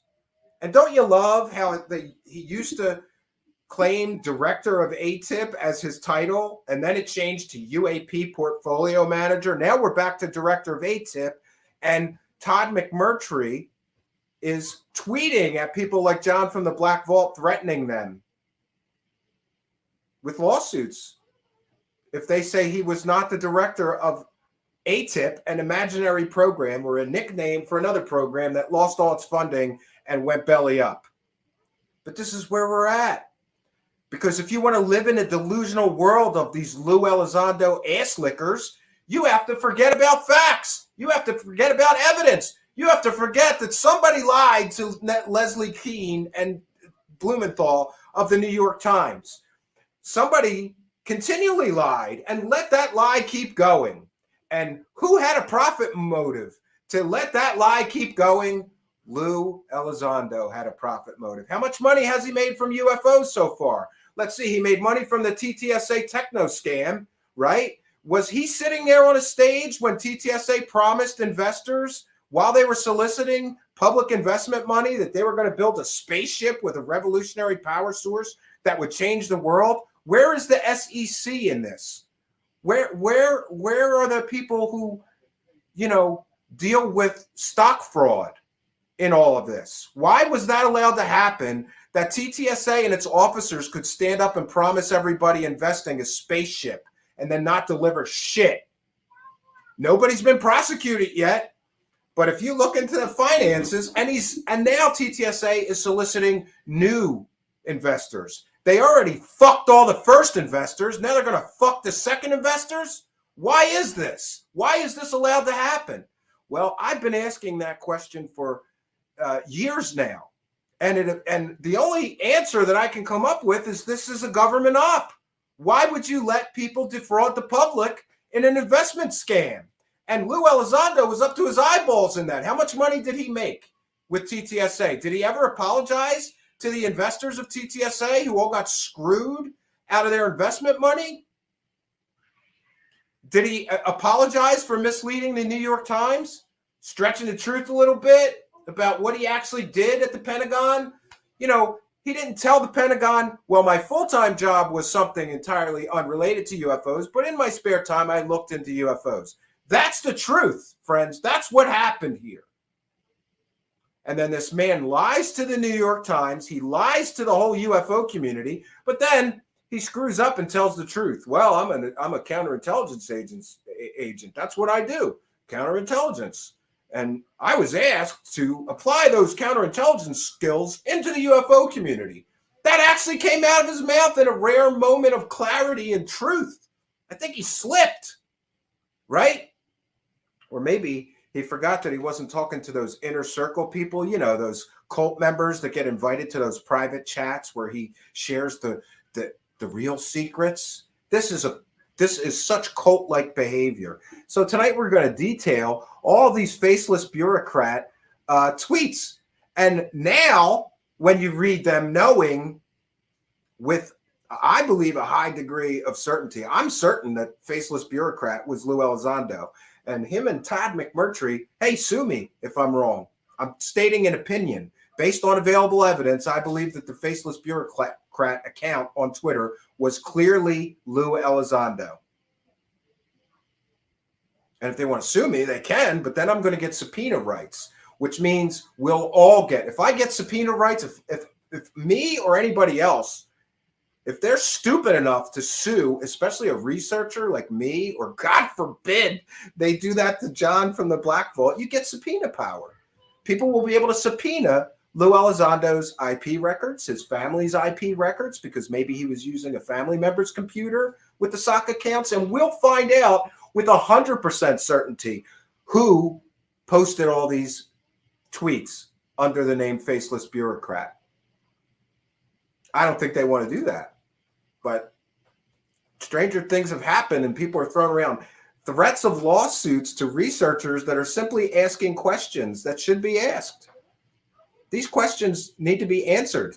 And Lue Elizondo continued to be a coward and hide behind sock puppet accounts. And by the way, yesterday we get the revelation, and this is according to Lou from Unidentified Celebrity Review, he believes based on the evidence that he has available, that the Richard Budd account was Lue Elizondo's wife.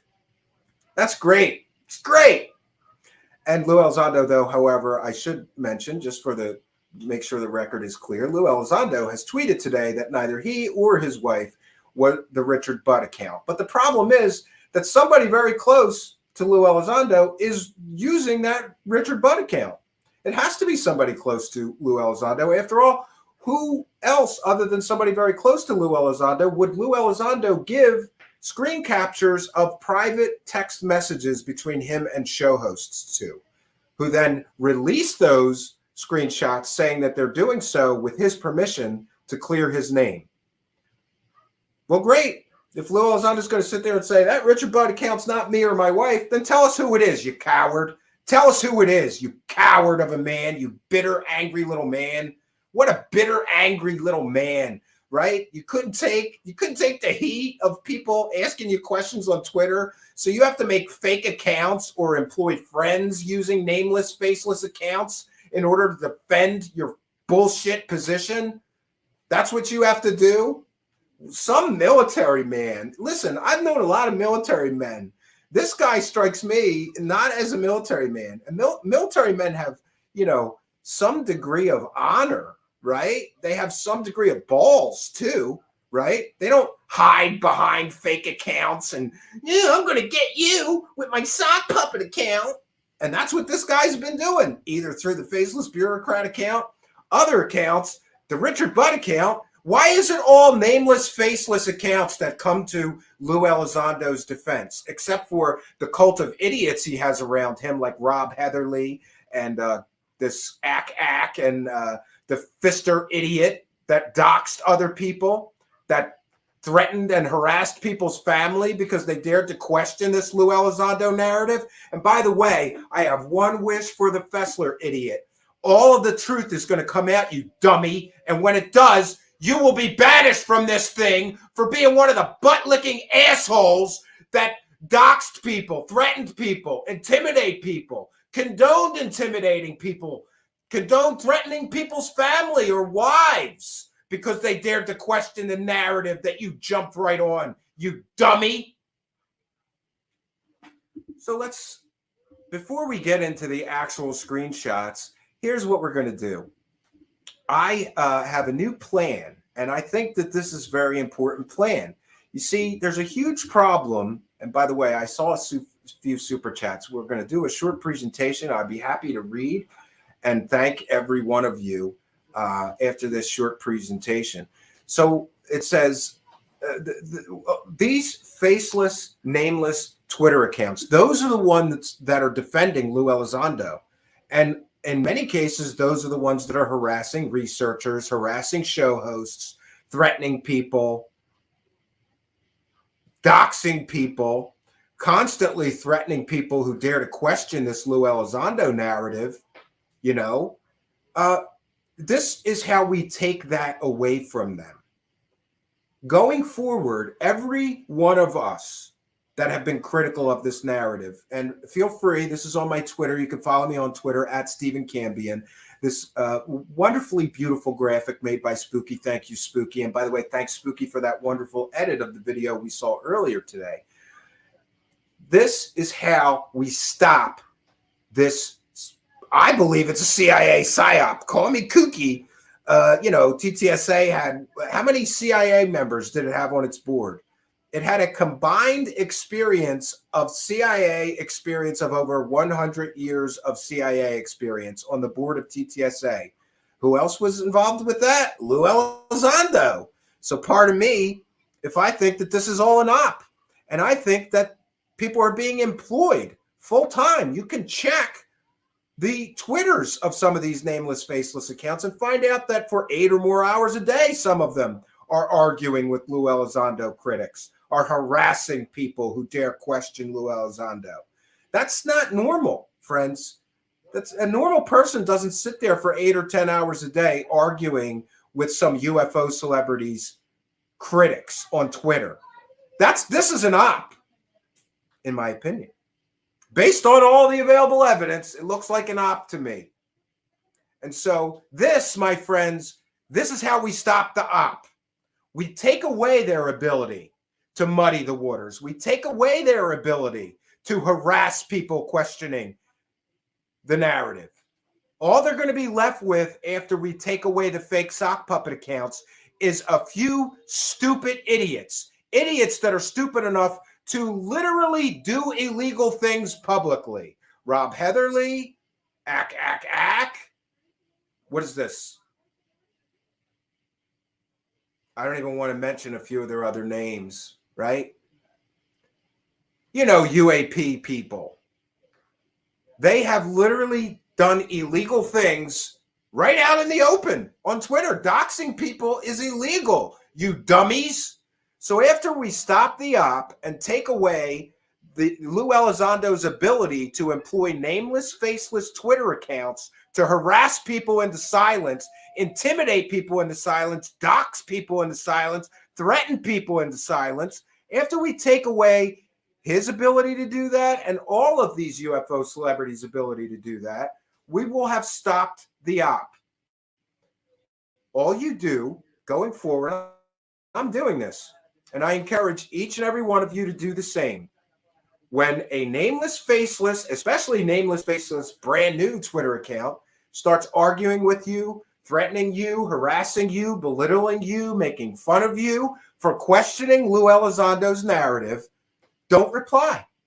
Oh, no, do reply, but just reply with this graphic or a similar one if you want to make your own. This one says, I have adopted a policy of not engaging with nameless, faceless Twitter accounts. And there's a reason we're all going to do this. We're all going to do this because Lue Elizondo has admitted to using sock accounts on Twitter. Well, I'm an intelligence. I gather intelligence. No, you're not gathering intelligence, you coward. You're fighting with your critics because you're not man enough to do it with your real name and real face, coward. So this is what we do. This, my friends, is how we stop the op. It's simple. It's so simple. I don't know how it didn't occur to me before. It's probably because it is too simple. All we do when one of the nameless, faceless sock puppet accounts, which for all we know could be Lue Elizondo himself defending his defrauding of investors in TTSA along with his CIA buddies and Tom DeLonge, or defending him lying to the New York Times, or defending him, I don't know, suggesting to a show host, what if somebody called your mother a hooker, right? Whenever one of these nameless, faceless accounts pop up, don't engage with them. Do not engage with them. Don't give them any information. I just stupidly, one of these nameless, faceless accounts was on a thread with John Greenwald, arguing with me and John Greenwald. We have to give him evidence. We have to give him evidence. I don't have to give you shit. Why doesn't Lue Elizondo, coward that he is, stand up and dispute whatever is in dispute? He doesn't do that. He sends his troll army of idiots out to harass everybody because that's the kind of pussy this man is. He is a pussy, military man. You're a pussy, Lue Elizondo. So this is what we do. We post this graphic that says, I have adopted a policy of not engaging with nameless, faceless Twitter accounts. Because for all we know, that nameless, faceless Twitter account is Lue Elizondo, the pussy, the coward. That's what we do. We take away their ability to harass people with nameless, faceless accounts. We take away their ability to dox people, to threaten people, to demand that we provide more proof when we're the ones that have the facts and the evidence. We're not muddying the waters. We're not lying to the New York Times. We're not lying to investors that we're going to build a goddamn spaceship. You asshole, Lue Elizondo. All right, I'm getting upset. Let's get to, so I really encourage every single one of us should do this, because think about it for a moment. If all these nameless, faceless Twitter accounts that start harassing people, demanding evidence, saying you're wrong about Lue and all this nonsense, if all they get is this reply, then we, my friends, you can join the resistance to this UFO cult-like toxic behavior, and you and me and all of us can stop this op. All right, now we're going to get into the faceless bureaucrat accounts because by chance, they do exist. And I should apologize both to my audience and to the entire everybody, because I'm supposed to be an IT guy. And I swear after Lue Elizondo deleted, I believe Lue Elizondo deleted that faceless bureaucrat account, I tried through various methods to get the screenshots, and I wasn't able to do it, but other people were. And boy, that's lucky. It's lucky that we can go and look through the history of those faceless bureaucrat accounts. And now I want to dedicate tonight's show to Pussy Lue Elizondo. You pussy. What are you going to do? Are you going to threaten to take me behind the barn and beat me up too? I'll meet you anywhere you want. And in fact, if you want to do it like a legal way, right? If you really want to beat me up, we can do it a legal way. I'll pay for whatever you want. I'll pay for an MMA ring or a boxing ring, whatever you want. I'll pay for it, right? Because I think you're a pussy. I do. And I'm allowed to say that. You're a public figure, and I think you're a pussy, Lue Elizondo, because look at this behavior. This is the behavior of a pussy. A pussy hides behind nameless, faceless Twitter accounts. A pussy sends out an army of idiots. A pussy does these things, Lue Elizondo. You're no hero. You're a pussy. So what we're going to do now is we're going to get into the, I guess I can say goodbye to that 27 cents of YouTube ad revenue that we were going to get from this broadcast, but that's okay. I'd rather call Lue Elizondo a pussy and lose the ad pennies. I'm quite okay with it. So faceless bureaucrat, an account that many people besides me have said is Lue Elizondo. Lue Elizondo had a chance to deny that was his account when he was on a show with Unidentified Celebrity Review. He didn't really deny that was his account. And in fact, he confirmed that he does use sock puppet accounts because he's an intelligence guy. And that's what intelligence guys do. And by the way, in my belief and estimation, that's also what pussies do. But, okay. So we're going to go through these in no particular order. And actually, you're going to give me one moment because I'm going to have to make this a little bigger so that I can see it. So please bear with me. And then we're going to get to the other idiot. Oh, there's idiots all around. It's wonderful. All right. Okay.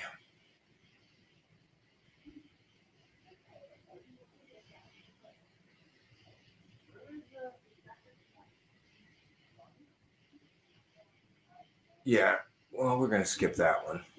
We'll go to the next one. Hold on one second, friends, and I'm going to begin to share my screen here. By the way, these were public Twitter posts. Public Twitter posts from the faceless bureaucrat, right?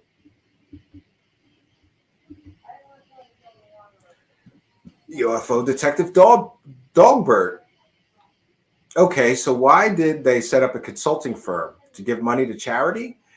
Come on now. These dudes are pushing for alien disclosures so they can position themselves to profit from increased government spending on UAP issue. And yet, we don't even have evidence of even what UAPs are. And here is faceless bureaucrat jumping to the defense of coward Lue Elizondo. Dude, you seriously have absolutely no idea what you're talking about. You must be a Mick West fake account. You are speaking complete nonsense.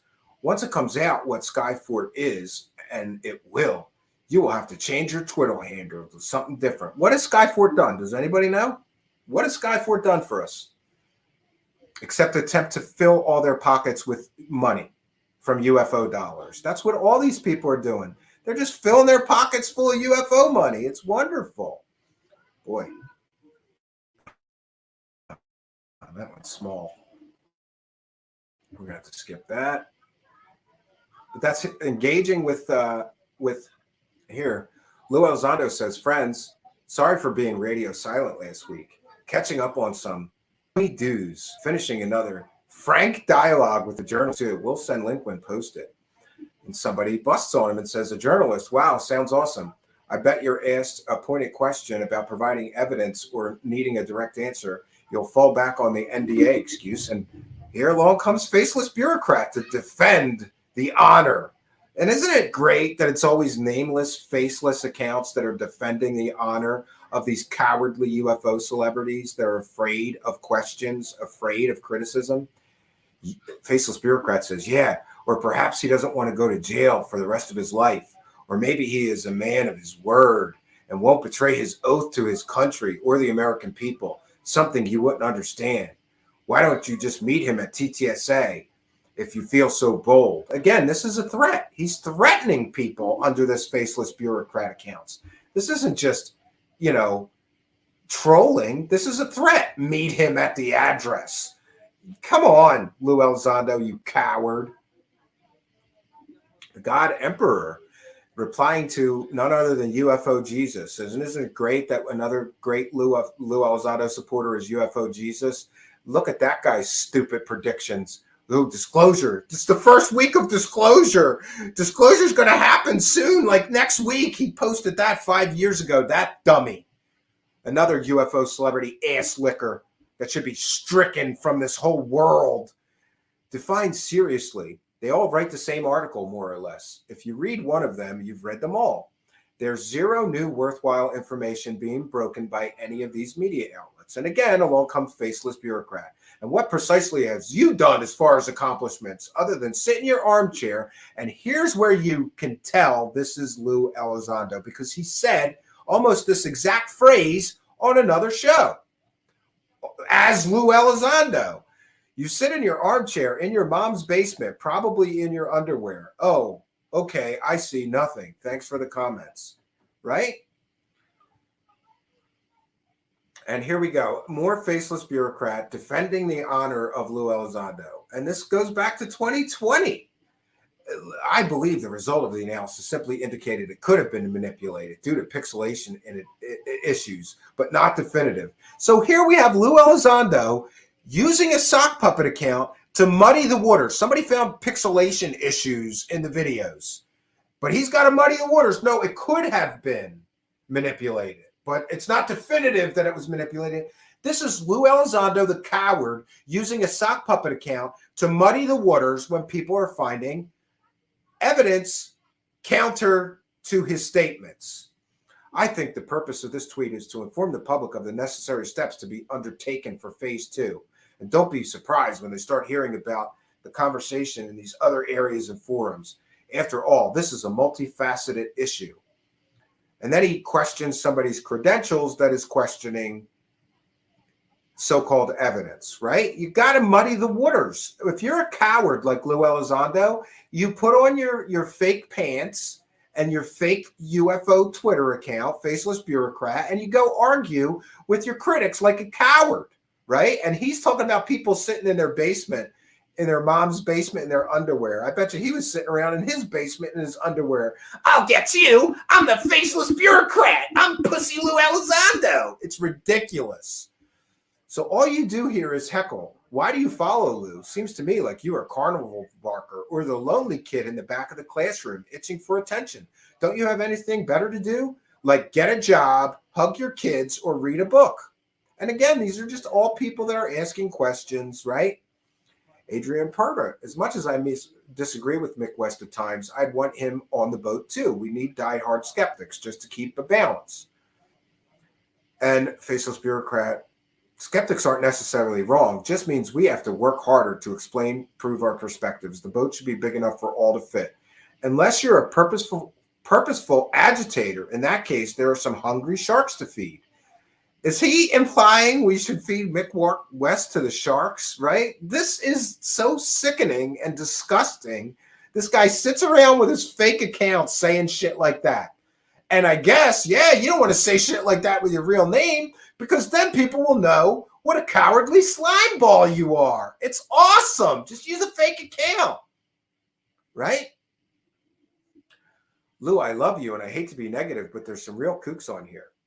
Yeah, but we Faceless Bureaucrat says, we are all kooks. That's why mutual respect is important and why and most of all, communication between camps. One moment, friends. Let me just make sure. So we will continue here in our journey. Lots more to go through. This is fun, right? We get to all see the man behind the nameless, faceless crap, right?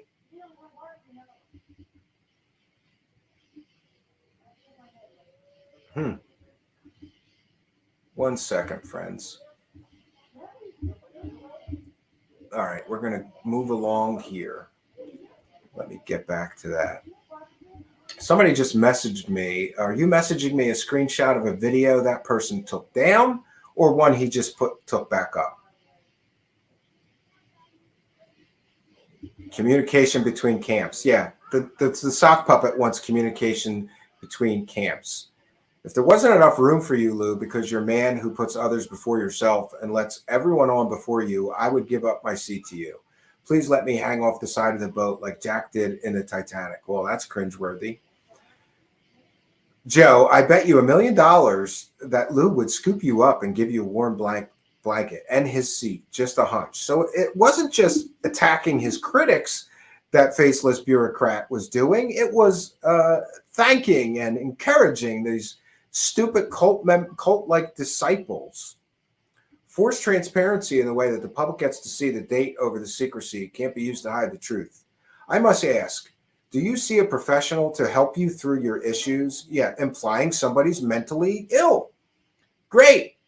Colton, I recommend you go back to playing your Xbox and change your Twitter name because soon you will be the butt of many, many jokes. And again, this is something that Lue Elizondo has said as himself on shows, that these people that are critical of Lue Elizondo are people sitting in their mom's basement in their underwear playing Xbox, right? Even the language patterns match Lue Elizondo and the stories that he uses. For an overview of Carrot UAP monitoring capabilities, here's a memo I wrote from Christopher K. Mellon. Excellent, Chris. Thanks for sharing. Concur 100%, but you already knew that. Yeah, of course Lue Elizondo concurs with Christopher Mellon, the guy who helped him get those videos out of the Pentagon and possibly illegally use them to profit for 5 years now, right? Of course he's going to agree with them. He's got to agree with them on the sock puppet. The phenomenon is indeed real. Ever wondered what face would be Lue Elizondo? Look better than Lou. And I could say that with love. I assure you, I bet you anything. Again. And here he is busting on Mick, right? A lot of what Faceless Bureaucrat did was argue with John from the Black Vault and Mick West. Mick, seriously, please stop the BS speculation and nonsense. You have no clue what you're talking about here. Seriously, you are being absurd and completely uninformed. Why couldn't he say that as himself, as Lue Elizondo? Is it because he's a coward?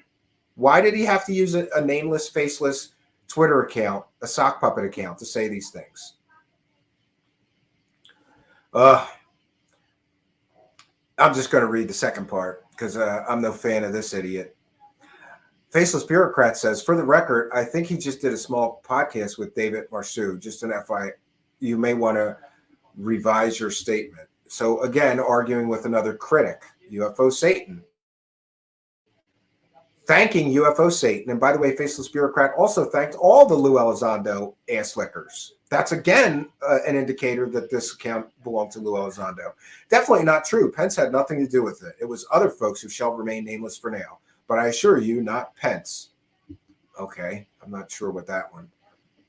Such a witty response to someone's sincere idea. Haven't heard from you in a while. Have you been ruminating on a clever response for this long? Well, it shows. So you reject all three categories, obviously. Again, Lue Elizondo says something. Somebody tells him to shut up. Along comes nameless, faceless bureaucrat to defend Lue Elizondo's honor. Because Lue Elizondo is apparently too much of a coward to do it himself under his real name, right? Oh, James Fox is thanking Lue Elizondo. And here's Faceless Bureaucrat again to thank a supporter of Lue Elizondo. One team, one fight. You are all doing great. Great. I bet Lue will do any media that is willing to take a risk and talk about the subject. He is apolitical, remember? No different than a liberal doing an interview on a conservative show or a conservative doing an interview on a liberal show. Good grief, people. Yeah. And by the way, Lue Elizondo only went on friendly shows. He would not go on any show that asked him hard questions. And the one time somebody did ask him a hard question, he had a hissy fit. And you know what happened, right? Rather be Squidding asked him one hard question, which was, by the way, about this, about the sock puppet accounts he uses. Here we go again. All right. Again, arguing with Mick West. Again, arguing with Mick West. Because Lue Elizondo doesn't want to directly engage with Mick West because Mick West has facts and evidence that makes Lue Elizondo look like what he is, a fraud.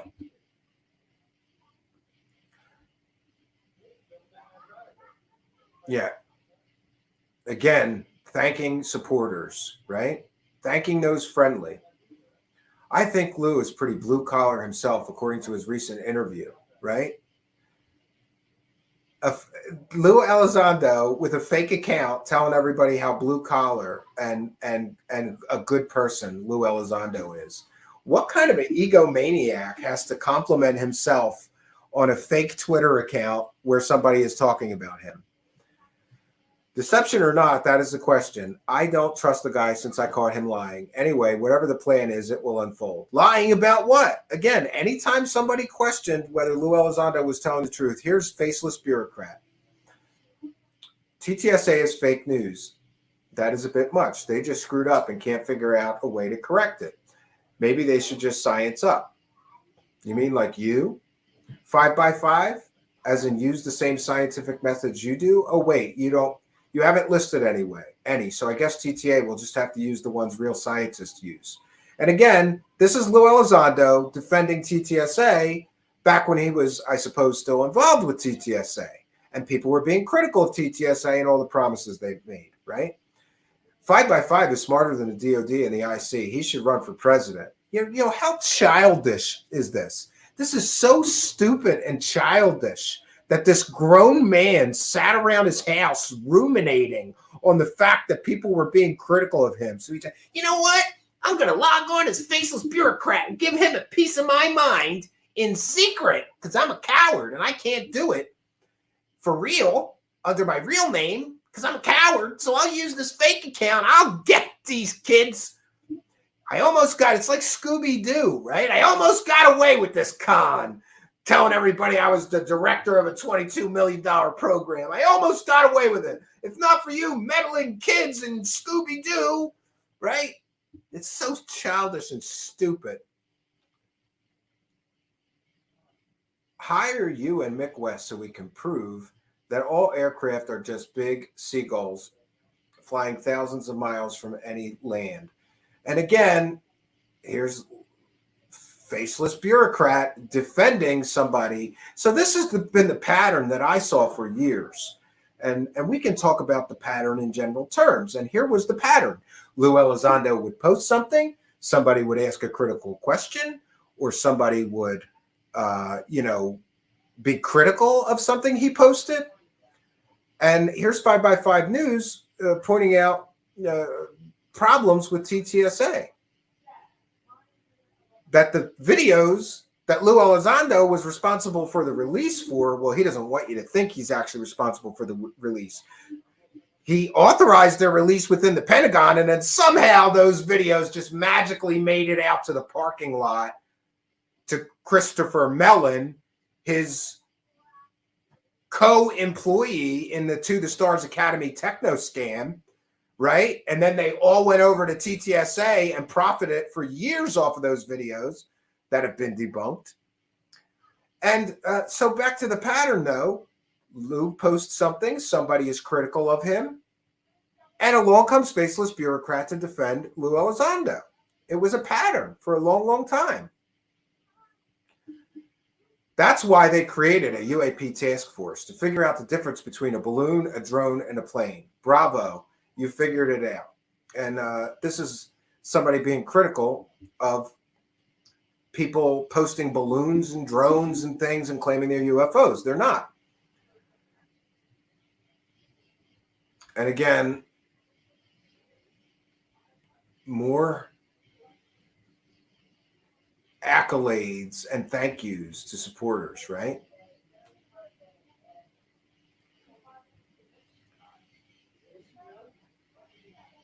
And again, talking to the supporters. Lue Elizondo was too arrogant, I suppose, to talk to his supporters directly. So instead, he had a nameless, faceless bureaucrat account to thank his supporters, because that makes a lot of sense. Actually, just none of this makes any sense.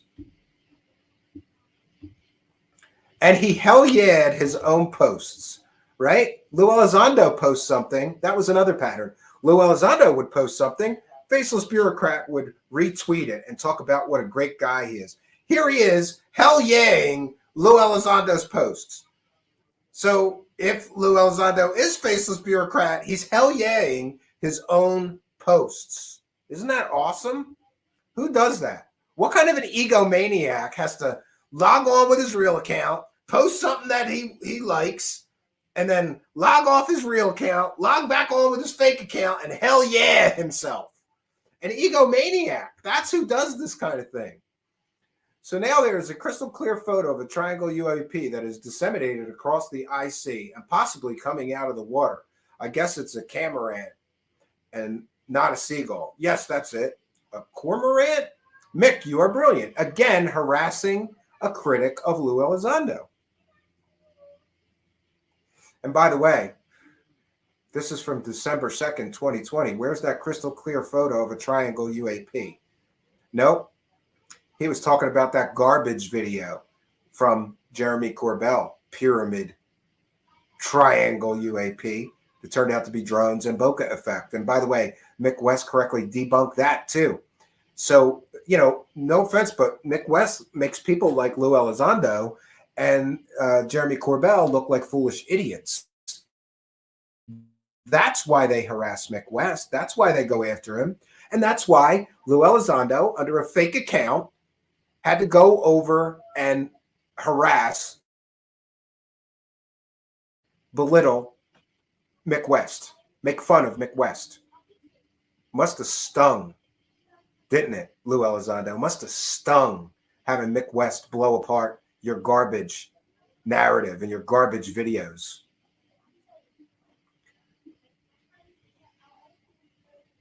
See his short response of why you were overthinking things. But of course, it isn't because of the great Mick West, the self-delusions that people are astounding. You know, again, harassing Mick West. Again, harassing Mick West. If I were Mick West, I would consult an attorney.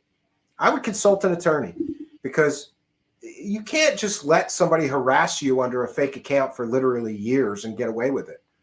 But I'm sure Mick West has better things to do than to worry about a coward that had to hide behind a fake account for 2 years to harass him, right? And make fun of him. You hang out in UFO Twitter, spending time spinning alternate theories about seagulls. I get that that makes you a UFO fan too. Again, this is a form of harassment, because look how much. Oh, and here's Stina Maria.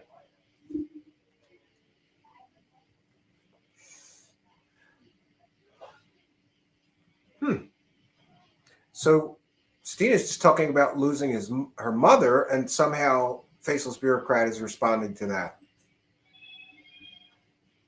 That's interesting. And here's Butt Liquor, UFO Jesus. We're all deluding ourselves.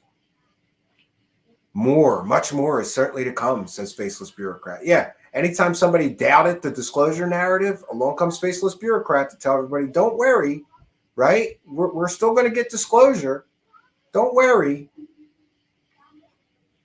It's not over by any stretch. Sometimes a crab, what the hell is this? Sometimes a crab must shed its old in order to grow into something much, much bigger and better, right?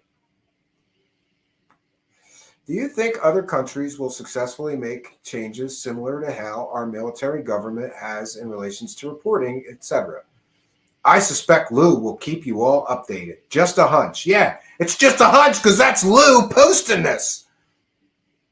Great. Great. Lue appreciates your comment. In fact, I guarantee it. Change will be for the betterment of all. Just hang in there. Right? Again, people question the disclosure narrative. Don't worry. Disclosure's still coming, according to a faceless bureaucrat, a nameless, faceless account. Great. You are 100% correct on this, UFO Jesus, right? The emergence of UFO disclosure activists and strategies. And of course, when UFO Jesus licks the butthole of Lue Elizondo, here's faceless bureaucrat to tell him he's 100% right. Great. And then we have Jack Sarfati. Lue Elizondo recently mentioned my idea of Tic Tac warp drive without giving me credit. And faceless bureaucrat is here to defend Lue Elizondo. He mentioned it back in 2018 at the SCU conference, and before that, at the MUFON conference. Nice try.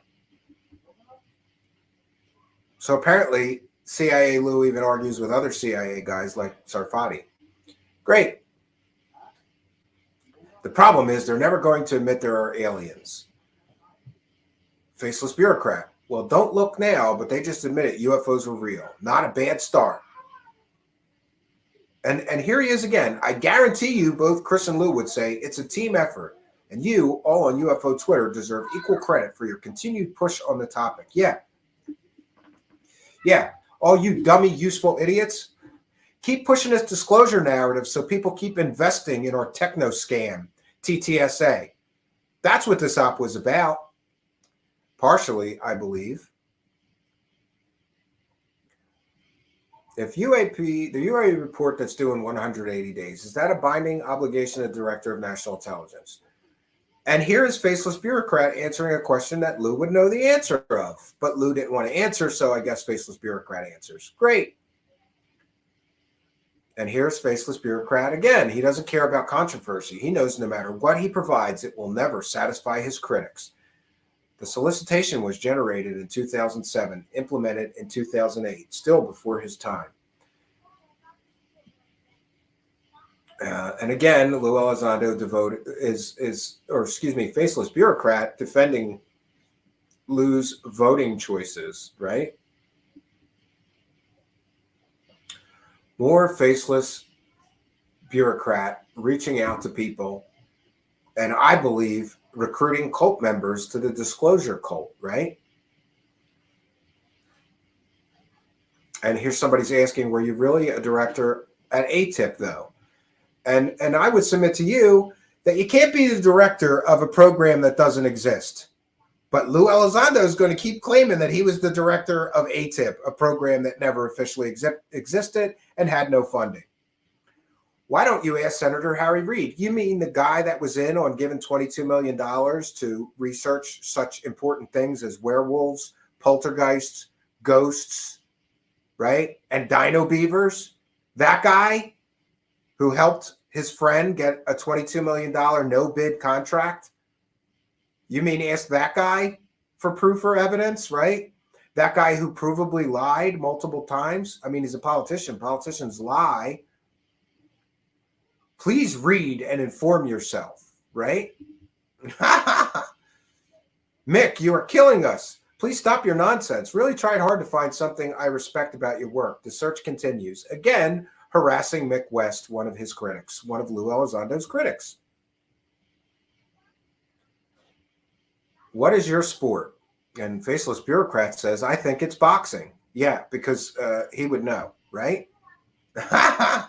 Lue has your back. I'm certain Lue would say the same about you. Again, the faceless bureaucrat account was an op to manage perceptions, control the flow of information, and harass, intimidate, and criticize people who were critical of Lue Elizondo.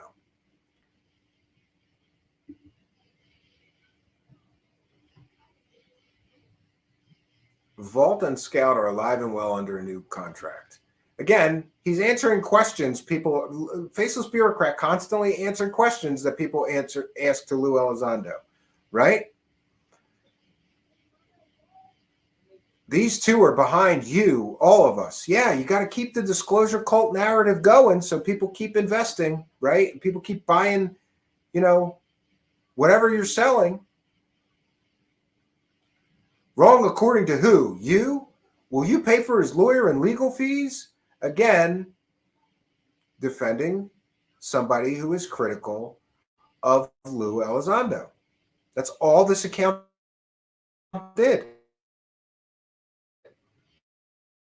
That's all. I asked Lue Elizondo, how about producing some physical evidence already? Faceless bureaucrat, how about you stop being a troll? Now you have videos, briefings to Congress, a UAP task force, a report due to Congress, mainstream media taking it seriously, foreign government involvement, et cetera, et cetera, et cetera. How much more can you expect in just 3 years? Again, people are being critical of Lue Elizondo, and we get the faceless bureaucrat espousing how much Lue Elizondo has done for us. In my view, all Lue Elizondo has done is fill his pockets with money, and those were ill-gotten gains. Does he have a legal right to take taxpayer-funded videos out of the Pentagon and profit from them for 3 years, 5 years? I mean, how long does he get to make money from videos that the taxpayers paid for and should own, not him, right? Is he allowed to make money while being a part of an organization that's promising people a spaceship to investors and soliciting public investment money? Why is this taking so long? Yeah, disclosure's taking a long time, but don't worry. Faceless bureaucrat says all is on track. Yeah, and again, espousing the virtues of Lue Elizondo. And he's got a like. It's great. Imagine having that kind of an ego that you have to like posts about yourself on a separate fake account. Here he is again, arguing with Mick West. Pseudoscience, you mean like you, Nick? Because Putoff has more qualifications in his left pinky finger than you will ever have.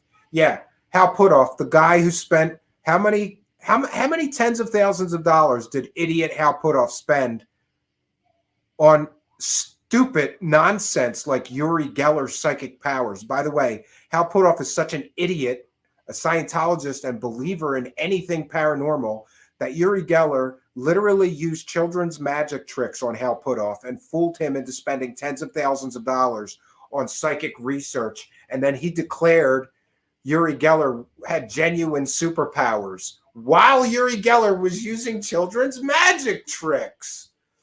And friends, we could share a lot more, but I do have a great number of guests tonight.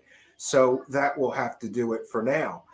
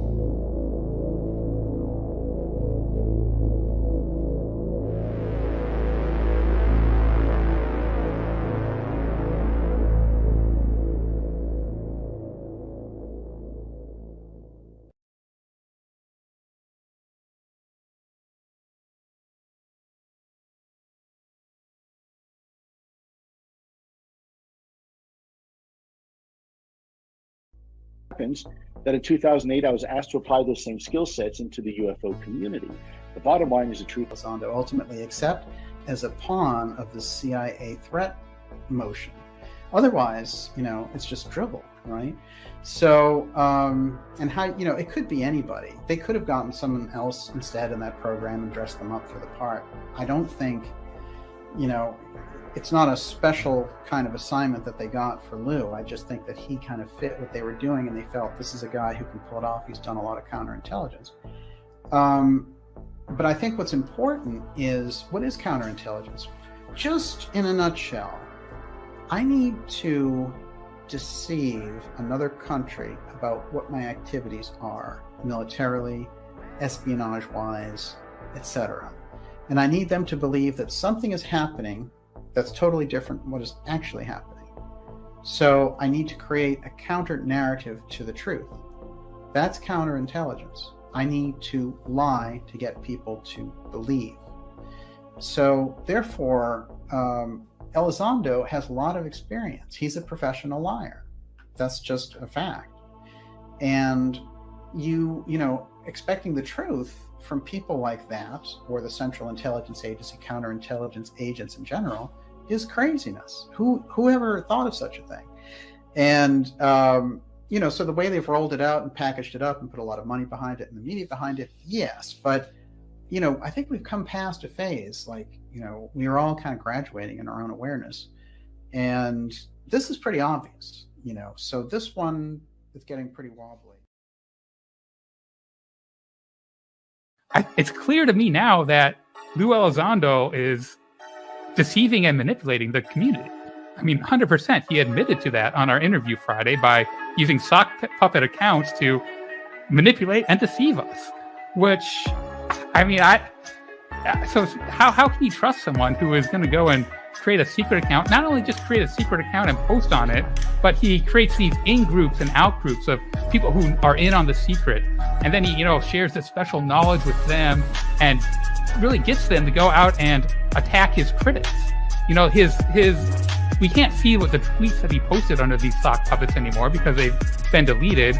But, he made it seem like on the interview that he was just responding to people who are doing personal attacks on his family.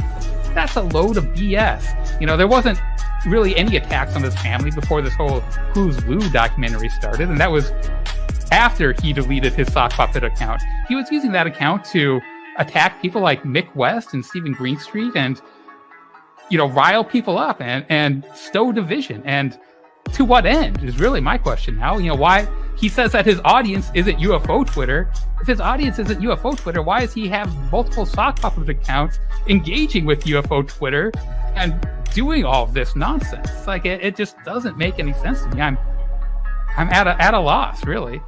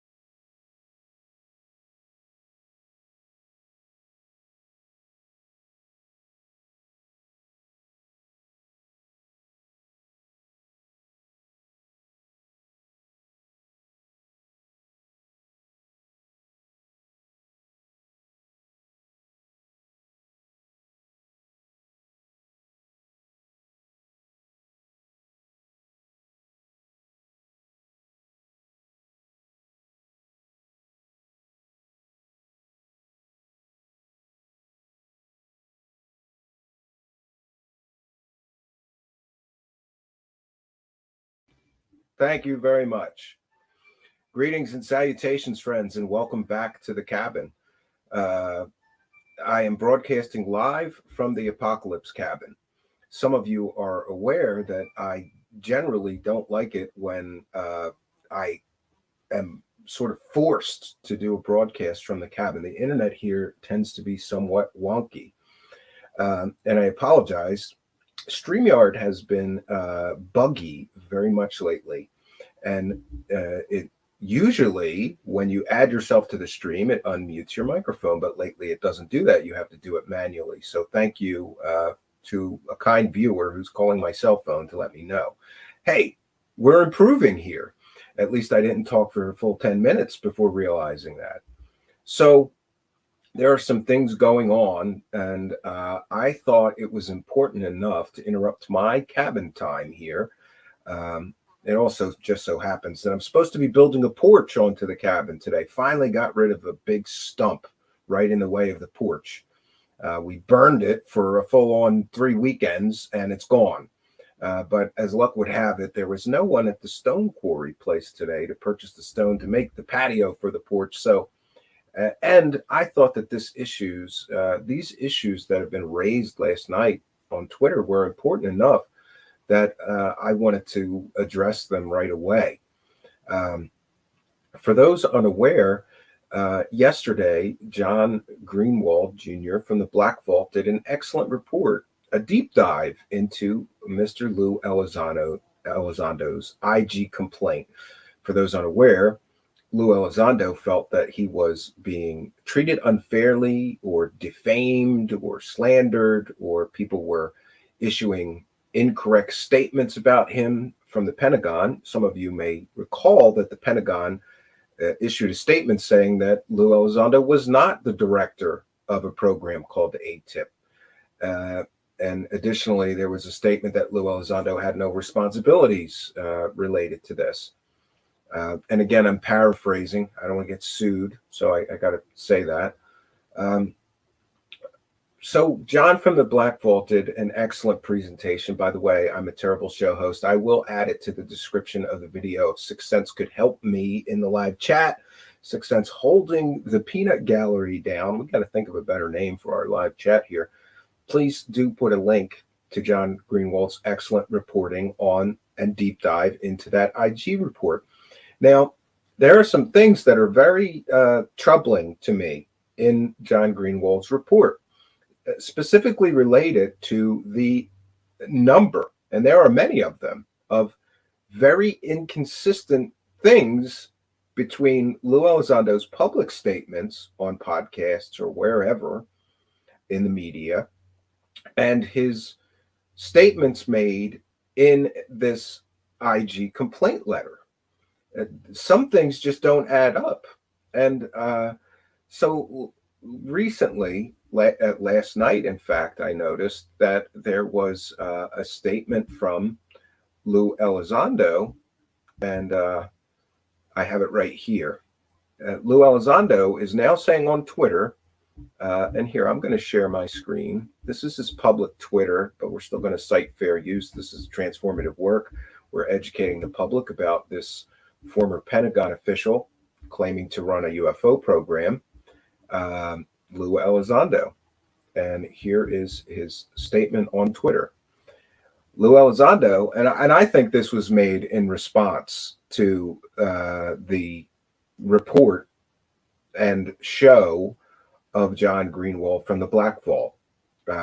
He says, quote, "I was the director of ATIP. It has been well documented. I have been the subject of a campaign of defamatory disinformation by multiple parties." And he says again, thanks to Todd McMurtry. Now, some of you may not be aware of that name, Todd McMurtry, but I was well aware of that name because I had closely followed the story of one Kyle Rittenhouse. Todd McMurtry is actually the attorney who is representing Kyle Rittenhouse in suing all of those media outlets who, I don't even want to use the term, I don't know what the proper term is, slandered him, reported factually inaccurate information on Kyle Rittenhouse, whatever and by the way, we don't do politics here. So before anybody starts thinking that I'm a MAGA hat wearing right-wing, supporter here, I am an independent. I believe that both sides of the political aisle are filled with criminals, and you don't get extra points for picking one side that is less criminal in your opinion than the other side that is criminal. They're all criminals. That's my personal opinion. We stay out of politics here, but it should be noted and for sure understood that Todd McMurtry is sort of known to be a very right-wing conservative, sort of a person. And he has made many statements that some people have claimed. Now, he's a lawyer, so I have to be very careful here. Some people have claimed that Todd McMurtry has made statements that could be considered either racist or transphobic, etc. I'm not going to comment on that. It's just enough to say that people are saying that.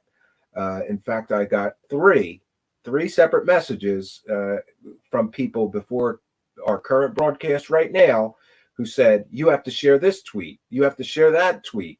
You have to share this that he said. You have to share that he said.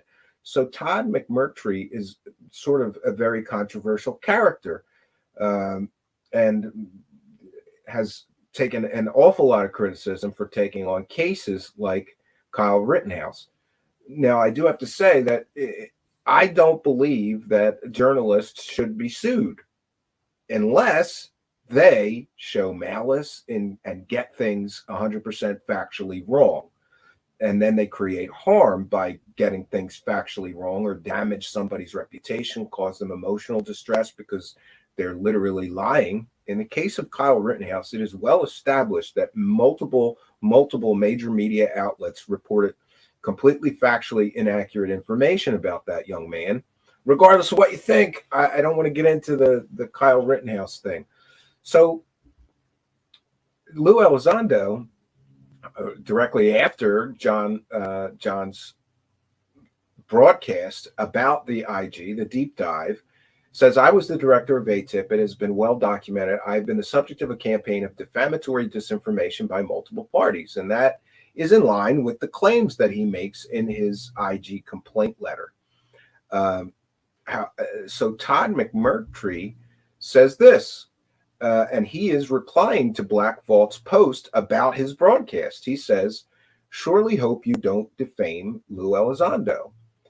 It is well documented that he was the director of ATIP, and any participation in a plan to cast doubt on that truth is a knowing effort to defame and sow disinformation. It's legally actionable. And immediately Twitter went nuts with this guy, Todd McMurtry, saying this directly to John from the Black Vault. And there is quite the Twitter flurry threads going on right now about this. Now, I thought in first seeing this that this is very troubling. All of you know that I am a big believer in free speech. And also the fact that a lawyer apparently, and we'll get into more details of that, a lawyer apparently under the employment of Lue Elizondo, at least to many people, including me here, this looked like a legal threat. He's warning him. One can argue, whether this could be considered a legal threat or not. I'm not a lawyer. Haven't had the opportunity to send this to any other lawyers to say, what do you think of this? But people on Twitter, it should be said, are saying this is a threat, myself included. Originally, I thought this is sort of a legal threat. And that's very troubling, especially considering that the person that this statement is directed at, or this warning is directed at, is John from the Black Vault. Now, many of you know that I'm not one to heap praise on anyone, but anybody that's been involved in UFOs or listened to John from the Black Vault will understand that John is one of the most, he's somebody that I could learn a lot from. He doesn't yell and scream. He doesn't make statements without, some sort of evidence. And it's important also that I would say this about John from the Black Vault. There was a man much wiser than me that I got to know before his death, a UFO investigator that we all know and loved by the name of Stanton Friedman. And Stanton Friedman had an excellent saying, and he impressed upon me the importance of this Stanton Friedman would say, be sure, Stephen, that you have facts in hand before putting mouth in gear. Such an important thing. I'm going to say it again. Stanton Friedman's statement is, be sure to have facts in hand before putting mouth in gear. Now, some people will know that I didn't always, follow that advice very well. There's been several times where I go popping off and yelling or like getting upset, making statements without having facts in hand. But if you go and listen to John from the Black Vault, he's very professional. He's very matter of fact. He's very fact-based, evidence-based, research-based.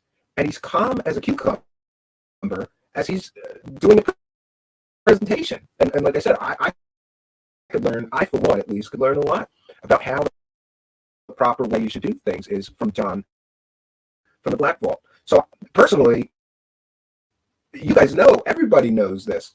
Truth Seekers has been threatened to be sued many, many times, mostly due to our coverage of what I call the UFO cosmic con artists. We've covered fake psychics, we've covered fake UFO whistleblowers, we've covered all of these sort of less than scrupulous people that I believe are running a con on the general public in order to make money. So we here, I have been threatened to be sued a lot. In fact, I've sort of made it a joke now that when I get an angry lawyer letter threatening to sue me or the show, I hang it up in my office. And there's a bunch of them now. So to be very honest, my first thought was, if Lue Elizondo or Lue Elizondo's lawyer had said that to me, I would understand it. And so would most people, because we do some nutty things here. Let's just be honest. Dressing up like Nick Pope and taking a lie detector test is just one recent example of that, of some of the things that we do here. And by the way, I have consulted with attorneys on that issue. That's considered a comedic parody, and it's very difficult to sue somebody for that. Maybe, just maybe, I'm not as crazy as some people think, and I do that for a reason. But my point here is that the first thought when I read this was, if Lue Elizondo or his lawyer had threatened me, or let's not even call it a threat, had made that statement towards me and my show, I would understand it. We do nutty things here. I go off half-cocked and say things that I probably shouldn't say. I'm not a trained journalist or trained researcher.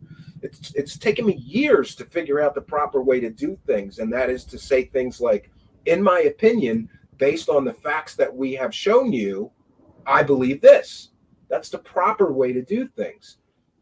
And what is so striking and shocking to me about what just happened is that John from the Black Vault is the guy that we should all emulate. He does it the right way. He shows you the facts, he shows you the evidence, and then he offers his opinion based on the facts and the evidence that he has shown you.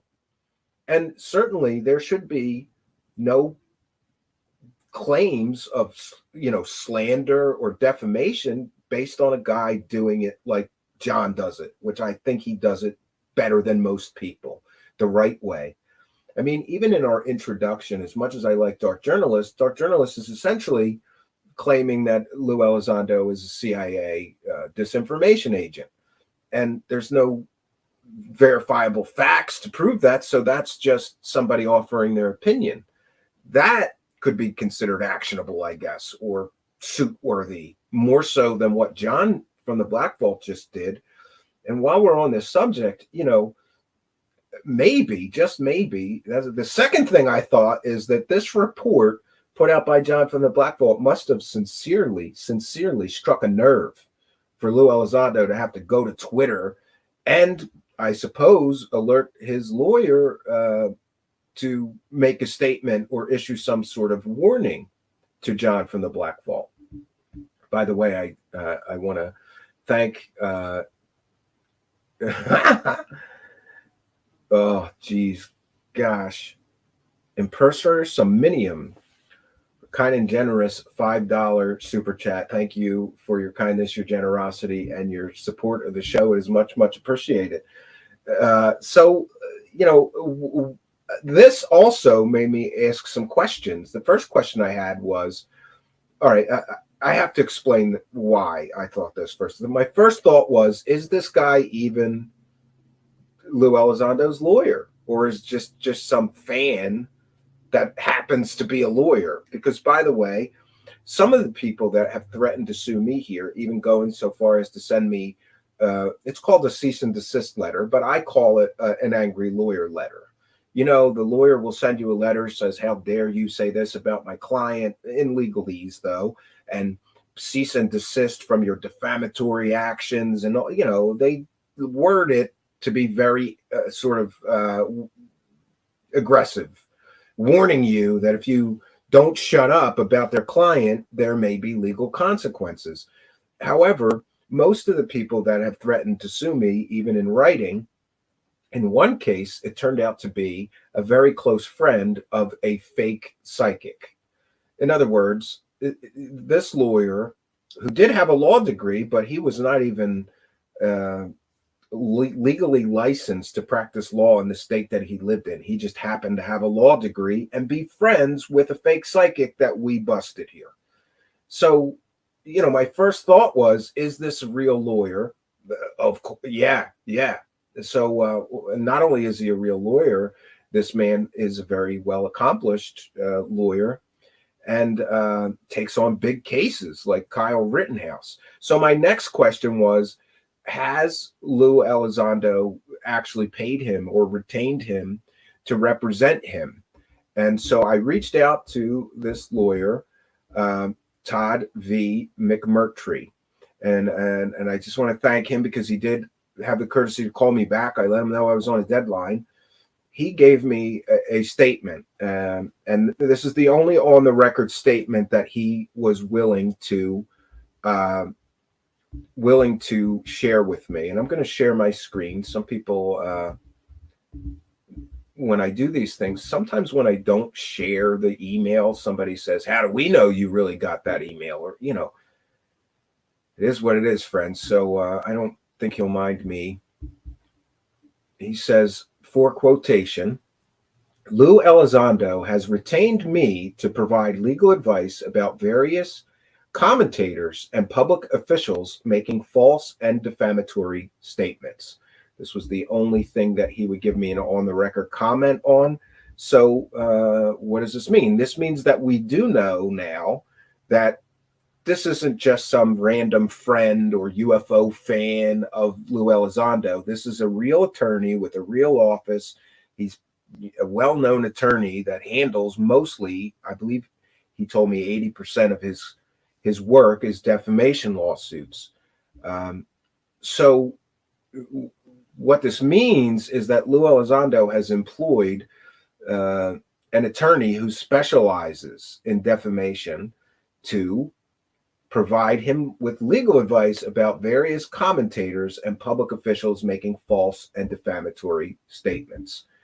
Now, what else I can say is that some of you may recall that Corey Goode, well-known secret space program, quote, whistleblower, who I believe is a fraud and a phony, famously more than 2 years ago, Corey Goode began suing everybody that had anything negative to say about him on the internet. And by the way, that case has still not been to court. It's been slowly winding its way through the court system for 2+ years, with motions and things. No one has been to court over Corey Goode suing everybody. But I wanted to talk about the Corey Goode situation because Corey Goode sued all of his critics, commentators, people making videos about how ridiculous the things that he talked about were, or the statements that he made. And whether Corey Goode's claims have any basis in reality or not, his legal claims, I mean, Corey Goode suing a bunch of people had a chilling effect on free speech, absolutely chilling effect on free speech. And it's interesting to note that of all of Corey Good's critics that were sued, I was one of them that was not sued. And to be honest with you, I was amazed that we weren't included in those lawsuits. I was happy because some of you may be aware of a man called C.W. Chanter, who was Corey Good's biggest critic. And even a baseless, lawsuit that is garbage costs you money to defend. And C.W. Chanter, so far in the Corey Good lawsuit, last I heard, has spent upwards of $15,000 to defend against a frivolous lawsuit claiming that he somehow damaged the reputation of a guy that's running around telling everybody that he time traveled and fought reptilian aliens in space. Somehow, this lawyer from New Jersey gets sued because Corey Good said that him talking about him on the internet and how ridiculous and stupid and childish Corey Good's stories were somehow damaged him.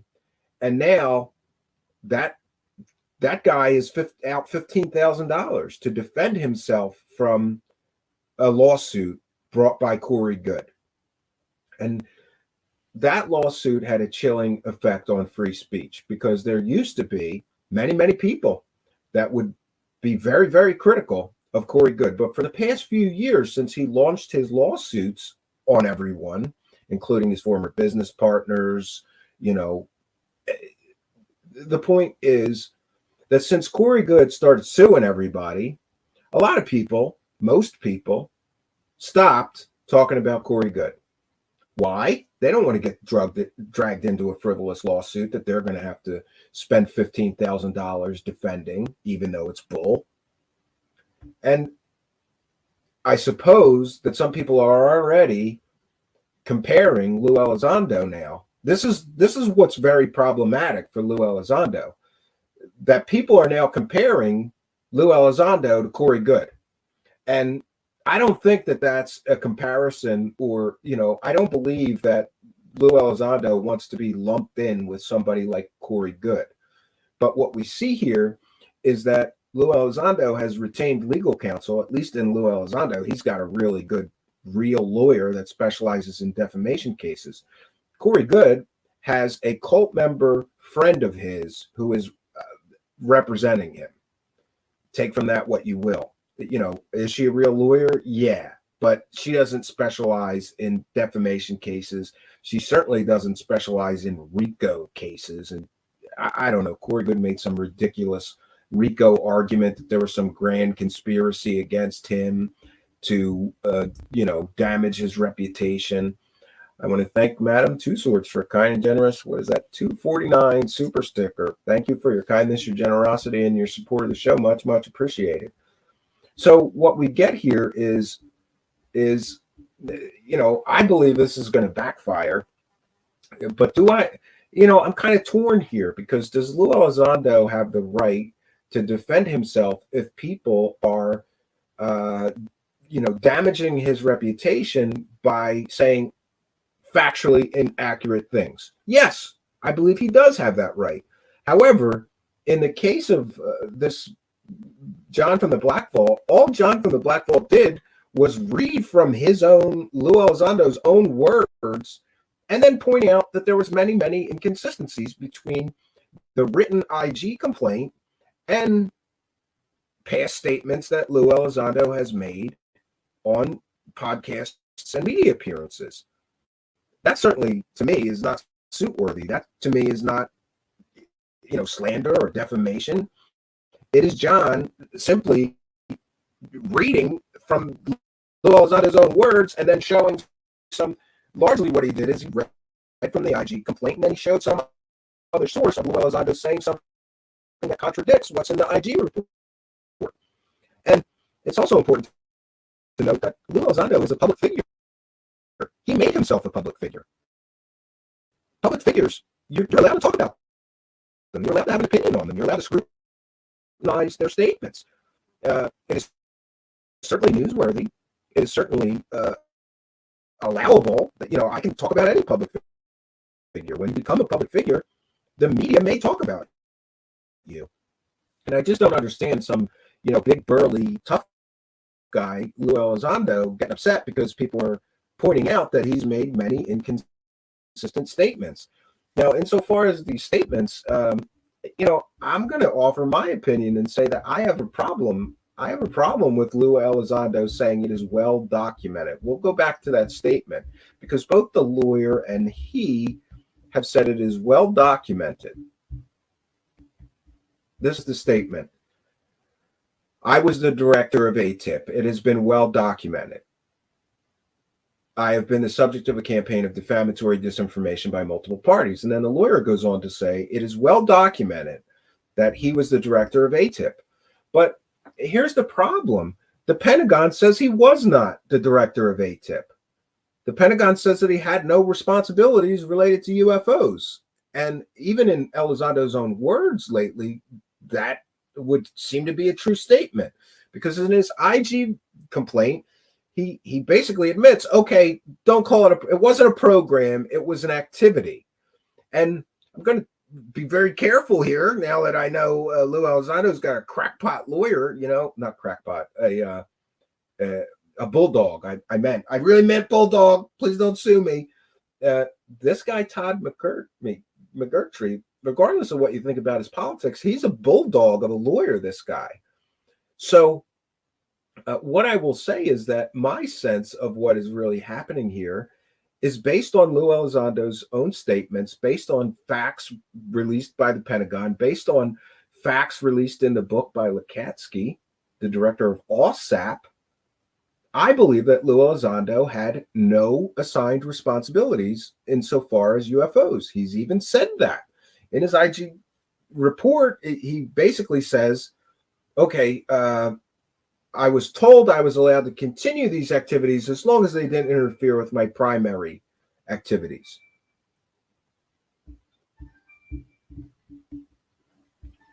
So what we get here is, what we get here is, how do we get here? We got here because of, I believe, because of factually inaccurate statements that were offered to media personalities like Leslie Kean and Blumenthal and others. Who was the primary source of the New York Times article that we now know was filled with a lot of factually inaccurate statements? Well, the source was Lue Elizondo. So, Lue Elizondo getting upset because people saying he wasn't the director of ATIP, his own statements seem to indicate that there was no program and there was no funding for the program. And this was sort of a hobby, an extracurricular activity that he did that was not his primary or assigned responsibility. In other words, it wasn't Lue Elizondo's full-time job or responsibility to investigate UFOs for the Pentagon. I think even he would admit that. It was not his full-time job or responsibility to investigate UFOs. He had other responsibilities, and this leads to, other things that we can talk about and think about. Let's forget about UFOs for a moment, and let's use, the JFK assassination for an example. Is it okay that somebody within the Pentagon who is being paid to perform one job just suddenly starts using Pentagon time and resources and their time and resources to investigate the murder of JFK if that's not their assigned job or responsibility? I don't think so. I have a problem with that. I'm a taxpayer. And if somebody's a government employee for the Pentagon and they're being paid to do a job, they shouldn't be spending their time while they're being paid to do a certain job to do something else. And it appears to me, based on statements made by the Pentagon and others, including Elizondo, that he took it upon himself, I suppose, to start investigating UFOs, or he was asked by somebody else, according to the IG report, to become the director of a program that didn't exist. And this is where things get very, very murky, right? Why is everything so murky? Why can't we get a straight answer? Why can't somebody from the Pentagon sit down with somebody, preferably somebody like John from the Black Vault, who is familiar with the intergovernment workings, and give us straight answers. Was there a program called ATIP? According to some statements, no, there wasn't.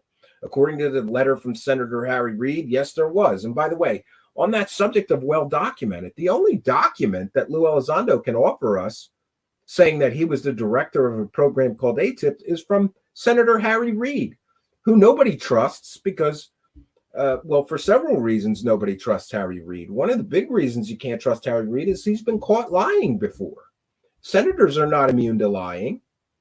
You know, there's so many problems here with this story, and it gets so murky.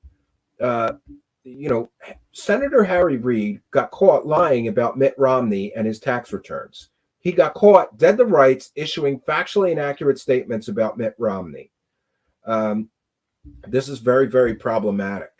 So and by the way, Harry Reid was deeply involved in the creation of OSAP and giving $22 million to his close friend and political donor, Bob Bigelow. So pardon me if I need a little more proof than somebody that's involved in what I believe is some sort of scam to defraud the government out of $22 million. I'm talking specifically about OSAP. Do me or any other taxpayer want $22 million of our money going to investigate dino beavers, stargates, werewolves, ghosts, goblins, and demons on some ranch in the middle of nowhere? No.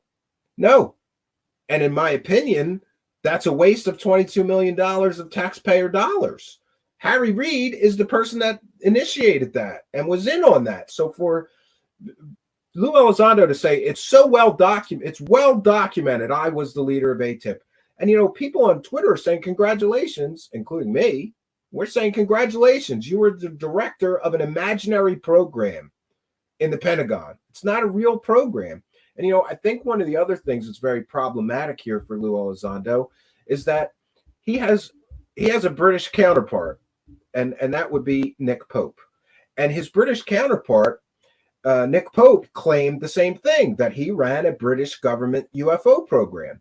Now, in the case of Nick Pope, we can clearly establish that Nick Pope highly embellished or just lied. Nick Pope did not run any British UFO program. No, he was a secretary who worked for the Ministry of Defense. So part of me thinks that Lue Elizondo may be getting an unfair bias placed against him, partially due to Nick Pope, his British counterpart, pulling what many think are the same thing, lying about a government job that you never had in order to profit from the UFO community. Many people think that Lue Elizondo did the same thing that Nick Pope has been pretty much dead to rights caught doing, which is to over embellish, make things up, claim that you were more important than you were, claim you ran or were. Nick Pope said he was the director of a British UFO program. We know that to be 100% factually false right now. I'm going to share some of the things from Twitter as well. Facts are facts. Don't worry about him. Carry on. My fish with a kind and generous. Is that $2? Yes, I believe so. You guys know this. I hate doing shows on a laptop. I'm a bit visually impaired, so you'll have to forgive me and excuse me if I can't read everything. We're going to go to Twitter. But before we do, actually, I have a statement from John Greenwald, because I reached out to him saying, hey, you know, what's going on here? And what do you think about this? And I have a statement from John Greenwald. 1 second. Let's kind of make this bigger here.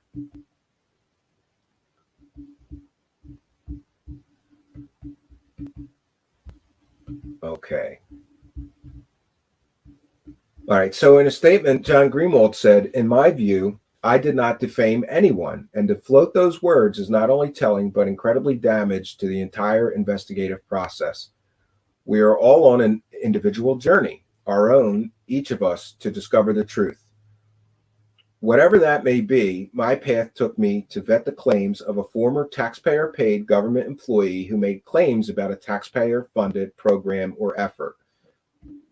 John Greenwald goes on to say, what country do I live in if I can't question those claims? What country do I live in where it is wrong to use verifiable evidence vetting the claims of someone I once paid for through my taxes to have a job? What country do I live in where my efforts to bring as much verifiable evidence to the table, along with properly labeling and expressing my opinion, is a legal threat worthy, veiled or otherwise, to be thrown at me on Twitter? The tweets from an attorney and Lue Elizondo were posted online to rile up a digital mob before my video was even done playing. Okay, so they did post it during his broadcast. The result was a digital lynching by a small but noisy group of Mr. Elizondo's supporters. Anyone that has a following and has followers should be careful when posting such legal jargon and veiled accusations. The result is much more damaging than one might think, but sadly, maybe that was the intent. Bottom line, I did nothing wrong. I exercised my freedom to information. I exercised my right to express my opinion. I vetted taxpayer-paid people and taxpayer-funded programs and posed questions that I would 100% defend under oath in a courtroom. None of that is in the legal definition of defamation or sue-worthy. It's not even threat-worthy. Anyone who decides to talk that defamation talk about what I did is telling the general public more about themselves than they are about me. And again, I think even that is very well said and well spoken. So what we have here is Lue Elizondo. I think he's just butthurt, and he doesn't like people digging into his claims and pointing out the inconsistencies. But that, to me, I agree with John. That's not defamation. You know, one can argue that people should be allowed. If you're making fantastical claims like you were the director of a $22 million taxpayer-funded program, and then it turns out, no, you weren't, people are allowed to talk about that. And by the way, I still think it's murky. Did he run a program? Well, apparently there was no program. There was no employees. There was no people at the Pentagon with the assigned responsibilities of this program. There was no funding, but then later we see in the IG complaint, I believe that there was no funding, but in the IG complaint, Lue Elizondo claims that they got $10 million in funding, but then somebody else sucked away that funding somehow, apparently. Like I said, all of this is very murky, and I don't understand why we can't get a straight answer. I also don't understand why Lue Elizondo can't, tell us the truth about what government agency he now works for. And I get it, maybe he has an NDA, but he should be able to tell us who he's a government contractor for. I believe that he's claiming that he's a government contractor for Space Force, but I've reached out for comment to Space Force, and so has John Greenwald from the Black Vault, and they won't comment on whether Lue Elizondo works for Space Force or not. Why? We can't know if he's telling the truth about being a contractor for Space Force. I don't understand any of this. And like I said, when you get into the situation with these former government people, everything gets incredibly murky. Why is it so murky? Why can't we get a straight answer from the government? Is Lue Elizondo employed by you as a contractor? And if so, what agency is he working for? And we can get into some of the other things too. And by the way, again, because this guy's got a lawyer, I have to say this is my opinion. In my opinion, Lue Elizondo, he filled out those forms to get those 3 videos released, but those 3 videos were supposed to be for internal use only. They were never supposed to go to the media. They were in his, care or possession, and somehow they get blasted all over the media. There's a whole investigation going on about how those materials that were never intended to be released to the public were released to the media. And we know how they were released. Somebody met Chris Mellon in the Pentagon parking lot and gave them to him, and then he leaked them to the New York Times. This is extremely problematic. And Hal is a guy who was involved in that situation, not understanding that there's going to be an investigation about that. It doesn't make any sense. And it also doesn't make any sense that Lue Elizondo would be able to continue employment with the government after being involved in something like that. But again, I'm no lawyer and I'm no expert in the declassification of classified information, including videos. UFO John Doe is here and says, "Hey, Stephen, great to catch a show this week. As good show, keep kicking down the doors," right? Yeah, Greenwald should come on sometime. Lue is desperate and making noise. That's what a lot of people think. This is an act of desperation. You know, originally, I believe that his book was supposed to come out in April, but it would appear that that was delayed. And I don't know why that is. And some people are speculating that he's just trying to salvage whatever he can and muddy these waters so that he can continue to make money from the UFO community. I'm not sure what I think about that. Would I hire him to? No, I wouldn't hire him to speak about UFOs because of his inconsistent statements, and we don't really know what he actually did that involved UFOs at the Pentagon. We know what he says he did. Get us some documents. And I've said this before, I'm going to say it again.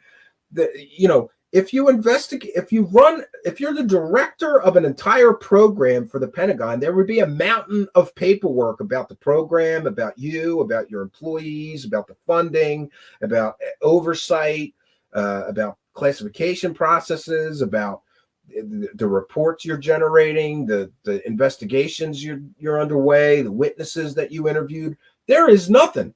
There is nothing. There's one page, a page from Harry Reid saying that this guy ran a government program. That's it. And Harry Reid was in on it. So pardon me if I don't trust Harry Reid. But I want to be sure that we're very clear in that I did talk to this lawyer who basically said, yes, I've been retained, and that's the only comment officially that he will give me. Mr. Fish, with a kind and generous £2, says he wants them UFO dollars and he has UFO disease. Yeah, a lot of people think he wants the UFO money. What can we say? There's a lot of money. People don't understand. There's a ton of money to be made. And also, one of the troubling things about Lue Elizondo still being a government contractor is he was also involved in TTSA. TTSA literally promised investors that they were going to build a revolutionary spaceship with a revolutionary power source that would change the world. They basically promised investors hover cars and then didn't deliver on any of that, spent all the investors' money. No investor, to my knowledge, has ever gotten any money back. That's problematic. And, again, we get this cult-like atmosphere surrounding this guy. Why is there such a cult-like atmosphere? Why are you not allowed to question the situation, right? You can't question him about TTSA. You can't. He brings the NDA around, right? I just don't get it, right? 50 cents. Yeah, I don't know. Yeah, and my phone keeps ringing, and I'm not quite sure why, because I'm sure I'm not muted. I hope that's not anything important. It's in the other room. So, look, this is all I've really got for you, but I did want to share, interestingly, John Greenwald and others have, Stephen Greenstreet and others have taken to Twitter in defense, and I'm glad to see that there's so much defense of John Greenwald. What I do see is we've gotten, Stephen Greenstreet in defense of him. People are also saying that they're willing to contribute to a GoFundMe or a PayPal, to crowdfund a legal defense for John from the Black Vault, and that's very good to see. People are actually willing to put their money where their mouth is and defend John Greenwald's right to report on this stuff. Again, most of me is just surprised that it's John Greenwald that's getting this stuff leveled at him. Okay, so we have who is Axelrod. I'm sorry, I got to make this bigger. I can't read this. Who is Axelrod? Go Kick Rocks on Twitter. By the way, she's been running some spaces that I hear are fire lately. Says, dude, you came out as the head of a DoD UFO program. People are going to ask questions and pick you apart. You're a big burly military guy, so don't play the victim. Maybe answer questions, including the timeline that is broken. People aren't against you. They want answers. Yeah, I think that's very fair. Stephen Greenstreet says, former Pentagon intelligence agent and current DoD contractor, uses lawyer to threaten legal action against U.S. citizens who disagree with him. If this was about election results or the China-Taiwan conflict, it would be a big deal. But it's about UFOs, so it's just stupid. A lot of people know Stephen Greenstreet is not a big fan of Lue Elizondo lately. Alien Scientist says Greenstreet doubles down on Lue Elizondo and ATIP. I just want to know who the quintessential theoretical physicist was who brought Lue into the program, whatever the program was in the first place. That's from Alien Scientist. Stephen Greenstreet also says there is no evidence Elizondo was the director of an official Pentagon program called ATIP. There is also no evidence an official Pentagon program called ATIP beyond just a nickname for OSAP ever existed. And he offers his mini documentary as proof.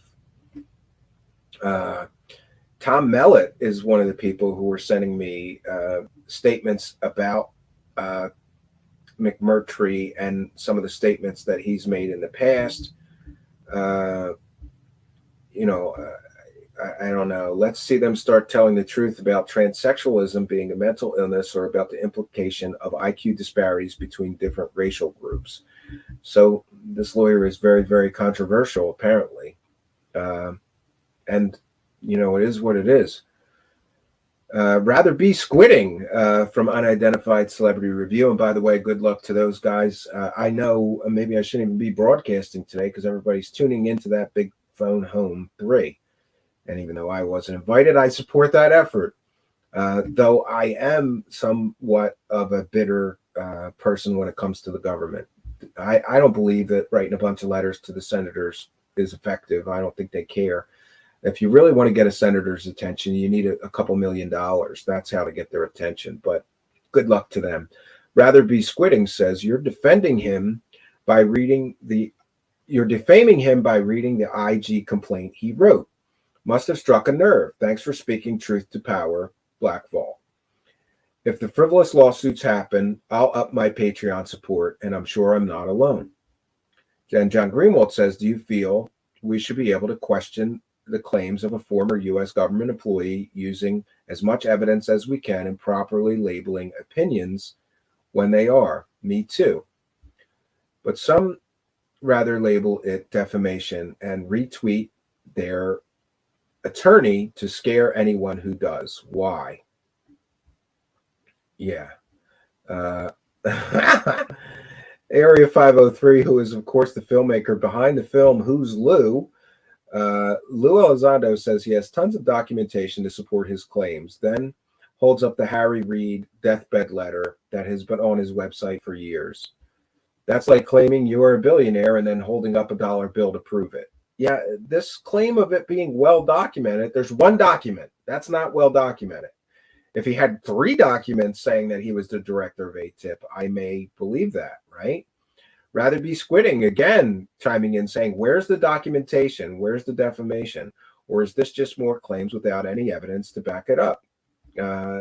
So I think that this is going to be a hot issue going forward. We'll take some comments or questions from the live chat. Otherwise, I'm going to wrap it up here and go build a cabin. That's what I'm supposed to be here doing, Yeah.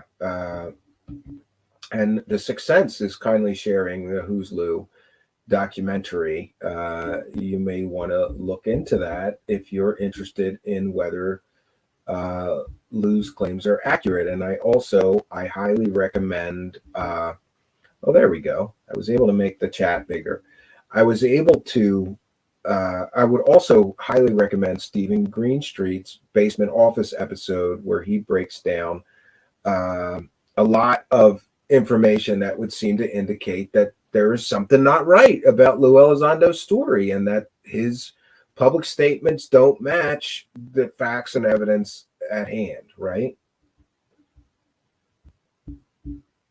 Calling it the tip. Oh.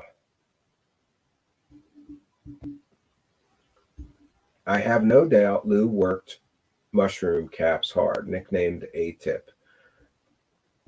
Yes, and B. Baker is saying that John Greenwald is by far the most credible person in the UFO community. And an incredible amount of respect for him. Lue Elizondo is a scumbag counter-intel agent. Yeah, people don't like former government people. By the way, everybody's free to express their opinion here, but please try to steer away from personal attacks or ad hominem attacks. Spooky says, follow John for years. He's the real deal. Well, I'm glad that we could lend our support to him. I support John and his right. I watched that entire thing, and I didn't find anything that he did to be really the wrong thing to do, either morally, ethically, or legally. I think he's doing his job. It's somebody, listen, it's his job to dig, and it's his job to question things. Since when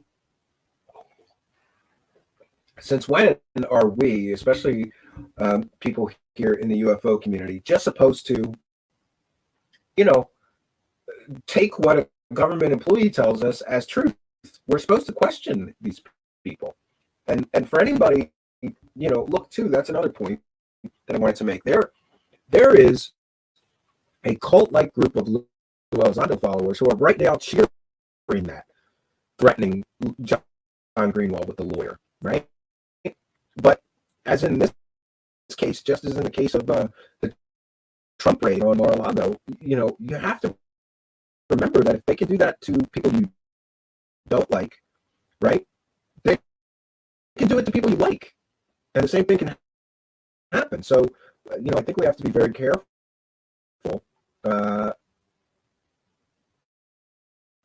Wow, I didn't know that happened.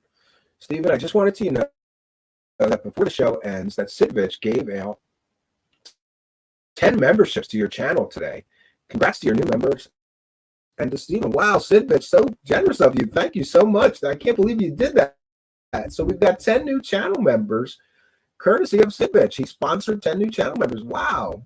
Great thing to do, Sidvich. Thank you for your kindness, your generosity, and your support. Lord Ludicrous says the people attacking John are crazy. Yeah. It's really a problem, losing audio. Really? It's happened on and off. Yeah.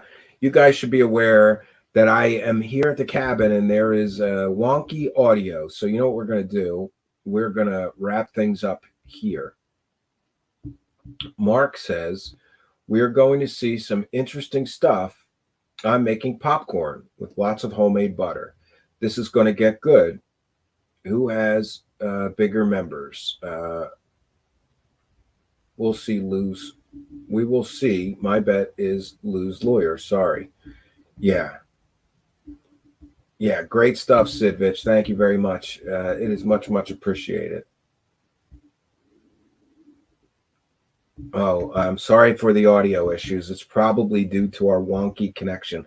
For those that aren't aware, I'm broadcasting live from my apocalypse cabin, which is in the middle of nowhere. And there is a mile-long cable behind the cabin going to the nearest internet. Mark says John Greenwald is a hero, and I agree with that. Look, this kid, he was a 14-year-old kid starting to challenge the government. You got to have respect for that guy. But back to my point, if we allow people that are questioning people's stories to be threatened with lawsuits, then it can happen to anybody.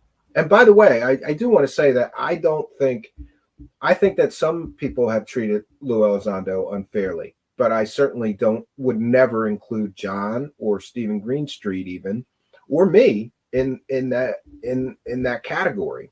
There are some people who are just like, Lue's a liar and a CIA agent, and this is all a psyop, and Lue lied about everything. I don't think he lied about everything. I think he over embellished and maybe, he overstated his involvement in UFOs while he worked for the Pentagon in order to make some money. I mean, we know that this, even the television show he was on, the opening has factually inaccurate statements in it. We can say that now, but at the time nobody knew that was factually inaccurate. Just like, I wish I had it with me. Somebody's asking where the Lue mask is. I wish I had it with me. It's at home in the studio. Somebody gave inaccurate information to the New York Times, and since Lue was the major source for that story, I would have to believe it was him who gave inaccurate information to the reporters and started this whole media frenzy, right? So listen, this is all I got for you. I thought it important enough, and I want to be sure. Go and express your support for John from the Black Vault. He does good work, and he deserves better than this. He really does. Like I said, if Lue had sicked a lawyer on me, I would go, yeah, I'm an asshole. I say a lot of stupid things, but not John. John really is so factual and calm and matter of fact that I was shocked that it was him. Somebody texted me and said, Lue Elizondo is threatening journalists with a lawyer on Twitter. And then they sent me the link, and then it went, what journalists, right? And then when I heard it was John, I was just shocked. I was like, oh my gosh, right? Yeah. It can cause a lot of money, right? Yes, he did say he wanted to destroy ufology. I guess it's working.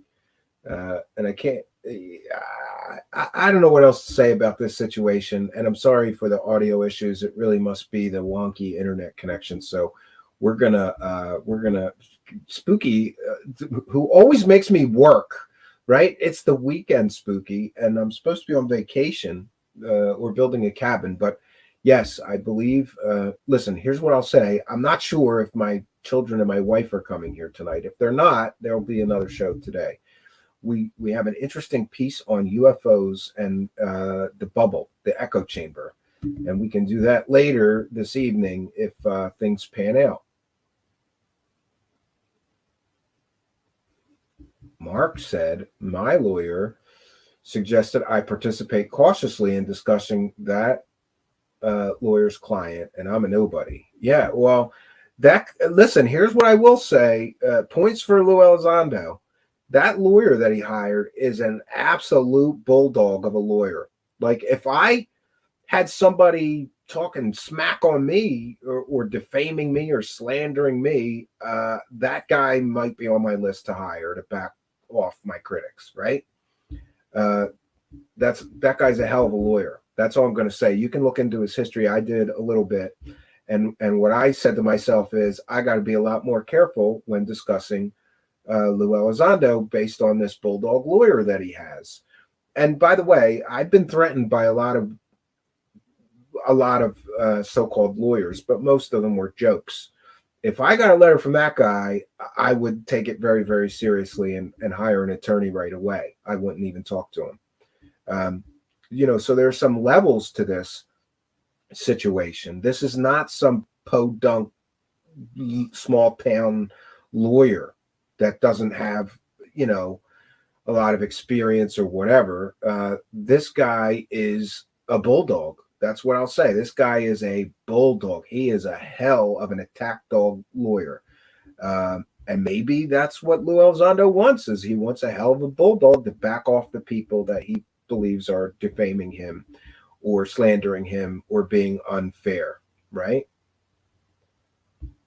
Yes, and somebody is suggesting, this is Space Exposure is suggesting that bulldog lawyer is simply using his reputation to intimidate.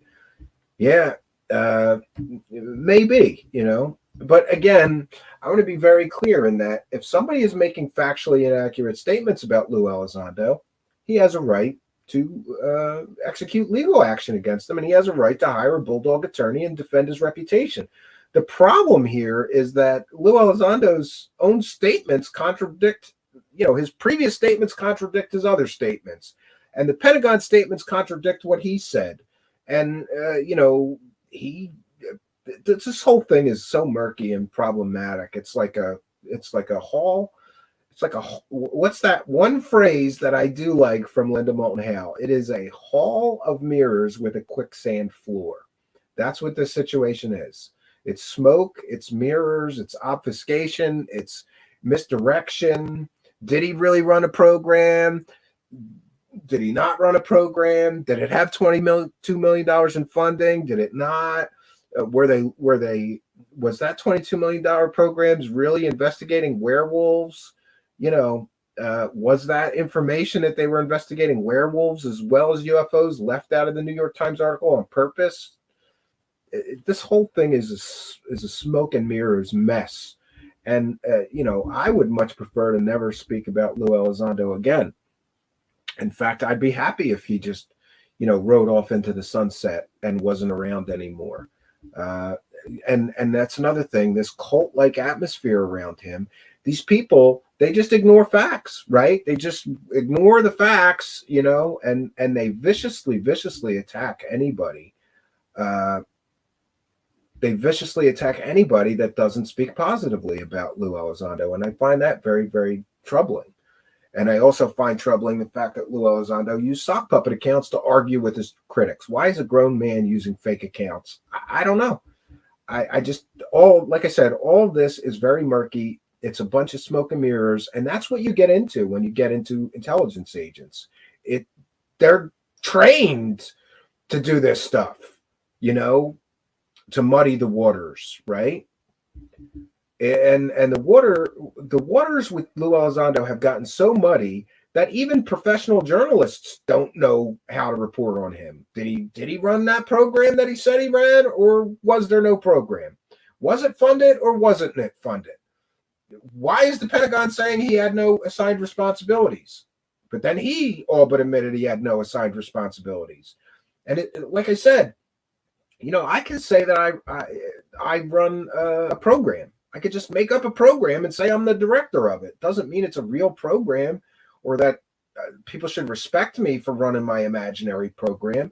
None of this makes any sense. I am up to my eyeballs in conflicting statements about Lue Elizondo, but I will say this. I am going to make it a point, not just because of the Bulldog Lawyer, but I have thought, what if I've been unfair to him, to Lue Elizondo?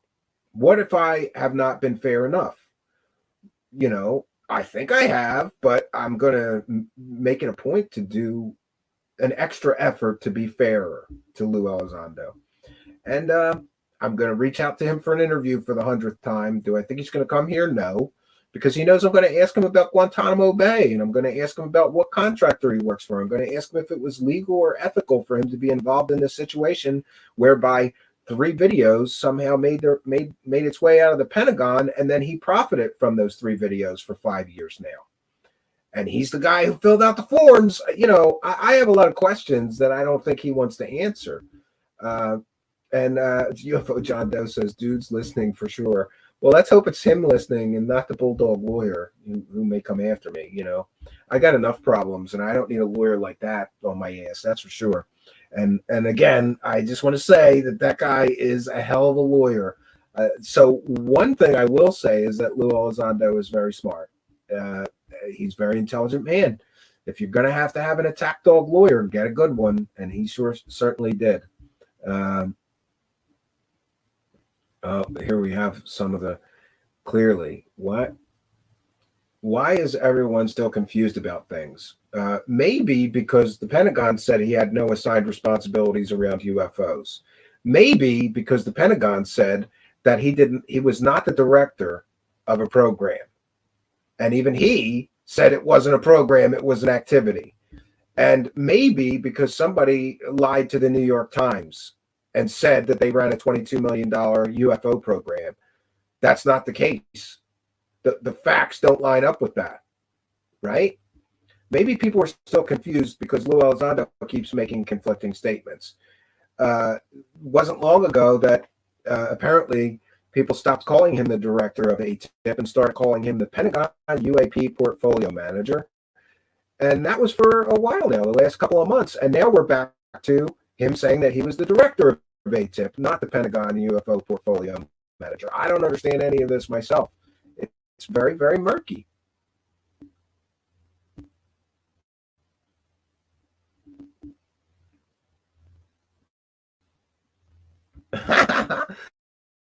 B. Baker says, Lue Elizondo, could you please show us a pay stub for your work as UAP portfolio manager? Yeah, UAP portfolio manager is just another made-up title.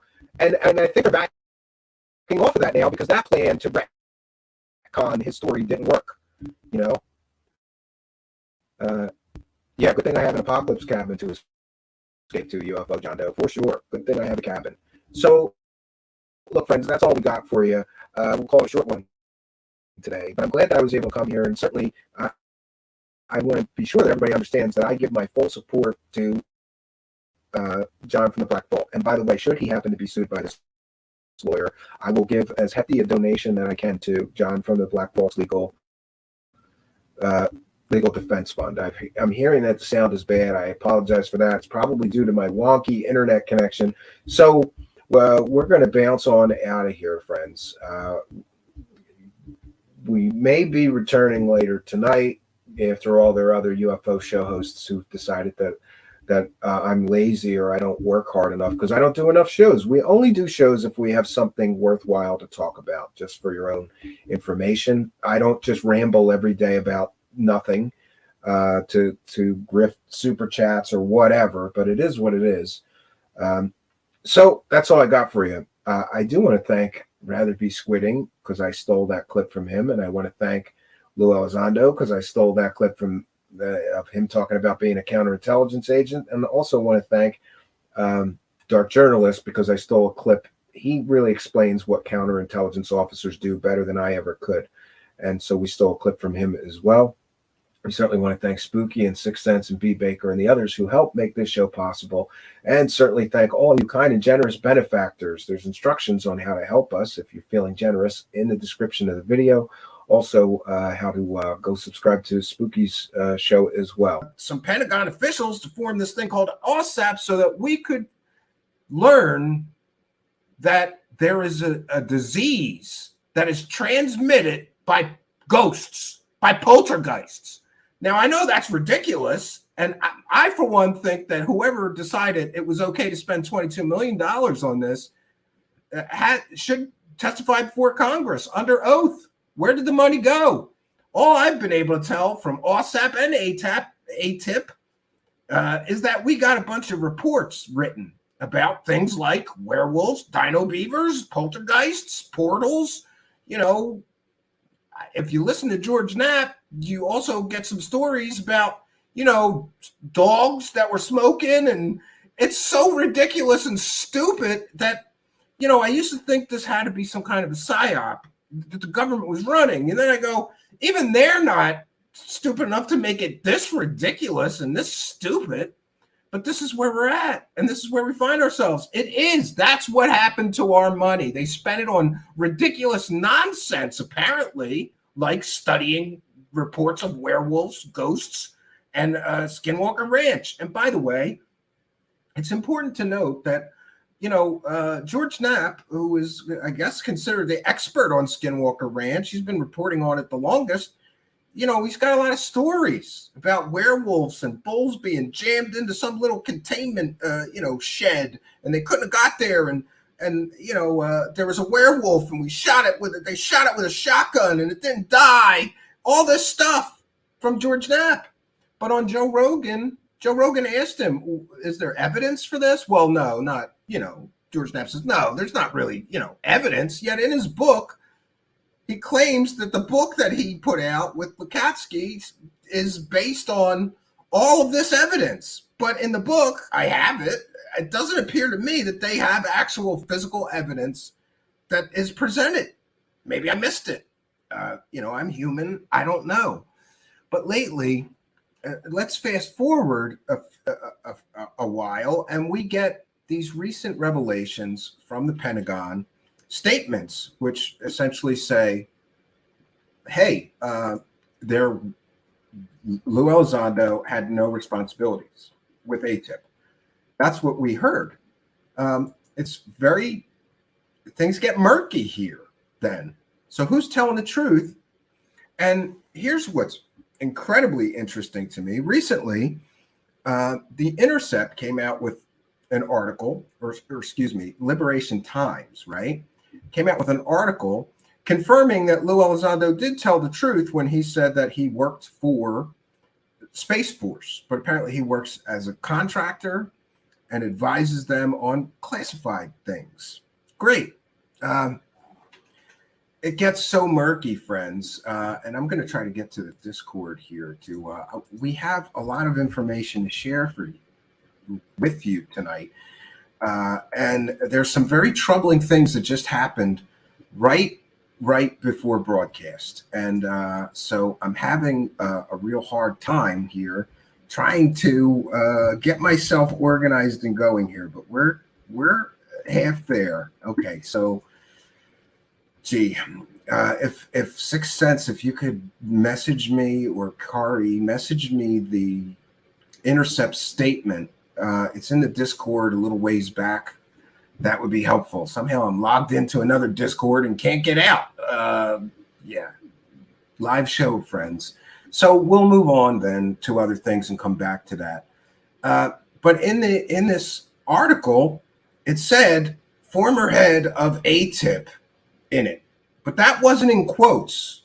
But somehow the Lue Elizondo believers are taking that Susan Goff retracts her statement that he didn't run ATIP and is now saying he did run ATIP and he also works for Space Force. But that is yet to be determined. I don't believe that portion of the article which calls Lue Elizondo the director of ATIP came from Susan Goff.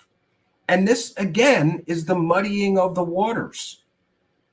The conflation of different facts, different statements from different people. Who made the statement that Lue Elizondo was the director of ATIP? It's deceptive. In the article, it may appear to many people that Susan Goff made that statement. And then the very next line is an actual statement from Susan Goff saying that he does work for Space Force as a contractor on classified projects. And to these Lue Elizondo believers, they're all going nuts. This proves he was right about everything and he didn't lie. Well, no, it proves that he told the truth once.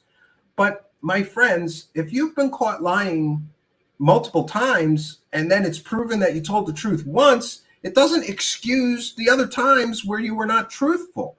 And again, I don't want to get sued by the Kyle Rittenhouse bulldog lawyer, who also now happens to be representing Lue Elizondo. And by the way, in full disclosure, I did have a short conversation with that guy off the record. And I can't talk about what he said, but then I can say this. After our conversation, it seemed to me that he told me something, and then he made conflicting statements on Twitter saying that he would be, he identified, I suppose, Black Vault and the New York Post as targets. And we all know that who he was talking about, well, those of us informed of all of this drama, people outside of UFO land, they don't know about any of this shit.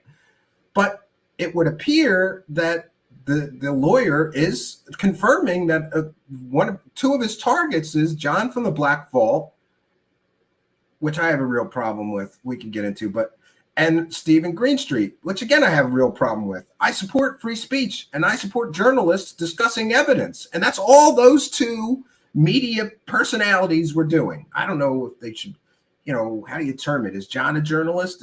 I guess you would call Stephen Greenstreet a journalist and John a researcher journalist, investigative journalist. I don't know what they prefer for titles, but those guys are doing good work. They're showing people the evidence and they're talking about it. They're not slandering anybody. They're not doing anything that qualifies under the definition of defamation. But welcome to America. You can sue anybody for anything in the United States of America. It doesn't matter if they actually, there's frivolous lawsuits filed all the time.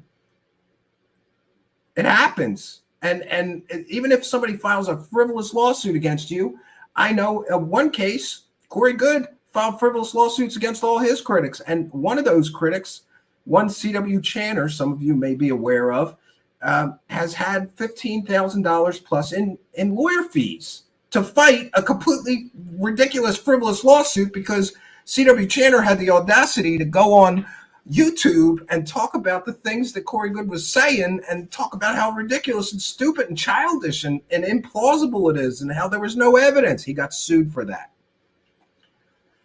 But welcome. This is not the, this is, I agree with what John from the Black Vault, he made a statement like, is this the country that I live in, that I'm not allowed to discuss evidence? I'm not allowed to show people what I found after digging for evidence for months? And to his credit, you know, listen, I said it before, I'm going to say it again. If Lue Elizondo's lawyer threatens to sue me, I understand it. I would kind of understand it because I say stupid things and I'm not a trained journalist. I'm learning as I go to say things like alleged and in my opinion and based on available evidence, I believe. You know, there's these statements and in journalism, they train you to say those things so that you are properly sharing the information that you have and not defaming somebody, even if what you're sharing casts the subject, the person in a bad light.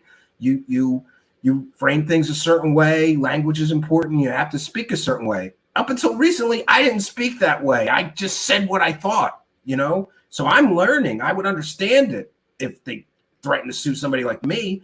But I always think that like John from the Black Vault is kind of like the Walter Cronkite of UFOs. He's so serious and so matter of fact and so fair and so balanced, right? And he says when it's his opinion, he says, this is my opinion based on this evidence or whatever. I don't think there's anything wrong with what these people are doing. Now, the subject of tonight is the cult of Lue Elizondo. Now, some people instantly attacked me when they saw the title of tonight's show, but we're simply exploring and comparing known cult-like behavior, known cult dynamics. And this is a very common thing in psychology. Get any psychology book, almost any psychology book, especially Psychology 101, if you're taking a college course, there will be a section in there about cults and cult dynamics. And if you go through some of the cult dynamics and the ways to spot a cult and the characteristics of a cult, and we apply them to Luis Elizondo and all of the people around him and some of his supporters, you see an incredible amount of parallels between those two. And we're going to get into it tonight. Before we do, in full disclosure, some people, I got a message and I'm not gonna share it, but because the person doesn't, well, I don't know if they care if I share it. But in this email, someone said, Stephen, you are not qualified to judge Luis Elizondo or his efforts. You are obviously biased based on the attacks that you have suffered from some of his supporters. It is not clear that he directed those supporters to do those things to you. Therefore, you are biased against Luis Elizondo based on the attacks made in his name by his supporters. He may have had no idea that his supporters did those things to you or condoned or supported those actions. Great. So somebody thinks I'm biased against Luis Elizondo. And let's talk about this. In full disclosure, I'm going to say ass lickers. All right. I'm going to put away my let's be a professional journalist hat for a moment, because that's what those people are. Some people who lick his asshole, big, huge supporters would do anything for him, another show, and the show's co-hosts who apparently, love Luis Elizondo so much they could not stand any dissenting voices, anybody asking questions. And what was my sin? I hosted a filmmaker who made a film who, I'll admit, this film, Who's Lou, was very, very critical of Luis Elizondo and all of the claims that Luis Elizondo has made, and has made many in the film. asked a lot of hard questions that none of the UFO circle jerk crowd is asking. Who's the UFO circle jerk crowd? Almost every show that Luis Elizondo has gone on have been huge fans of his and done nothing but softball him through the entire interview and not asked hard questions. So somebody made a documentary, put all the hard questions in. This other show, who hosted Luis Elizondo and are huge fans of his, they got so offended that I hosted and talked about that film with the filmmaker here that they began harassing me. Some would call it cyberbullying, cyberstalking, intimidating, threatening. They doxed me. And for those unaware, doxing means that they, let me be very, very clear, because this is probably going to a legal situation, in my case anyway, so I have to be very precise. They made an attempt to dox me by releasing my legal name. And I'll freely admit, Stephen Cambion is someone called a stage name. When I was 14 years old, I got into punk rock bands, and we were going to have a first show at 15 years old. I don't remember how old I was, a teenager. And I have a big, long, hard to spell, impossible to pronounce Polish last name. And I went to rock shows, and in many of the rock shows, people would introduce the band, right? On guitar, Johnny Shreds, and whatever. And so I used a stage name, okay? So in full disclosure, great, now you know. A lot of people do that, you know, and they try to make that something nefarious. But I would challenge you to ask some of my oldest and closest friends, people who have known me for 20 or more years, what my legal last name is. Most of them don't know. Everybody knows me as that. My business, you know, anyway, everybody knows me as that name. They try to make that into a big issue. He's lying to everyone. No, I'm not. I'll tell you the truth. I'll even give you my real legal last name if you really want to know. I'm not going to do it live on air, but, you know, what they did is they published my legal last name and my street name in the same tweet. And then they said they didn't dox me. But I'm here to tell you, friends, and what is doxing? We can go into the definition of that. It's really essentially sharing personal information about somebody on the internet in order so that others can attack them, right? And it's a form of threat and intimidation and harassment. People don't release your legal name and the street you live on for fun. They do it so that people can come to your house and threaten you or intimidate you or harass you. And that's what this other show host did. And then they go, technically, we didn't dox him because we didn't give his address. We just gave the name of his street and his legal name. But I'm here to tell you, friends, if you Google my legal name and the name of the street I live on, the first thing that comes up is my street address. So yes, I believe that they did dox me. They did so intentionally. And by the way, that show host, I believe, condoned it. I messaged him and said, look at these tweets. I screenshotted it all. This is what your co-host and your so-called producer are doing to me right now. Do you condone this? You're going to let your co-host and your producer do that? He laughed about it. He laughed about it on his show, went on to dox me again live on his show, giving everybody my legal last name and more information about me. And most recently, that show host has slandered and defamed me, telling people that I'm a convicted felon with no evidence, no court records, no documents, no arrest history, no mugshot. He has no evidence of that. And I'm here to tell you, friends, I said I'm not going to talk about this, but I will again. For the benefit of the stupid people, I am not a convicted felon. Before I started my business, I worked in corporate America where I had access. I was a corporate credit manager and later an IT person.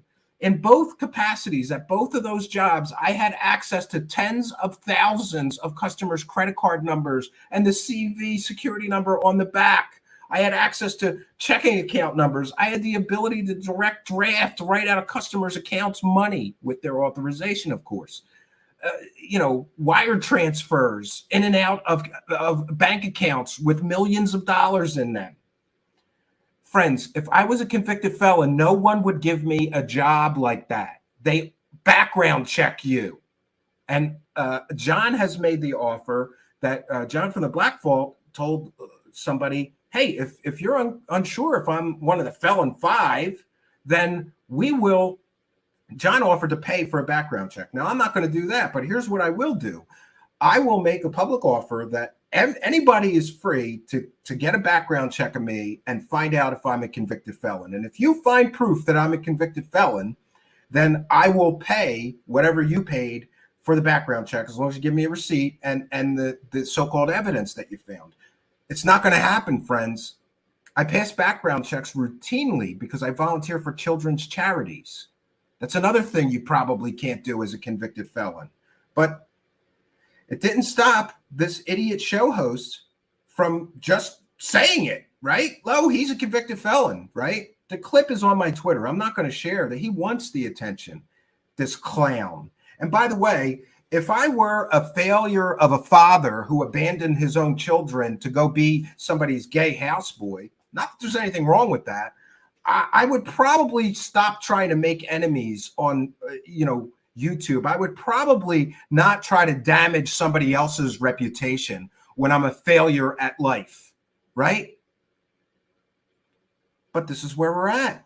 So, and again, in full disclosure, this is what happened to me. And this is just part of it, because the attacks, the slandering, the harassment, the people trying to damage my reputation has continued up till today. This stuff happened months ago that we're talking about, me getting doxxed, etc. Then people started threatening my family by name, including some of you were witness to this. Someone came in our live chat here, said they were outside my house, and my wife sure looks good tonight. Be a shame if something happened to her, and named her by name.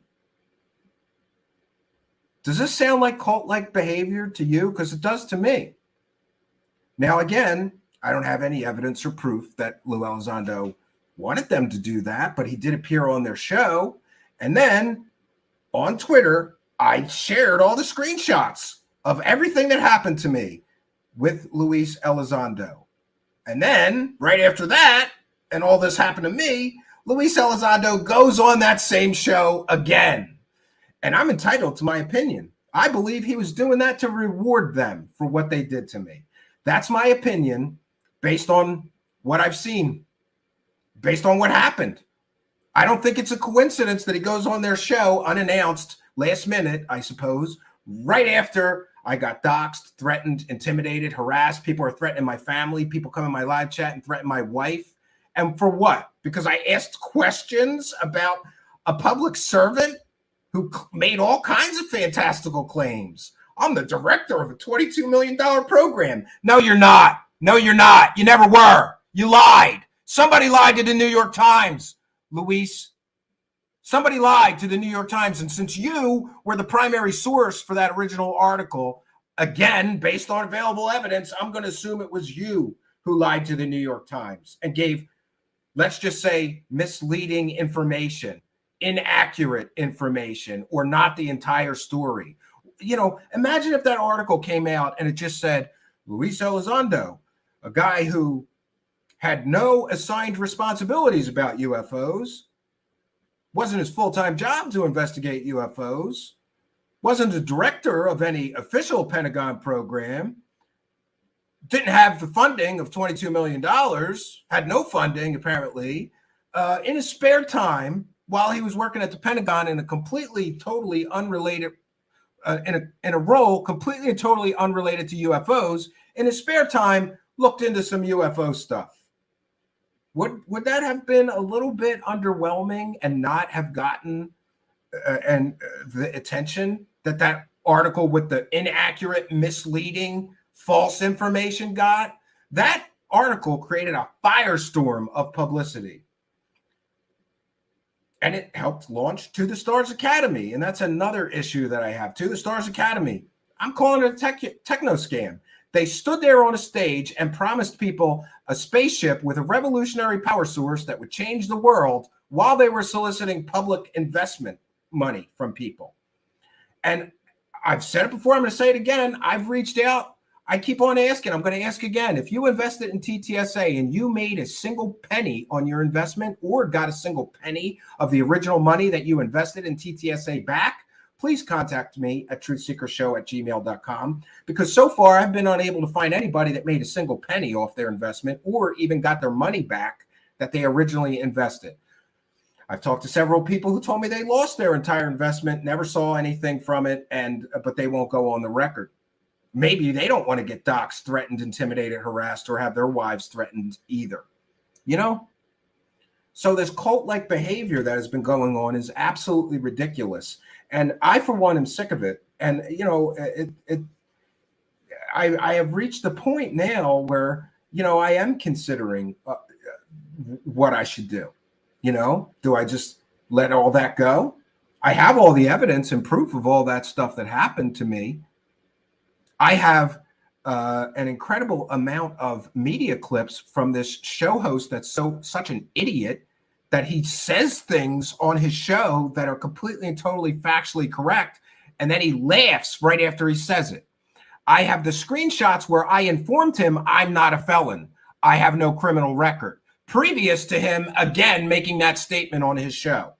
He's been informed. He knows I'm not a convicted felon. He knows I have no criminal record, yet he still continues on YouTube live streams to publicly tell people I am a criminal. I am a convicted felon. This shows forethought, a complete disregard for facts, and malice. That's what that shows. He's been informed. He keeps saying it anyway, and he laughs about it. Then he puts, you know, all right, so we're going to get off of that. But now I do want to take the time to tell you that the cult is crumbling. That's my belief and speculation based on available evidence. And you would be amazed, my friends. You would be surprised and amazed at the number of people who have contacted me lately with stories surrounding this. I'm going to call it cult. That's my opinion. It's a cult. People are contacting me, and some people are making public statements right on Twitter, confirming much of what I have been saying has been taking place, confirming it. So we have a statement from one of the people who doxed me and threatened my family, right? Awesome. And here, you know, and it's great that, to me, a lot of these people are doing what they do because they're sucking up to their UFO celebrity heroes. And it would appear to me that they're willing to do anything to get closer, to get friendly, to become buddy-buddy with their UFO celebrity heroes, including doing completely and totally illegal things. These things are illegal. You can't dox someone. You can't threaten someone's family. That's illegal. It's called a terroristic threat. Look it up. So these people are so intent on getting in the good graces, and again, this is my opinion and speculation, they're so intent on getting in the good graces of their UFO celebrity heroes. And let's also remember that there's a financial motive here, because that show host I mentioned, his numbers are shit. Unless he has Lue Elizondo on, then he can get 10,000 views and make, what, $1,000, right? Big money for him, loser that he is.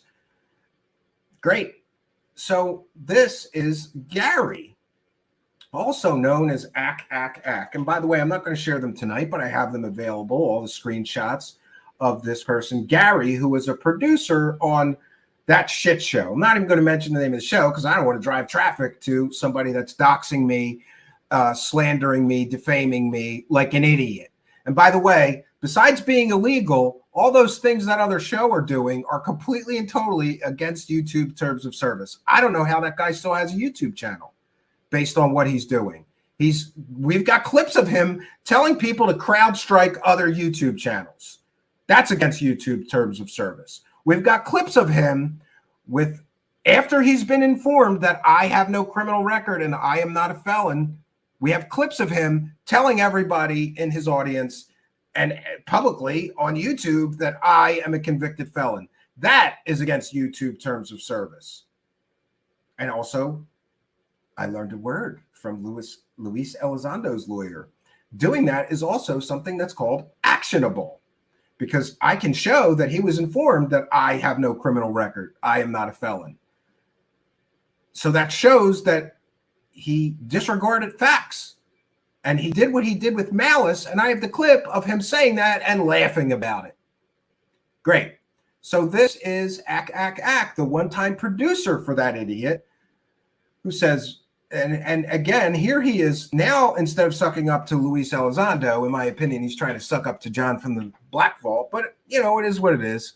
He's commenting on John's piece on the Lue Elizondo AG complaint. He says, very well put together, John, a very insightful and thorough deep dive.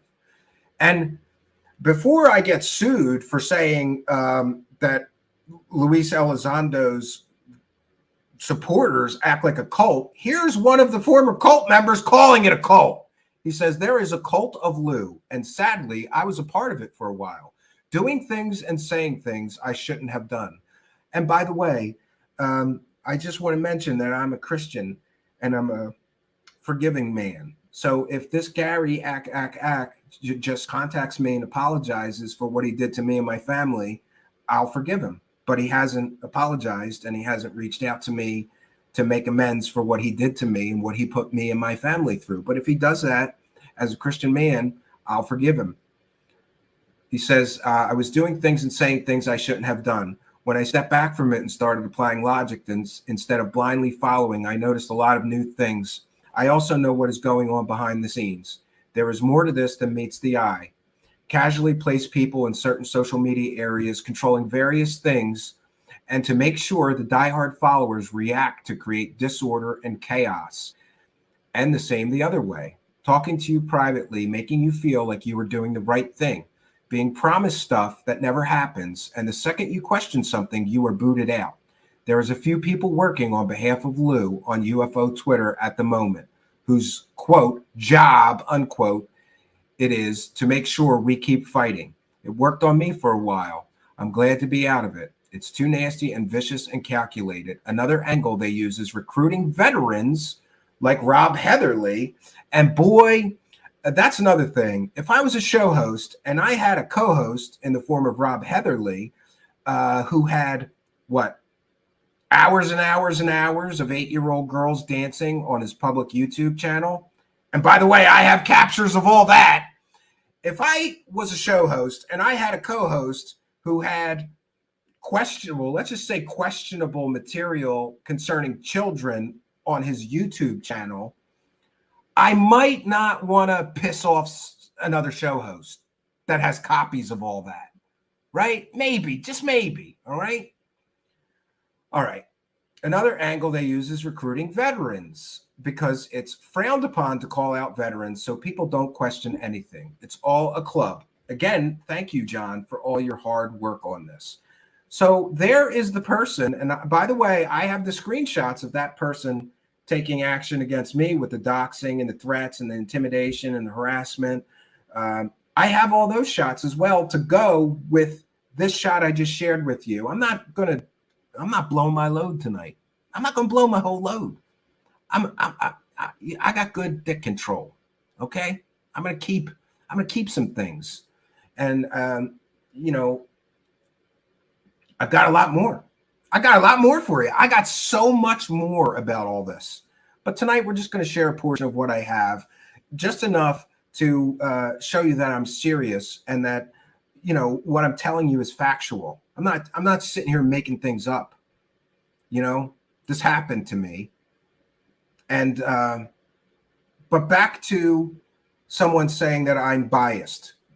Okay, you're right. I'll admit it. I may have a bias or a grudge. I might be harboring a grudge against Lue Elizondo because I reached out to him through Twitter and showed him all this and asked him, please, come on, you can't let them threaten my children, my family, or something. I'm paraphrasing. I don't want to get beat up later. Somebody's going to find the tweet. Crickets, nothing from Lue Elizondo. And I suppose the justification from the Lueites, oh, that's another thing. That show host who's telling everybody I'm a convicted felon has said I'm an anti-Luite. So here's another cult-like behavior. It's the cult of Lueites, apparently. Because if you're asking too many questions or questioning Lue Elizondo, you're an anti-Luite. So I'm assuming that the good guys are the Lueites. And we're the bad guys here because, you know, we ask too many questions. That's cultic to me. You got a name for your cult, the Lueites, and they got a name for the bad guys. The bad guys are the anti-Lueites, kind of like Scientology, SPs. Everybody opposed to Scientology is a suppressive person, right?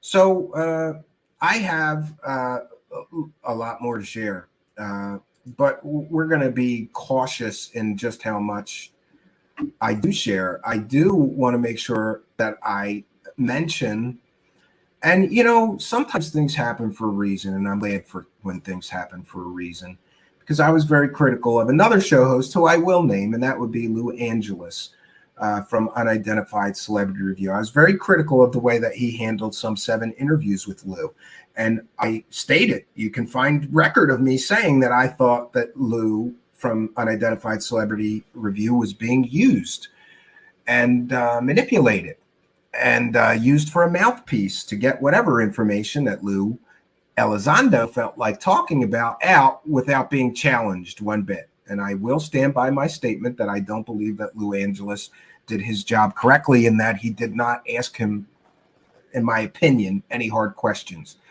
You know, there's that and some other things I disagree with, but you know, largely I felt that I changed my opinion of him because welcome to the party, pal, Lue Angeles.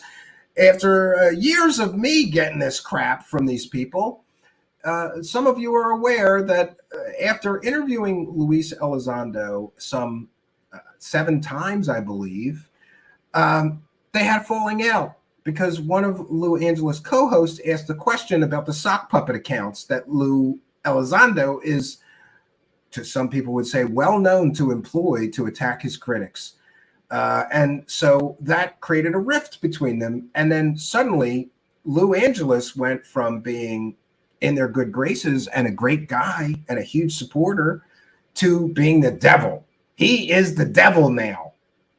And this, my friends, is more cult-like behavior. Look at what happens when somebody leaves Scientology. Look at what they do to people who leave cults.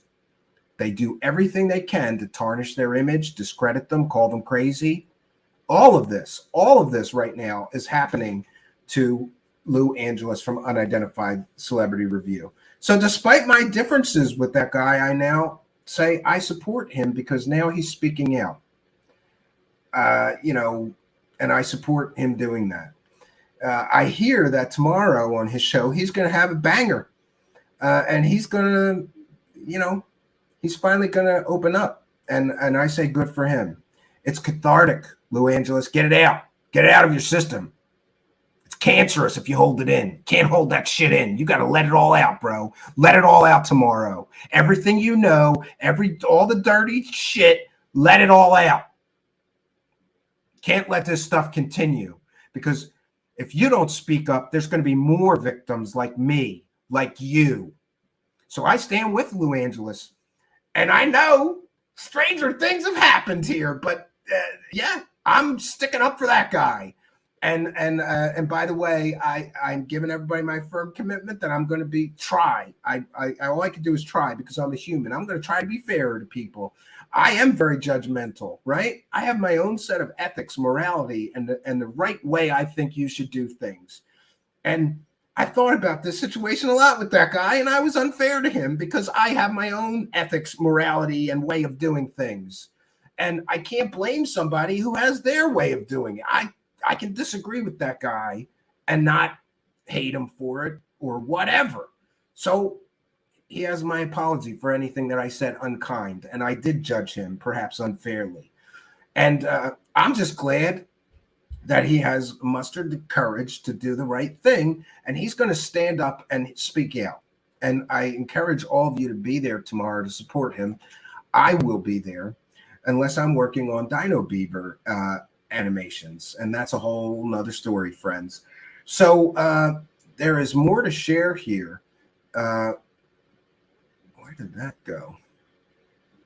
I thought that worked. Yes. Silence dissenters at all costs. These are your heroes, part-time men of principle. And this, of course, is from Lue Angeles of Unidentified Celebrity Review. And he says, thank you for verifying everything I ever thought about you, and see you tomorrow. Video unavailable. This video is no longer available due to a copyright claim by Sean Christopher Cahill. And unfortunately, friends, for the same reason, I cannot share the thumbnail. So apparently there was a picture of Christopher Cahill in the thumbnail. And Christopher Cahill copyright claimed Unidentified Celebrity Review and Lue Angeles and got their video taken down. I have so much to say about this, but I think it's probably best to let Lue Angeles talk about this tomorrow. It's what's happening to him. This isn't me that they did this to. But I will say that I agree with him. This is something that cults do. They silence dissenters at all costs. What right does Sean Cahill have to copyright claim and have a stream that hasn't even been broadcast yet taken down off of YouTube? Does he have the right to do that? I don't think he does. Maybe Lue did use an image from his website or something. By the way, you can follow me on Twitter at Stephen Cambion, and you can see the image that Lue Angeles used. And in that image, again, I'm not going to share it because if I share it, they will take down my show here. And we have to be very careful of these things. But in the image, Lue Angeles says, those UFO propaganda shows. And here's another thing I'm happy about. He's starting to name names. You know, I've told you guys this before, there's an unwritten rule in this thing that you don't go after other people in this thing and tell people that they're bullshit. You just don't do it. You don't name names. I'm one of the only few people that actually name names. I'll tell you, this person's full of shit and why. And we have evidence, you know, we show people, look at this fake crap story these people are pushing. Here's the truth of this story. It's totally fake. And in his thumbnail, to his credit, I'm not going to name him. He can. But yeah, we've got a bunch of shows named. And he says those UFO propaganda shows, clicks with a K, clicks with a Q, and money. And this is taking place tomorrow at 8 p.m. Eastern time. And by the way, you know, I need a bump from him much more than he needs a bump from me. But I think it's important enough to stop other people from becoming victims of these people. Yeah, I'll send them viewers, sure. And I fully support what he's doing. And this, my friends, will show you what lengths they're going to go to. You're going to copyright strike somebody over a goddamn image? Really? And by the way, Sean Cahill, what you just did may be illegal. I don't know. I'm not a lawyer, but you're a public figure. And you're making a lot of public statements that are worthy of criticism, debate, and discussion. Lue Angeles is perfectly within his legal rights to use an image of you as he's offering commentary about you. So I don't understand how you have some right to copyright claim or copyright strike him and have his video taken down. And friends, this isn't about copyrights. This is about attacking a man who is about to speak out.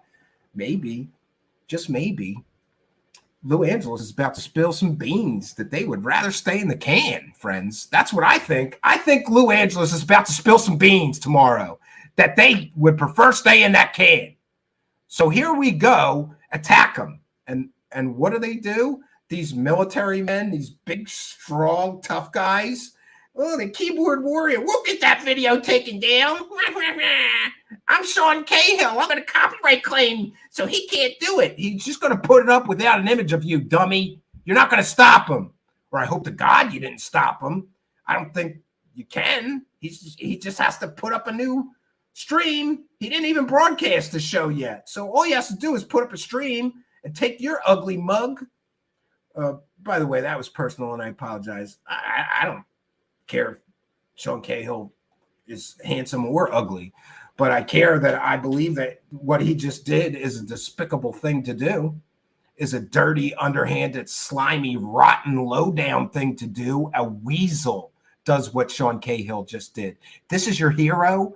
This weasel that has to hide on the internet? I'll take that stream down. Yeah, great. How dare? And this, friends, it's not just Lou Angeles. It's not just me or Manny from Area 503. And can't believe I'm going to defend him or this goof-on guy or other people out there channel. There's a lot of shows. Josh and Artemis. It's not just me or Lou Angeles that's getting attacked, threatened, intimidated. It is others. And if we don't stand up and all talk about this and say, this is not acceptable, it's going to keep happening to more people. I don't want anybody to go through what I had to go through and my family had to go through. I don't want that to happen to any other people. That's why I'm speaking out about it. And maybe, just maybe, that's why Lou Angeles is finally speaking up about this stuff. So I have a few more things to share. And by the way, in full disclosure, through Spooky, I did say that Lou Angeles could come on the show, but then I said maybe it's best if he just says what he has to say on his show. But he's welcome here. The door's open, and let bygones be bygones. I think sometimes you have to put aside personal differences for the greater good, and I'm willing to do that if he is. So there's that. So but the subject of tonight's show really is, I got blurry like Bigfoot there. The subject of tonight's show really is the cult of Lou Angeles, or excuse me, not Lou Angeles. Well, the cult of Luis Elizondo, and a shocking comparison. So I found this online, and it's about cult dynamics. It's from a psychology website. And while I read this, I want you to remember these things that are going on. I also want you to keep in mind the revelations that Josh and Artemis brought us when they talked about how Luis Elizondo maintains these secret groups where you could, go have a talk with your hero, Luis Elizondo, and he shows people in these secret groups, these secret things that only the inner circle gets to see. And it's a form of reward for the people that are most loyal. And again, I'm paraphrasing all this. If I'm getting it wrong, don't sue me, Todd McGurtry, or yeah. So apparently there's these secret groups. Josh and Artemis talked about it, where you go and you can talk to Luis Elizondo and he shows people special videos that nobody else has seen and other things, and promises people secret information that he's not going to talk about publicly yet, but you're in on it. Sounds very cult-like, doesn't it? Now, let's read some of the characteristics associated with cults. And I want you to tell me, and by the way, I'm not saying that Luis Elizondo is running a cult, but I am here comparing what's going on with all of the supporters and people who support Luis Elizondo and the people around him and cults. We're making a comparison here, and I'm just asking questions here. So the question I would ask is, after all this behavior that we have seen, right? Gaslighting people, threatening people, intimidating people, harassing people, all of which were critics or were critical of Luis Elizondo. Secret groups with secret information, only for those most loyal. The way they treat people who leave the group. We've seen that with Lou Angeles. We've seen how they treated Josh and Artemis and others who have left, and more. My question really is, the question here really is, as I read these characteristics of cults, doesn't this sound dead on to what's been happening around Luis Elizondo? 1, the group displays excessively zealous and unquestioning commitment to its leader and, whether he is alive or dead, regards to his belief system, ideology, and practices as the truth, as law. Yes. Number 2, questioning, doubt, and dissent are discouraged or even punished. Well, we've just seen Lue Angeles being punished. They just copyright struck him before he even said a word. That's how scared. I think they're scared of what he has to say. I can't wait to hear what he has to say. It must be good if they're willing to copyright claim him, punish him before he's even said a word. So questioning, doubt, and dissent are discouraged or even punished. Mind-altering practices such as meditation, chanting, speaking in tongues. Well, this one doesn't really apply to Luis Elizondo, but I think it's funny because it applies to Stephen Greer, of course, right? The leadership dictates, sometimes in great detail, how members should think, act, and feel. That is, members must get permission to date, change jobs, or marry. Well, I'm not aware that he's made anybody get permission to date, change jobs, or marry, but I am aware of at least 2 people who contacted me who told me that while really in this group, they were told who they could speak to, who they could not speak to. And I would encourage Lue Angeles. I believe that they told Lue Angeles that he should not speak to me, Stephen Cambion, right? And that would be confirmation of this point by multiple people. Maybe Josh and Artemis have experienced Lue, or, you know, the people in his inner circle telling them who they can and cannot speak to. I believe I was on that list of people that people should never, ever speak to.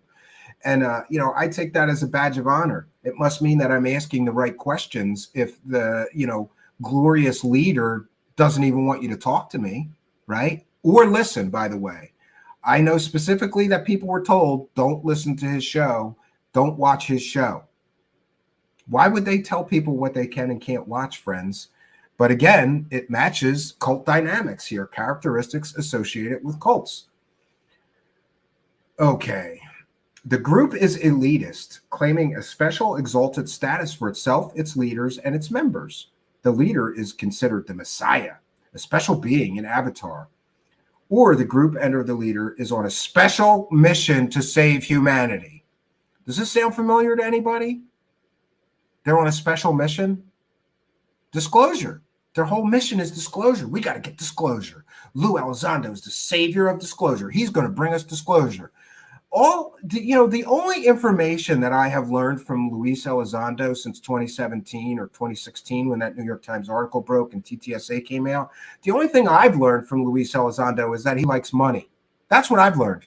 He has not given us anything new except for, I guess, 3 videos, if you want to credit him with that. And there's a whole thing about that being maybe not legal. Who knows? Nothing new. How's he bringing us disclosure? I don't get it. Okay. Here we go. Another characteristic. The group has a polarized us versus them mentality, which may cause conflict with the wider society. You think so? Us versus them. Hey, that guy, Steve Cambion, hosted a filmmaker who was critical of dear leader Luis Elizondo. We've got to threaten him, intimidate him, harass him, go in his live chat and threaten his wife, mention her name so he knows you mean business. Yeah. They have an us versus them mentality, right? To me, it wasn't personal before they started threatening my family. And by the way, not just my wife, my children were named, right? Somebody stalked my my Facebook and my wife's Facebook. There is definitely an us versus them mentality with these people. And that, my friends, is one of the characteristics associated with cults. So all you people critical of my show title tonight, maybe I'm not so crazy here. You know, I didn't write this. A psychologist wrote this. That's an expert on cults and characteristics of cults. Why does it match so closely what's going on with Luis Elizondo? Right? I'm not crazy. It does match. You can't deny that many of these characteristics associated with cults we can see happening here around Luis Elizondo. Okay. All right, here's another one. The group teaches or implies that its supposedly exalted ends justify whatever means it deems necessary. This may result in members participating in behaviors or activities they would have considered reprehensible or unethical before joining the group. That is, lying to family or friends, collecting money for bogus charities, etc. The leadership induces feelings of shame and or guilt in order to influence and control members. Often, this is done through peer pressure and subtle forms of persuasion. Well, that one's kind of gray. I would say that he shamed Lue Angeles. How dare you ask me a hard question? How dare you share information with Stephen Greenstreet that I would prefer he not know, right? He certainly shamed him. He shamed him by turning his back on his once friend, Lue Angeles. It's a form of punishment, and all cults do it, friends. All cults do that. In some Christian sects, there's something called shunning. The Amish do it. If you piss off the leader, they all turn their back on you. What happened to Lue Angeles? What happened to Josh and Artemis? They all turned their back on them, and now those people are evil. They're liars. They're the devil. Well, why were they such close friends, allies, and associates of yours before they started asking too many questions, and now they're the devil? You can see how this is very cult-like. Subservience to the leader or group requires members to cut ties with family and friends and radically alter their personal goals and activities they had before joining the group. Does anyone else think that it's a little more than a coincidence that a former counterintelligence officer just happened? And by the way, I might be getting this story wrong, and if I am, he's free to correct me or somebody can correct me. But, I heard the story that Lue Elizondo just so happened to walk into a restaurant that Lue Angeles worked in. And Lue Angeles, is a guy running a UFO show, and a former counterintelligence guy, a spook, essentially, intelligence officer, just so happens to walk into the restaurant where Lue Angeles is working while he's also trying to get a UFO show off the ground. I don't think that is a coincidence. And suddenly, Lue Angeles is dropping everything, willing to do anything he can to help Lue Elizondo with his mission of disclosure, right? So that one, we can see at least one example in the form of Lue Angeles from Unidentified Celebrity Review. All right, now we have the group is preoccupied with bringing in new members. Well, I've talked to many people who felt like they were being recruited and asked to do things. So I think that one pretty much applies. Members are expected to devote inordinate amounts of time to the group or group-related activities. I'm not sure on that one, but I'm pretty sure that Lue Elizondo has an army of podcast hosts that are willing to sit there and softball him and volunteer their time so that he can spout his nonsense unchallenged without being questioned or, scrutinized for his, some would say, ridiculous claims. I think that one applies, right? Here's another one that jumped out at me, right? Members are encouraged or required to live and or socialize only with other group members. Again, I've had many people tell me that people were told not to speak to me, not to listen to my show, don't be friends with him, and I'm not the only one. Here's another point. The most loyal members, the true believers, feel there can be no life outside of context of the group. They believe there is no other way to be and often fear reprisals to themselves or others if they leave or even consider leaving the group. Yeah. So there is, it also mentions the group is preoccupied with making money. Yeah. Yeah. So there's an awful lot of these cult-like characteristics that seem to match the current situation. Here's what I'm going to do. I am going to go on over to the live chat. We're going to thank and recognize all our kind and generous supporters. And I'm putting the link to that characteristics of a cult into the live chat. If you want to read that, let me know what you think. Let me know what you think in the live chat. Does this recent behavior match the characteristics of a cult? I know what I think, but I'm more interested in what you think. Let me know in the comments if you're listening to the replay. Is this situation that's been going on lately, does it match the characteristics of a cult? We've read them off.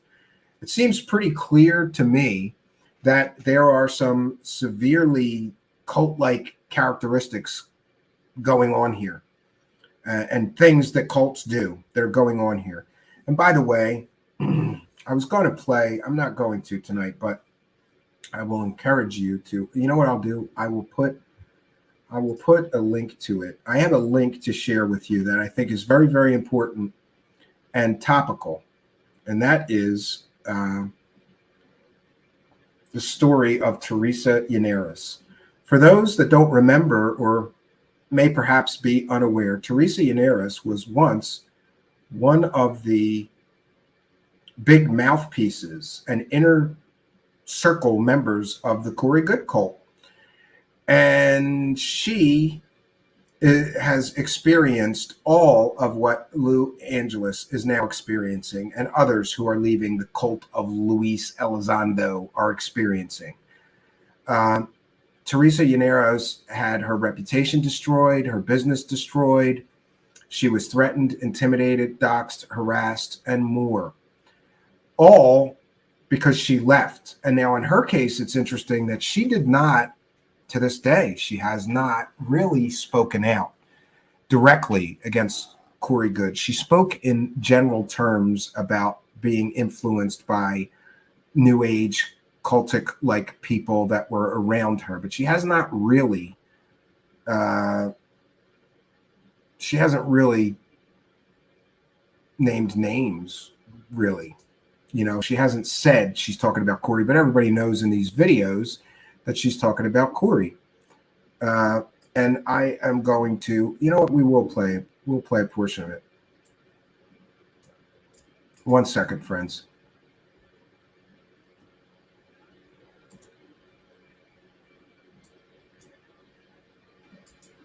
One second, friends. I just want to get this queued up. And we're going to cite fair use. This is a transformative work.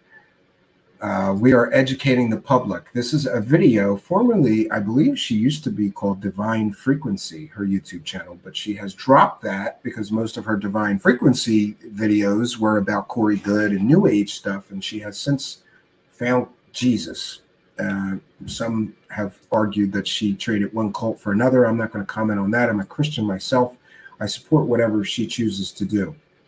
But I think that it's a cautionary tale, because all this has happened before, friends, and it will all happen again.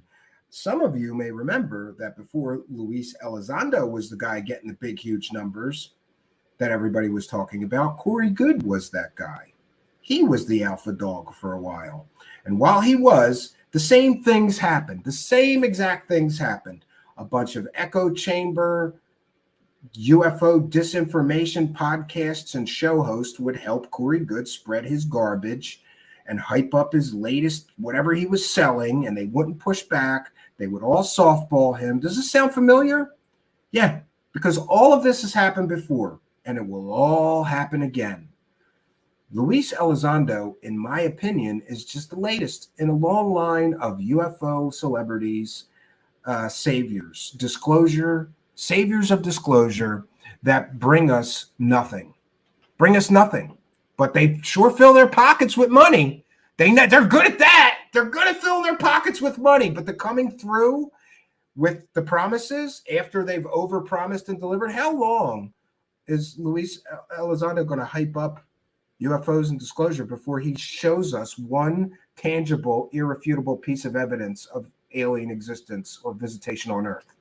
How much money does he need before he's going to give us that? When will he ever give us that? Or is he just like all the other people who overpromise, underdeliver, and never give us the goods, friends? So this is a transformative work. We're educating the public. And by the way, I have prayed for Teresa Llaneras because she went through hell after she left the good graces of Corey Good. And by the way, in her circumstance, she was encouraged to have a boyfriend that was in Corey Good's inner circle. She was encouraged to only speak to people in Corey Good's inner circle. She was encouraged to start a business that would support Corey Good and work with Corey Good. She was used as a mouthpiece and as a facilitator of disinformation. All of this she freely admits now after having left the good graces of Corey Good. And some of you may be aware that this girl, Teresa Llaneras, her sister, Valerie, is still in the good graces. So I'm unclear whether she has lost her relationship with her sister, but I don't believe that Corey Good, whose lawyer is this girl's sister, who's suing all. Let me say it better. The lawyer for Corey Good, who is suing all of Corey Good's critics, is Valerie Llaneros, who is this girl, Teresa Llaneros, who spoke out and left the cult's sister. That's how damaging this stuff can get. So, where is the... 1 second, friends. I lost it. Oh, let me try that again. All right, I have to get the video now. That would help. All right, we can do this. 1 second.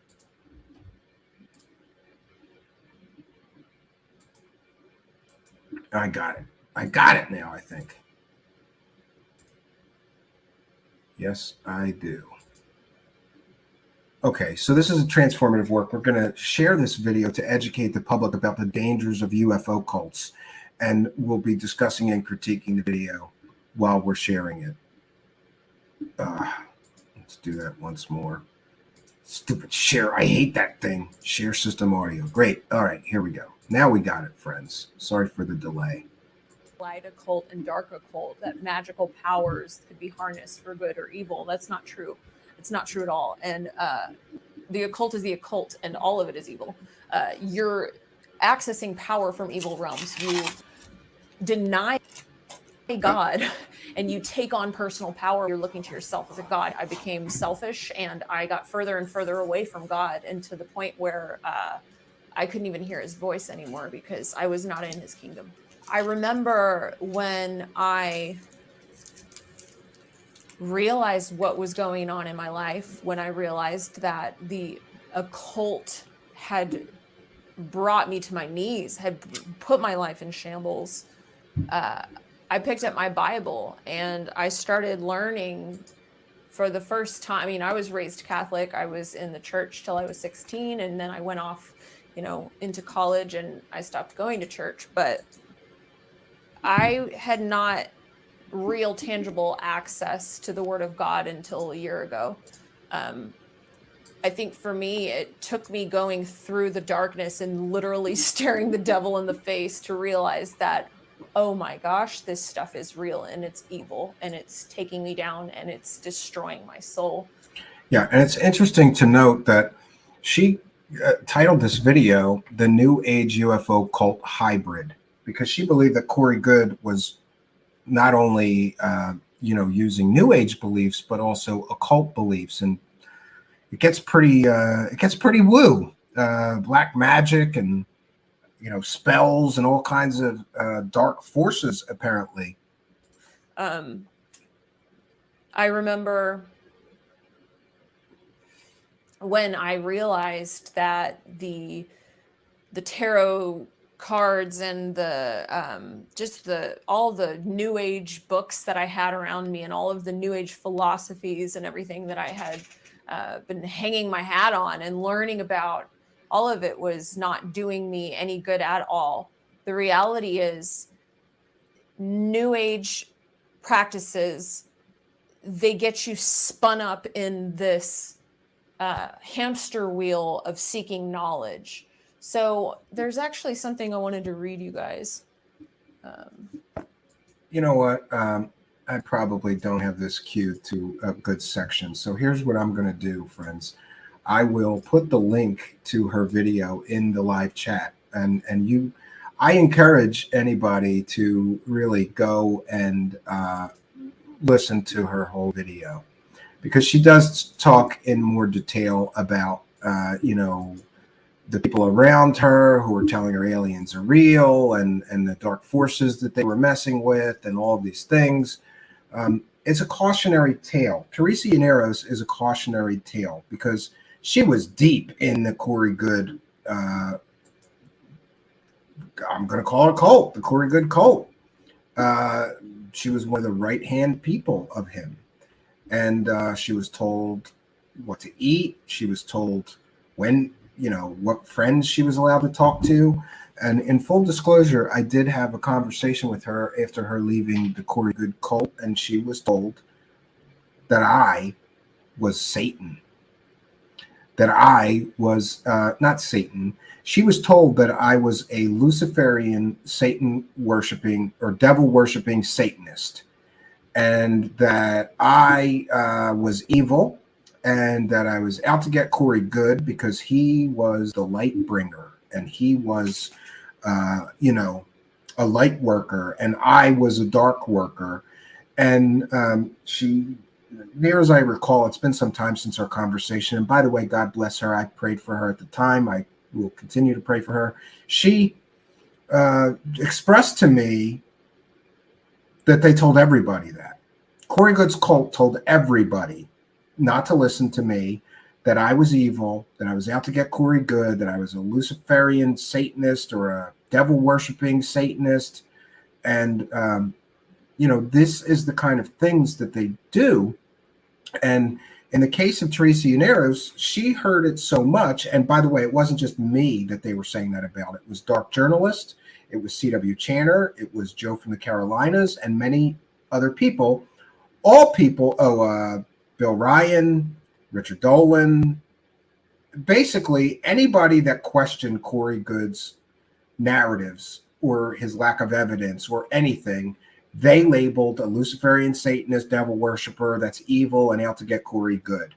And they kept repeating this, according to my conversation with her, so much so that she believed it at one time. She believed that I was a Luciferian Satanist and I was out to get him and all of this stuff. But she did wake up and realize that she was being brainwashed in a cult.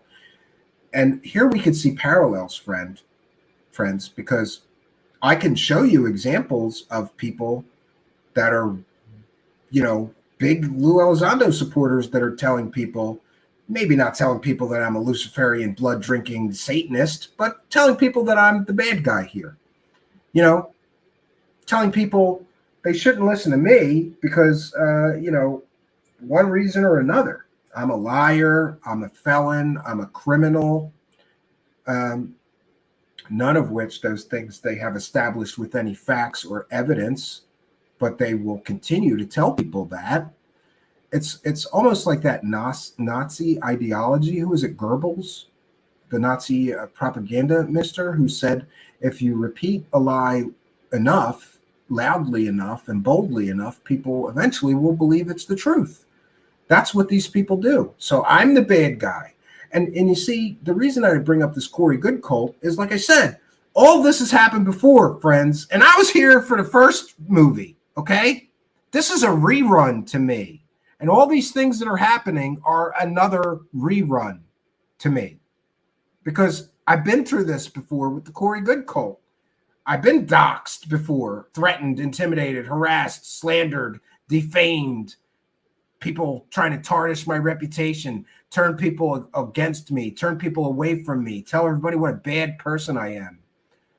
All because I asked questions about dear leader Corey Good. And the same thing happened again when I asked questions about dear leader Lue Elizondo. So this is where we're at, friends, and this is where we find ourselves. I promise you that we've been here before, and I promise you that I believe that more damaging information will be coming forward about one Lue Elizondo, especially tomorrow, I think. But, I mean more than that, independent of whatever Luis Angeles has to say. And by the way, I'm going to pray for him tonight that he, does the right thing, and has the right speech, right action, and right intention tomorrow, and does what he needs to do. I'll pray for him.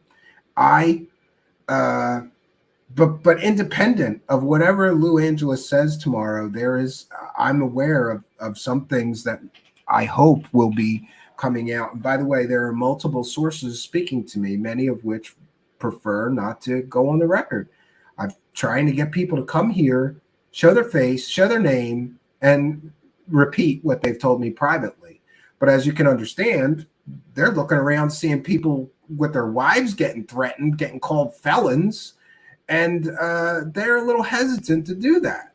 And I think that's completely understandable, that somebody wouldn't want to go on a show and show their name and face and say anything negative about this group, considering we've seen what they're capable of. And by the way, in full fairness to Lue Elizondo, I replied to his tweets with the information about me and my family and what happened and what that show host did. In full fairness, maybe he didn't read it, maybe he wasn't aware of it, but he did go on that show right after they did all that to me. And it's not just me, Mr. Lue Elizondo. Many people critical of you took that as you rewarding the people on that show, the host, the co-host, and the producer for all that they did to me. Now, in my case, I can prove in a court of law that all that happened to me. I can prove that. I have all of the evidence. I've saved everything, including screenshots of me informing you on Twitter that this was happening. But in full fairness, I have to admit that maybe he didn't read it, maybe he wasn't aware, and in full fairness, and let's be fair to him, he never publicly said, you know, I don't have a screenshot of him telling them to do that. I don't know that he told them to do that. I have to admit that my information about all this is limited, and all I can do is form conclusions based on the available evidence that I do have. So there's a limit to my information and knowledge, and I'm freely admitting that to you, my audience members, and anybody who asks me. But I will challenge Lue Elizondo. I'm going to tweet this video at him, and in fact, I'm going to make it easy for him, and I'm going to clip out this section of the show where we're talking about this specific issue. And I would like to know, what does he think about his supporters doxing people, threatening their children, threatening their family, coming in the live chat and threatening their wife by name? Do you support that, Mr. Elizondo? Do you condone that sort of behavior done in your name? They did it in your name. I have the screenshots. How dare you question Lue? And then they did what they did. It's in all the screenshots, Mr. Elizondo. So I'm going to challenge you. You portray yourself to be an honorable man. Does an honorable man sit back and let his supporters threaten people's wives and children? By the way, my children are 5 and 10. What kind of man threatens a 5-year-old, right? I'm sorry, 6 and 10 now. It was 5 and 10 at the time. What kind of a man threatens a 5-year-old or a 6-year-old child? Do you really support that, Mr. Elizondo? Because people assumed you supported it, since right after that show did that to me, you went on their show again. Good for you. And, I will say again that I'm a Christian person, and I have been really working on myself lately. Some of you are aware that I am now, I am 80 days sober. 80 days without alcohol. But besides the lack of alcohol, which I believe was a detrimental influence in my life, I am just working on other portions of myself. I'm working this 12-step program and other things. And I'm also trying to be a better Christian. And Christians are supposed to turn the other cheek. And I can turn the other cheek about almost anything. I really can, but I'm still having a hard time forgiving all of these people that did this to me, and forgiving Mr. Elizondo, who, in full disclosure, I may have blamed or thought was the cause of it, and I may have done so unfairly I have to be honest. Maybe it's not fair to blame him. Maybe he was unaware. I'll say it again. Maybe he didn't condone it or wouldn't condone that, but we haven't heard a statement from him about this. And while we're on that subject, the Who's Lue documentary film producer Manny was also doxxed. His girlfriend was doxxed. His girlfriend was threatened. It takes a real tough guy, real macho man to threaten a woman, right? To harass, intimidate, and threaten a woman on the internet, right?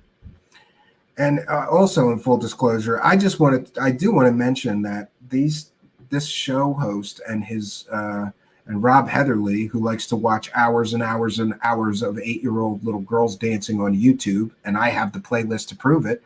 And this ack. I mean, it's really a stupid thing for them to do, to threaten my wife, because I'm telling you the honest to God truth, my wife would beat the living shit out of the three of them at once. She's a very tough woman.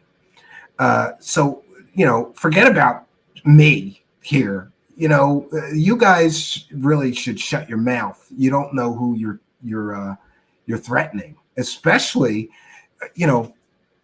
I'm gonna you listen. I'm sure there's a lot of women listening to me and within the sound of my broadcast who have children. What would you be willing to do to a man that's threatening your children? How many mothers does everybody know? How does a mother take it when you threaten their children? My wife's a lioness. She will eat them alive. And although she could take care of herself, I'm her husband, and it's my job to protect my family. And let's make no mistake, we have, since this stuff happened, we have a hell of a security system here now. And I have quite a collection of weapons, and I'm just going to leave it at that. And it would be extremely foolish for anybody to come here who wants to threaten my family especially. But we're going to move on with some things. I'm getting some messages right now. I do want to share some things from our chat room monitor, Six's Design, the Sixth Sense, who has been sharing some of this stuff. Some of the things that have been happening. And by the way, these guys really are pussies. There, I said it. These people with these attacks, because there's so many sock accounts and people are hiding behind fake Twitter, fake Twitter IDs, right?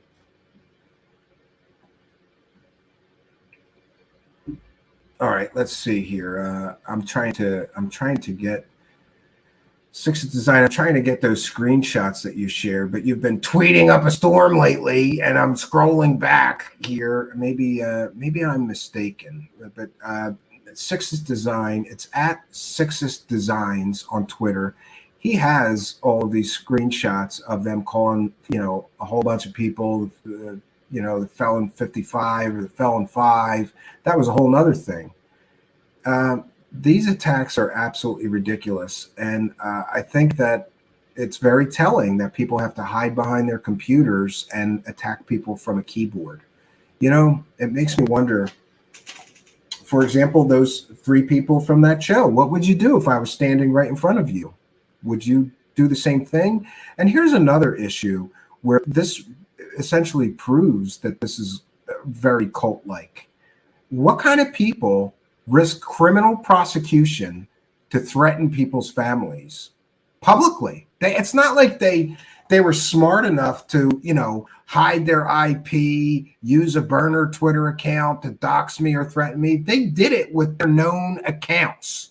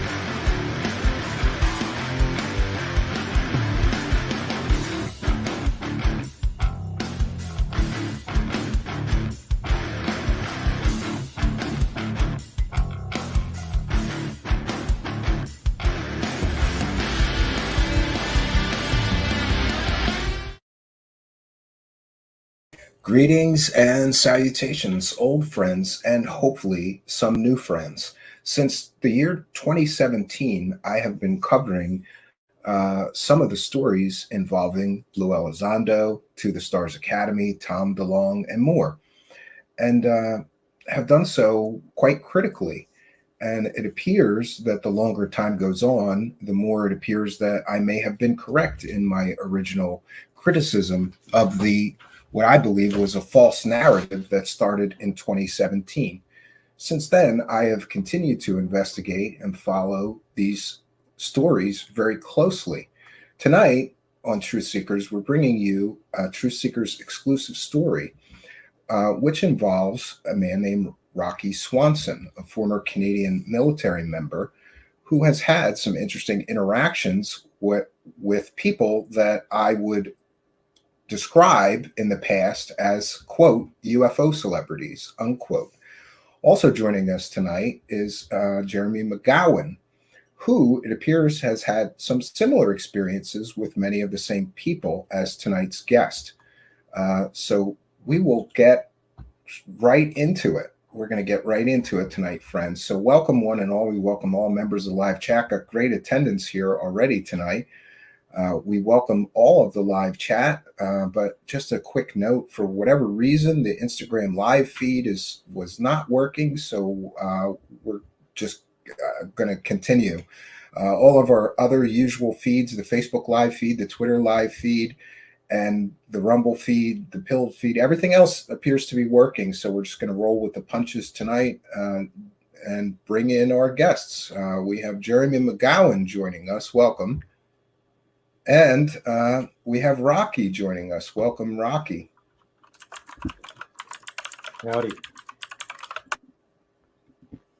Yeah, so Rocky, I thought where we would begin was with how exactly did you come to become involved in the UFO subject? But first, can you tell us a little bit about your background in the military, and maybe Jeremy can help us sort of navigate what your responsibilities were and things like that, just so people get a sense of, your military service and credentials?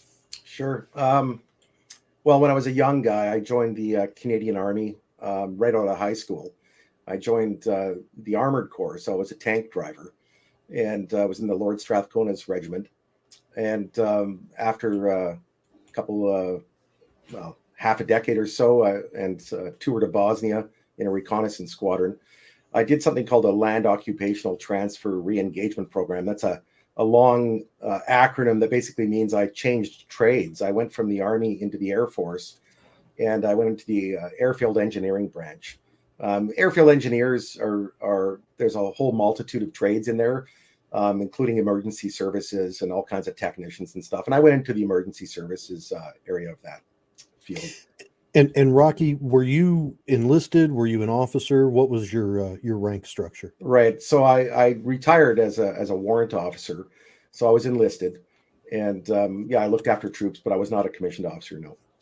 Copy that. And is the warrant officer program in the Canadian Armed Forces pretty much the same as it is with the U.S. Warrant officer program? So that's a good question. I think that I've looked into that myself, and I think that it depends on the trade. I mean, a warrant officer is supposed to be a subject matter expert in their field. I think that's fair to say for all warrant officers. But I believe in the United States Armed Forces, and correct me if I'm wrong, that warrant officers are pilots in some cases in the U.S. Army, and that is not the case in Canada.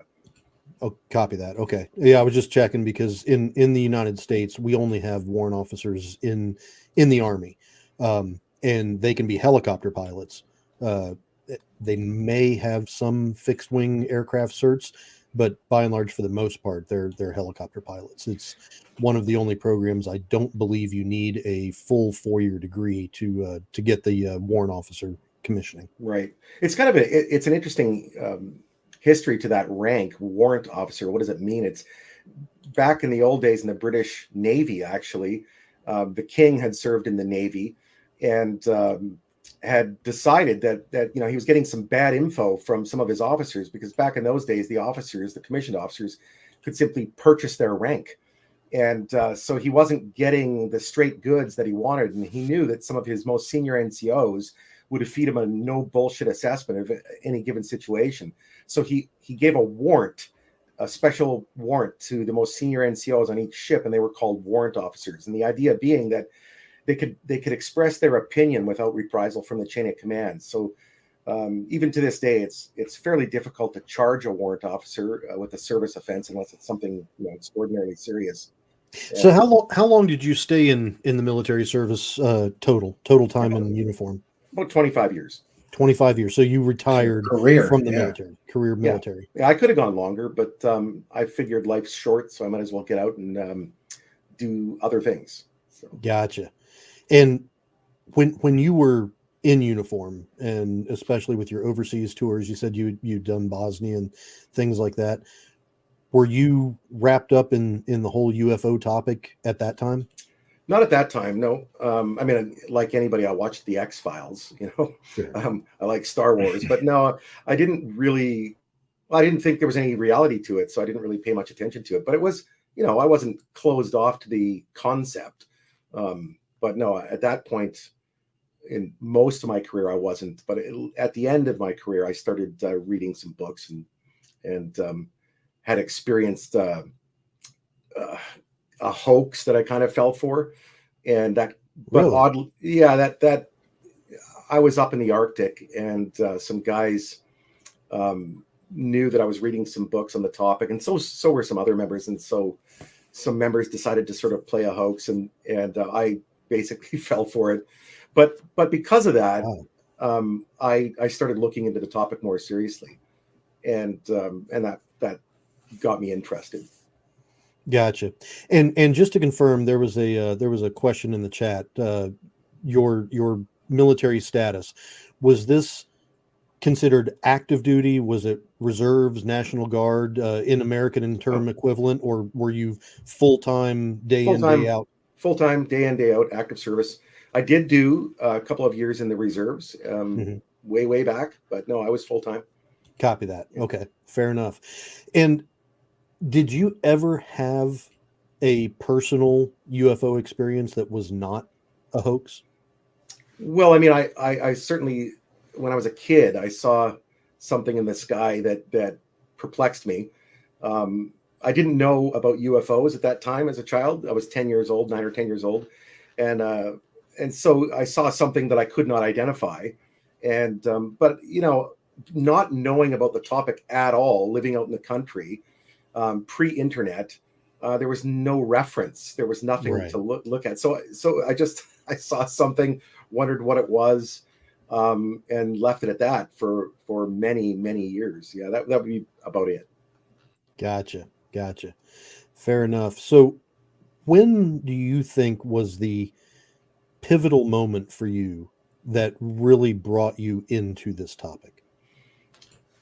Well, I mean, other than the incident up in the Arctic, it was really, there was an interest there because of that, and I'd started reading some books, and had reached out to different UFO researchers, authors, that kind of thing, and so that was probably the start of it. After some years of that, I dropped it because just before 2017, I had completely stopped. My interest was over. I didn't think there was anything to it. But when the New York Times story came out, I think in, what was it, late 2017? 2017, yeah. Mm-hmm. My sister sent me a text message late one evening when it hit the news, and she said, "What's all this UFO stuff?" And I didn't even look. I said, "Don't worry, it's bullshit," you know. And turns out your first impression was probably correct on that article. Maybe. Yeah. So I did look and sent it to my brother, and we immediately got interested. He's military as well, and so we both looked at that, and we started digging into the characters behind the story. I had actually read Leslie Kean's book, UFOs and Pilots, or something like that. And so I thought she was a trusted journalist. I looked at Mr. Elizondo's credentials, or what were available, and I thought, well, hey, if somebody from the Pentagon is coming out, and it seemed to be more than one, like that was the appearance it had, I thought that there must be something worth looking at. Sure.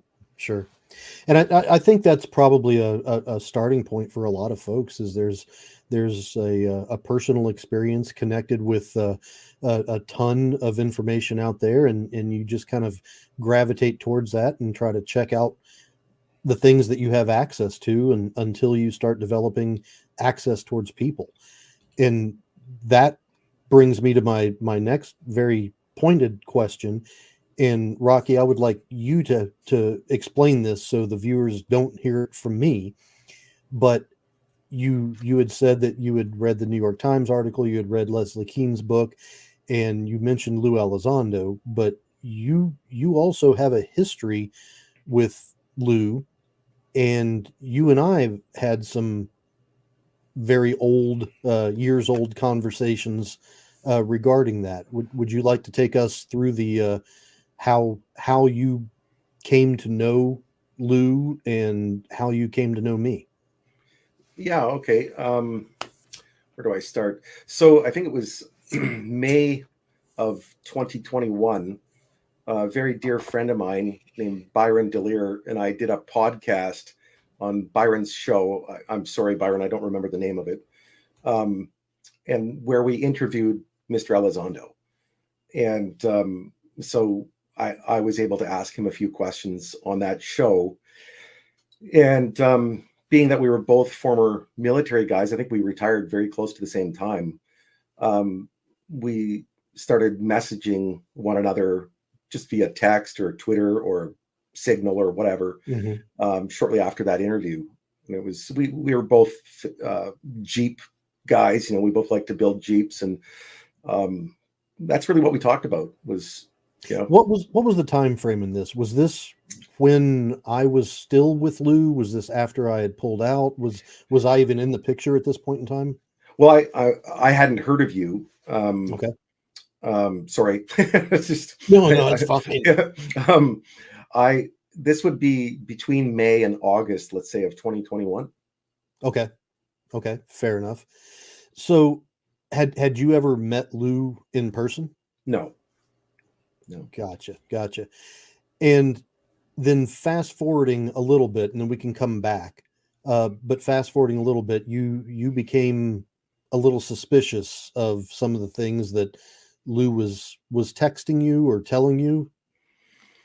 Yeah, we had conversations by phone about well, this is my secret apple juice, and it's sealed. I'm opening it up right now. What happened was Lue and I hadn't talked about the topic of UFOs really at all at that point, outside of that interview. And I was working with a friend of mine on some access to information requests having to do with the topic. This is the Canadian version of FOIA? Correct. Okay. Yeah. And so this friend of mine is one of the most diligent researchers in the country. And so the reason I was involved with him was that being ex-military, I was able to sort of translate military lingo. Sure. To help him understand what things were about, maybe give him context to some things and contacts within the military. Sure. And at one point, he sent me a part of a access to information request that he had received, and it was fairly intriguing. It was basically there were some, I think, emails in there between two Canadian Forces officers about some UFO sightings. And one officer said to the other officer, "Have you accessed CL-213?" And the officer replied back, "I've accessed it, opened, and closed it." And I thought, well, that sounds intriguing. What the hell is that? What is CL-213? We didn't know at that time. I'll get into it. But so what I said to him was, "Hey, I've got a contact with Mr. Elizondo. I could send him this and ask him if he knows what it means." And so he gave me permission, and I shared that document with Mr. Elizondo. And so this was a document that had been officially released, correct, through an access to information request by the Canadian government. So it's not a classified document. It's not sharing state secrets. It was right. It was an official release that you had the ability to. In other words, like a United States version of FOIA, but the Canadian version. So, and to be totally clear, that particular version of that document had originally been classified. and obviously declassified through my friend's access to information request. Now, I don't actually know, to be clear, if that's why it was declassified. I don't think so. I think that it just wasn't anything all that substantial. But anyway, he got it. I sent it to Lue Elizondo, and sort of waited for a reply on that. Meanwhile, we found out what CL213 was, and CL213 just stands for Checklist 213. It's a series of contacts, emails, phone numbers, addresses of military offices that should be contacted when a UFO report meets a certain criteria, right? And that can be very basic.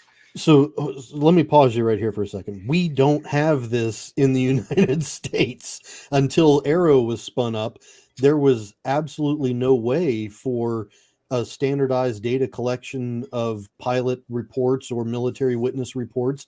And you're saying that the Canadian government had this in place years before we stood up Arrow?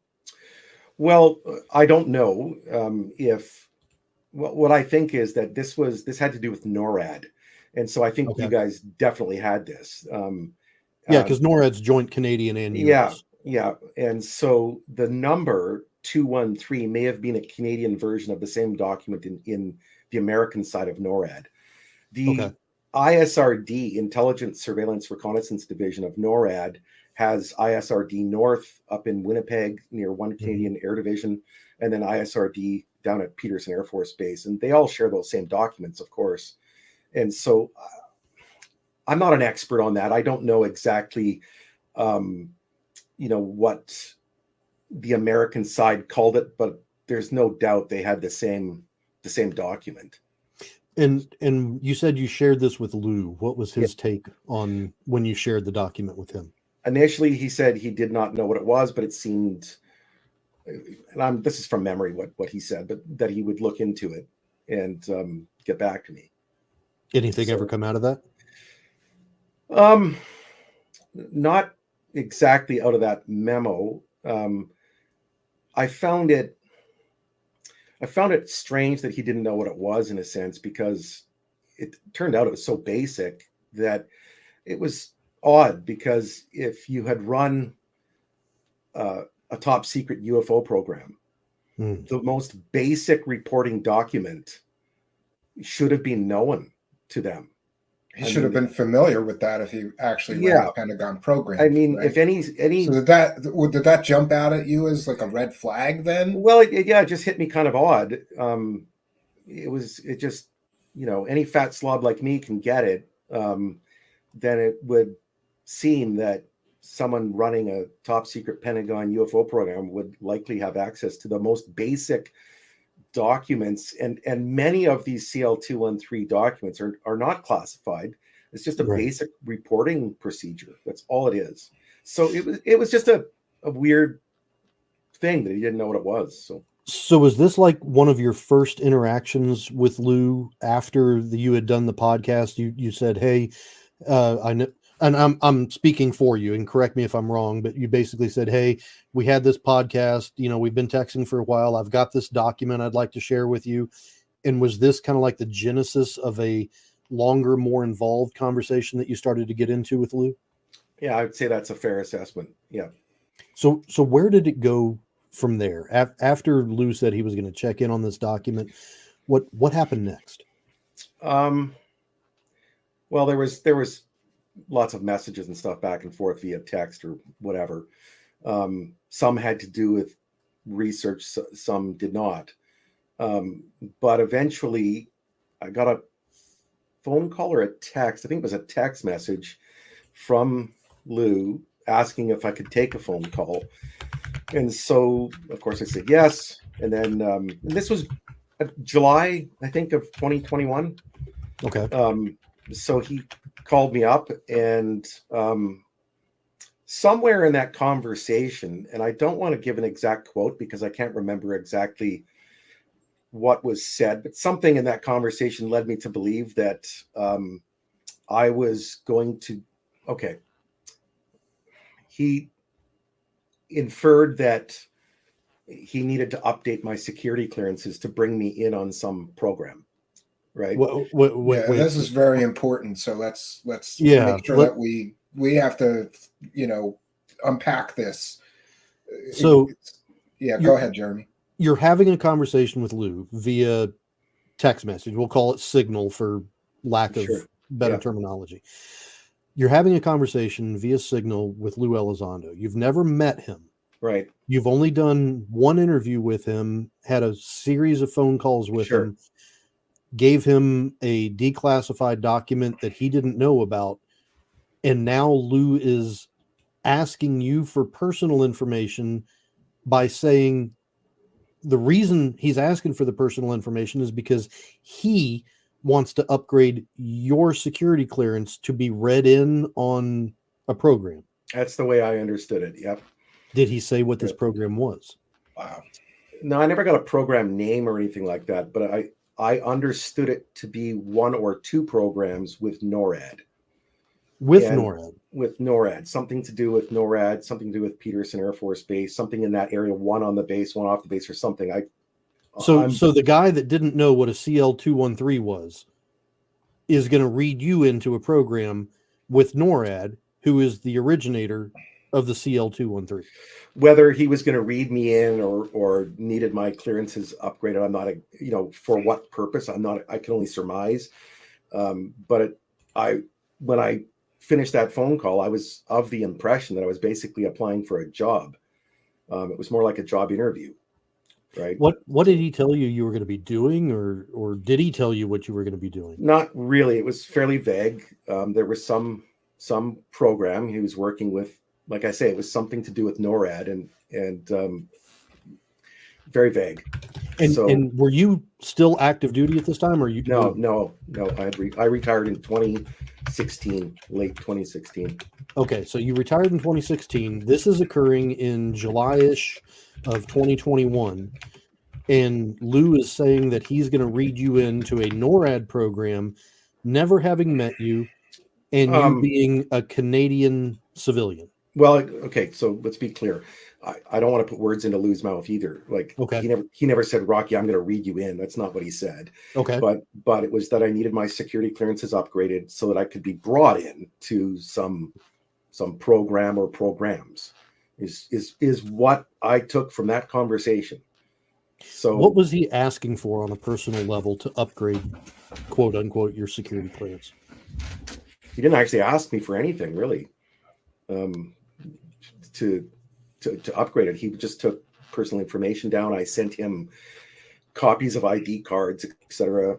I even sent him a personal record resume, my military record. I don't remember exactly, but I might have sent him something called an MPRR, military personal record resume, just to back up my service. So that I think I sent that to him, but I'm not 100%. Gotcha. So I'm assuming that was kind of a long process. And did your security clearance ever get upgraded? No, we never discussed that again, oddly enough. But in the meantime, I found it very odd because, I'm likely the last guy on earth that any intelligence agency would read into a program like that because, hey, I was into UFOs. Look, if you want to get into intelligence and you dreamt of becoming James Bond, they don't want to take you, right? And so a guy who's really into UFOs is not likely to be read into some top secret UFO program. But what I did was, having friends all over the place, I phoned some people at NORAD that worked in the correct departments within NORAD. And I just dropped some names and said, look, and these are people that I've known for 30 years that happened to be at NORAD at that point, working in intelligence. And I said, hey, look, this is what I think is happening, that I may be brought down there. I may be read into a program. Do you know these people? Do you know this man? And my good friend there said, he didn't know the name, but he would definitely look into this for me. He got back to me quickly, within a day or two, and said that no, they had never heard of this guy or anybody. This guy being Lou. Right. Okay. And that, you know, it was just basically told me, hey, whatever you're getting mixed up with here, it has nothing to do with us. There's no programs like this. And that they'd never heard of him. And so let me backtrack just a minute. You reached out directly to people that you knew based on your military service for 25 years in the Canadian military. You reached out to folks that you knew at NORAD and asked them if they knew Lue Elizondo, who was saying that he was going to bring you in to a program. And the guys that you talked to at NORAD had no idea who Lue was. Right. And like 100%. Yeah, that's probably another red flag that he's not being honest with. You know, this. Well, I don't want to comment too much tonight because I really want to hear Rocky's story.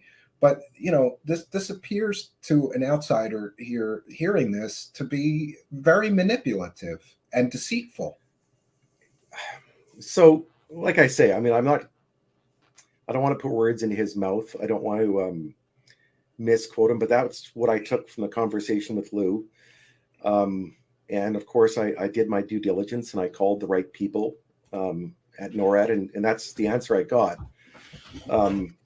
So now that you're sitting on this and you've heard from Lue and he's requested information to beef up your security clearances and made allusions that you may be brought into a program of sorts. You had him checked and folks at NORAD have no idea who he is. What do you do now? What are you thinking now? Well, what I'm thinking is either I misunderstood him or I need to do some more checking. So I was pretty sure of what I was told. So I phoned a friend of mine at the Canadian Security Intelligence Service. That's sort of our CIA. Okay. I don't want to exaggerate that, but that's their Canada's senior intelligence service. And the reason I did that was twofold. One, as at that time, I still held a security clearance, so probably didn't need upgrading in the first place. However, I got a hold of CSIS because there is a defense administrative order and a defense security order that states that if you held a security clearance, if you hold a security clearance, if you're a serving member of the Canadian Armed Forces, retired or whatever, and you were approached by a foreign intelligence service, you must report. And so I made a report that I had been. Why did you make the report? Because you were approached by a foreign intelligence service. What did Lue say, that he was with the U.S. government, or did he claim that he was with an intelligence agency? No. To be fair to Lue, I did that because, frankly, I wasn't totally sure he was retired, and I knew that he had been in the Defense Intelligence Agency. So it just seemed like a good, safe thing to do. I just wanted to make sure that I wasn't doing something wrong, and that and it's a requirement for you to do that. It's the law. I had to, as far as I understood it. And again, I don't want to exaggerate any of that. I felt I had a legal obligation to make that call. So I sent CSIS everything. I sent them every message, everything that I had ever received, everything. Can I just stop you for a minute? Would that be something that would be FOIA-able via the Canadian equivalent of FOIA then? I have no idea. Okay, Honestly, I just wanted to make a note of that, and I will check into that situation, because if we can get those correspondences, that that may shed some additional light. Not only the correspondences, but any internal memos or reports that were generated because of those correspondences. Yeah, I have a feeling there's a paper trail here that we can follow, and I'll do my very best. If not, I'll try to call in John from the Black Vault for some help. He may be much better suited to try to pursue those than me. Yeah. So you made the phone call, right? And you said that you were approached by potentially a foreign intelligence officer. What was that conversation like? Well, I just told them what I believed I was told. I told them what the topic was. And now, keep in mind, I'm speaking to someone at CSIS that I know personally, right? Somebody who I'd served with, when he left the armed forces, he went into CSIS. So he wasn't the guy that was actually going to necessarily generate the paperwork, but he was taking my information. And I did it that way because I knew he would take me seriously, right? That this would go somewhere. He's a very senior member of that organization. So he got back to me fast, within a day or so. And first thing he said was, take those damn things off your phone. Because I had these documents on my phone that I had sent, and I had accidentally cropped out the declassification numbers, and so he thought they might still be classified, but no, they weren't. But what he said to me was that they had looked into this matter because of my report, and that they were convinced that Mr. Elizondo and these people I mentioned were not in any way working with any official government program. So it wasn't we can neither confirm nor deny. It was a straight out, no, he's not working with any official interagency intelligence organization. Right. And again, it's not necessarily that Lue said that. It's that's what I took to believe from our conversations, right? That was the inference. So that's why I did the checking. And I got to mention this too. CSIS is responsible for our security clearances. So if my security clearance is being enhanced, upgraded, or reactivated, they're going to know. They're the ones that do it. So nothing like that had happened. There was no paperwork generated. Now, are you going back to Lue and telling Lue, hey, I'm finding some inconsistencies in the things that you're telling me? No, I believe I did tell him that I had to report any contact with foreign intelligence services, but I can't remember for sure if I said that or not. Because at this point, I was starting to not want to really be part of this. I just felt that something was off. So I called a friend. Well, 2 more phone calls were made. I phoned National Defense Headquarters. Okay. And I spoke to another friend there, a very senior officer, and just got that officer's opinion of this whole situation. And their reply to me was, it sounds like you're being led down a garden path. Be careful, And so, yeah, I mean, was I don't know. But that was I started feeling nervous. But even though you were feeling nervous, you hung out and maintain contact with Lue, correct? Yeah, right. Because, like I say, maybe I was wrong, and I didn't want to just throw out this opportunity if it was real. Sure. I was simply trying. I wasn't trying to smear Mr. Elizondo or anyone. I was trying to approach this like a real possible job offer or a real thing. Like I would, like if I was applying to any other position out there that had to do with classification of any kind, I would have done the same thing, right? This is not special, right? Right. So I was just trying to be professional and do the right thing, and that's it. This wasn't really. And you're doing your due diligence. You need to know the people that you're crawling into bed with. Yeah. So I started feeling very nervous about this, and I contacted a friend of mine and a friend of yours, and it's that individual said to me something to the effect of, "Hey, this kind of sounds familiar. Do you know Jeremy McGowan?" And I said no, I think, and he said, "Well, maybe you guys should talk." And so he gave you my number. I believe that's shortly after when you and I first spoke. Yeah. And I will corroborate this. I'm not going to name the person that that Rocky's talking about, but Rocky and I do have a mutual friend that he and I were both talking to without knowing the other person. I didn't know Rocky. Rocky didn't know me, but we had a mutual friend, still have a mutual friend that put us in contact with each other. Right. So the people hear it from you instead of me. After our friend gave you my contact information, what happened? Well, I guess there was two, I don't know if I've got this in the right order or not, but there's sort of two things that happened. One was that Lou called me back, and there was no more conversation about any programs, but he really started buttering me up to go on some documentary and to hold up these documents that I had provided him, and to show the validity of whatever this was supposed to be. What were these documents? I'm sorry. Oh, that's the CL213 document.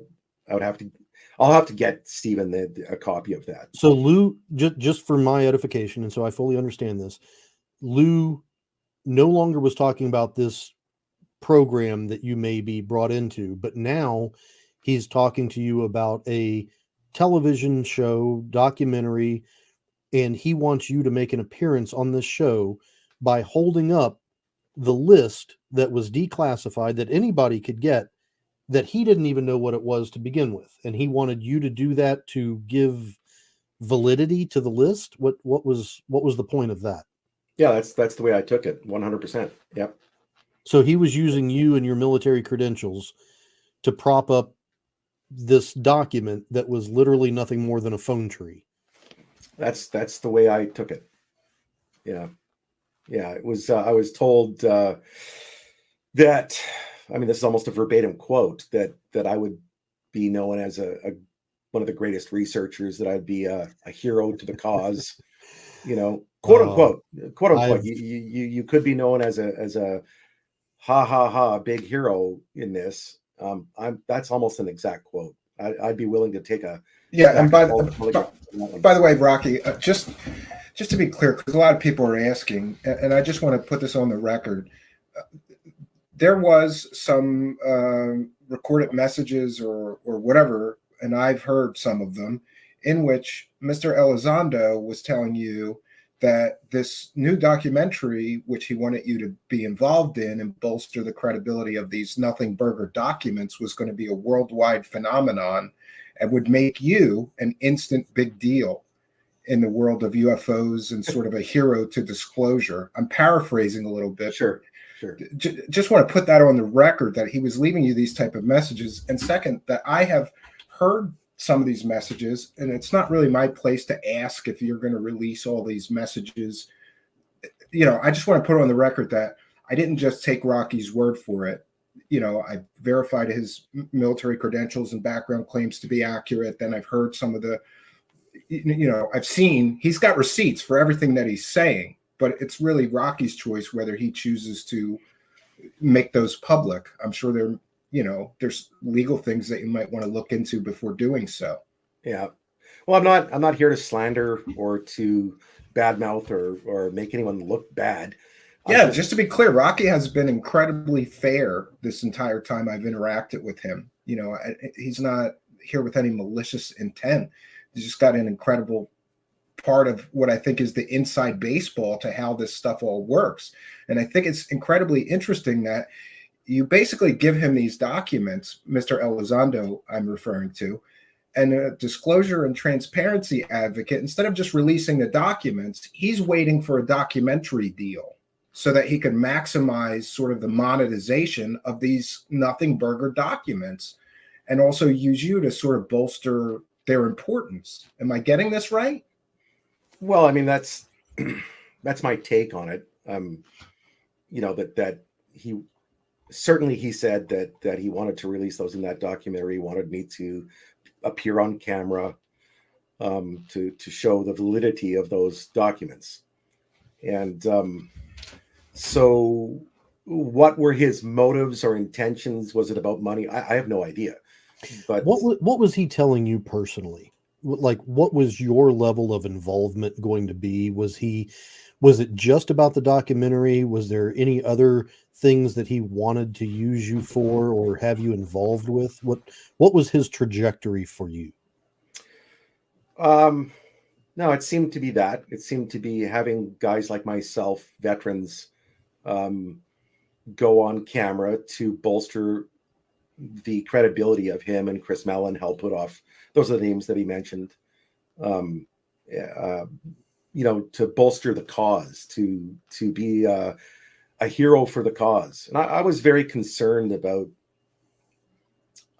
releasing sources and having anybody's names leak out, that kind of thing, because there were members of the armed forces that were helping me, sort of behind the scenes get stuff. They didn't break any laws, but they didn't want their names out there. And I just remember, there was sort of I don't know what the exact quote was, but it was something about, we all have to take a hit for the team kind of thing.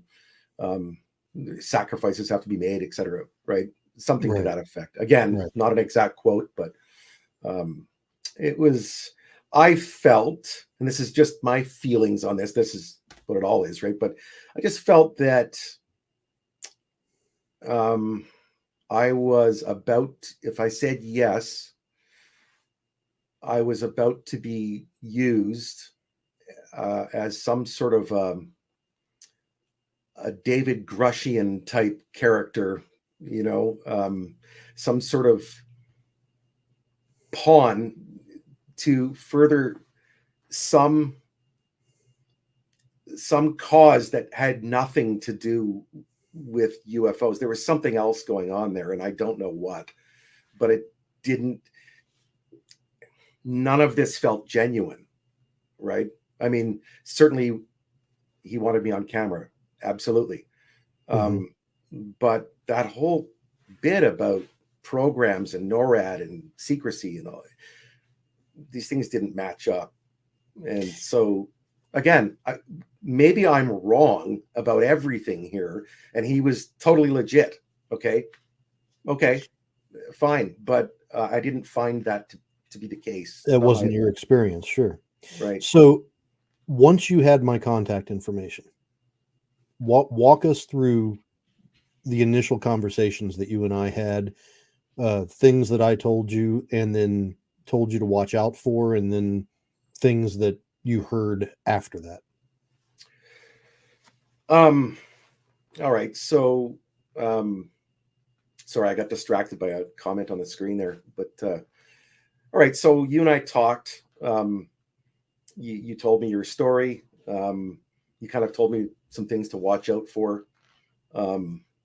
And I would say that your experience of being manipulated was the feelings that I was getting. And I'm sorry if I'm a little off topic. This is no, you're stressful good. here. No, your interpretation of events, is important. That's how you felt. That's how you felt. Nothing felt genuine. Like, look, I want to be really clear that Lue Elizondo was nothing but polite, generous with his time, and courteous. Okay. I'll agree. The same conversations that I had with him right up until the very end, he was nothing but amenable. I felt that well, I got angry. I got angry. I just felt that this was all horse shit, and I just stopped. I just stopped contact really at that point. But well, sorry, Rocky, let's go back in time just a little bit. You haven't mentioned this, okay? But and I'm trying to see if you can fill me in on some of the details here. There was a point, and you do not need to name names if you're not comfortable in doing so. I'm not asking for that.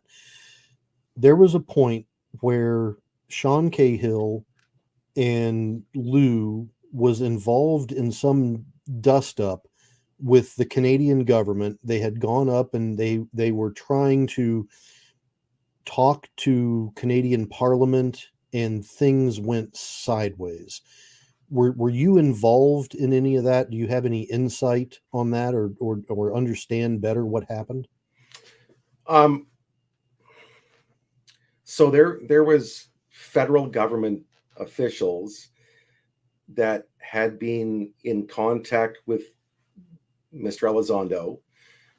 He had allegedly, and he told me this himself, that he had either come to Canada and given a briefing, or maybe it was over the phone or something. I'm pretty sure it was that he said he came to Canada and gave a briefing. And so at this point, we weren't, I don't think we were, I can't remember if we were still talking at that point or not, but he had come to Canada and given some briefing to our version of what would eventually become our UAPTF. It's actually called Sky Canada. Okay. And so there were some officials that were given a briefing. I don't really know about a dust up, but there was, I was brought in to that, not into the organization, but into the conversation, put it that way, where officials at the very head of this were talking to me. And again, they were asking me for some perspective on the topic, perspective on military things, because they were getting pushback from the Canadian military, from NORAD and whoever. And so they were looking at me trying to be some sort of a link between that organization and the military.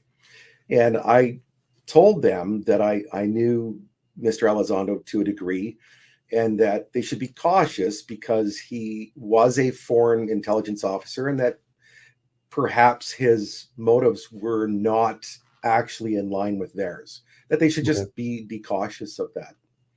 Yeah. And the dust up I refer to, and I don't know where this information came from, but I remember being told that when Lue met with the members of Parliament, he actually screwed up and talked to the opposition party, not the party that was in power. And he did so as an intelligence agent of the United States or something like that. Okay. I see what you mean. Yeah, that's a little bizarre for an intelligence officer to talk to the wrong guys on purpose. Let me clear that up as best I can. Is that he was speaking, I believe, to a Conservative Party member of Parliament and his aides. The Conservative member of Parliament has come out in public. His name is Larry Maguire. He's a big UFO believer, so that's why Lue was speaking to him. Right. And it is odd that if you're going to come to Canada and give a briefing to the government on something so sensitive, that you speak to the official opposition rather than the sitting government. That's just not how it's done, right? It's subversive in a sense. And was in a sense, I mean, to your knowledge, was this Lue Elizondo talking to the Canadian opposition party as Lue Elizondo, or do you think that he was talking to the Canadian opposition party as a member of the Defense Intelligence Agency or as an employee of the U.S. federal government? Oh, I believe he was straight up. I think he talked to them as Lue Elizondo. I think, as far as I know, he was straight up about the fact that he was retired, etc. As far as I know. Copy that. Okay. So just one thing I wanted to bring up is that, sometimes people make big deals about things like, oh, Lue Elizondo's meeting with Canadian members of Parliament, but they do the lie by omission, and they forget to tell you that those guys are like, he talked to Larry Maguire, who is a huge UFO believer. It's not like he went and addressed the entire, assembly of members of Parliament. This is a nothing burger. He went up to Canada and he hung out with one of his UFO buddies, who also happens to be an opposition member of Parliament and a huge UFO believer. And he has used that guy before to push this narrative that Lue has some sort of importance, and he's talking to Canadian government members. It's kind of like it's a nothing burger to me. To be fair, I don't know if I would categorize it exactly like that. I think that because there was a serious push from that member of Parliament and others, the way I understand it, to get something going, I would say that there was some validity to this program, because it did stand up. They did stand up. The the UAPTF, and you know, they thought very highly of Lue, actually. So you know, whatever was said, whoever was all in the room, etc., I do not know. I know there was a number of meetings with various people, not just Lue. So it is not all bullshit. There is some truth there. And that's what makes this topic really difficult to dissect, because when there is some truth to it, you have a really hard time isolating what is not true. Yeah. Hi, Steve Long. Never met you, but admire your conversations. I always, sorry to get distracted, but Steve Long, I just noticed him there, and he's a character that I've been a gentleman that I've been paying attention to, because he seems to have a pretty. He's pretty dialed. Yeah, he's pretty dialed in. Yeah, he's switched on. Yeah. Sorry, I got distracted. No, you're good, Rocky. Talk to me a little bit, if you can, about the tone, the inflection, the things that Lue told you, promises that may have been made, how he made you feel, and you know, and I'm asking questions. I'm trying not to be pointed with them, but it's kind of difficult not to, because my experience with Lue was very documented, and I'm just trying to find out what the similarities are between the stuff he told me and the stuff he told you. Well, first of all, I found him to be very friendly guy. Very, I don't know if gregarious is the right word, but, you know, a big personality. I think everybody can see that. He gives, and none of this is going to be surprising to people. There's a lot of compliments thrown your way, right? And it's too much in a sense, right? Like, it's just too much. It's like love bombing in a cult, you know?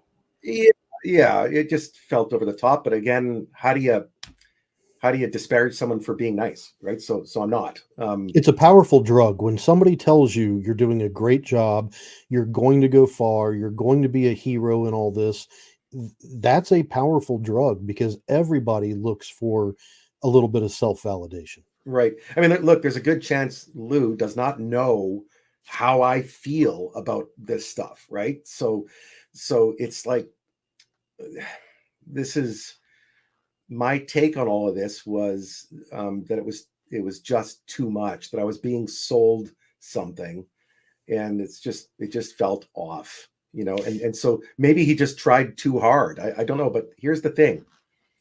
Why me? Right? I am nothing. I am a nobody, average slob. And so it's odd that if you're going to either bring somebody into some program, if that was the case, or even get somebody to go on documentaries, I'm not your guy. You know, there are people that you should be going after, and I'm not it. Well, let me ask you this, and my apologies in advance if this gets really personal, and please tell me to screw off if it does.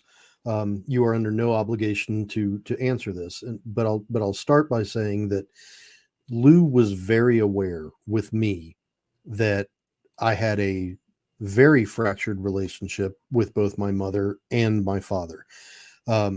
He also knew that I had PTSD from my time in the military, 2.5 years in the Middle East, about a year down in South America with the DEA.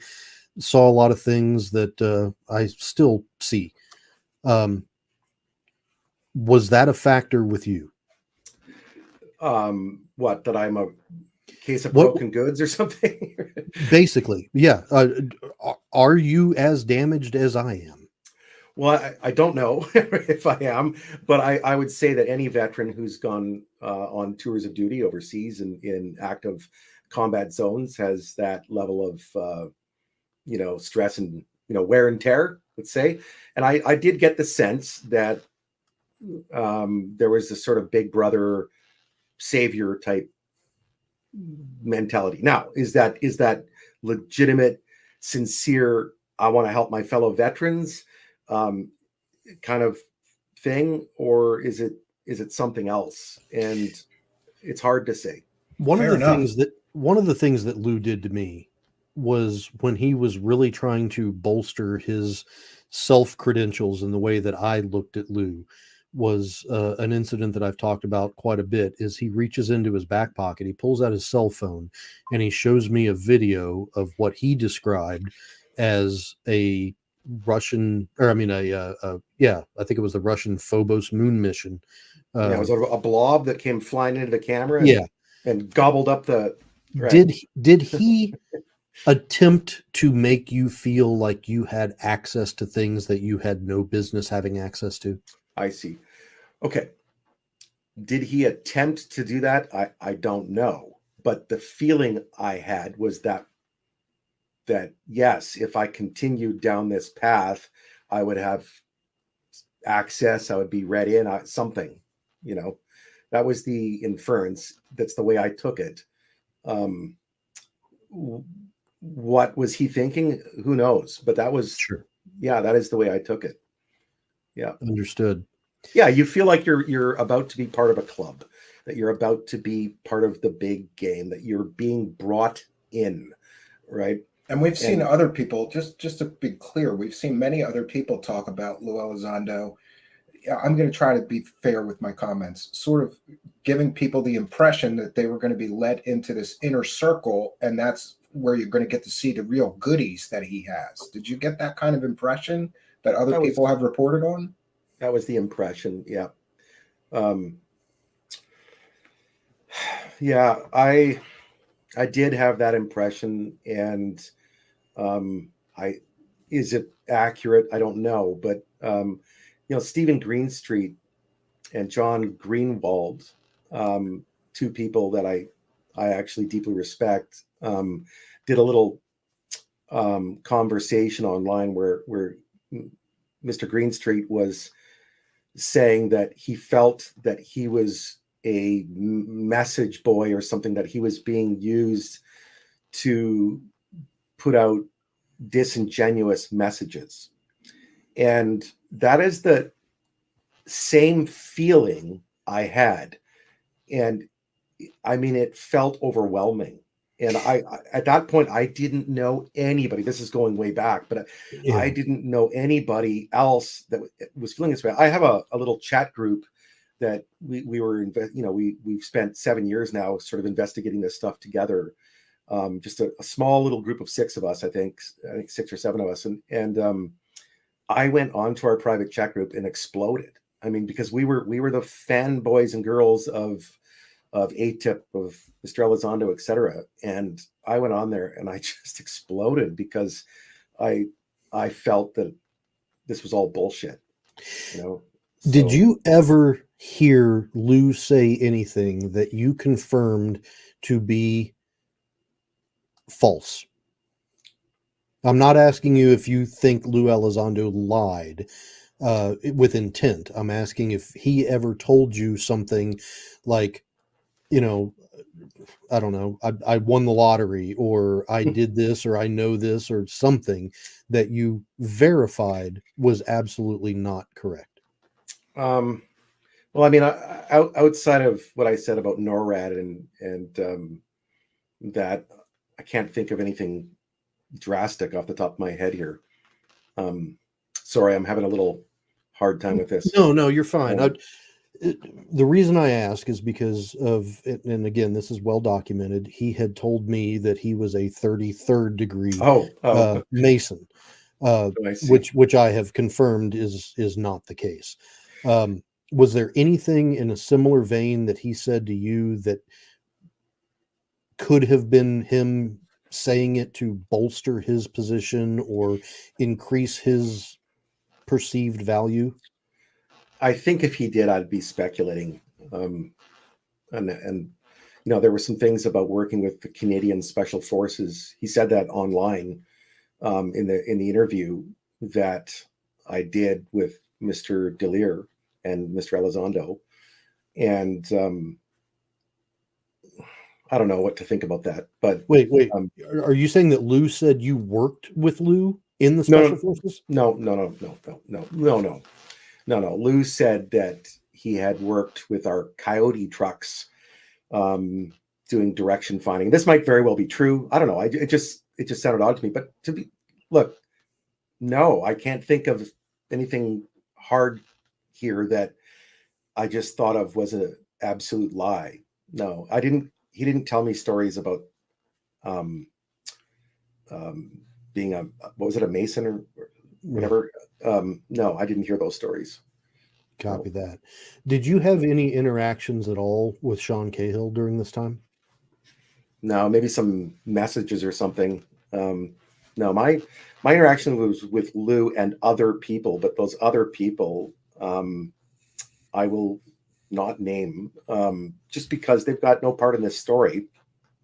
And I think they're good people. I think there's a lot of good people out there that have, for one reason or another, gotten involved in this topic, and they don't all need to be doxed and named, and they're not relevant. Sure. No, and I certainly respect that. I think there's I think that a lot of the listeners out there really appreciate your measured approach to this, and the fact that you have been very cautious in not disparaging, not making a definitive statement on Lue lied or Lue's a pile of crap or anything like that. You are being a consummate gentleman in this, and I think that is resonating, and people are respecting that. Look, I sent Lue a message after some time, and I apologized for doubting him, etc., because I knew that he was going to be having some part to play with the Canadian version of the UAPTF, and I thought I was going to as well, and so I thought it'd be better to patch things up, and that my government, at the time, I thought my government had some official contact with him, and that they had sort of vouched for him. And so I did. I called him up, and Lue was very gracious in accepting that apology, etc. But I couldn't hold on to that. I just kept going back to something stinks, and I don't know what. And it just everything just feels off. It's just I realize that your viewers or whoever is out there may have been looking for some blockbuster story here, but I'm not here to deliver that. I'm just your story is an honest accounting of your experiences from your perspective, and so far what I'm hearing is that you had made contact through a podcast, you had kept in contact, you used him to validate or research a document that you had uncovered through the Canadian version of FOIA. Yeah. And this is me adding things to this now from my perspective. He sees that you have access, that you are researching this. He sees your military background. He sees your access into the Canadian Special Forces, into the Canadian Armed Forces, and he starts to befriend you at that point. I got to correct you on something there. I had nothing to do with Canadian Special Forces. How did that come about then? Because it seems. Okay. Let me clear that up. Sure. No, I'm about as far from Special Forces as you can get. No. In the podcast interview that we did with Mr. Elizondo, he mentioned that he had worked with our Coyote trucks. The Coyote trucks are not the same as the Coyote reconnaissance vehicle that I served on. These other vehicles that some call Coyotes are only used by our Special Forces. So it was obvious that was the Special Forces, right? So he, claiming to have worked with the Special Forces, would have known the disparity in terminology between those vehicles and still got it wrong. Can you say it again? Sorry. He had claimed that he had worked with Canadian Special Forces, but yet he still didn't know the terminology difference in those vehicles and still got that confused. Oh, I think we might be going down a weird rabbit hole here. No, I think he had that vehicle correct. I think that he knew what it was. We're not the only ones that have that vehicle, and it wouldn't have been a big secret that our guys were out there, considering who Lue worked for. I think that Lue, when he went to Afghanistan to conduct some interviews for his job, was in a location where our Special Forces were located and may have seen them. that was it. But look, our special forces don't just take people out in the field, and especially like counterintelligence people, they're not out in the front lines. They're not out dodging bullets. They're not. There's some stories out there that I've heard online, and they're in an air-conditioned office way behind the lines, I would think. Well, that may be. I don't want to take away from anybody's. Sure, I agree. Yeah, I know hard Air Force people that had spent time in the shit in Afghanistan, and nobody would believe it because they were just Air Force. It happens, right? Rarely, but it happens. But no, I just felt that maybe when Lue told that story, it was just a way to have a common ground to speak on. I didn't get I didn't get the sense that he was lying about it. I don't think he was lying about it. I just, that was the only thing that I ever sort of questioned about some statement. I want to say this again.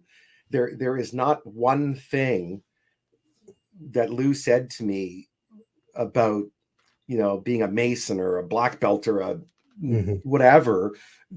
Nothing like that. Our conversations were never like that. It's just an amalgamation of gut feelings that sent you to the cautious side. Yeah, like I say, one of the reasons I feel sick to my stomach about talking about this right now is that I don't want to disparage anyone, including him, and I'm just here to express caution, saying that something's off. Well, let me ask you this. Two questions. The first one is, after you separated from Lue and you decided that this just wasn't the path that you wanted to be on, I'm assuming that you paid attention to the things that he said, the interviews that he did, the tweets that he put out. Was there anything that Lue said after you left that you're like, this is completely wrong? This did not happen this way. This is utter crap. Well, there were some comments about his contacts with the Canadian government and some of those briefings and the sort of high level nature of those. And I did question, and I realize I'm going back to what we were talking about earlier, just how high level that was, because as we've learned, some of these things were more or less, although there was a legitimate program that came out of that, some of these things really had nothing to do with him, right? No, frankly, when I walked away, I walked away. I didn't, actually, it made me sick to my stomach to hear about UFOs, and I just turned it off, for the most part. Yeah. Being as considerate as you are and as careful as you are to not disparage Lue, what would Lue have to do today to be able to gain your confidence? Explain to me why it is I thought that he was going to be needing to upgrade my security clearances. Explain to me why I thought that there was something going on with NORAD programs. I need that cleared up. That if Lue came out to you today and he said, Rocky, what I was doing was I was recruiting you. I was trying to get you under my wing. What I was telling you was not the direction that we were going to go. We were going to go full entertainment. We were going to make millions of dollars. And this is the opportunity that you screwed up because you didn't listen to what I say. Would you accept that? Well, I don't want anyone's money. What I would say is that that wouldn't make a lot of sense, because what I was told was that I asked, why me? Right? Why would he need someone like me? And the answer was that, and this could be very legit, okay? He wanted to bridge the gap between the military and the civilian world to help make this topic more palatable, okay? That's a pretty damn close quote. Something to that effect. I believe that's probably been said online. I don't think I'm the only one that's heard that. So that doesn't match with what you're saying, right? About it just being about a money-making scheme. Well, No, you know what I mean? Like it's. I'm just. As I think of it, it actually does fall in line because we had those discussions as well. We were talking. Well, I was listening. Lou was doing most of the talking, saying that for any advancement to happen, the topic has to become mainstream first, and the entertainment section is the easiest way to make things mainstream. I find that a bit convenient, but that was the reasoning that he had used towards me. I see. Yeah, he might have said something like that. I don't. I am so not into this being on camera and doing media stuff that he would have known that it. Well, you guys know how hard it was to get me to come on here. Like I didn't know until today if I was really going to be here or not. To be fair, so if you could say or ask Lou one question outside of why did you tell me about the clearances and things, what would you ask Lou, assuming that he had to tell you the truth? Why do I get the feeling I was being played? That's it, right? Is there some operation, some real mission, something that is the essence of this kind of bullshit? Is there some... Look, that's the last thing I ever said to him via text. I said, I hope your mission is what you say it is, and I wish you the best of luck in that, or something to that effect, if it is. Because if his mission is to disclose the truth of some alien cover-up conspiracy, then go for it, brother. Get it out, right? But something about that whole thing just is so terribly off that it's got to be something else, and I don't know what that is. Well, I want to put you on the spot for a minute and tell me to screw off if you need to. Throughout this whole conversation, you have really avoided making assumptions. Okay. But I want to ask you what you think Lou is doing. What does your gut tell you that Lou's doing? And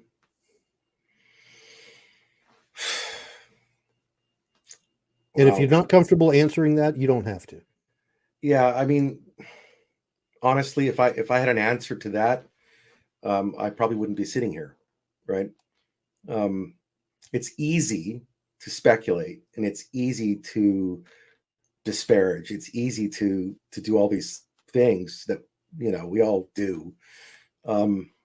But here's a highly trained counterintelligence officer who goes to the New York Times.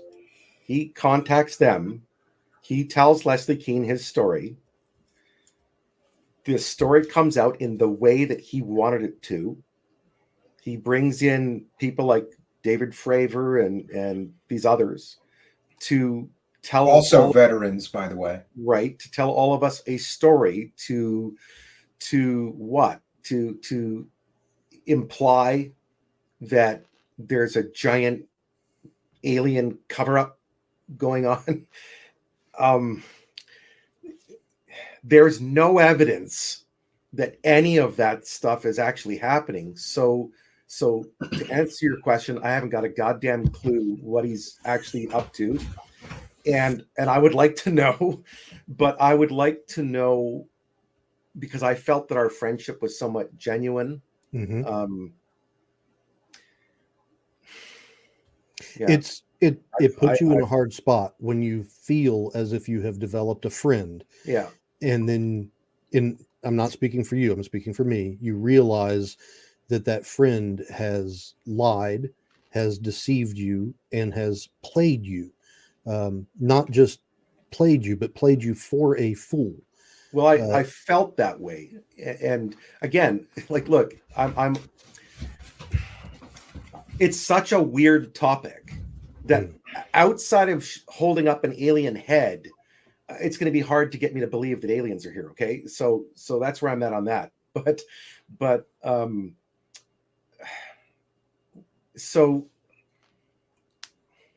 what are these people up to? Is it just a grift? Is it just about making money?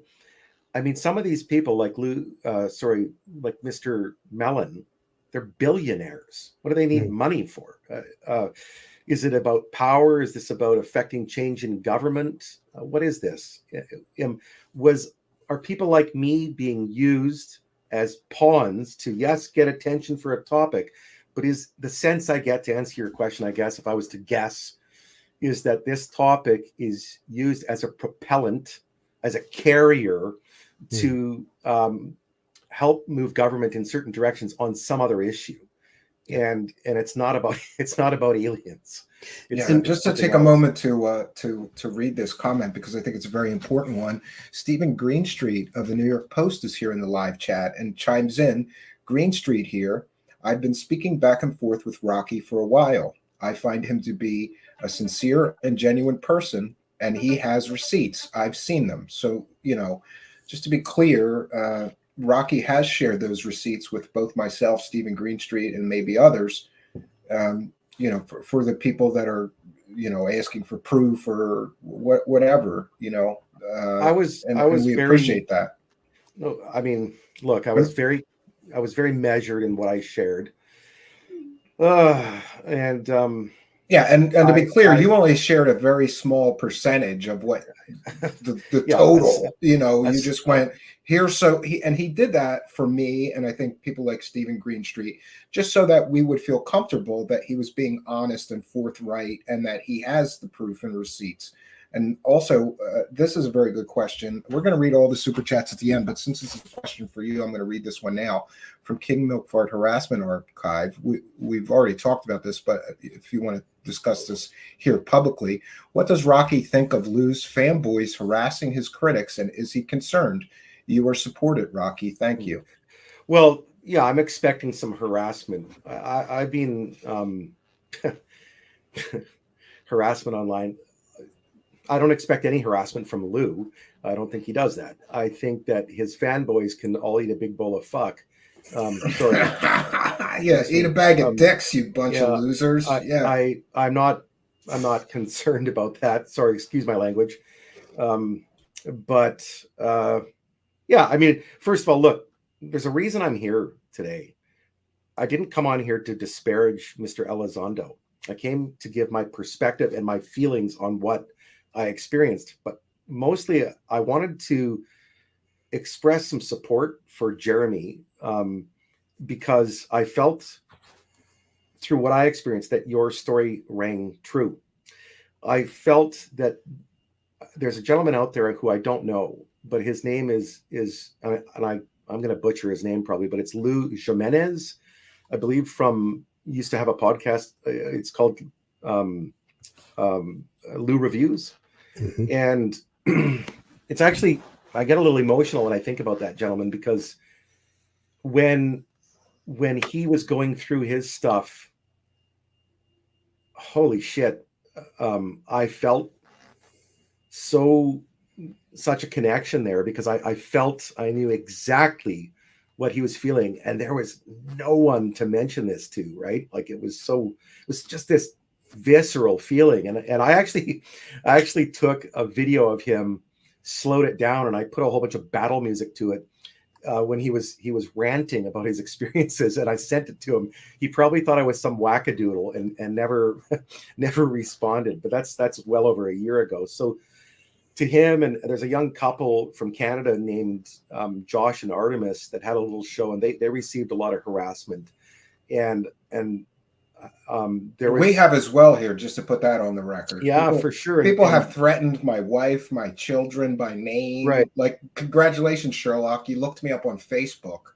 Yeah. I've been doxxed and all this other stuff. And, when they go to that length or to that extreme, to me, it means that they have no arguments against the information that we're presenting. Yeah. I want to take a moment to thank King Milk Fart Harassment Archive, and also a big thank you to Drama Alert for a kind and generous $49.99. Thank you both for helping us here to continue this journey. We're a viewer-supported show. We appreciate your support. And where do you think we should cover next, Rocky? Do you have some other things that you think are important to share? Well, I mean, number one, I just wanted to throw a little, like I was just saying, throw a little support to some people, because regardless of what Lue's intentions were, this is the feeling, the effect that we all had, right? And so I get it loud and clear that people really did have these experiences, and they really did feel this way. I feel this way, and I guess if people are if veterans are being contacted by people like this, and they're being told that they're going to be heroes, and they're being promised things that seem a little bit too good to be true, it's probably too good to be true. And be very weary of these kinds of things, and ask questions. Get out there and do your due diligence and check for yourself, right? Again, I'm willing to be proven wrong, and I in fact hope to be proven wrong about all of this. That would be awesome. I would love my own pet ET or something. That'd be great. But I don't think it's going to happen. So Rocky, two questions for you. One, I want people to know who you are belief wise, because one of the things that people are going to do, and if you are, that's fine. That's who you are. But people are going to label you as a skeptic, an anti-Lue nut job, all sorts of things. What is your personal feelings on UFOs, UAPs, aliens, the phenomenon? Well, I think, like a lot of people, I go back and forth. I'm open to the idea of the extraterrestrial hypothesis. They're out there somewhere. We are here. If you look at that famous photograph taken from the Voyager spacecraft, the pale blue dot, we're just another pale blue dot with all kinds of life. There's lots of pale blue dots out there. Right. So I think that it's inconceivable that there isn't more life out there. Now, is that life coming here and taking our cows and stacking rocks to make pyramids and doing crop art? Nope. Right? I don't think there's an ounce of evidence for any of that. I think that there is a religious type cult behavior behind most of the ufology world today. I think that the ufology world today needs to do a self-check and start looking at objective evidence and start embracing science a little stronger. We scare scientists away. We scare skeptics away in that field. Guys like Mr. Mick West, they come out and they give their opinion on something, and people attack them for being skeptics. Well, we should embrace skepticism, because if we're analyzing something and we want the truth, then let's be as skeptical as we possibly can be, so that we can clear the table of all the bullshit and find out what's actually there. So it's not about belief for me. It's about getting to the bottom of whatever the mystery is. And I don't care what everyone's passion is, whether it's UFOs or ghosts and goblins. I don't care. No, I appreciate that. And I think that tells the world, that you're not here to debunk. You're not here to crash the UFO narrative. You're not paying. Yeah, one of those common things, and it drives me nuts. I'm sorry to interrupt you, is that people go, "What are you saying, Stephen? That UFOs aren't real?" No, but we have to go through each thing individually. And of course, UFOs are real. There's always going to be things in our sky that we can't identify. I just have a problem with the jump to aliens that everybody does. Yeah, it's too quick, And Rocky, one of the things that I do want to talk to you about briefly, because everybody is asking, and Steve has mentioned it, you have recordings. These are not clandestine, secret recordings. They came to you the same way that mine came to me, when like Lue Elizondo and Sean Cahill would text me or send voice notes and things like that. Is that an accurate statement? Sure. I mean, my friends and I do that back and forth all the time. Okay. We can create the AI version of them and do it that way to avoid any potential problems. I'm not going to go put things online. That's not my goal. What would it take? What would it take for you to? And I'm not asking you to do it. I'm just asking you what it would take for you to say, here's the message that proves everything that I've just said. Does Lue Elizondo himself have to come out and say that Rocky is a liar? Or what would it take for you to show the world that, very similar to what I did with the articles, if it was bold and in quotes, I've got the receipts, I've showed some of the receipts, so everybody knows that everything else is out there should I ever need it. But what is your Rubicon there? I don't know the greater value of that. I mean, sure, people want to believe or not believe. Let me ask you the question a different way.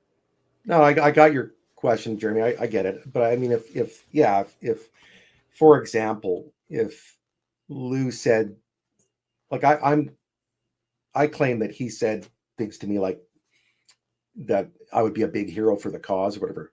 Mm-hmm. Yeah, I can prove that. Okay. That there are things that I can prove and there's things that I can't prove. And if Lue Elizondo ever filed a frivolous lawsuit against you for libel or slander, good luck. I have no money, so no problem. Do you have the evidence? One of the best defenses. Right. Sorry. Do you have the evidence to back up that everything that you're saying is 100% true and that case would get kicked right out of court? I believe so. I mean, obviously, some of this stuff is speculative, right? There's things about the programs and stuff that I don't know if that's exactly right, but a lot of this is very much backed up. Yeah. Copy that. Yeah. Yeah. Steve, I don't have many more questions, brother. Well, I have one from the audience, and this will help us to also to clear up the super chats. For those unaware, we read every one, but when we're doing an important interview like this, I try to hold them to the end, but we've gotten through them. So Pinzer says, kind of generous $3. Even haters know Steven's a good researcher. Yeah, they always attack me personally. They never have attacked my research, and that'll tell you something. High Speed Chase has a great point. Thanks for being a member, and a very kind and generous $50 super chat says, I believe that grifters and debunkers share similarities with finding the truth. How do you gentlemen feel about that? Yeah, I would agree with that in many ways. I think that, well, it's just my feeling. I think that, look, I don't think the separation between believers and skeptics, as I would call them, is actually that big. I think that we've got to get to a place in this topic where we can have some common ground and where we can have a civil discussion, like I believe we've just had, where I may disagree with some of the things that I was told, or maybe people disagree with my feelings on some of this. But the reality is, if we're looking for proof on things, then we got to work with evidence. That's it. And I think we can agree to that. I think for me, belief that grifters and debunkers have similar goals, or whatever the question was, I think that we first have to define grifting. For me, it's the peddling and profiting of false stories. I agree with you 100%. If that is the case, then they do not have any equality or similarity between them. If you define grifters as just peddling unsubstantiated claims that may or may not be true, then maybe. But if they are peddling falsehoods, and they are known falsehoods, and they are perpetrating hoaxes, or they are straight up lying to people, then I do not find any similarities whatsoever. Yeah, fair. And again, I'm actually not here calling Mr. Elizondo or anybody a liar. I'm saying that I simply don't believe certain things. Only they know whether they're telling the truth or not. And my attempt to verify things, I wasn't able to verify certain stories or whatever, right? But so I don't need to call anyone a liar. I just try to figure out for myself what's happening. What would you tell a prior service Canadian military person that comes to you and says, hey, I just got contacted by Lue Elizondo. I think he wants me to work for him. What would you tell that guy? Wow, I would say get everything in writing, check your facts, believe nothing. Just get your facts straight, right? Like, don't work off of belief. But that said, I would say that really about working for anybody. So it's, that's what I would say. But more importantly, I would say that if you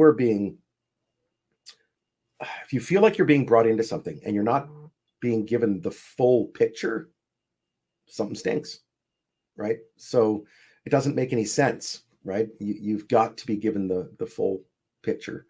So I would just say ask as many questions as you can and get some verification for whatever that is. But I would also say that if you're being asked to do a job on UFOs, run.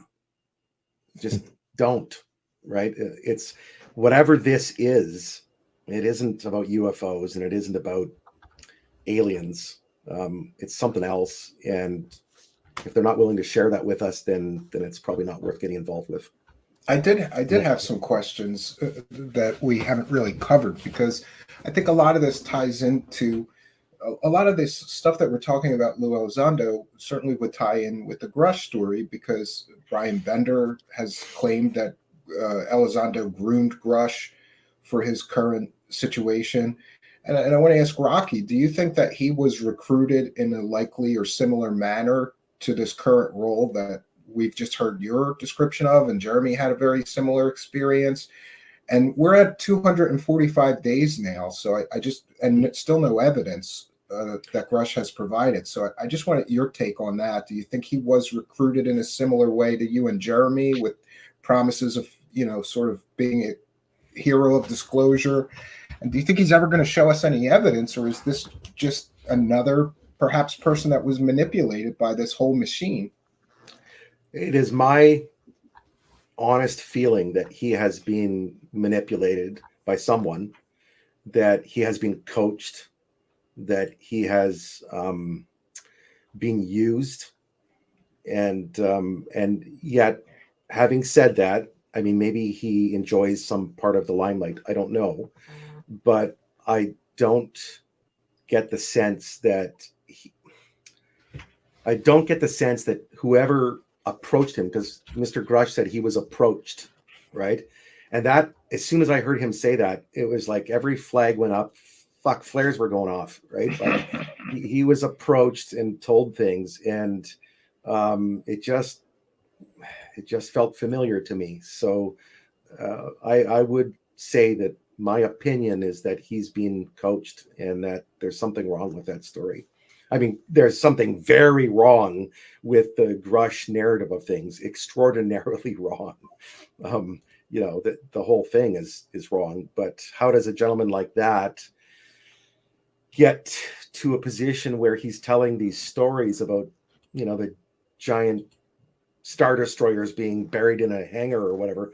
I don't know, but something's wrong there. Yeah, obviously the sense of reality of the story is wrong, but I mean, there's something else wrong. Rocky, were you ever encouraged to say things that weren't necessarily a lie, but was a little bit more of an exaggeration than the way it actually was? No. I felt that being asked to go on camera and speak about these documents, knowing that they were so mundane, was weird, right? That's akin to that, but no. So I mean, absolutely not. I mean, nobody, not Lou, not anybody, came up to me and said, I want you to say this, and it's not true. No. Yeah, and also I wanted to ask you, Rocky, because besides Elizondo, you sort of interacted with some other people that I would use the term UFO celebrities and God. Yeah. And in one case, you were sort of a source for somebody, but then went back to them and said, no, the story's a hoax. I tried to go back.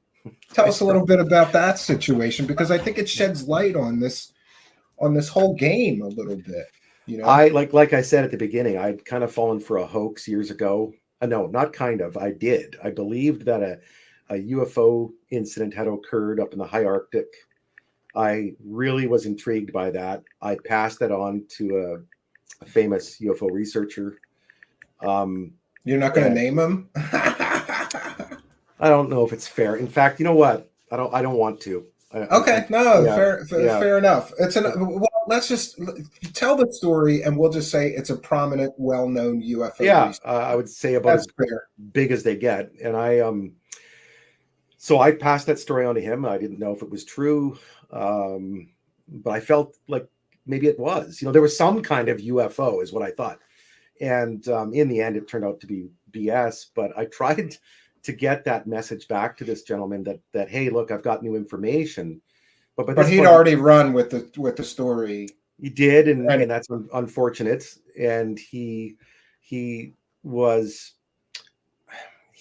think he felt that I was full of crap because there was some stuff happening in the Ukraine in 2014.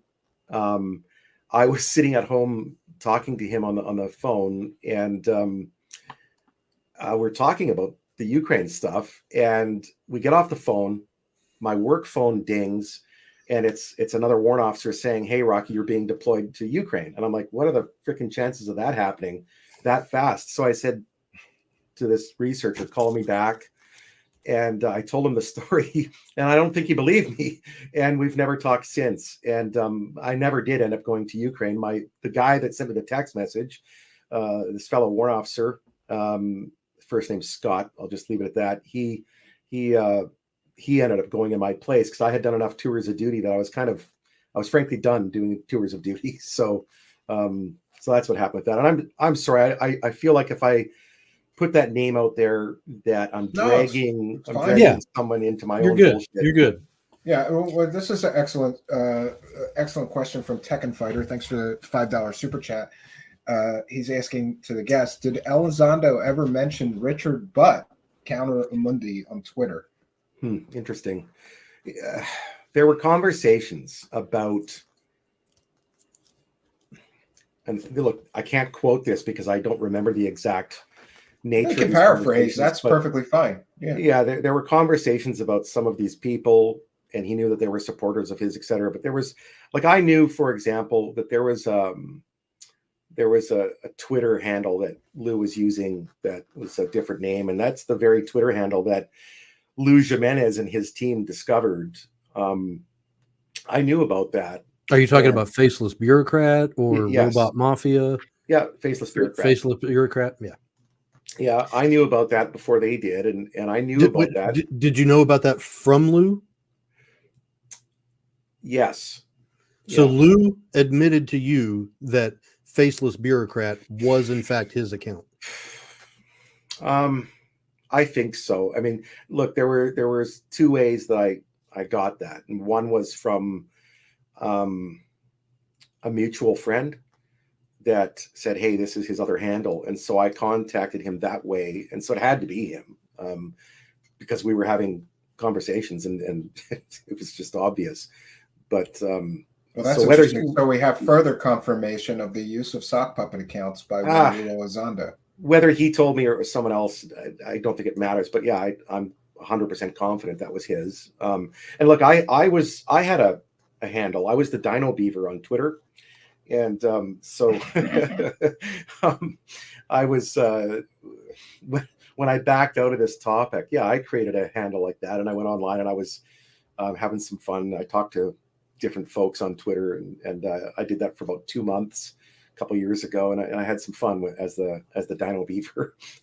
But so yeah, there were handles out there. There was a whole string of people that are either close to Lou or fanboys that once they knew we were communicating, they all kind of started communicating with me, and it sort of brings you into that circle. There were Facebook pages that were well known in that circle that Lou was on under different names that people would communicate with. Nothing nefarious, just private groups. Well, it kind of is when he's using those accounts to harass his critics as well, and we have verification that that's actually him. If that happened, then yeah. But I didn't personally see him. I've never in my life seen Lue Elizondo harass anybody. Right? I never. That could be an unfair characterization, so I take it back. No, I mean, if that's your experience, I never, again, my whole experience speaking to Lue was that he was a gentleman to me. He was polite. He was generous with his time. All of that, there's nothing to report that way. I regret the fact that I'm here today having this conversation, in the sense that I wish that it had turned out differently.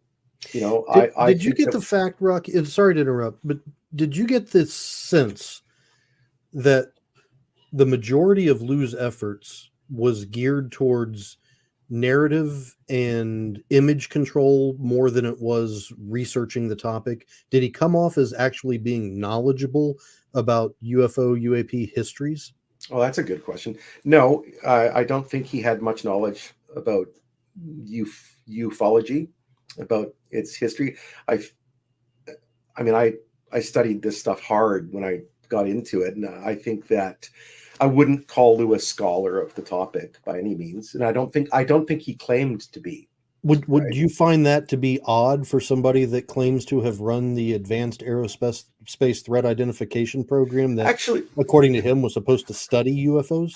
Well, actually, no, I don't find it odd. I think that ufology is so polluted with garbage that if I was to be in a program like that, I would want to focus on advanced aerospace, not ufology. So I would steer away from this. The fact that he got involved in this at all is mind-blowing to me. That's the part that I find surprising. I think that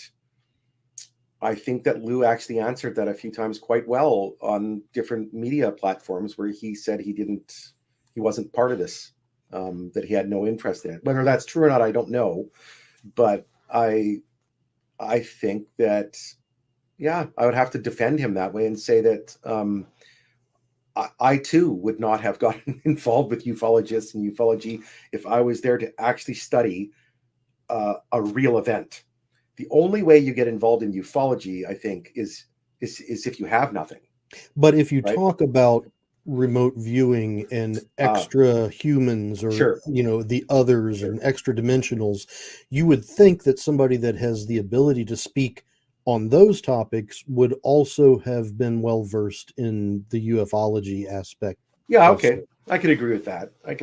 But I mean, I don't think that ATIP was a program in the way that a lot of the believers think it was. I think that the evidence for what it really was is crystal clear, actually, now, thanks to Mr. Greenstreet and Mr. Greenwald and a few others. I think that, and actually Mr. Elizondo, I think that Mr. Elizondo's IG report showed that the ATIP thing was a hobby, right? Now, that said, now we start getting into the rabbit hole of OSAP. Was, according to Harry Reid, ATIP was a nickname for OSAP, etc. We all know the story. And so I surmise that when Mr. Elizondo said somewhere, he said online that he always maintained he was not part of OSAP, but that he had done some security for OSAP. Remember that? Mm-hmm. There was something to do with that. Well, I surmise that the security was real, that he was looking at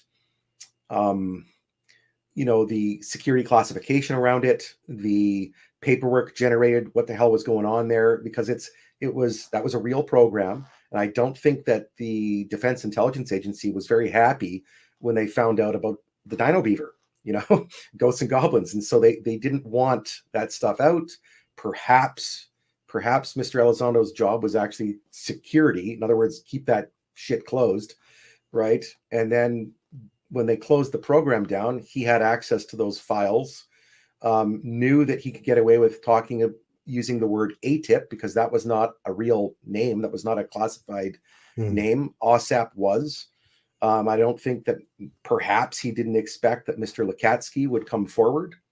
And perhaps that derailed this, right? That when Mr. Lakatsky came out and started saying, well, wait a minute, I ran OSAP, I had the money, that kind of threw a giant wet blanket on all of this, right? So anyway, that's a big bunch of that's my hypothesis I don't know. Based on everything that you know from personal experience from Lue, what do you think is going to be in his book? Wow. Hopefully not me. I don't know. I look forward to it, actually. You know, I want to read it. I hope to get an autographed copy. Maybe it'll just be a big middle finger or something. But no, I don't know. I hope that maybe his book will clear it all up, right? And don't hold your breath. Yeah, I'm not holding my breath. But look, I want to say something here, and that is that we don't know the structure. We don't know the org chart of everybody around Lue. We know the public organizational chart. We know about Hal Puthoff, Eric Davis, all of these folks, even Kit Green and others. We know that. But is there another layer to this beyond? And I think maybe there is. And so whatever that is maybe perhaps one day we'll hear something about it. I don't know. But Lue likes to talk about things being like an onion, and maybe one of those skins will be peeled off. I don't know. Rocky, I've got one final question for you, and this goes back to your military service. Speaking from personal experience with 12 years service in the Air Force, being deployed 2.5 years in the Middle East, a little over a year down in South America, all over the place. I served with hundreds of people. If need be, I could call up people and have them vouch for where I was, what I did, when I did it, things like that. Yeah. I'm assuming you have the same thing. Easy. Do you not find it odd that nobody that Lue Elizondo has ever served with has stepped up and said, I shared a foxhole with Lue, or I rode a Bradley while Lue and General Mathis were fighting the Taliban? There's been no corroboration from anybody that ever served with Lue. Yeah, it's odd. That said, I doubt that a lot of people want to, because of the topic, right? Because of UFOs being what it is, it's unlikely that people would want to jump to that person's defense necessarily, just because it's such a roast fest, right? But yeah, it's odd, and that you do see in cases, for example, of stolen valor, where people make all these claims about their service, and there's no one there to back them up. Well, that is a telltale sign. I always find it funny when you see these people online exaggerating their service. How come I'm the only guy that ever just swept a floor, right? Like, it seems like everybody was special forces or some super secret job. I spent a lot of time picking up cigarette butts in my career. So if it moves, salute it. If it doesn't move, paint it. Yeah. So I don't know.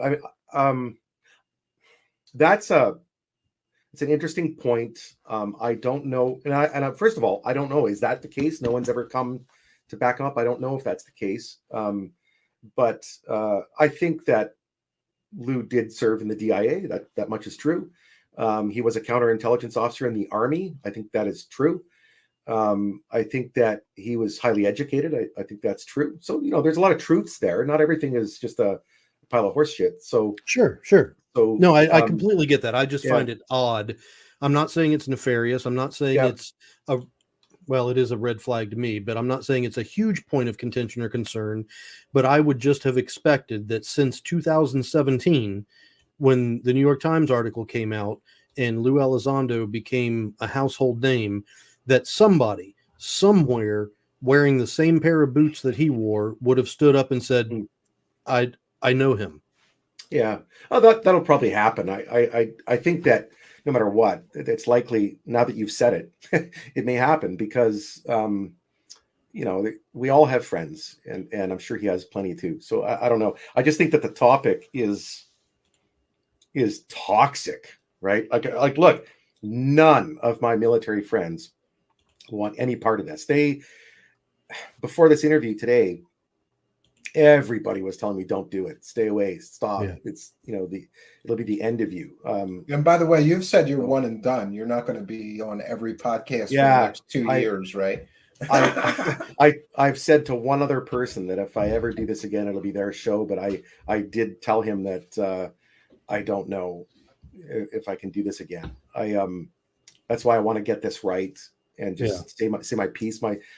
I'm sorry to people that were expecting more. This is just my truth. Yeah, and to be clear, I try to manage expectations. Yeah, but, and I get it. Like, we didn't want to hype this too much, but I really do believe that the gist of what I put in the thumbnail and the title is another card falling, because I think, and I want to thank you for your courage to come and tell your version of your experiences with him, because I think it corroborates a lot of what other people have said who have gotten attacked and called liars. Once is a fluke, but 2 or 3 times is a pattern. Yeah. I really hope that he's not behind that stuff. I got no sense at all that he was when I was speaking with him about people attacking others. I got no sense at all that he was behind that.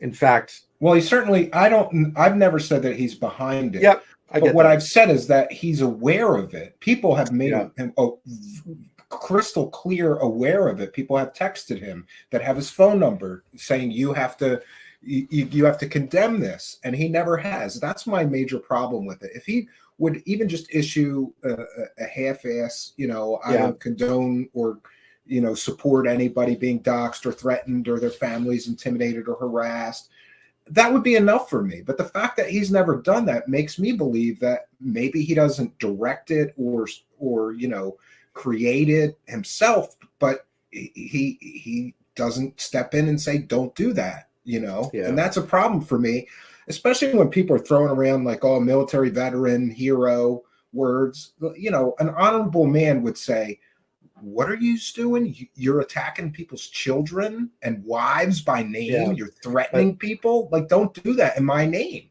And to be clear, people have done that in his name. Like, I really hope that he does speak out against that stuff, because really he probably could control that just by speaking out, or at least tamp it down a great deal. Well, we all need some safety here. But instead, he follows the people that do that. Like on Twitter. Yeah. So it sort of encourages that behavior, and I just want to put on the record to be clear. Somebody said, Stephen, all of this, these people that did this stuff to you and your family before, they're all going to be back even more pissed off and do it again. I'm at the point where if anybody does anything like that to me or my family, I'm pressing charges. I let it go the last time. I'm pressing charges. I'm getting restraining orders. I'm pressing charges for terroristic threats, and across interstate lines, it's a felony. Best of luck to you. They have to investigate it, and they have to do something about it. I'm not going to just sit back and let it go in the future. And I think nobody should. All it would have taken is 1 or 2 people to get arrested for that kind of behavior, and it would stop instantly. But these keyboard warriors think that they can just keep this stuff up. And I'm real big on saying this, and I mean this. You can say anything you want about me. I don't care. You can say anything you want. But when you involve my wife and children, who, by the way, my wife, she calls this crazy world. She hasn't, she's an accountant. She knows nothing about any of this, doesn't care, to involve her and people going as far as saying like, oh, I'm outside of your house at this address. Your wife looks good tonight in my live chat. Maybe I'll hurt her like by name. That's just way too, that's just too much, and at some point you have to say, no, we're not going to just let this go. I'm going to report. I'm just going to start filing charges and reporting people, get restraining orders. I hope that after tonight that people who, don't believe me or whatever, I hope they can just leave it at, look, this is my feeling and my opinion on these things, and not get too upset, because we all have differences of opinion. And I think that, this behavior that some people have displayed over the years, harassing others, of course, it's in some cases it's criminal, and none of us need that crap. And I'm certainly not going to put up with it. I'm not worried about it. I'm sure that right now on some social media platform, somebody is saying that, I've got a face like a boiled boot or whatever, but I don't care. They can say whatever they like about me or whatever. But yeah, to start harassing our families and our workplaces and all that kind of stuff, that's not cool at all. So I guess before I go, I just want to say that I caution people when they're getting into this, if you don't have hard evidence for something, demand it, because there's this narrative that has been spun since 2017 is garbage. There's something absolutely wrong with it. The tic tac gimbal go fast, it's all fallen apart. There is some other pile of horseshit being conducted, and I don't know what it is. Like, I tried to answer your question earlier, Jeremy, about it, but I don't know. But the current packaging of whatever this is crap. And yeah, so I will pull the eject handle now from ufology and hopefully never return. So yeah, well, just so you're aware, you're always welcome. Like, you just don't feel like you're not, because you say that. You could change your mind. Maybe in a few months you say, maybe I'd like to be on a panel show with people that are skeptical of certain stories and do that, or And Rocky, maybe welcome. you spin up your podcast again. Oh, yeah, God. good timing. People have already. Maybe you can get Lue to guest and talk about his new book on your podcast. Yeah, I don't know. I don't really have any interest in being on camera ever again, and well, you're barely on camera now. Yeah, I know. I'm in the dark, but no, my wife doesn't want me to be part of this either. She didn't really want me to do this. Well, then you better not, or you're going to have a tough life. Yeah. So she keeps saying, I'm like, this is the last thing I'll ever do. And she's like, yeah, you said that last time. And I'm like, oh God, I know. So it's really got to be it. I don't want to be on camera ever again. So that's it. And it's not, and I appreciate the opportunity. I thank you both. Well, I thank you so much for coming here, because I knew that I think that this is extremely important to put it on the record. And now we have more corroboration of what a lot of other people have been saying. And, it becomes harder and harder for people to deny these things. The more there's people something come wrong. forward. And by the way, I can't confirm when or it. There's somebody else like Rocky that I've been speaking to that tells an incredibly similar story. So I know someone else too. We may get them here as well to further, drop another card from this house of cards, because I agree with you, Rocky. This whole narrative that we were fed is a carefully manipulated illusion. It's not real. You start picking it apart, how it was put together and managed, and the lies by omission in order to make it work, and we'll put these two things together. It starts to fall apart. And this incredible, I just don't understand the hero worship of people who are just filling their pockets with UFO dollars every chance they get. The documents with you is a perfect example. Why hype up ordinary documents with somebody's military credentials to help sell it or drama it up? Why not just release them or talk about them? No, we got to wait for the documentary. It shows that their true intentions aren't. I don't think these people care about disclosure or care about transparency. In my view, maybe opinion. they don't want disclosure because there's nothing to disclose. Yeah, there's no. Oh well, it would end the grift. Imagine if it did happen. Well, I thought about this a lot, and somebody had asked me one time, not too long ago, if I had definitive proof that extraterrestrials had or are visiting Earth, what would I do with it? And I thought about it, and my answer was, and it still is, I would release that evidence to the world immediately. I agree. And then I would write a book about it, but I wouldn't release it as a book. Yeah, no, that's kind of where I'm at with it. If the information is important, just let it go. And we do things here, like we maintain a Google Drive, and any documents that I share or research, everybody can have it. everybody can have it. You know, I think this whole disclosure and transparency, they want disclosure and transparency, except when it comes to what they're doing. It doesn't line up. You know. Rocky, one final question, and I swear I'll shut up. In your conversations with Lue, were you ever introduced to Knapp or Corbell or any of the main talking heads that are out and about today? Not through Lue. No, Okay. not at all. No. In fact, when I spoke to Lue back then, or ever, it was actually me that brought up these people, not him. Yeah. So what was his take on them? Do you remember? The feeling I got from, because I don't remember exact comments, was that for example, Greer, those kinds of guys, he just thought they were batshit crazy. You know, so I could agree with that. You know, Corbell and Knapp, those guys. I mean, I had minor contact. Corbell was on I used to manage a Facebook page on this topic. Yeah, believe it or not, it was called the Advanced Aerospace Threat Identification Program Discussion Cell. We were fanboys and girls, and I personally booted Corbell off of that page. So that's the last connection I ever had with him. That's funny. But well, I don't. He's an entertainer, you know. So yeah.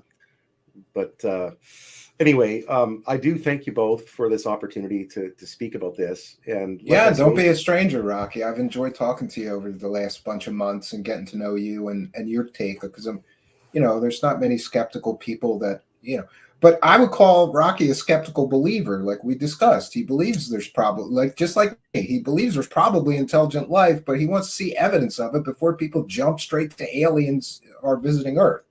Well, I'm hoping there's intelligent life somewhere, because I haven't. It's not here. It's not here. Yeah, it's not. It's not here, right? It's so somewhere. But yeah, no, I think that it's out there, and I hope that James Webb or Kepler proves that.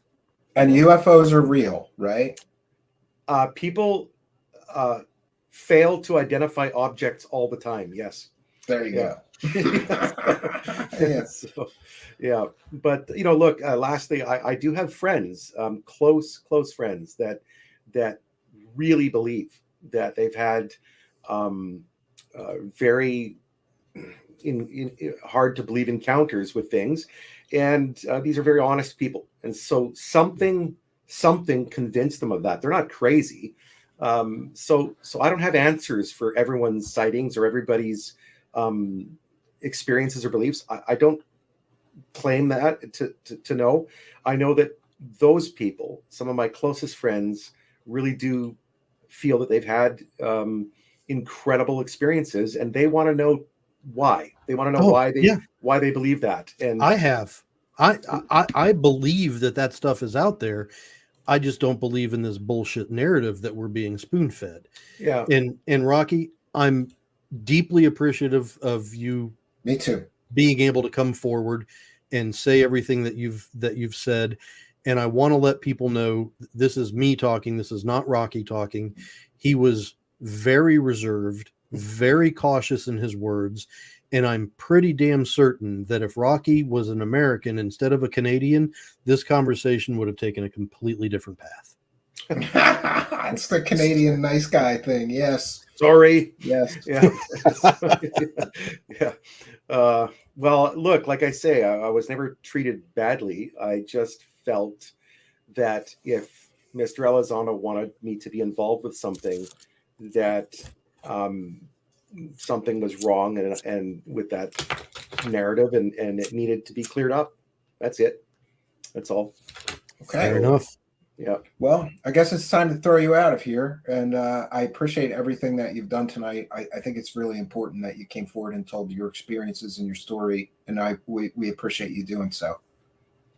Thanks, gentlemen. Really appreciate it. And one last thing, one more time to Lue Jimenez. I saw him make some quick comment, and I really did feel for you, Mr. Jimenez. And I hope I'm saying your name right, but I did.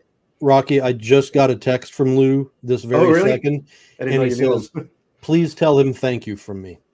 Yeah, he thanked you in the live chat as well. So I would love to just have a private conversation with him. I'll get in touch chat. with him. Sure, I'll get in touch with him right after the show, right after the broadcast. It'd be my absolute pleasure. Yeah.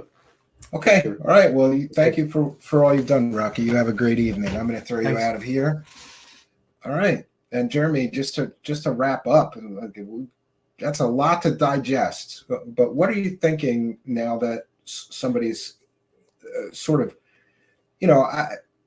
I don't want to draw conclusions, but to me, this is so similar to your own experience that I know you have to be feeling a certain kind of way because you were attacked, called a liar. There's people on Twitter right now, character assassinating. How dare you have Jeremy on your show? The fanboys.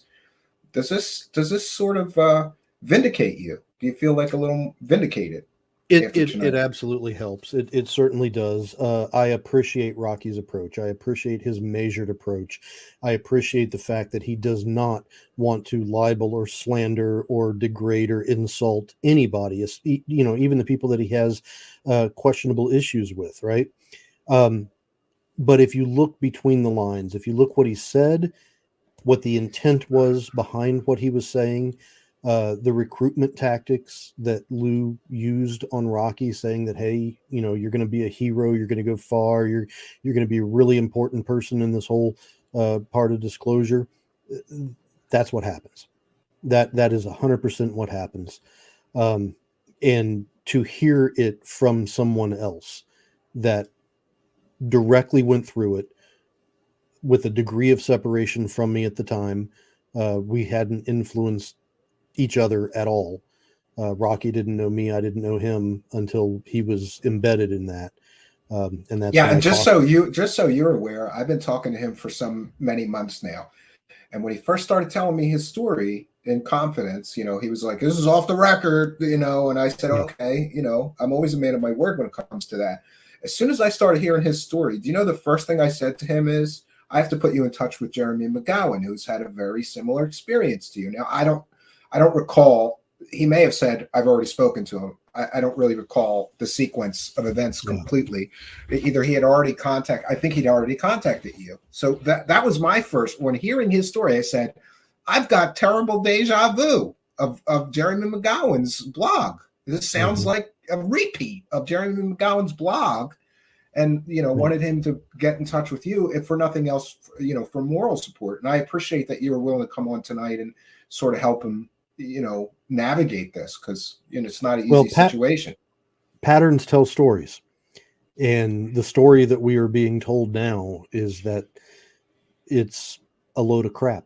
We don't know what the end goal is. We don't know why it's being framed the way it is. We don't know why the approach is occurring the way it is. But it's not right. Yeah, no, I agree with you 100%. Yeah, but I think tonight we got a little closer to the truth. I still am of the opinion that this is all about making money, because there's a reason that people sit on things for 2 years until the documentary deal comes around before they release them while calling themselves disclosure advocates, I think that has a large part to play in it, but I think it actually goes deeper. I think money is at the crux of the pyramid. And then as you build that base of the pyramid out, I honestly think that there is a group of individuals that have unwavering beliefs in the UFO aspect with leanings towards the occult, beliefs that have been around for centuries that they are rekindling. Yeah, since Madame Blavatsky, yeah. Yeah, and they're bringing it back in the digital age. Yeah, I think that you might be right. Well, I thank you for coming on. This has been one of my favorite shows so far. I love that we can, this is when I feel like this, I always say we want the show to be a public benefit. And tonight, I think it was. And thank you for your help making it happen. I appreciate the invite. And Rocky, if you're still watching, thank you for coming out. And I know that you're pulling out of ufology, but stay in touch. Yeah, absolutely.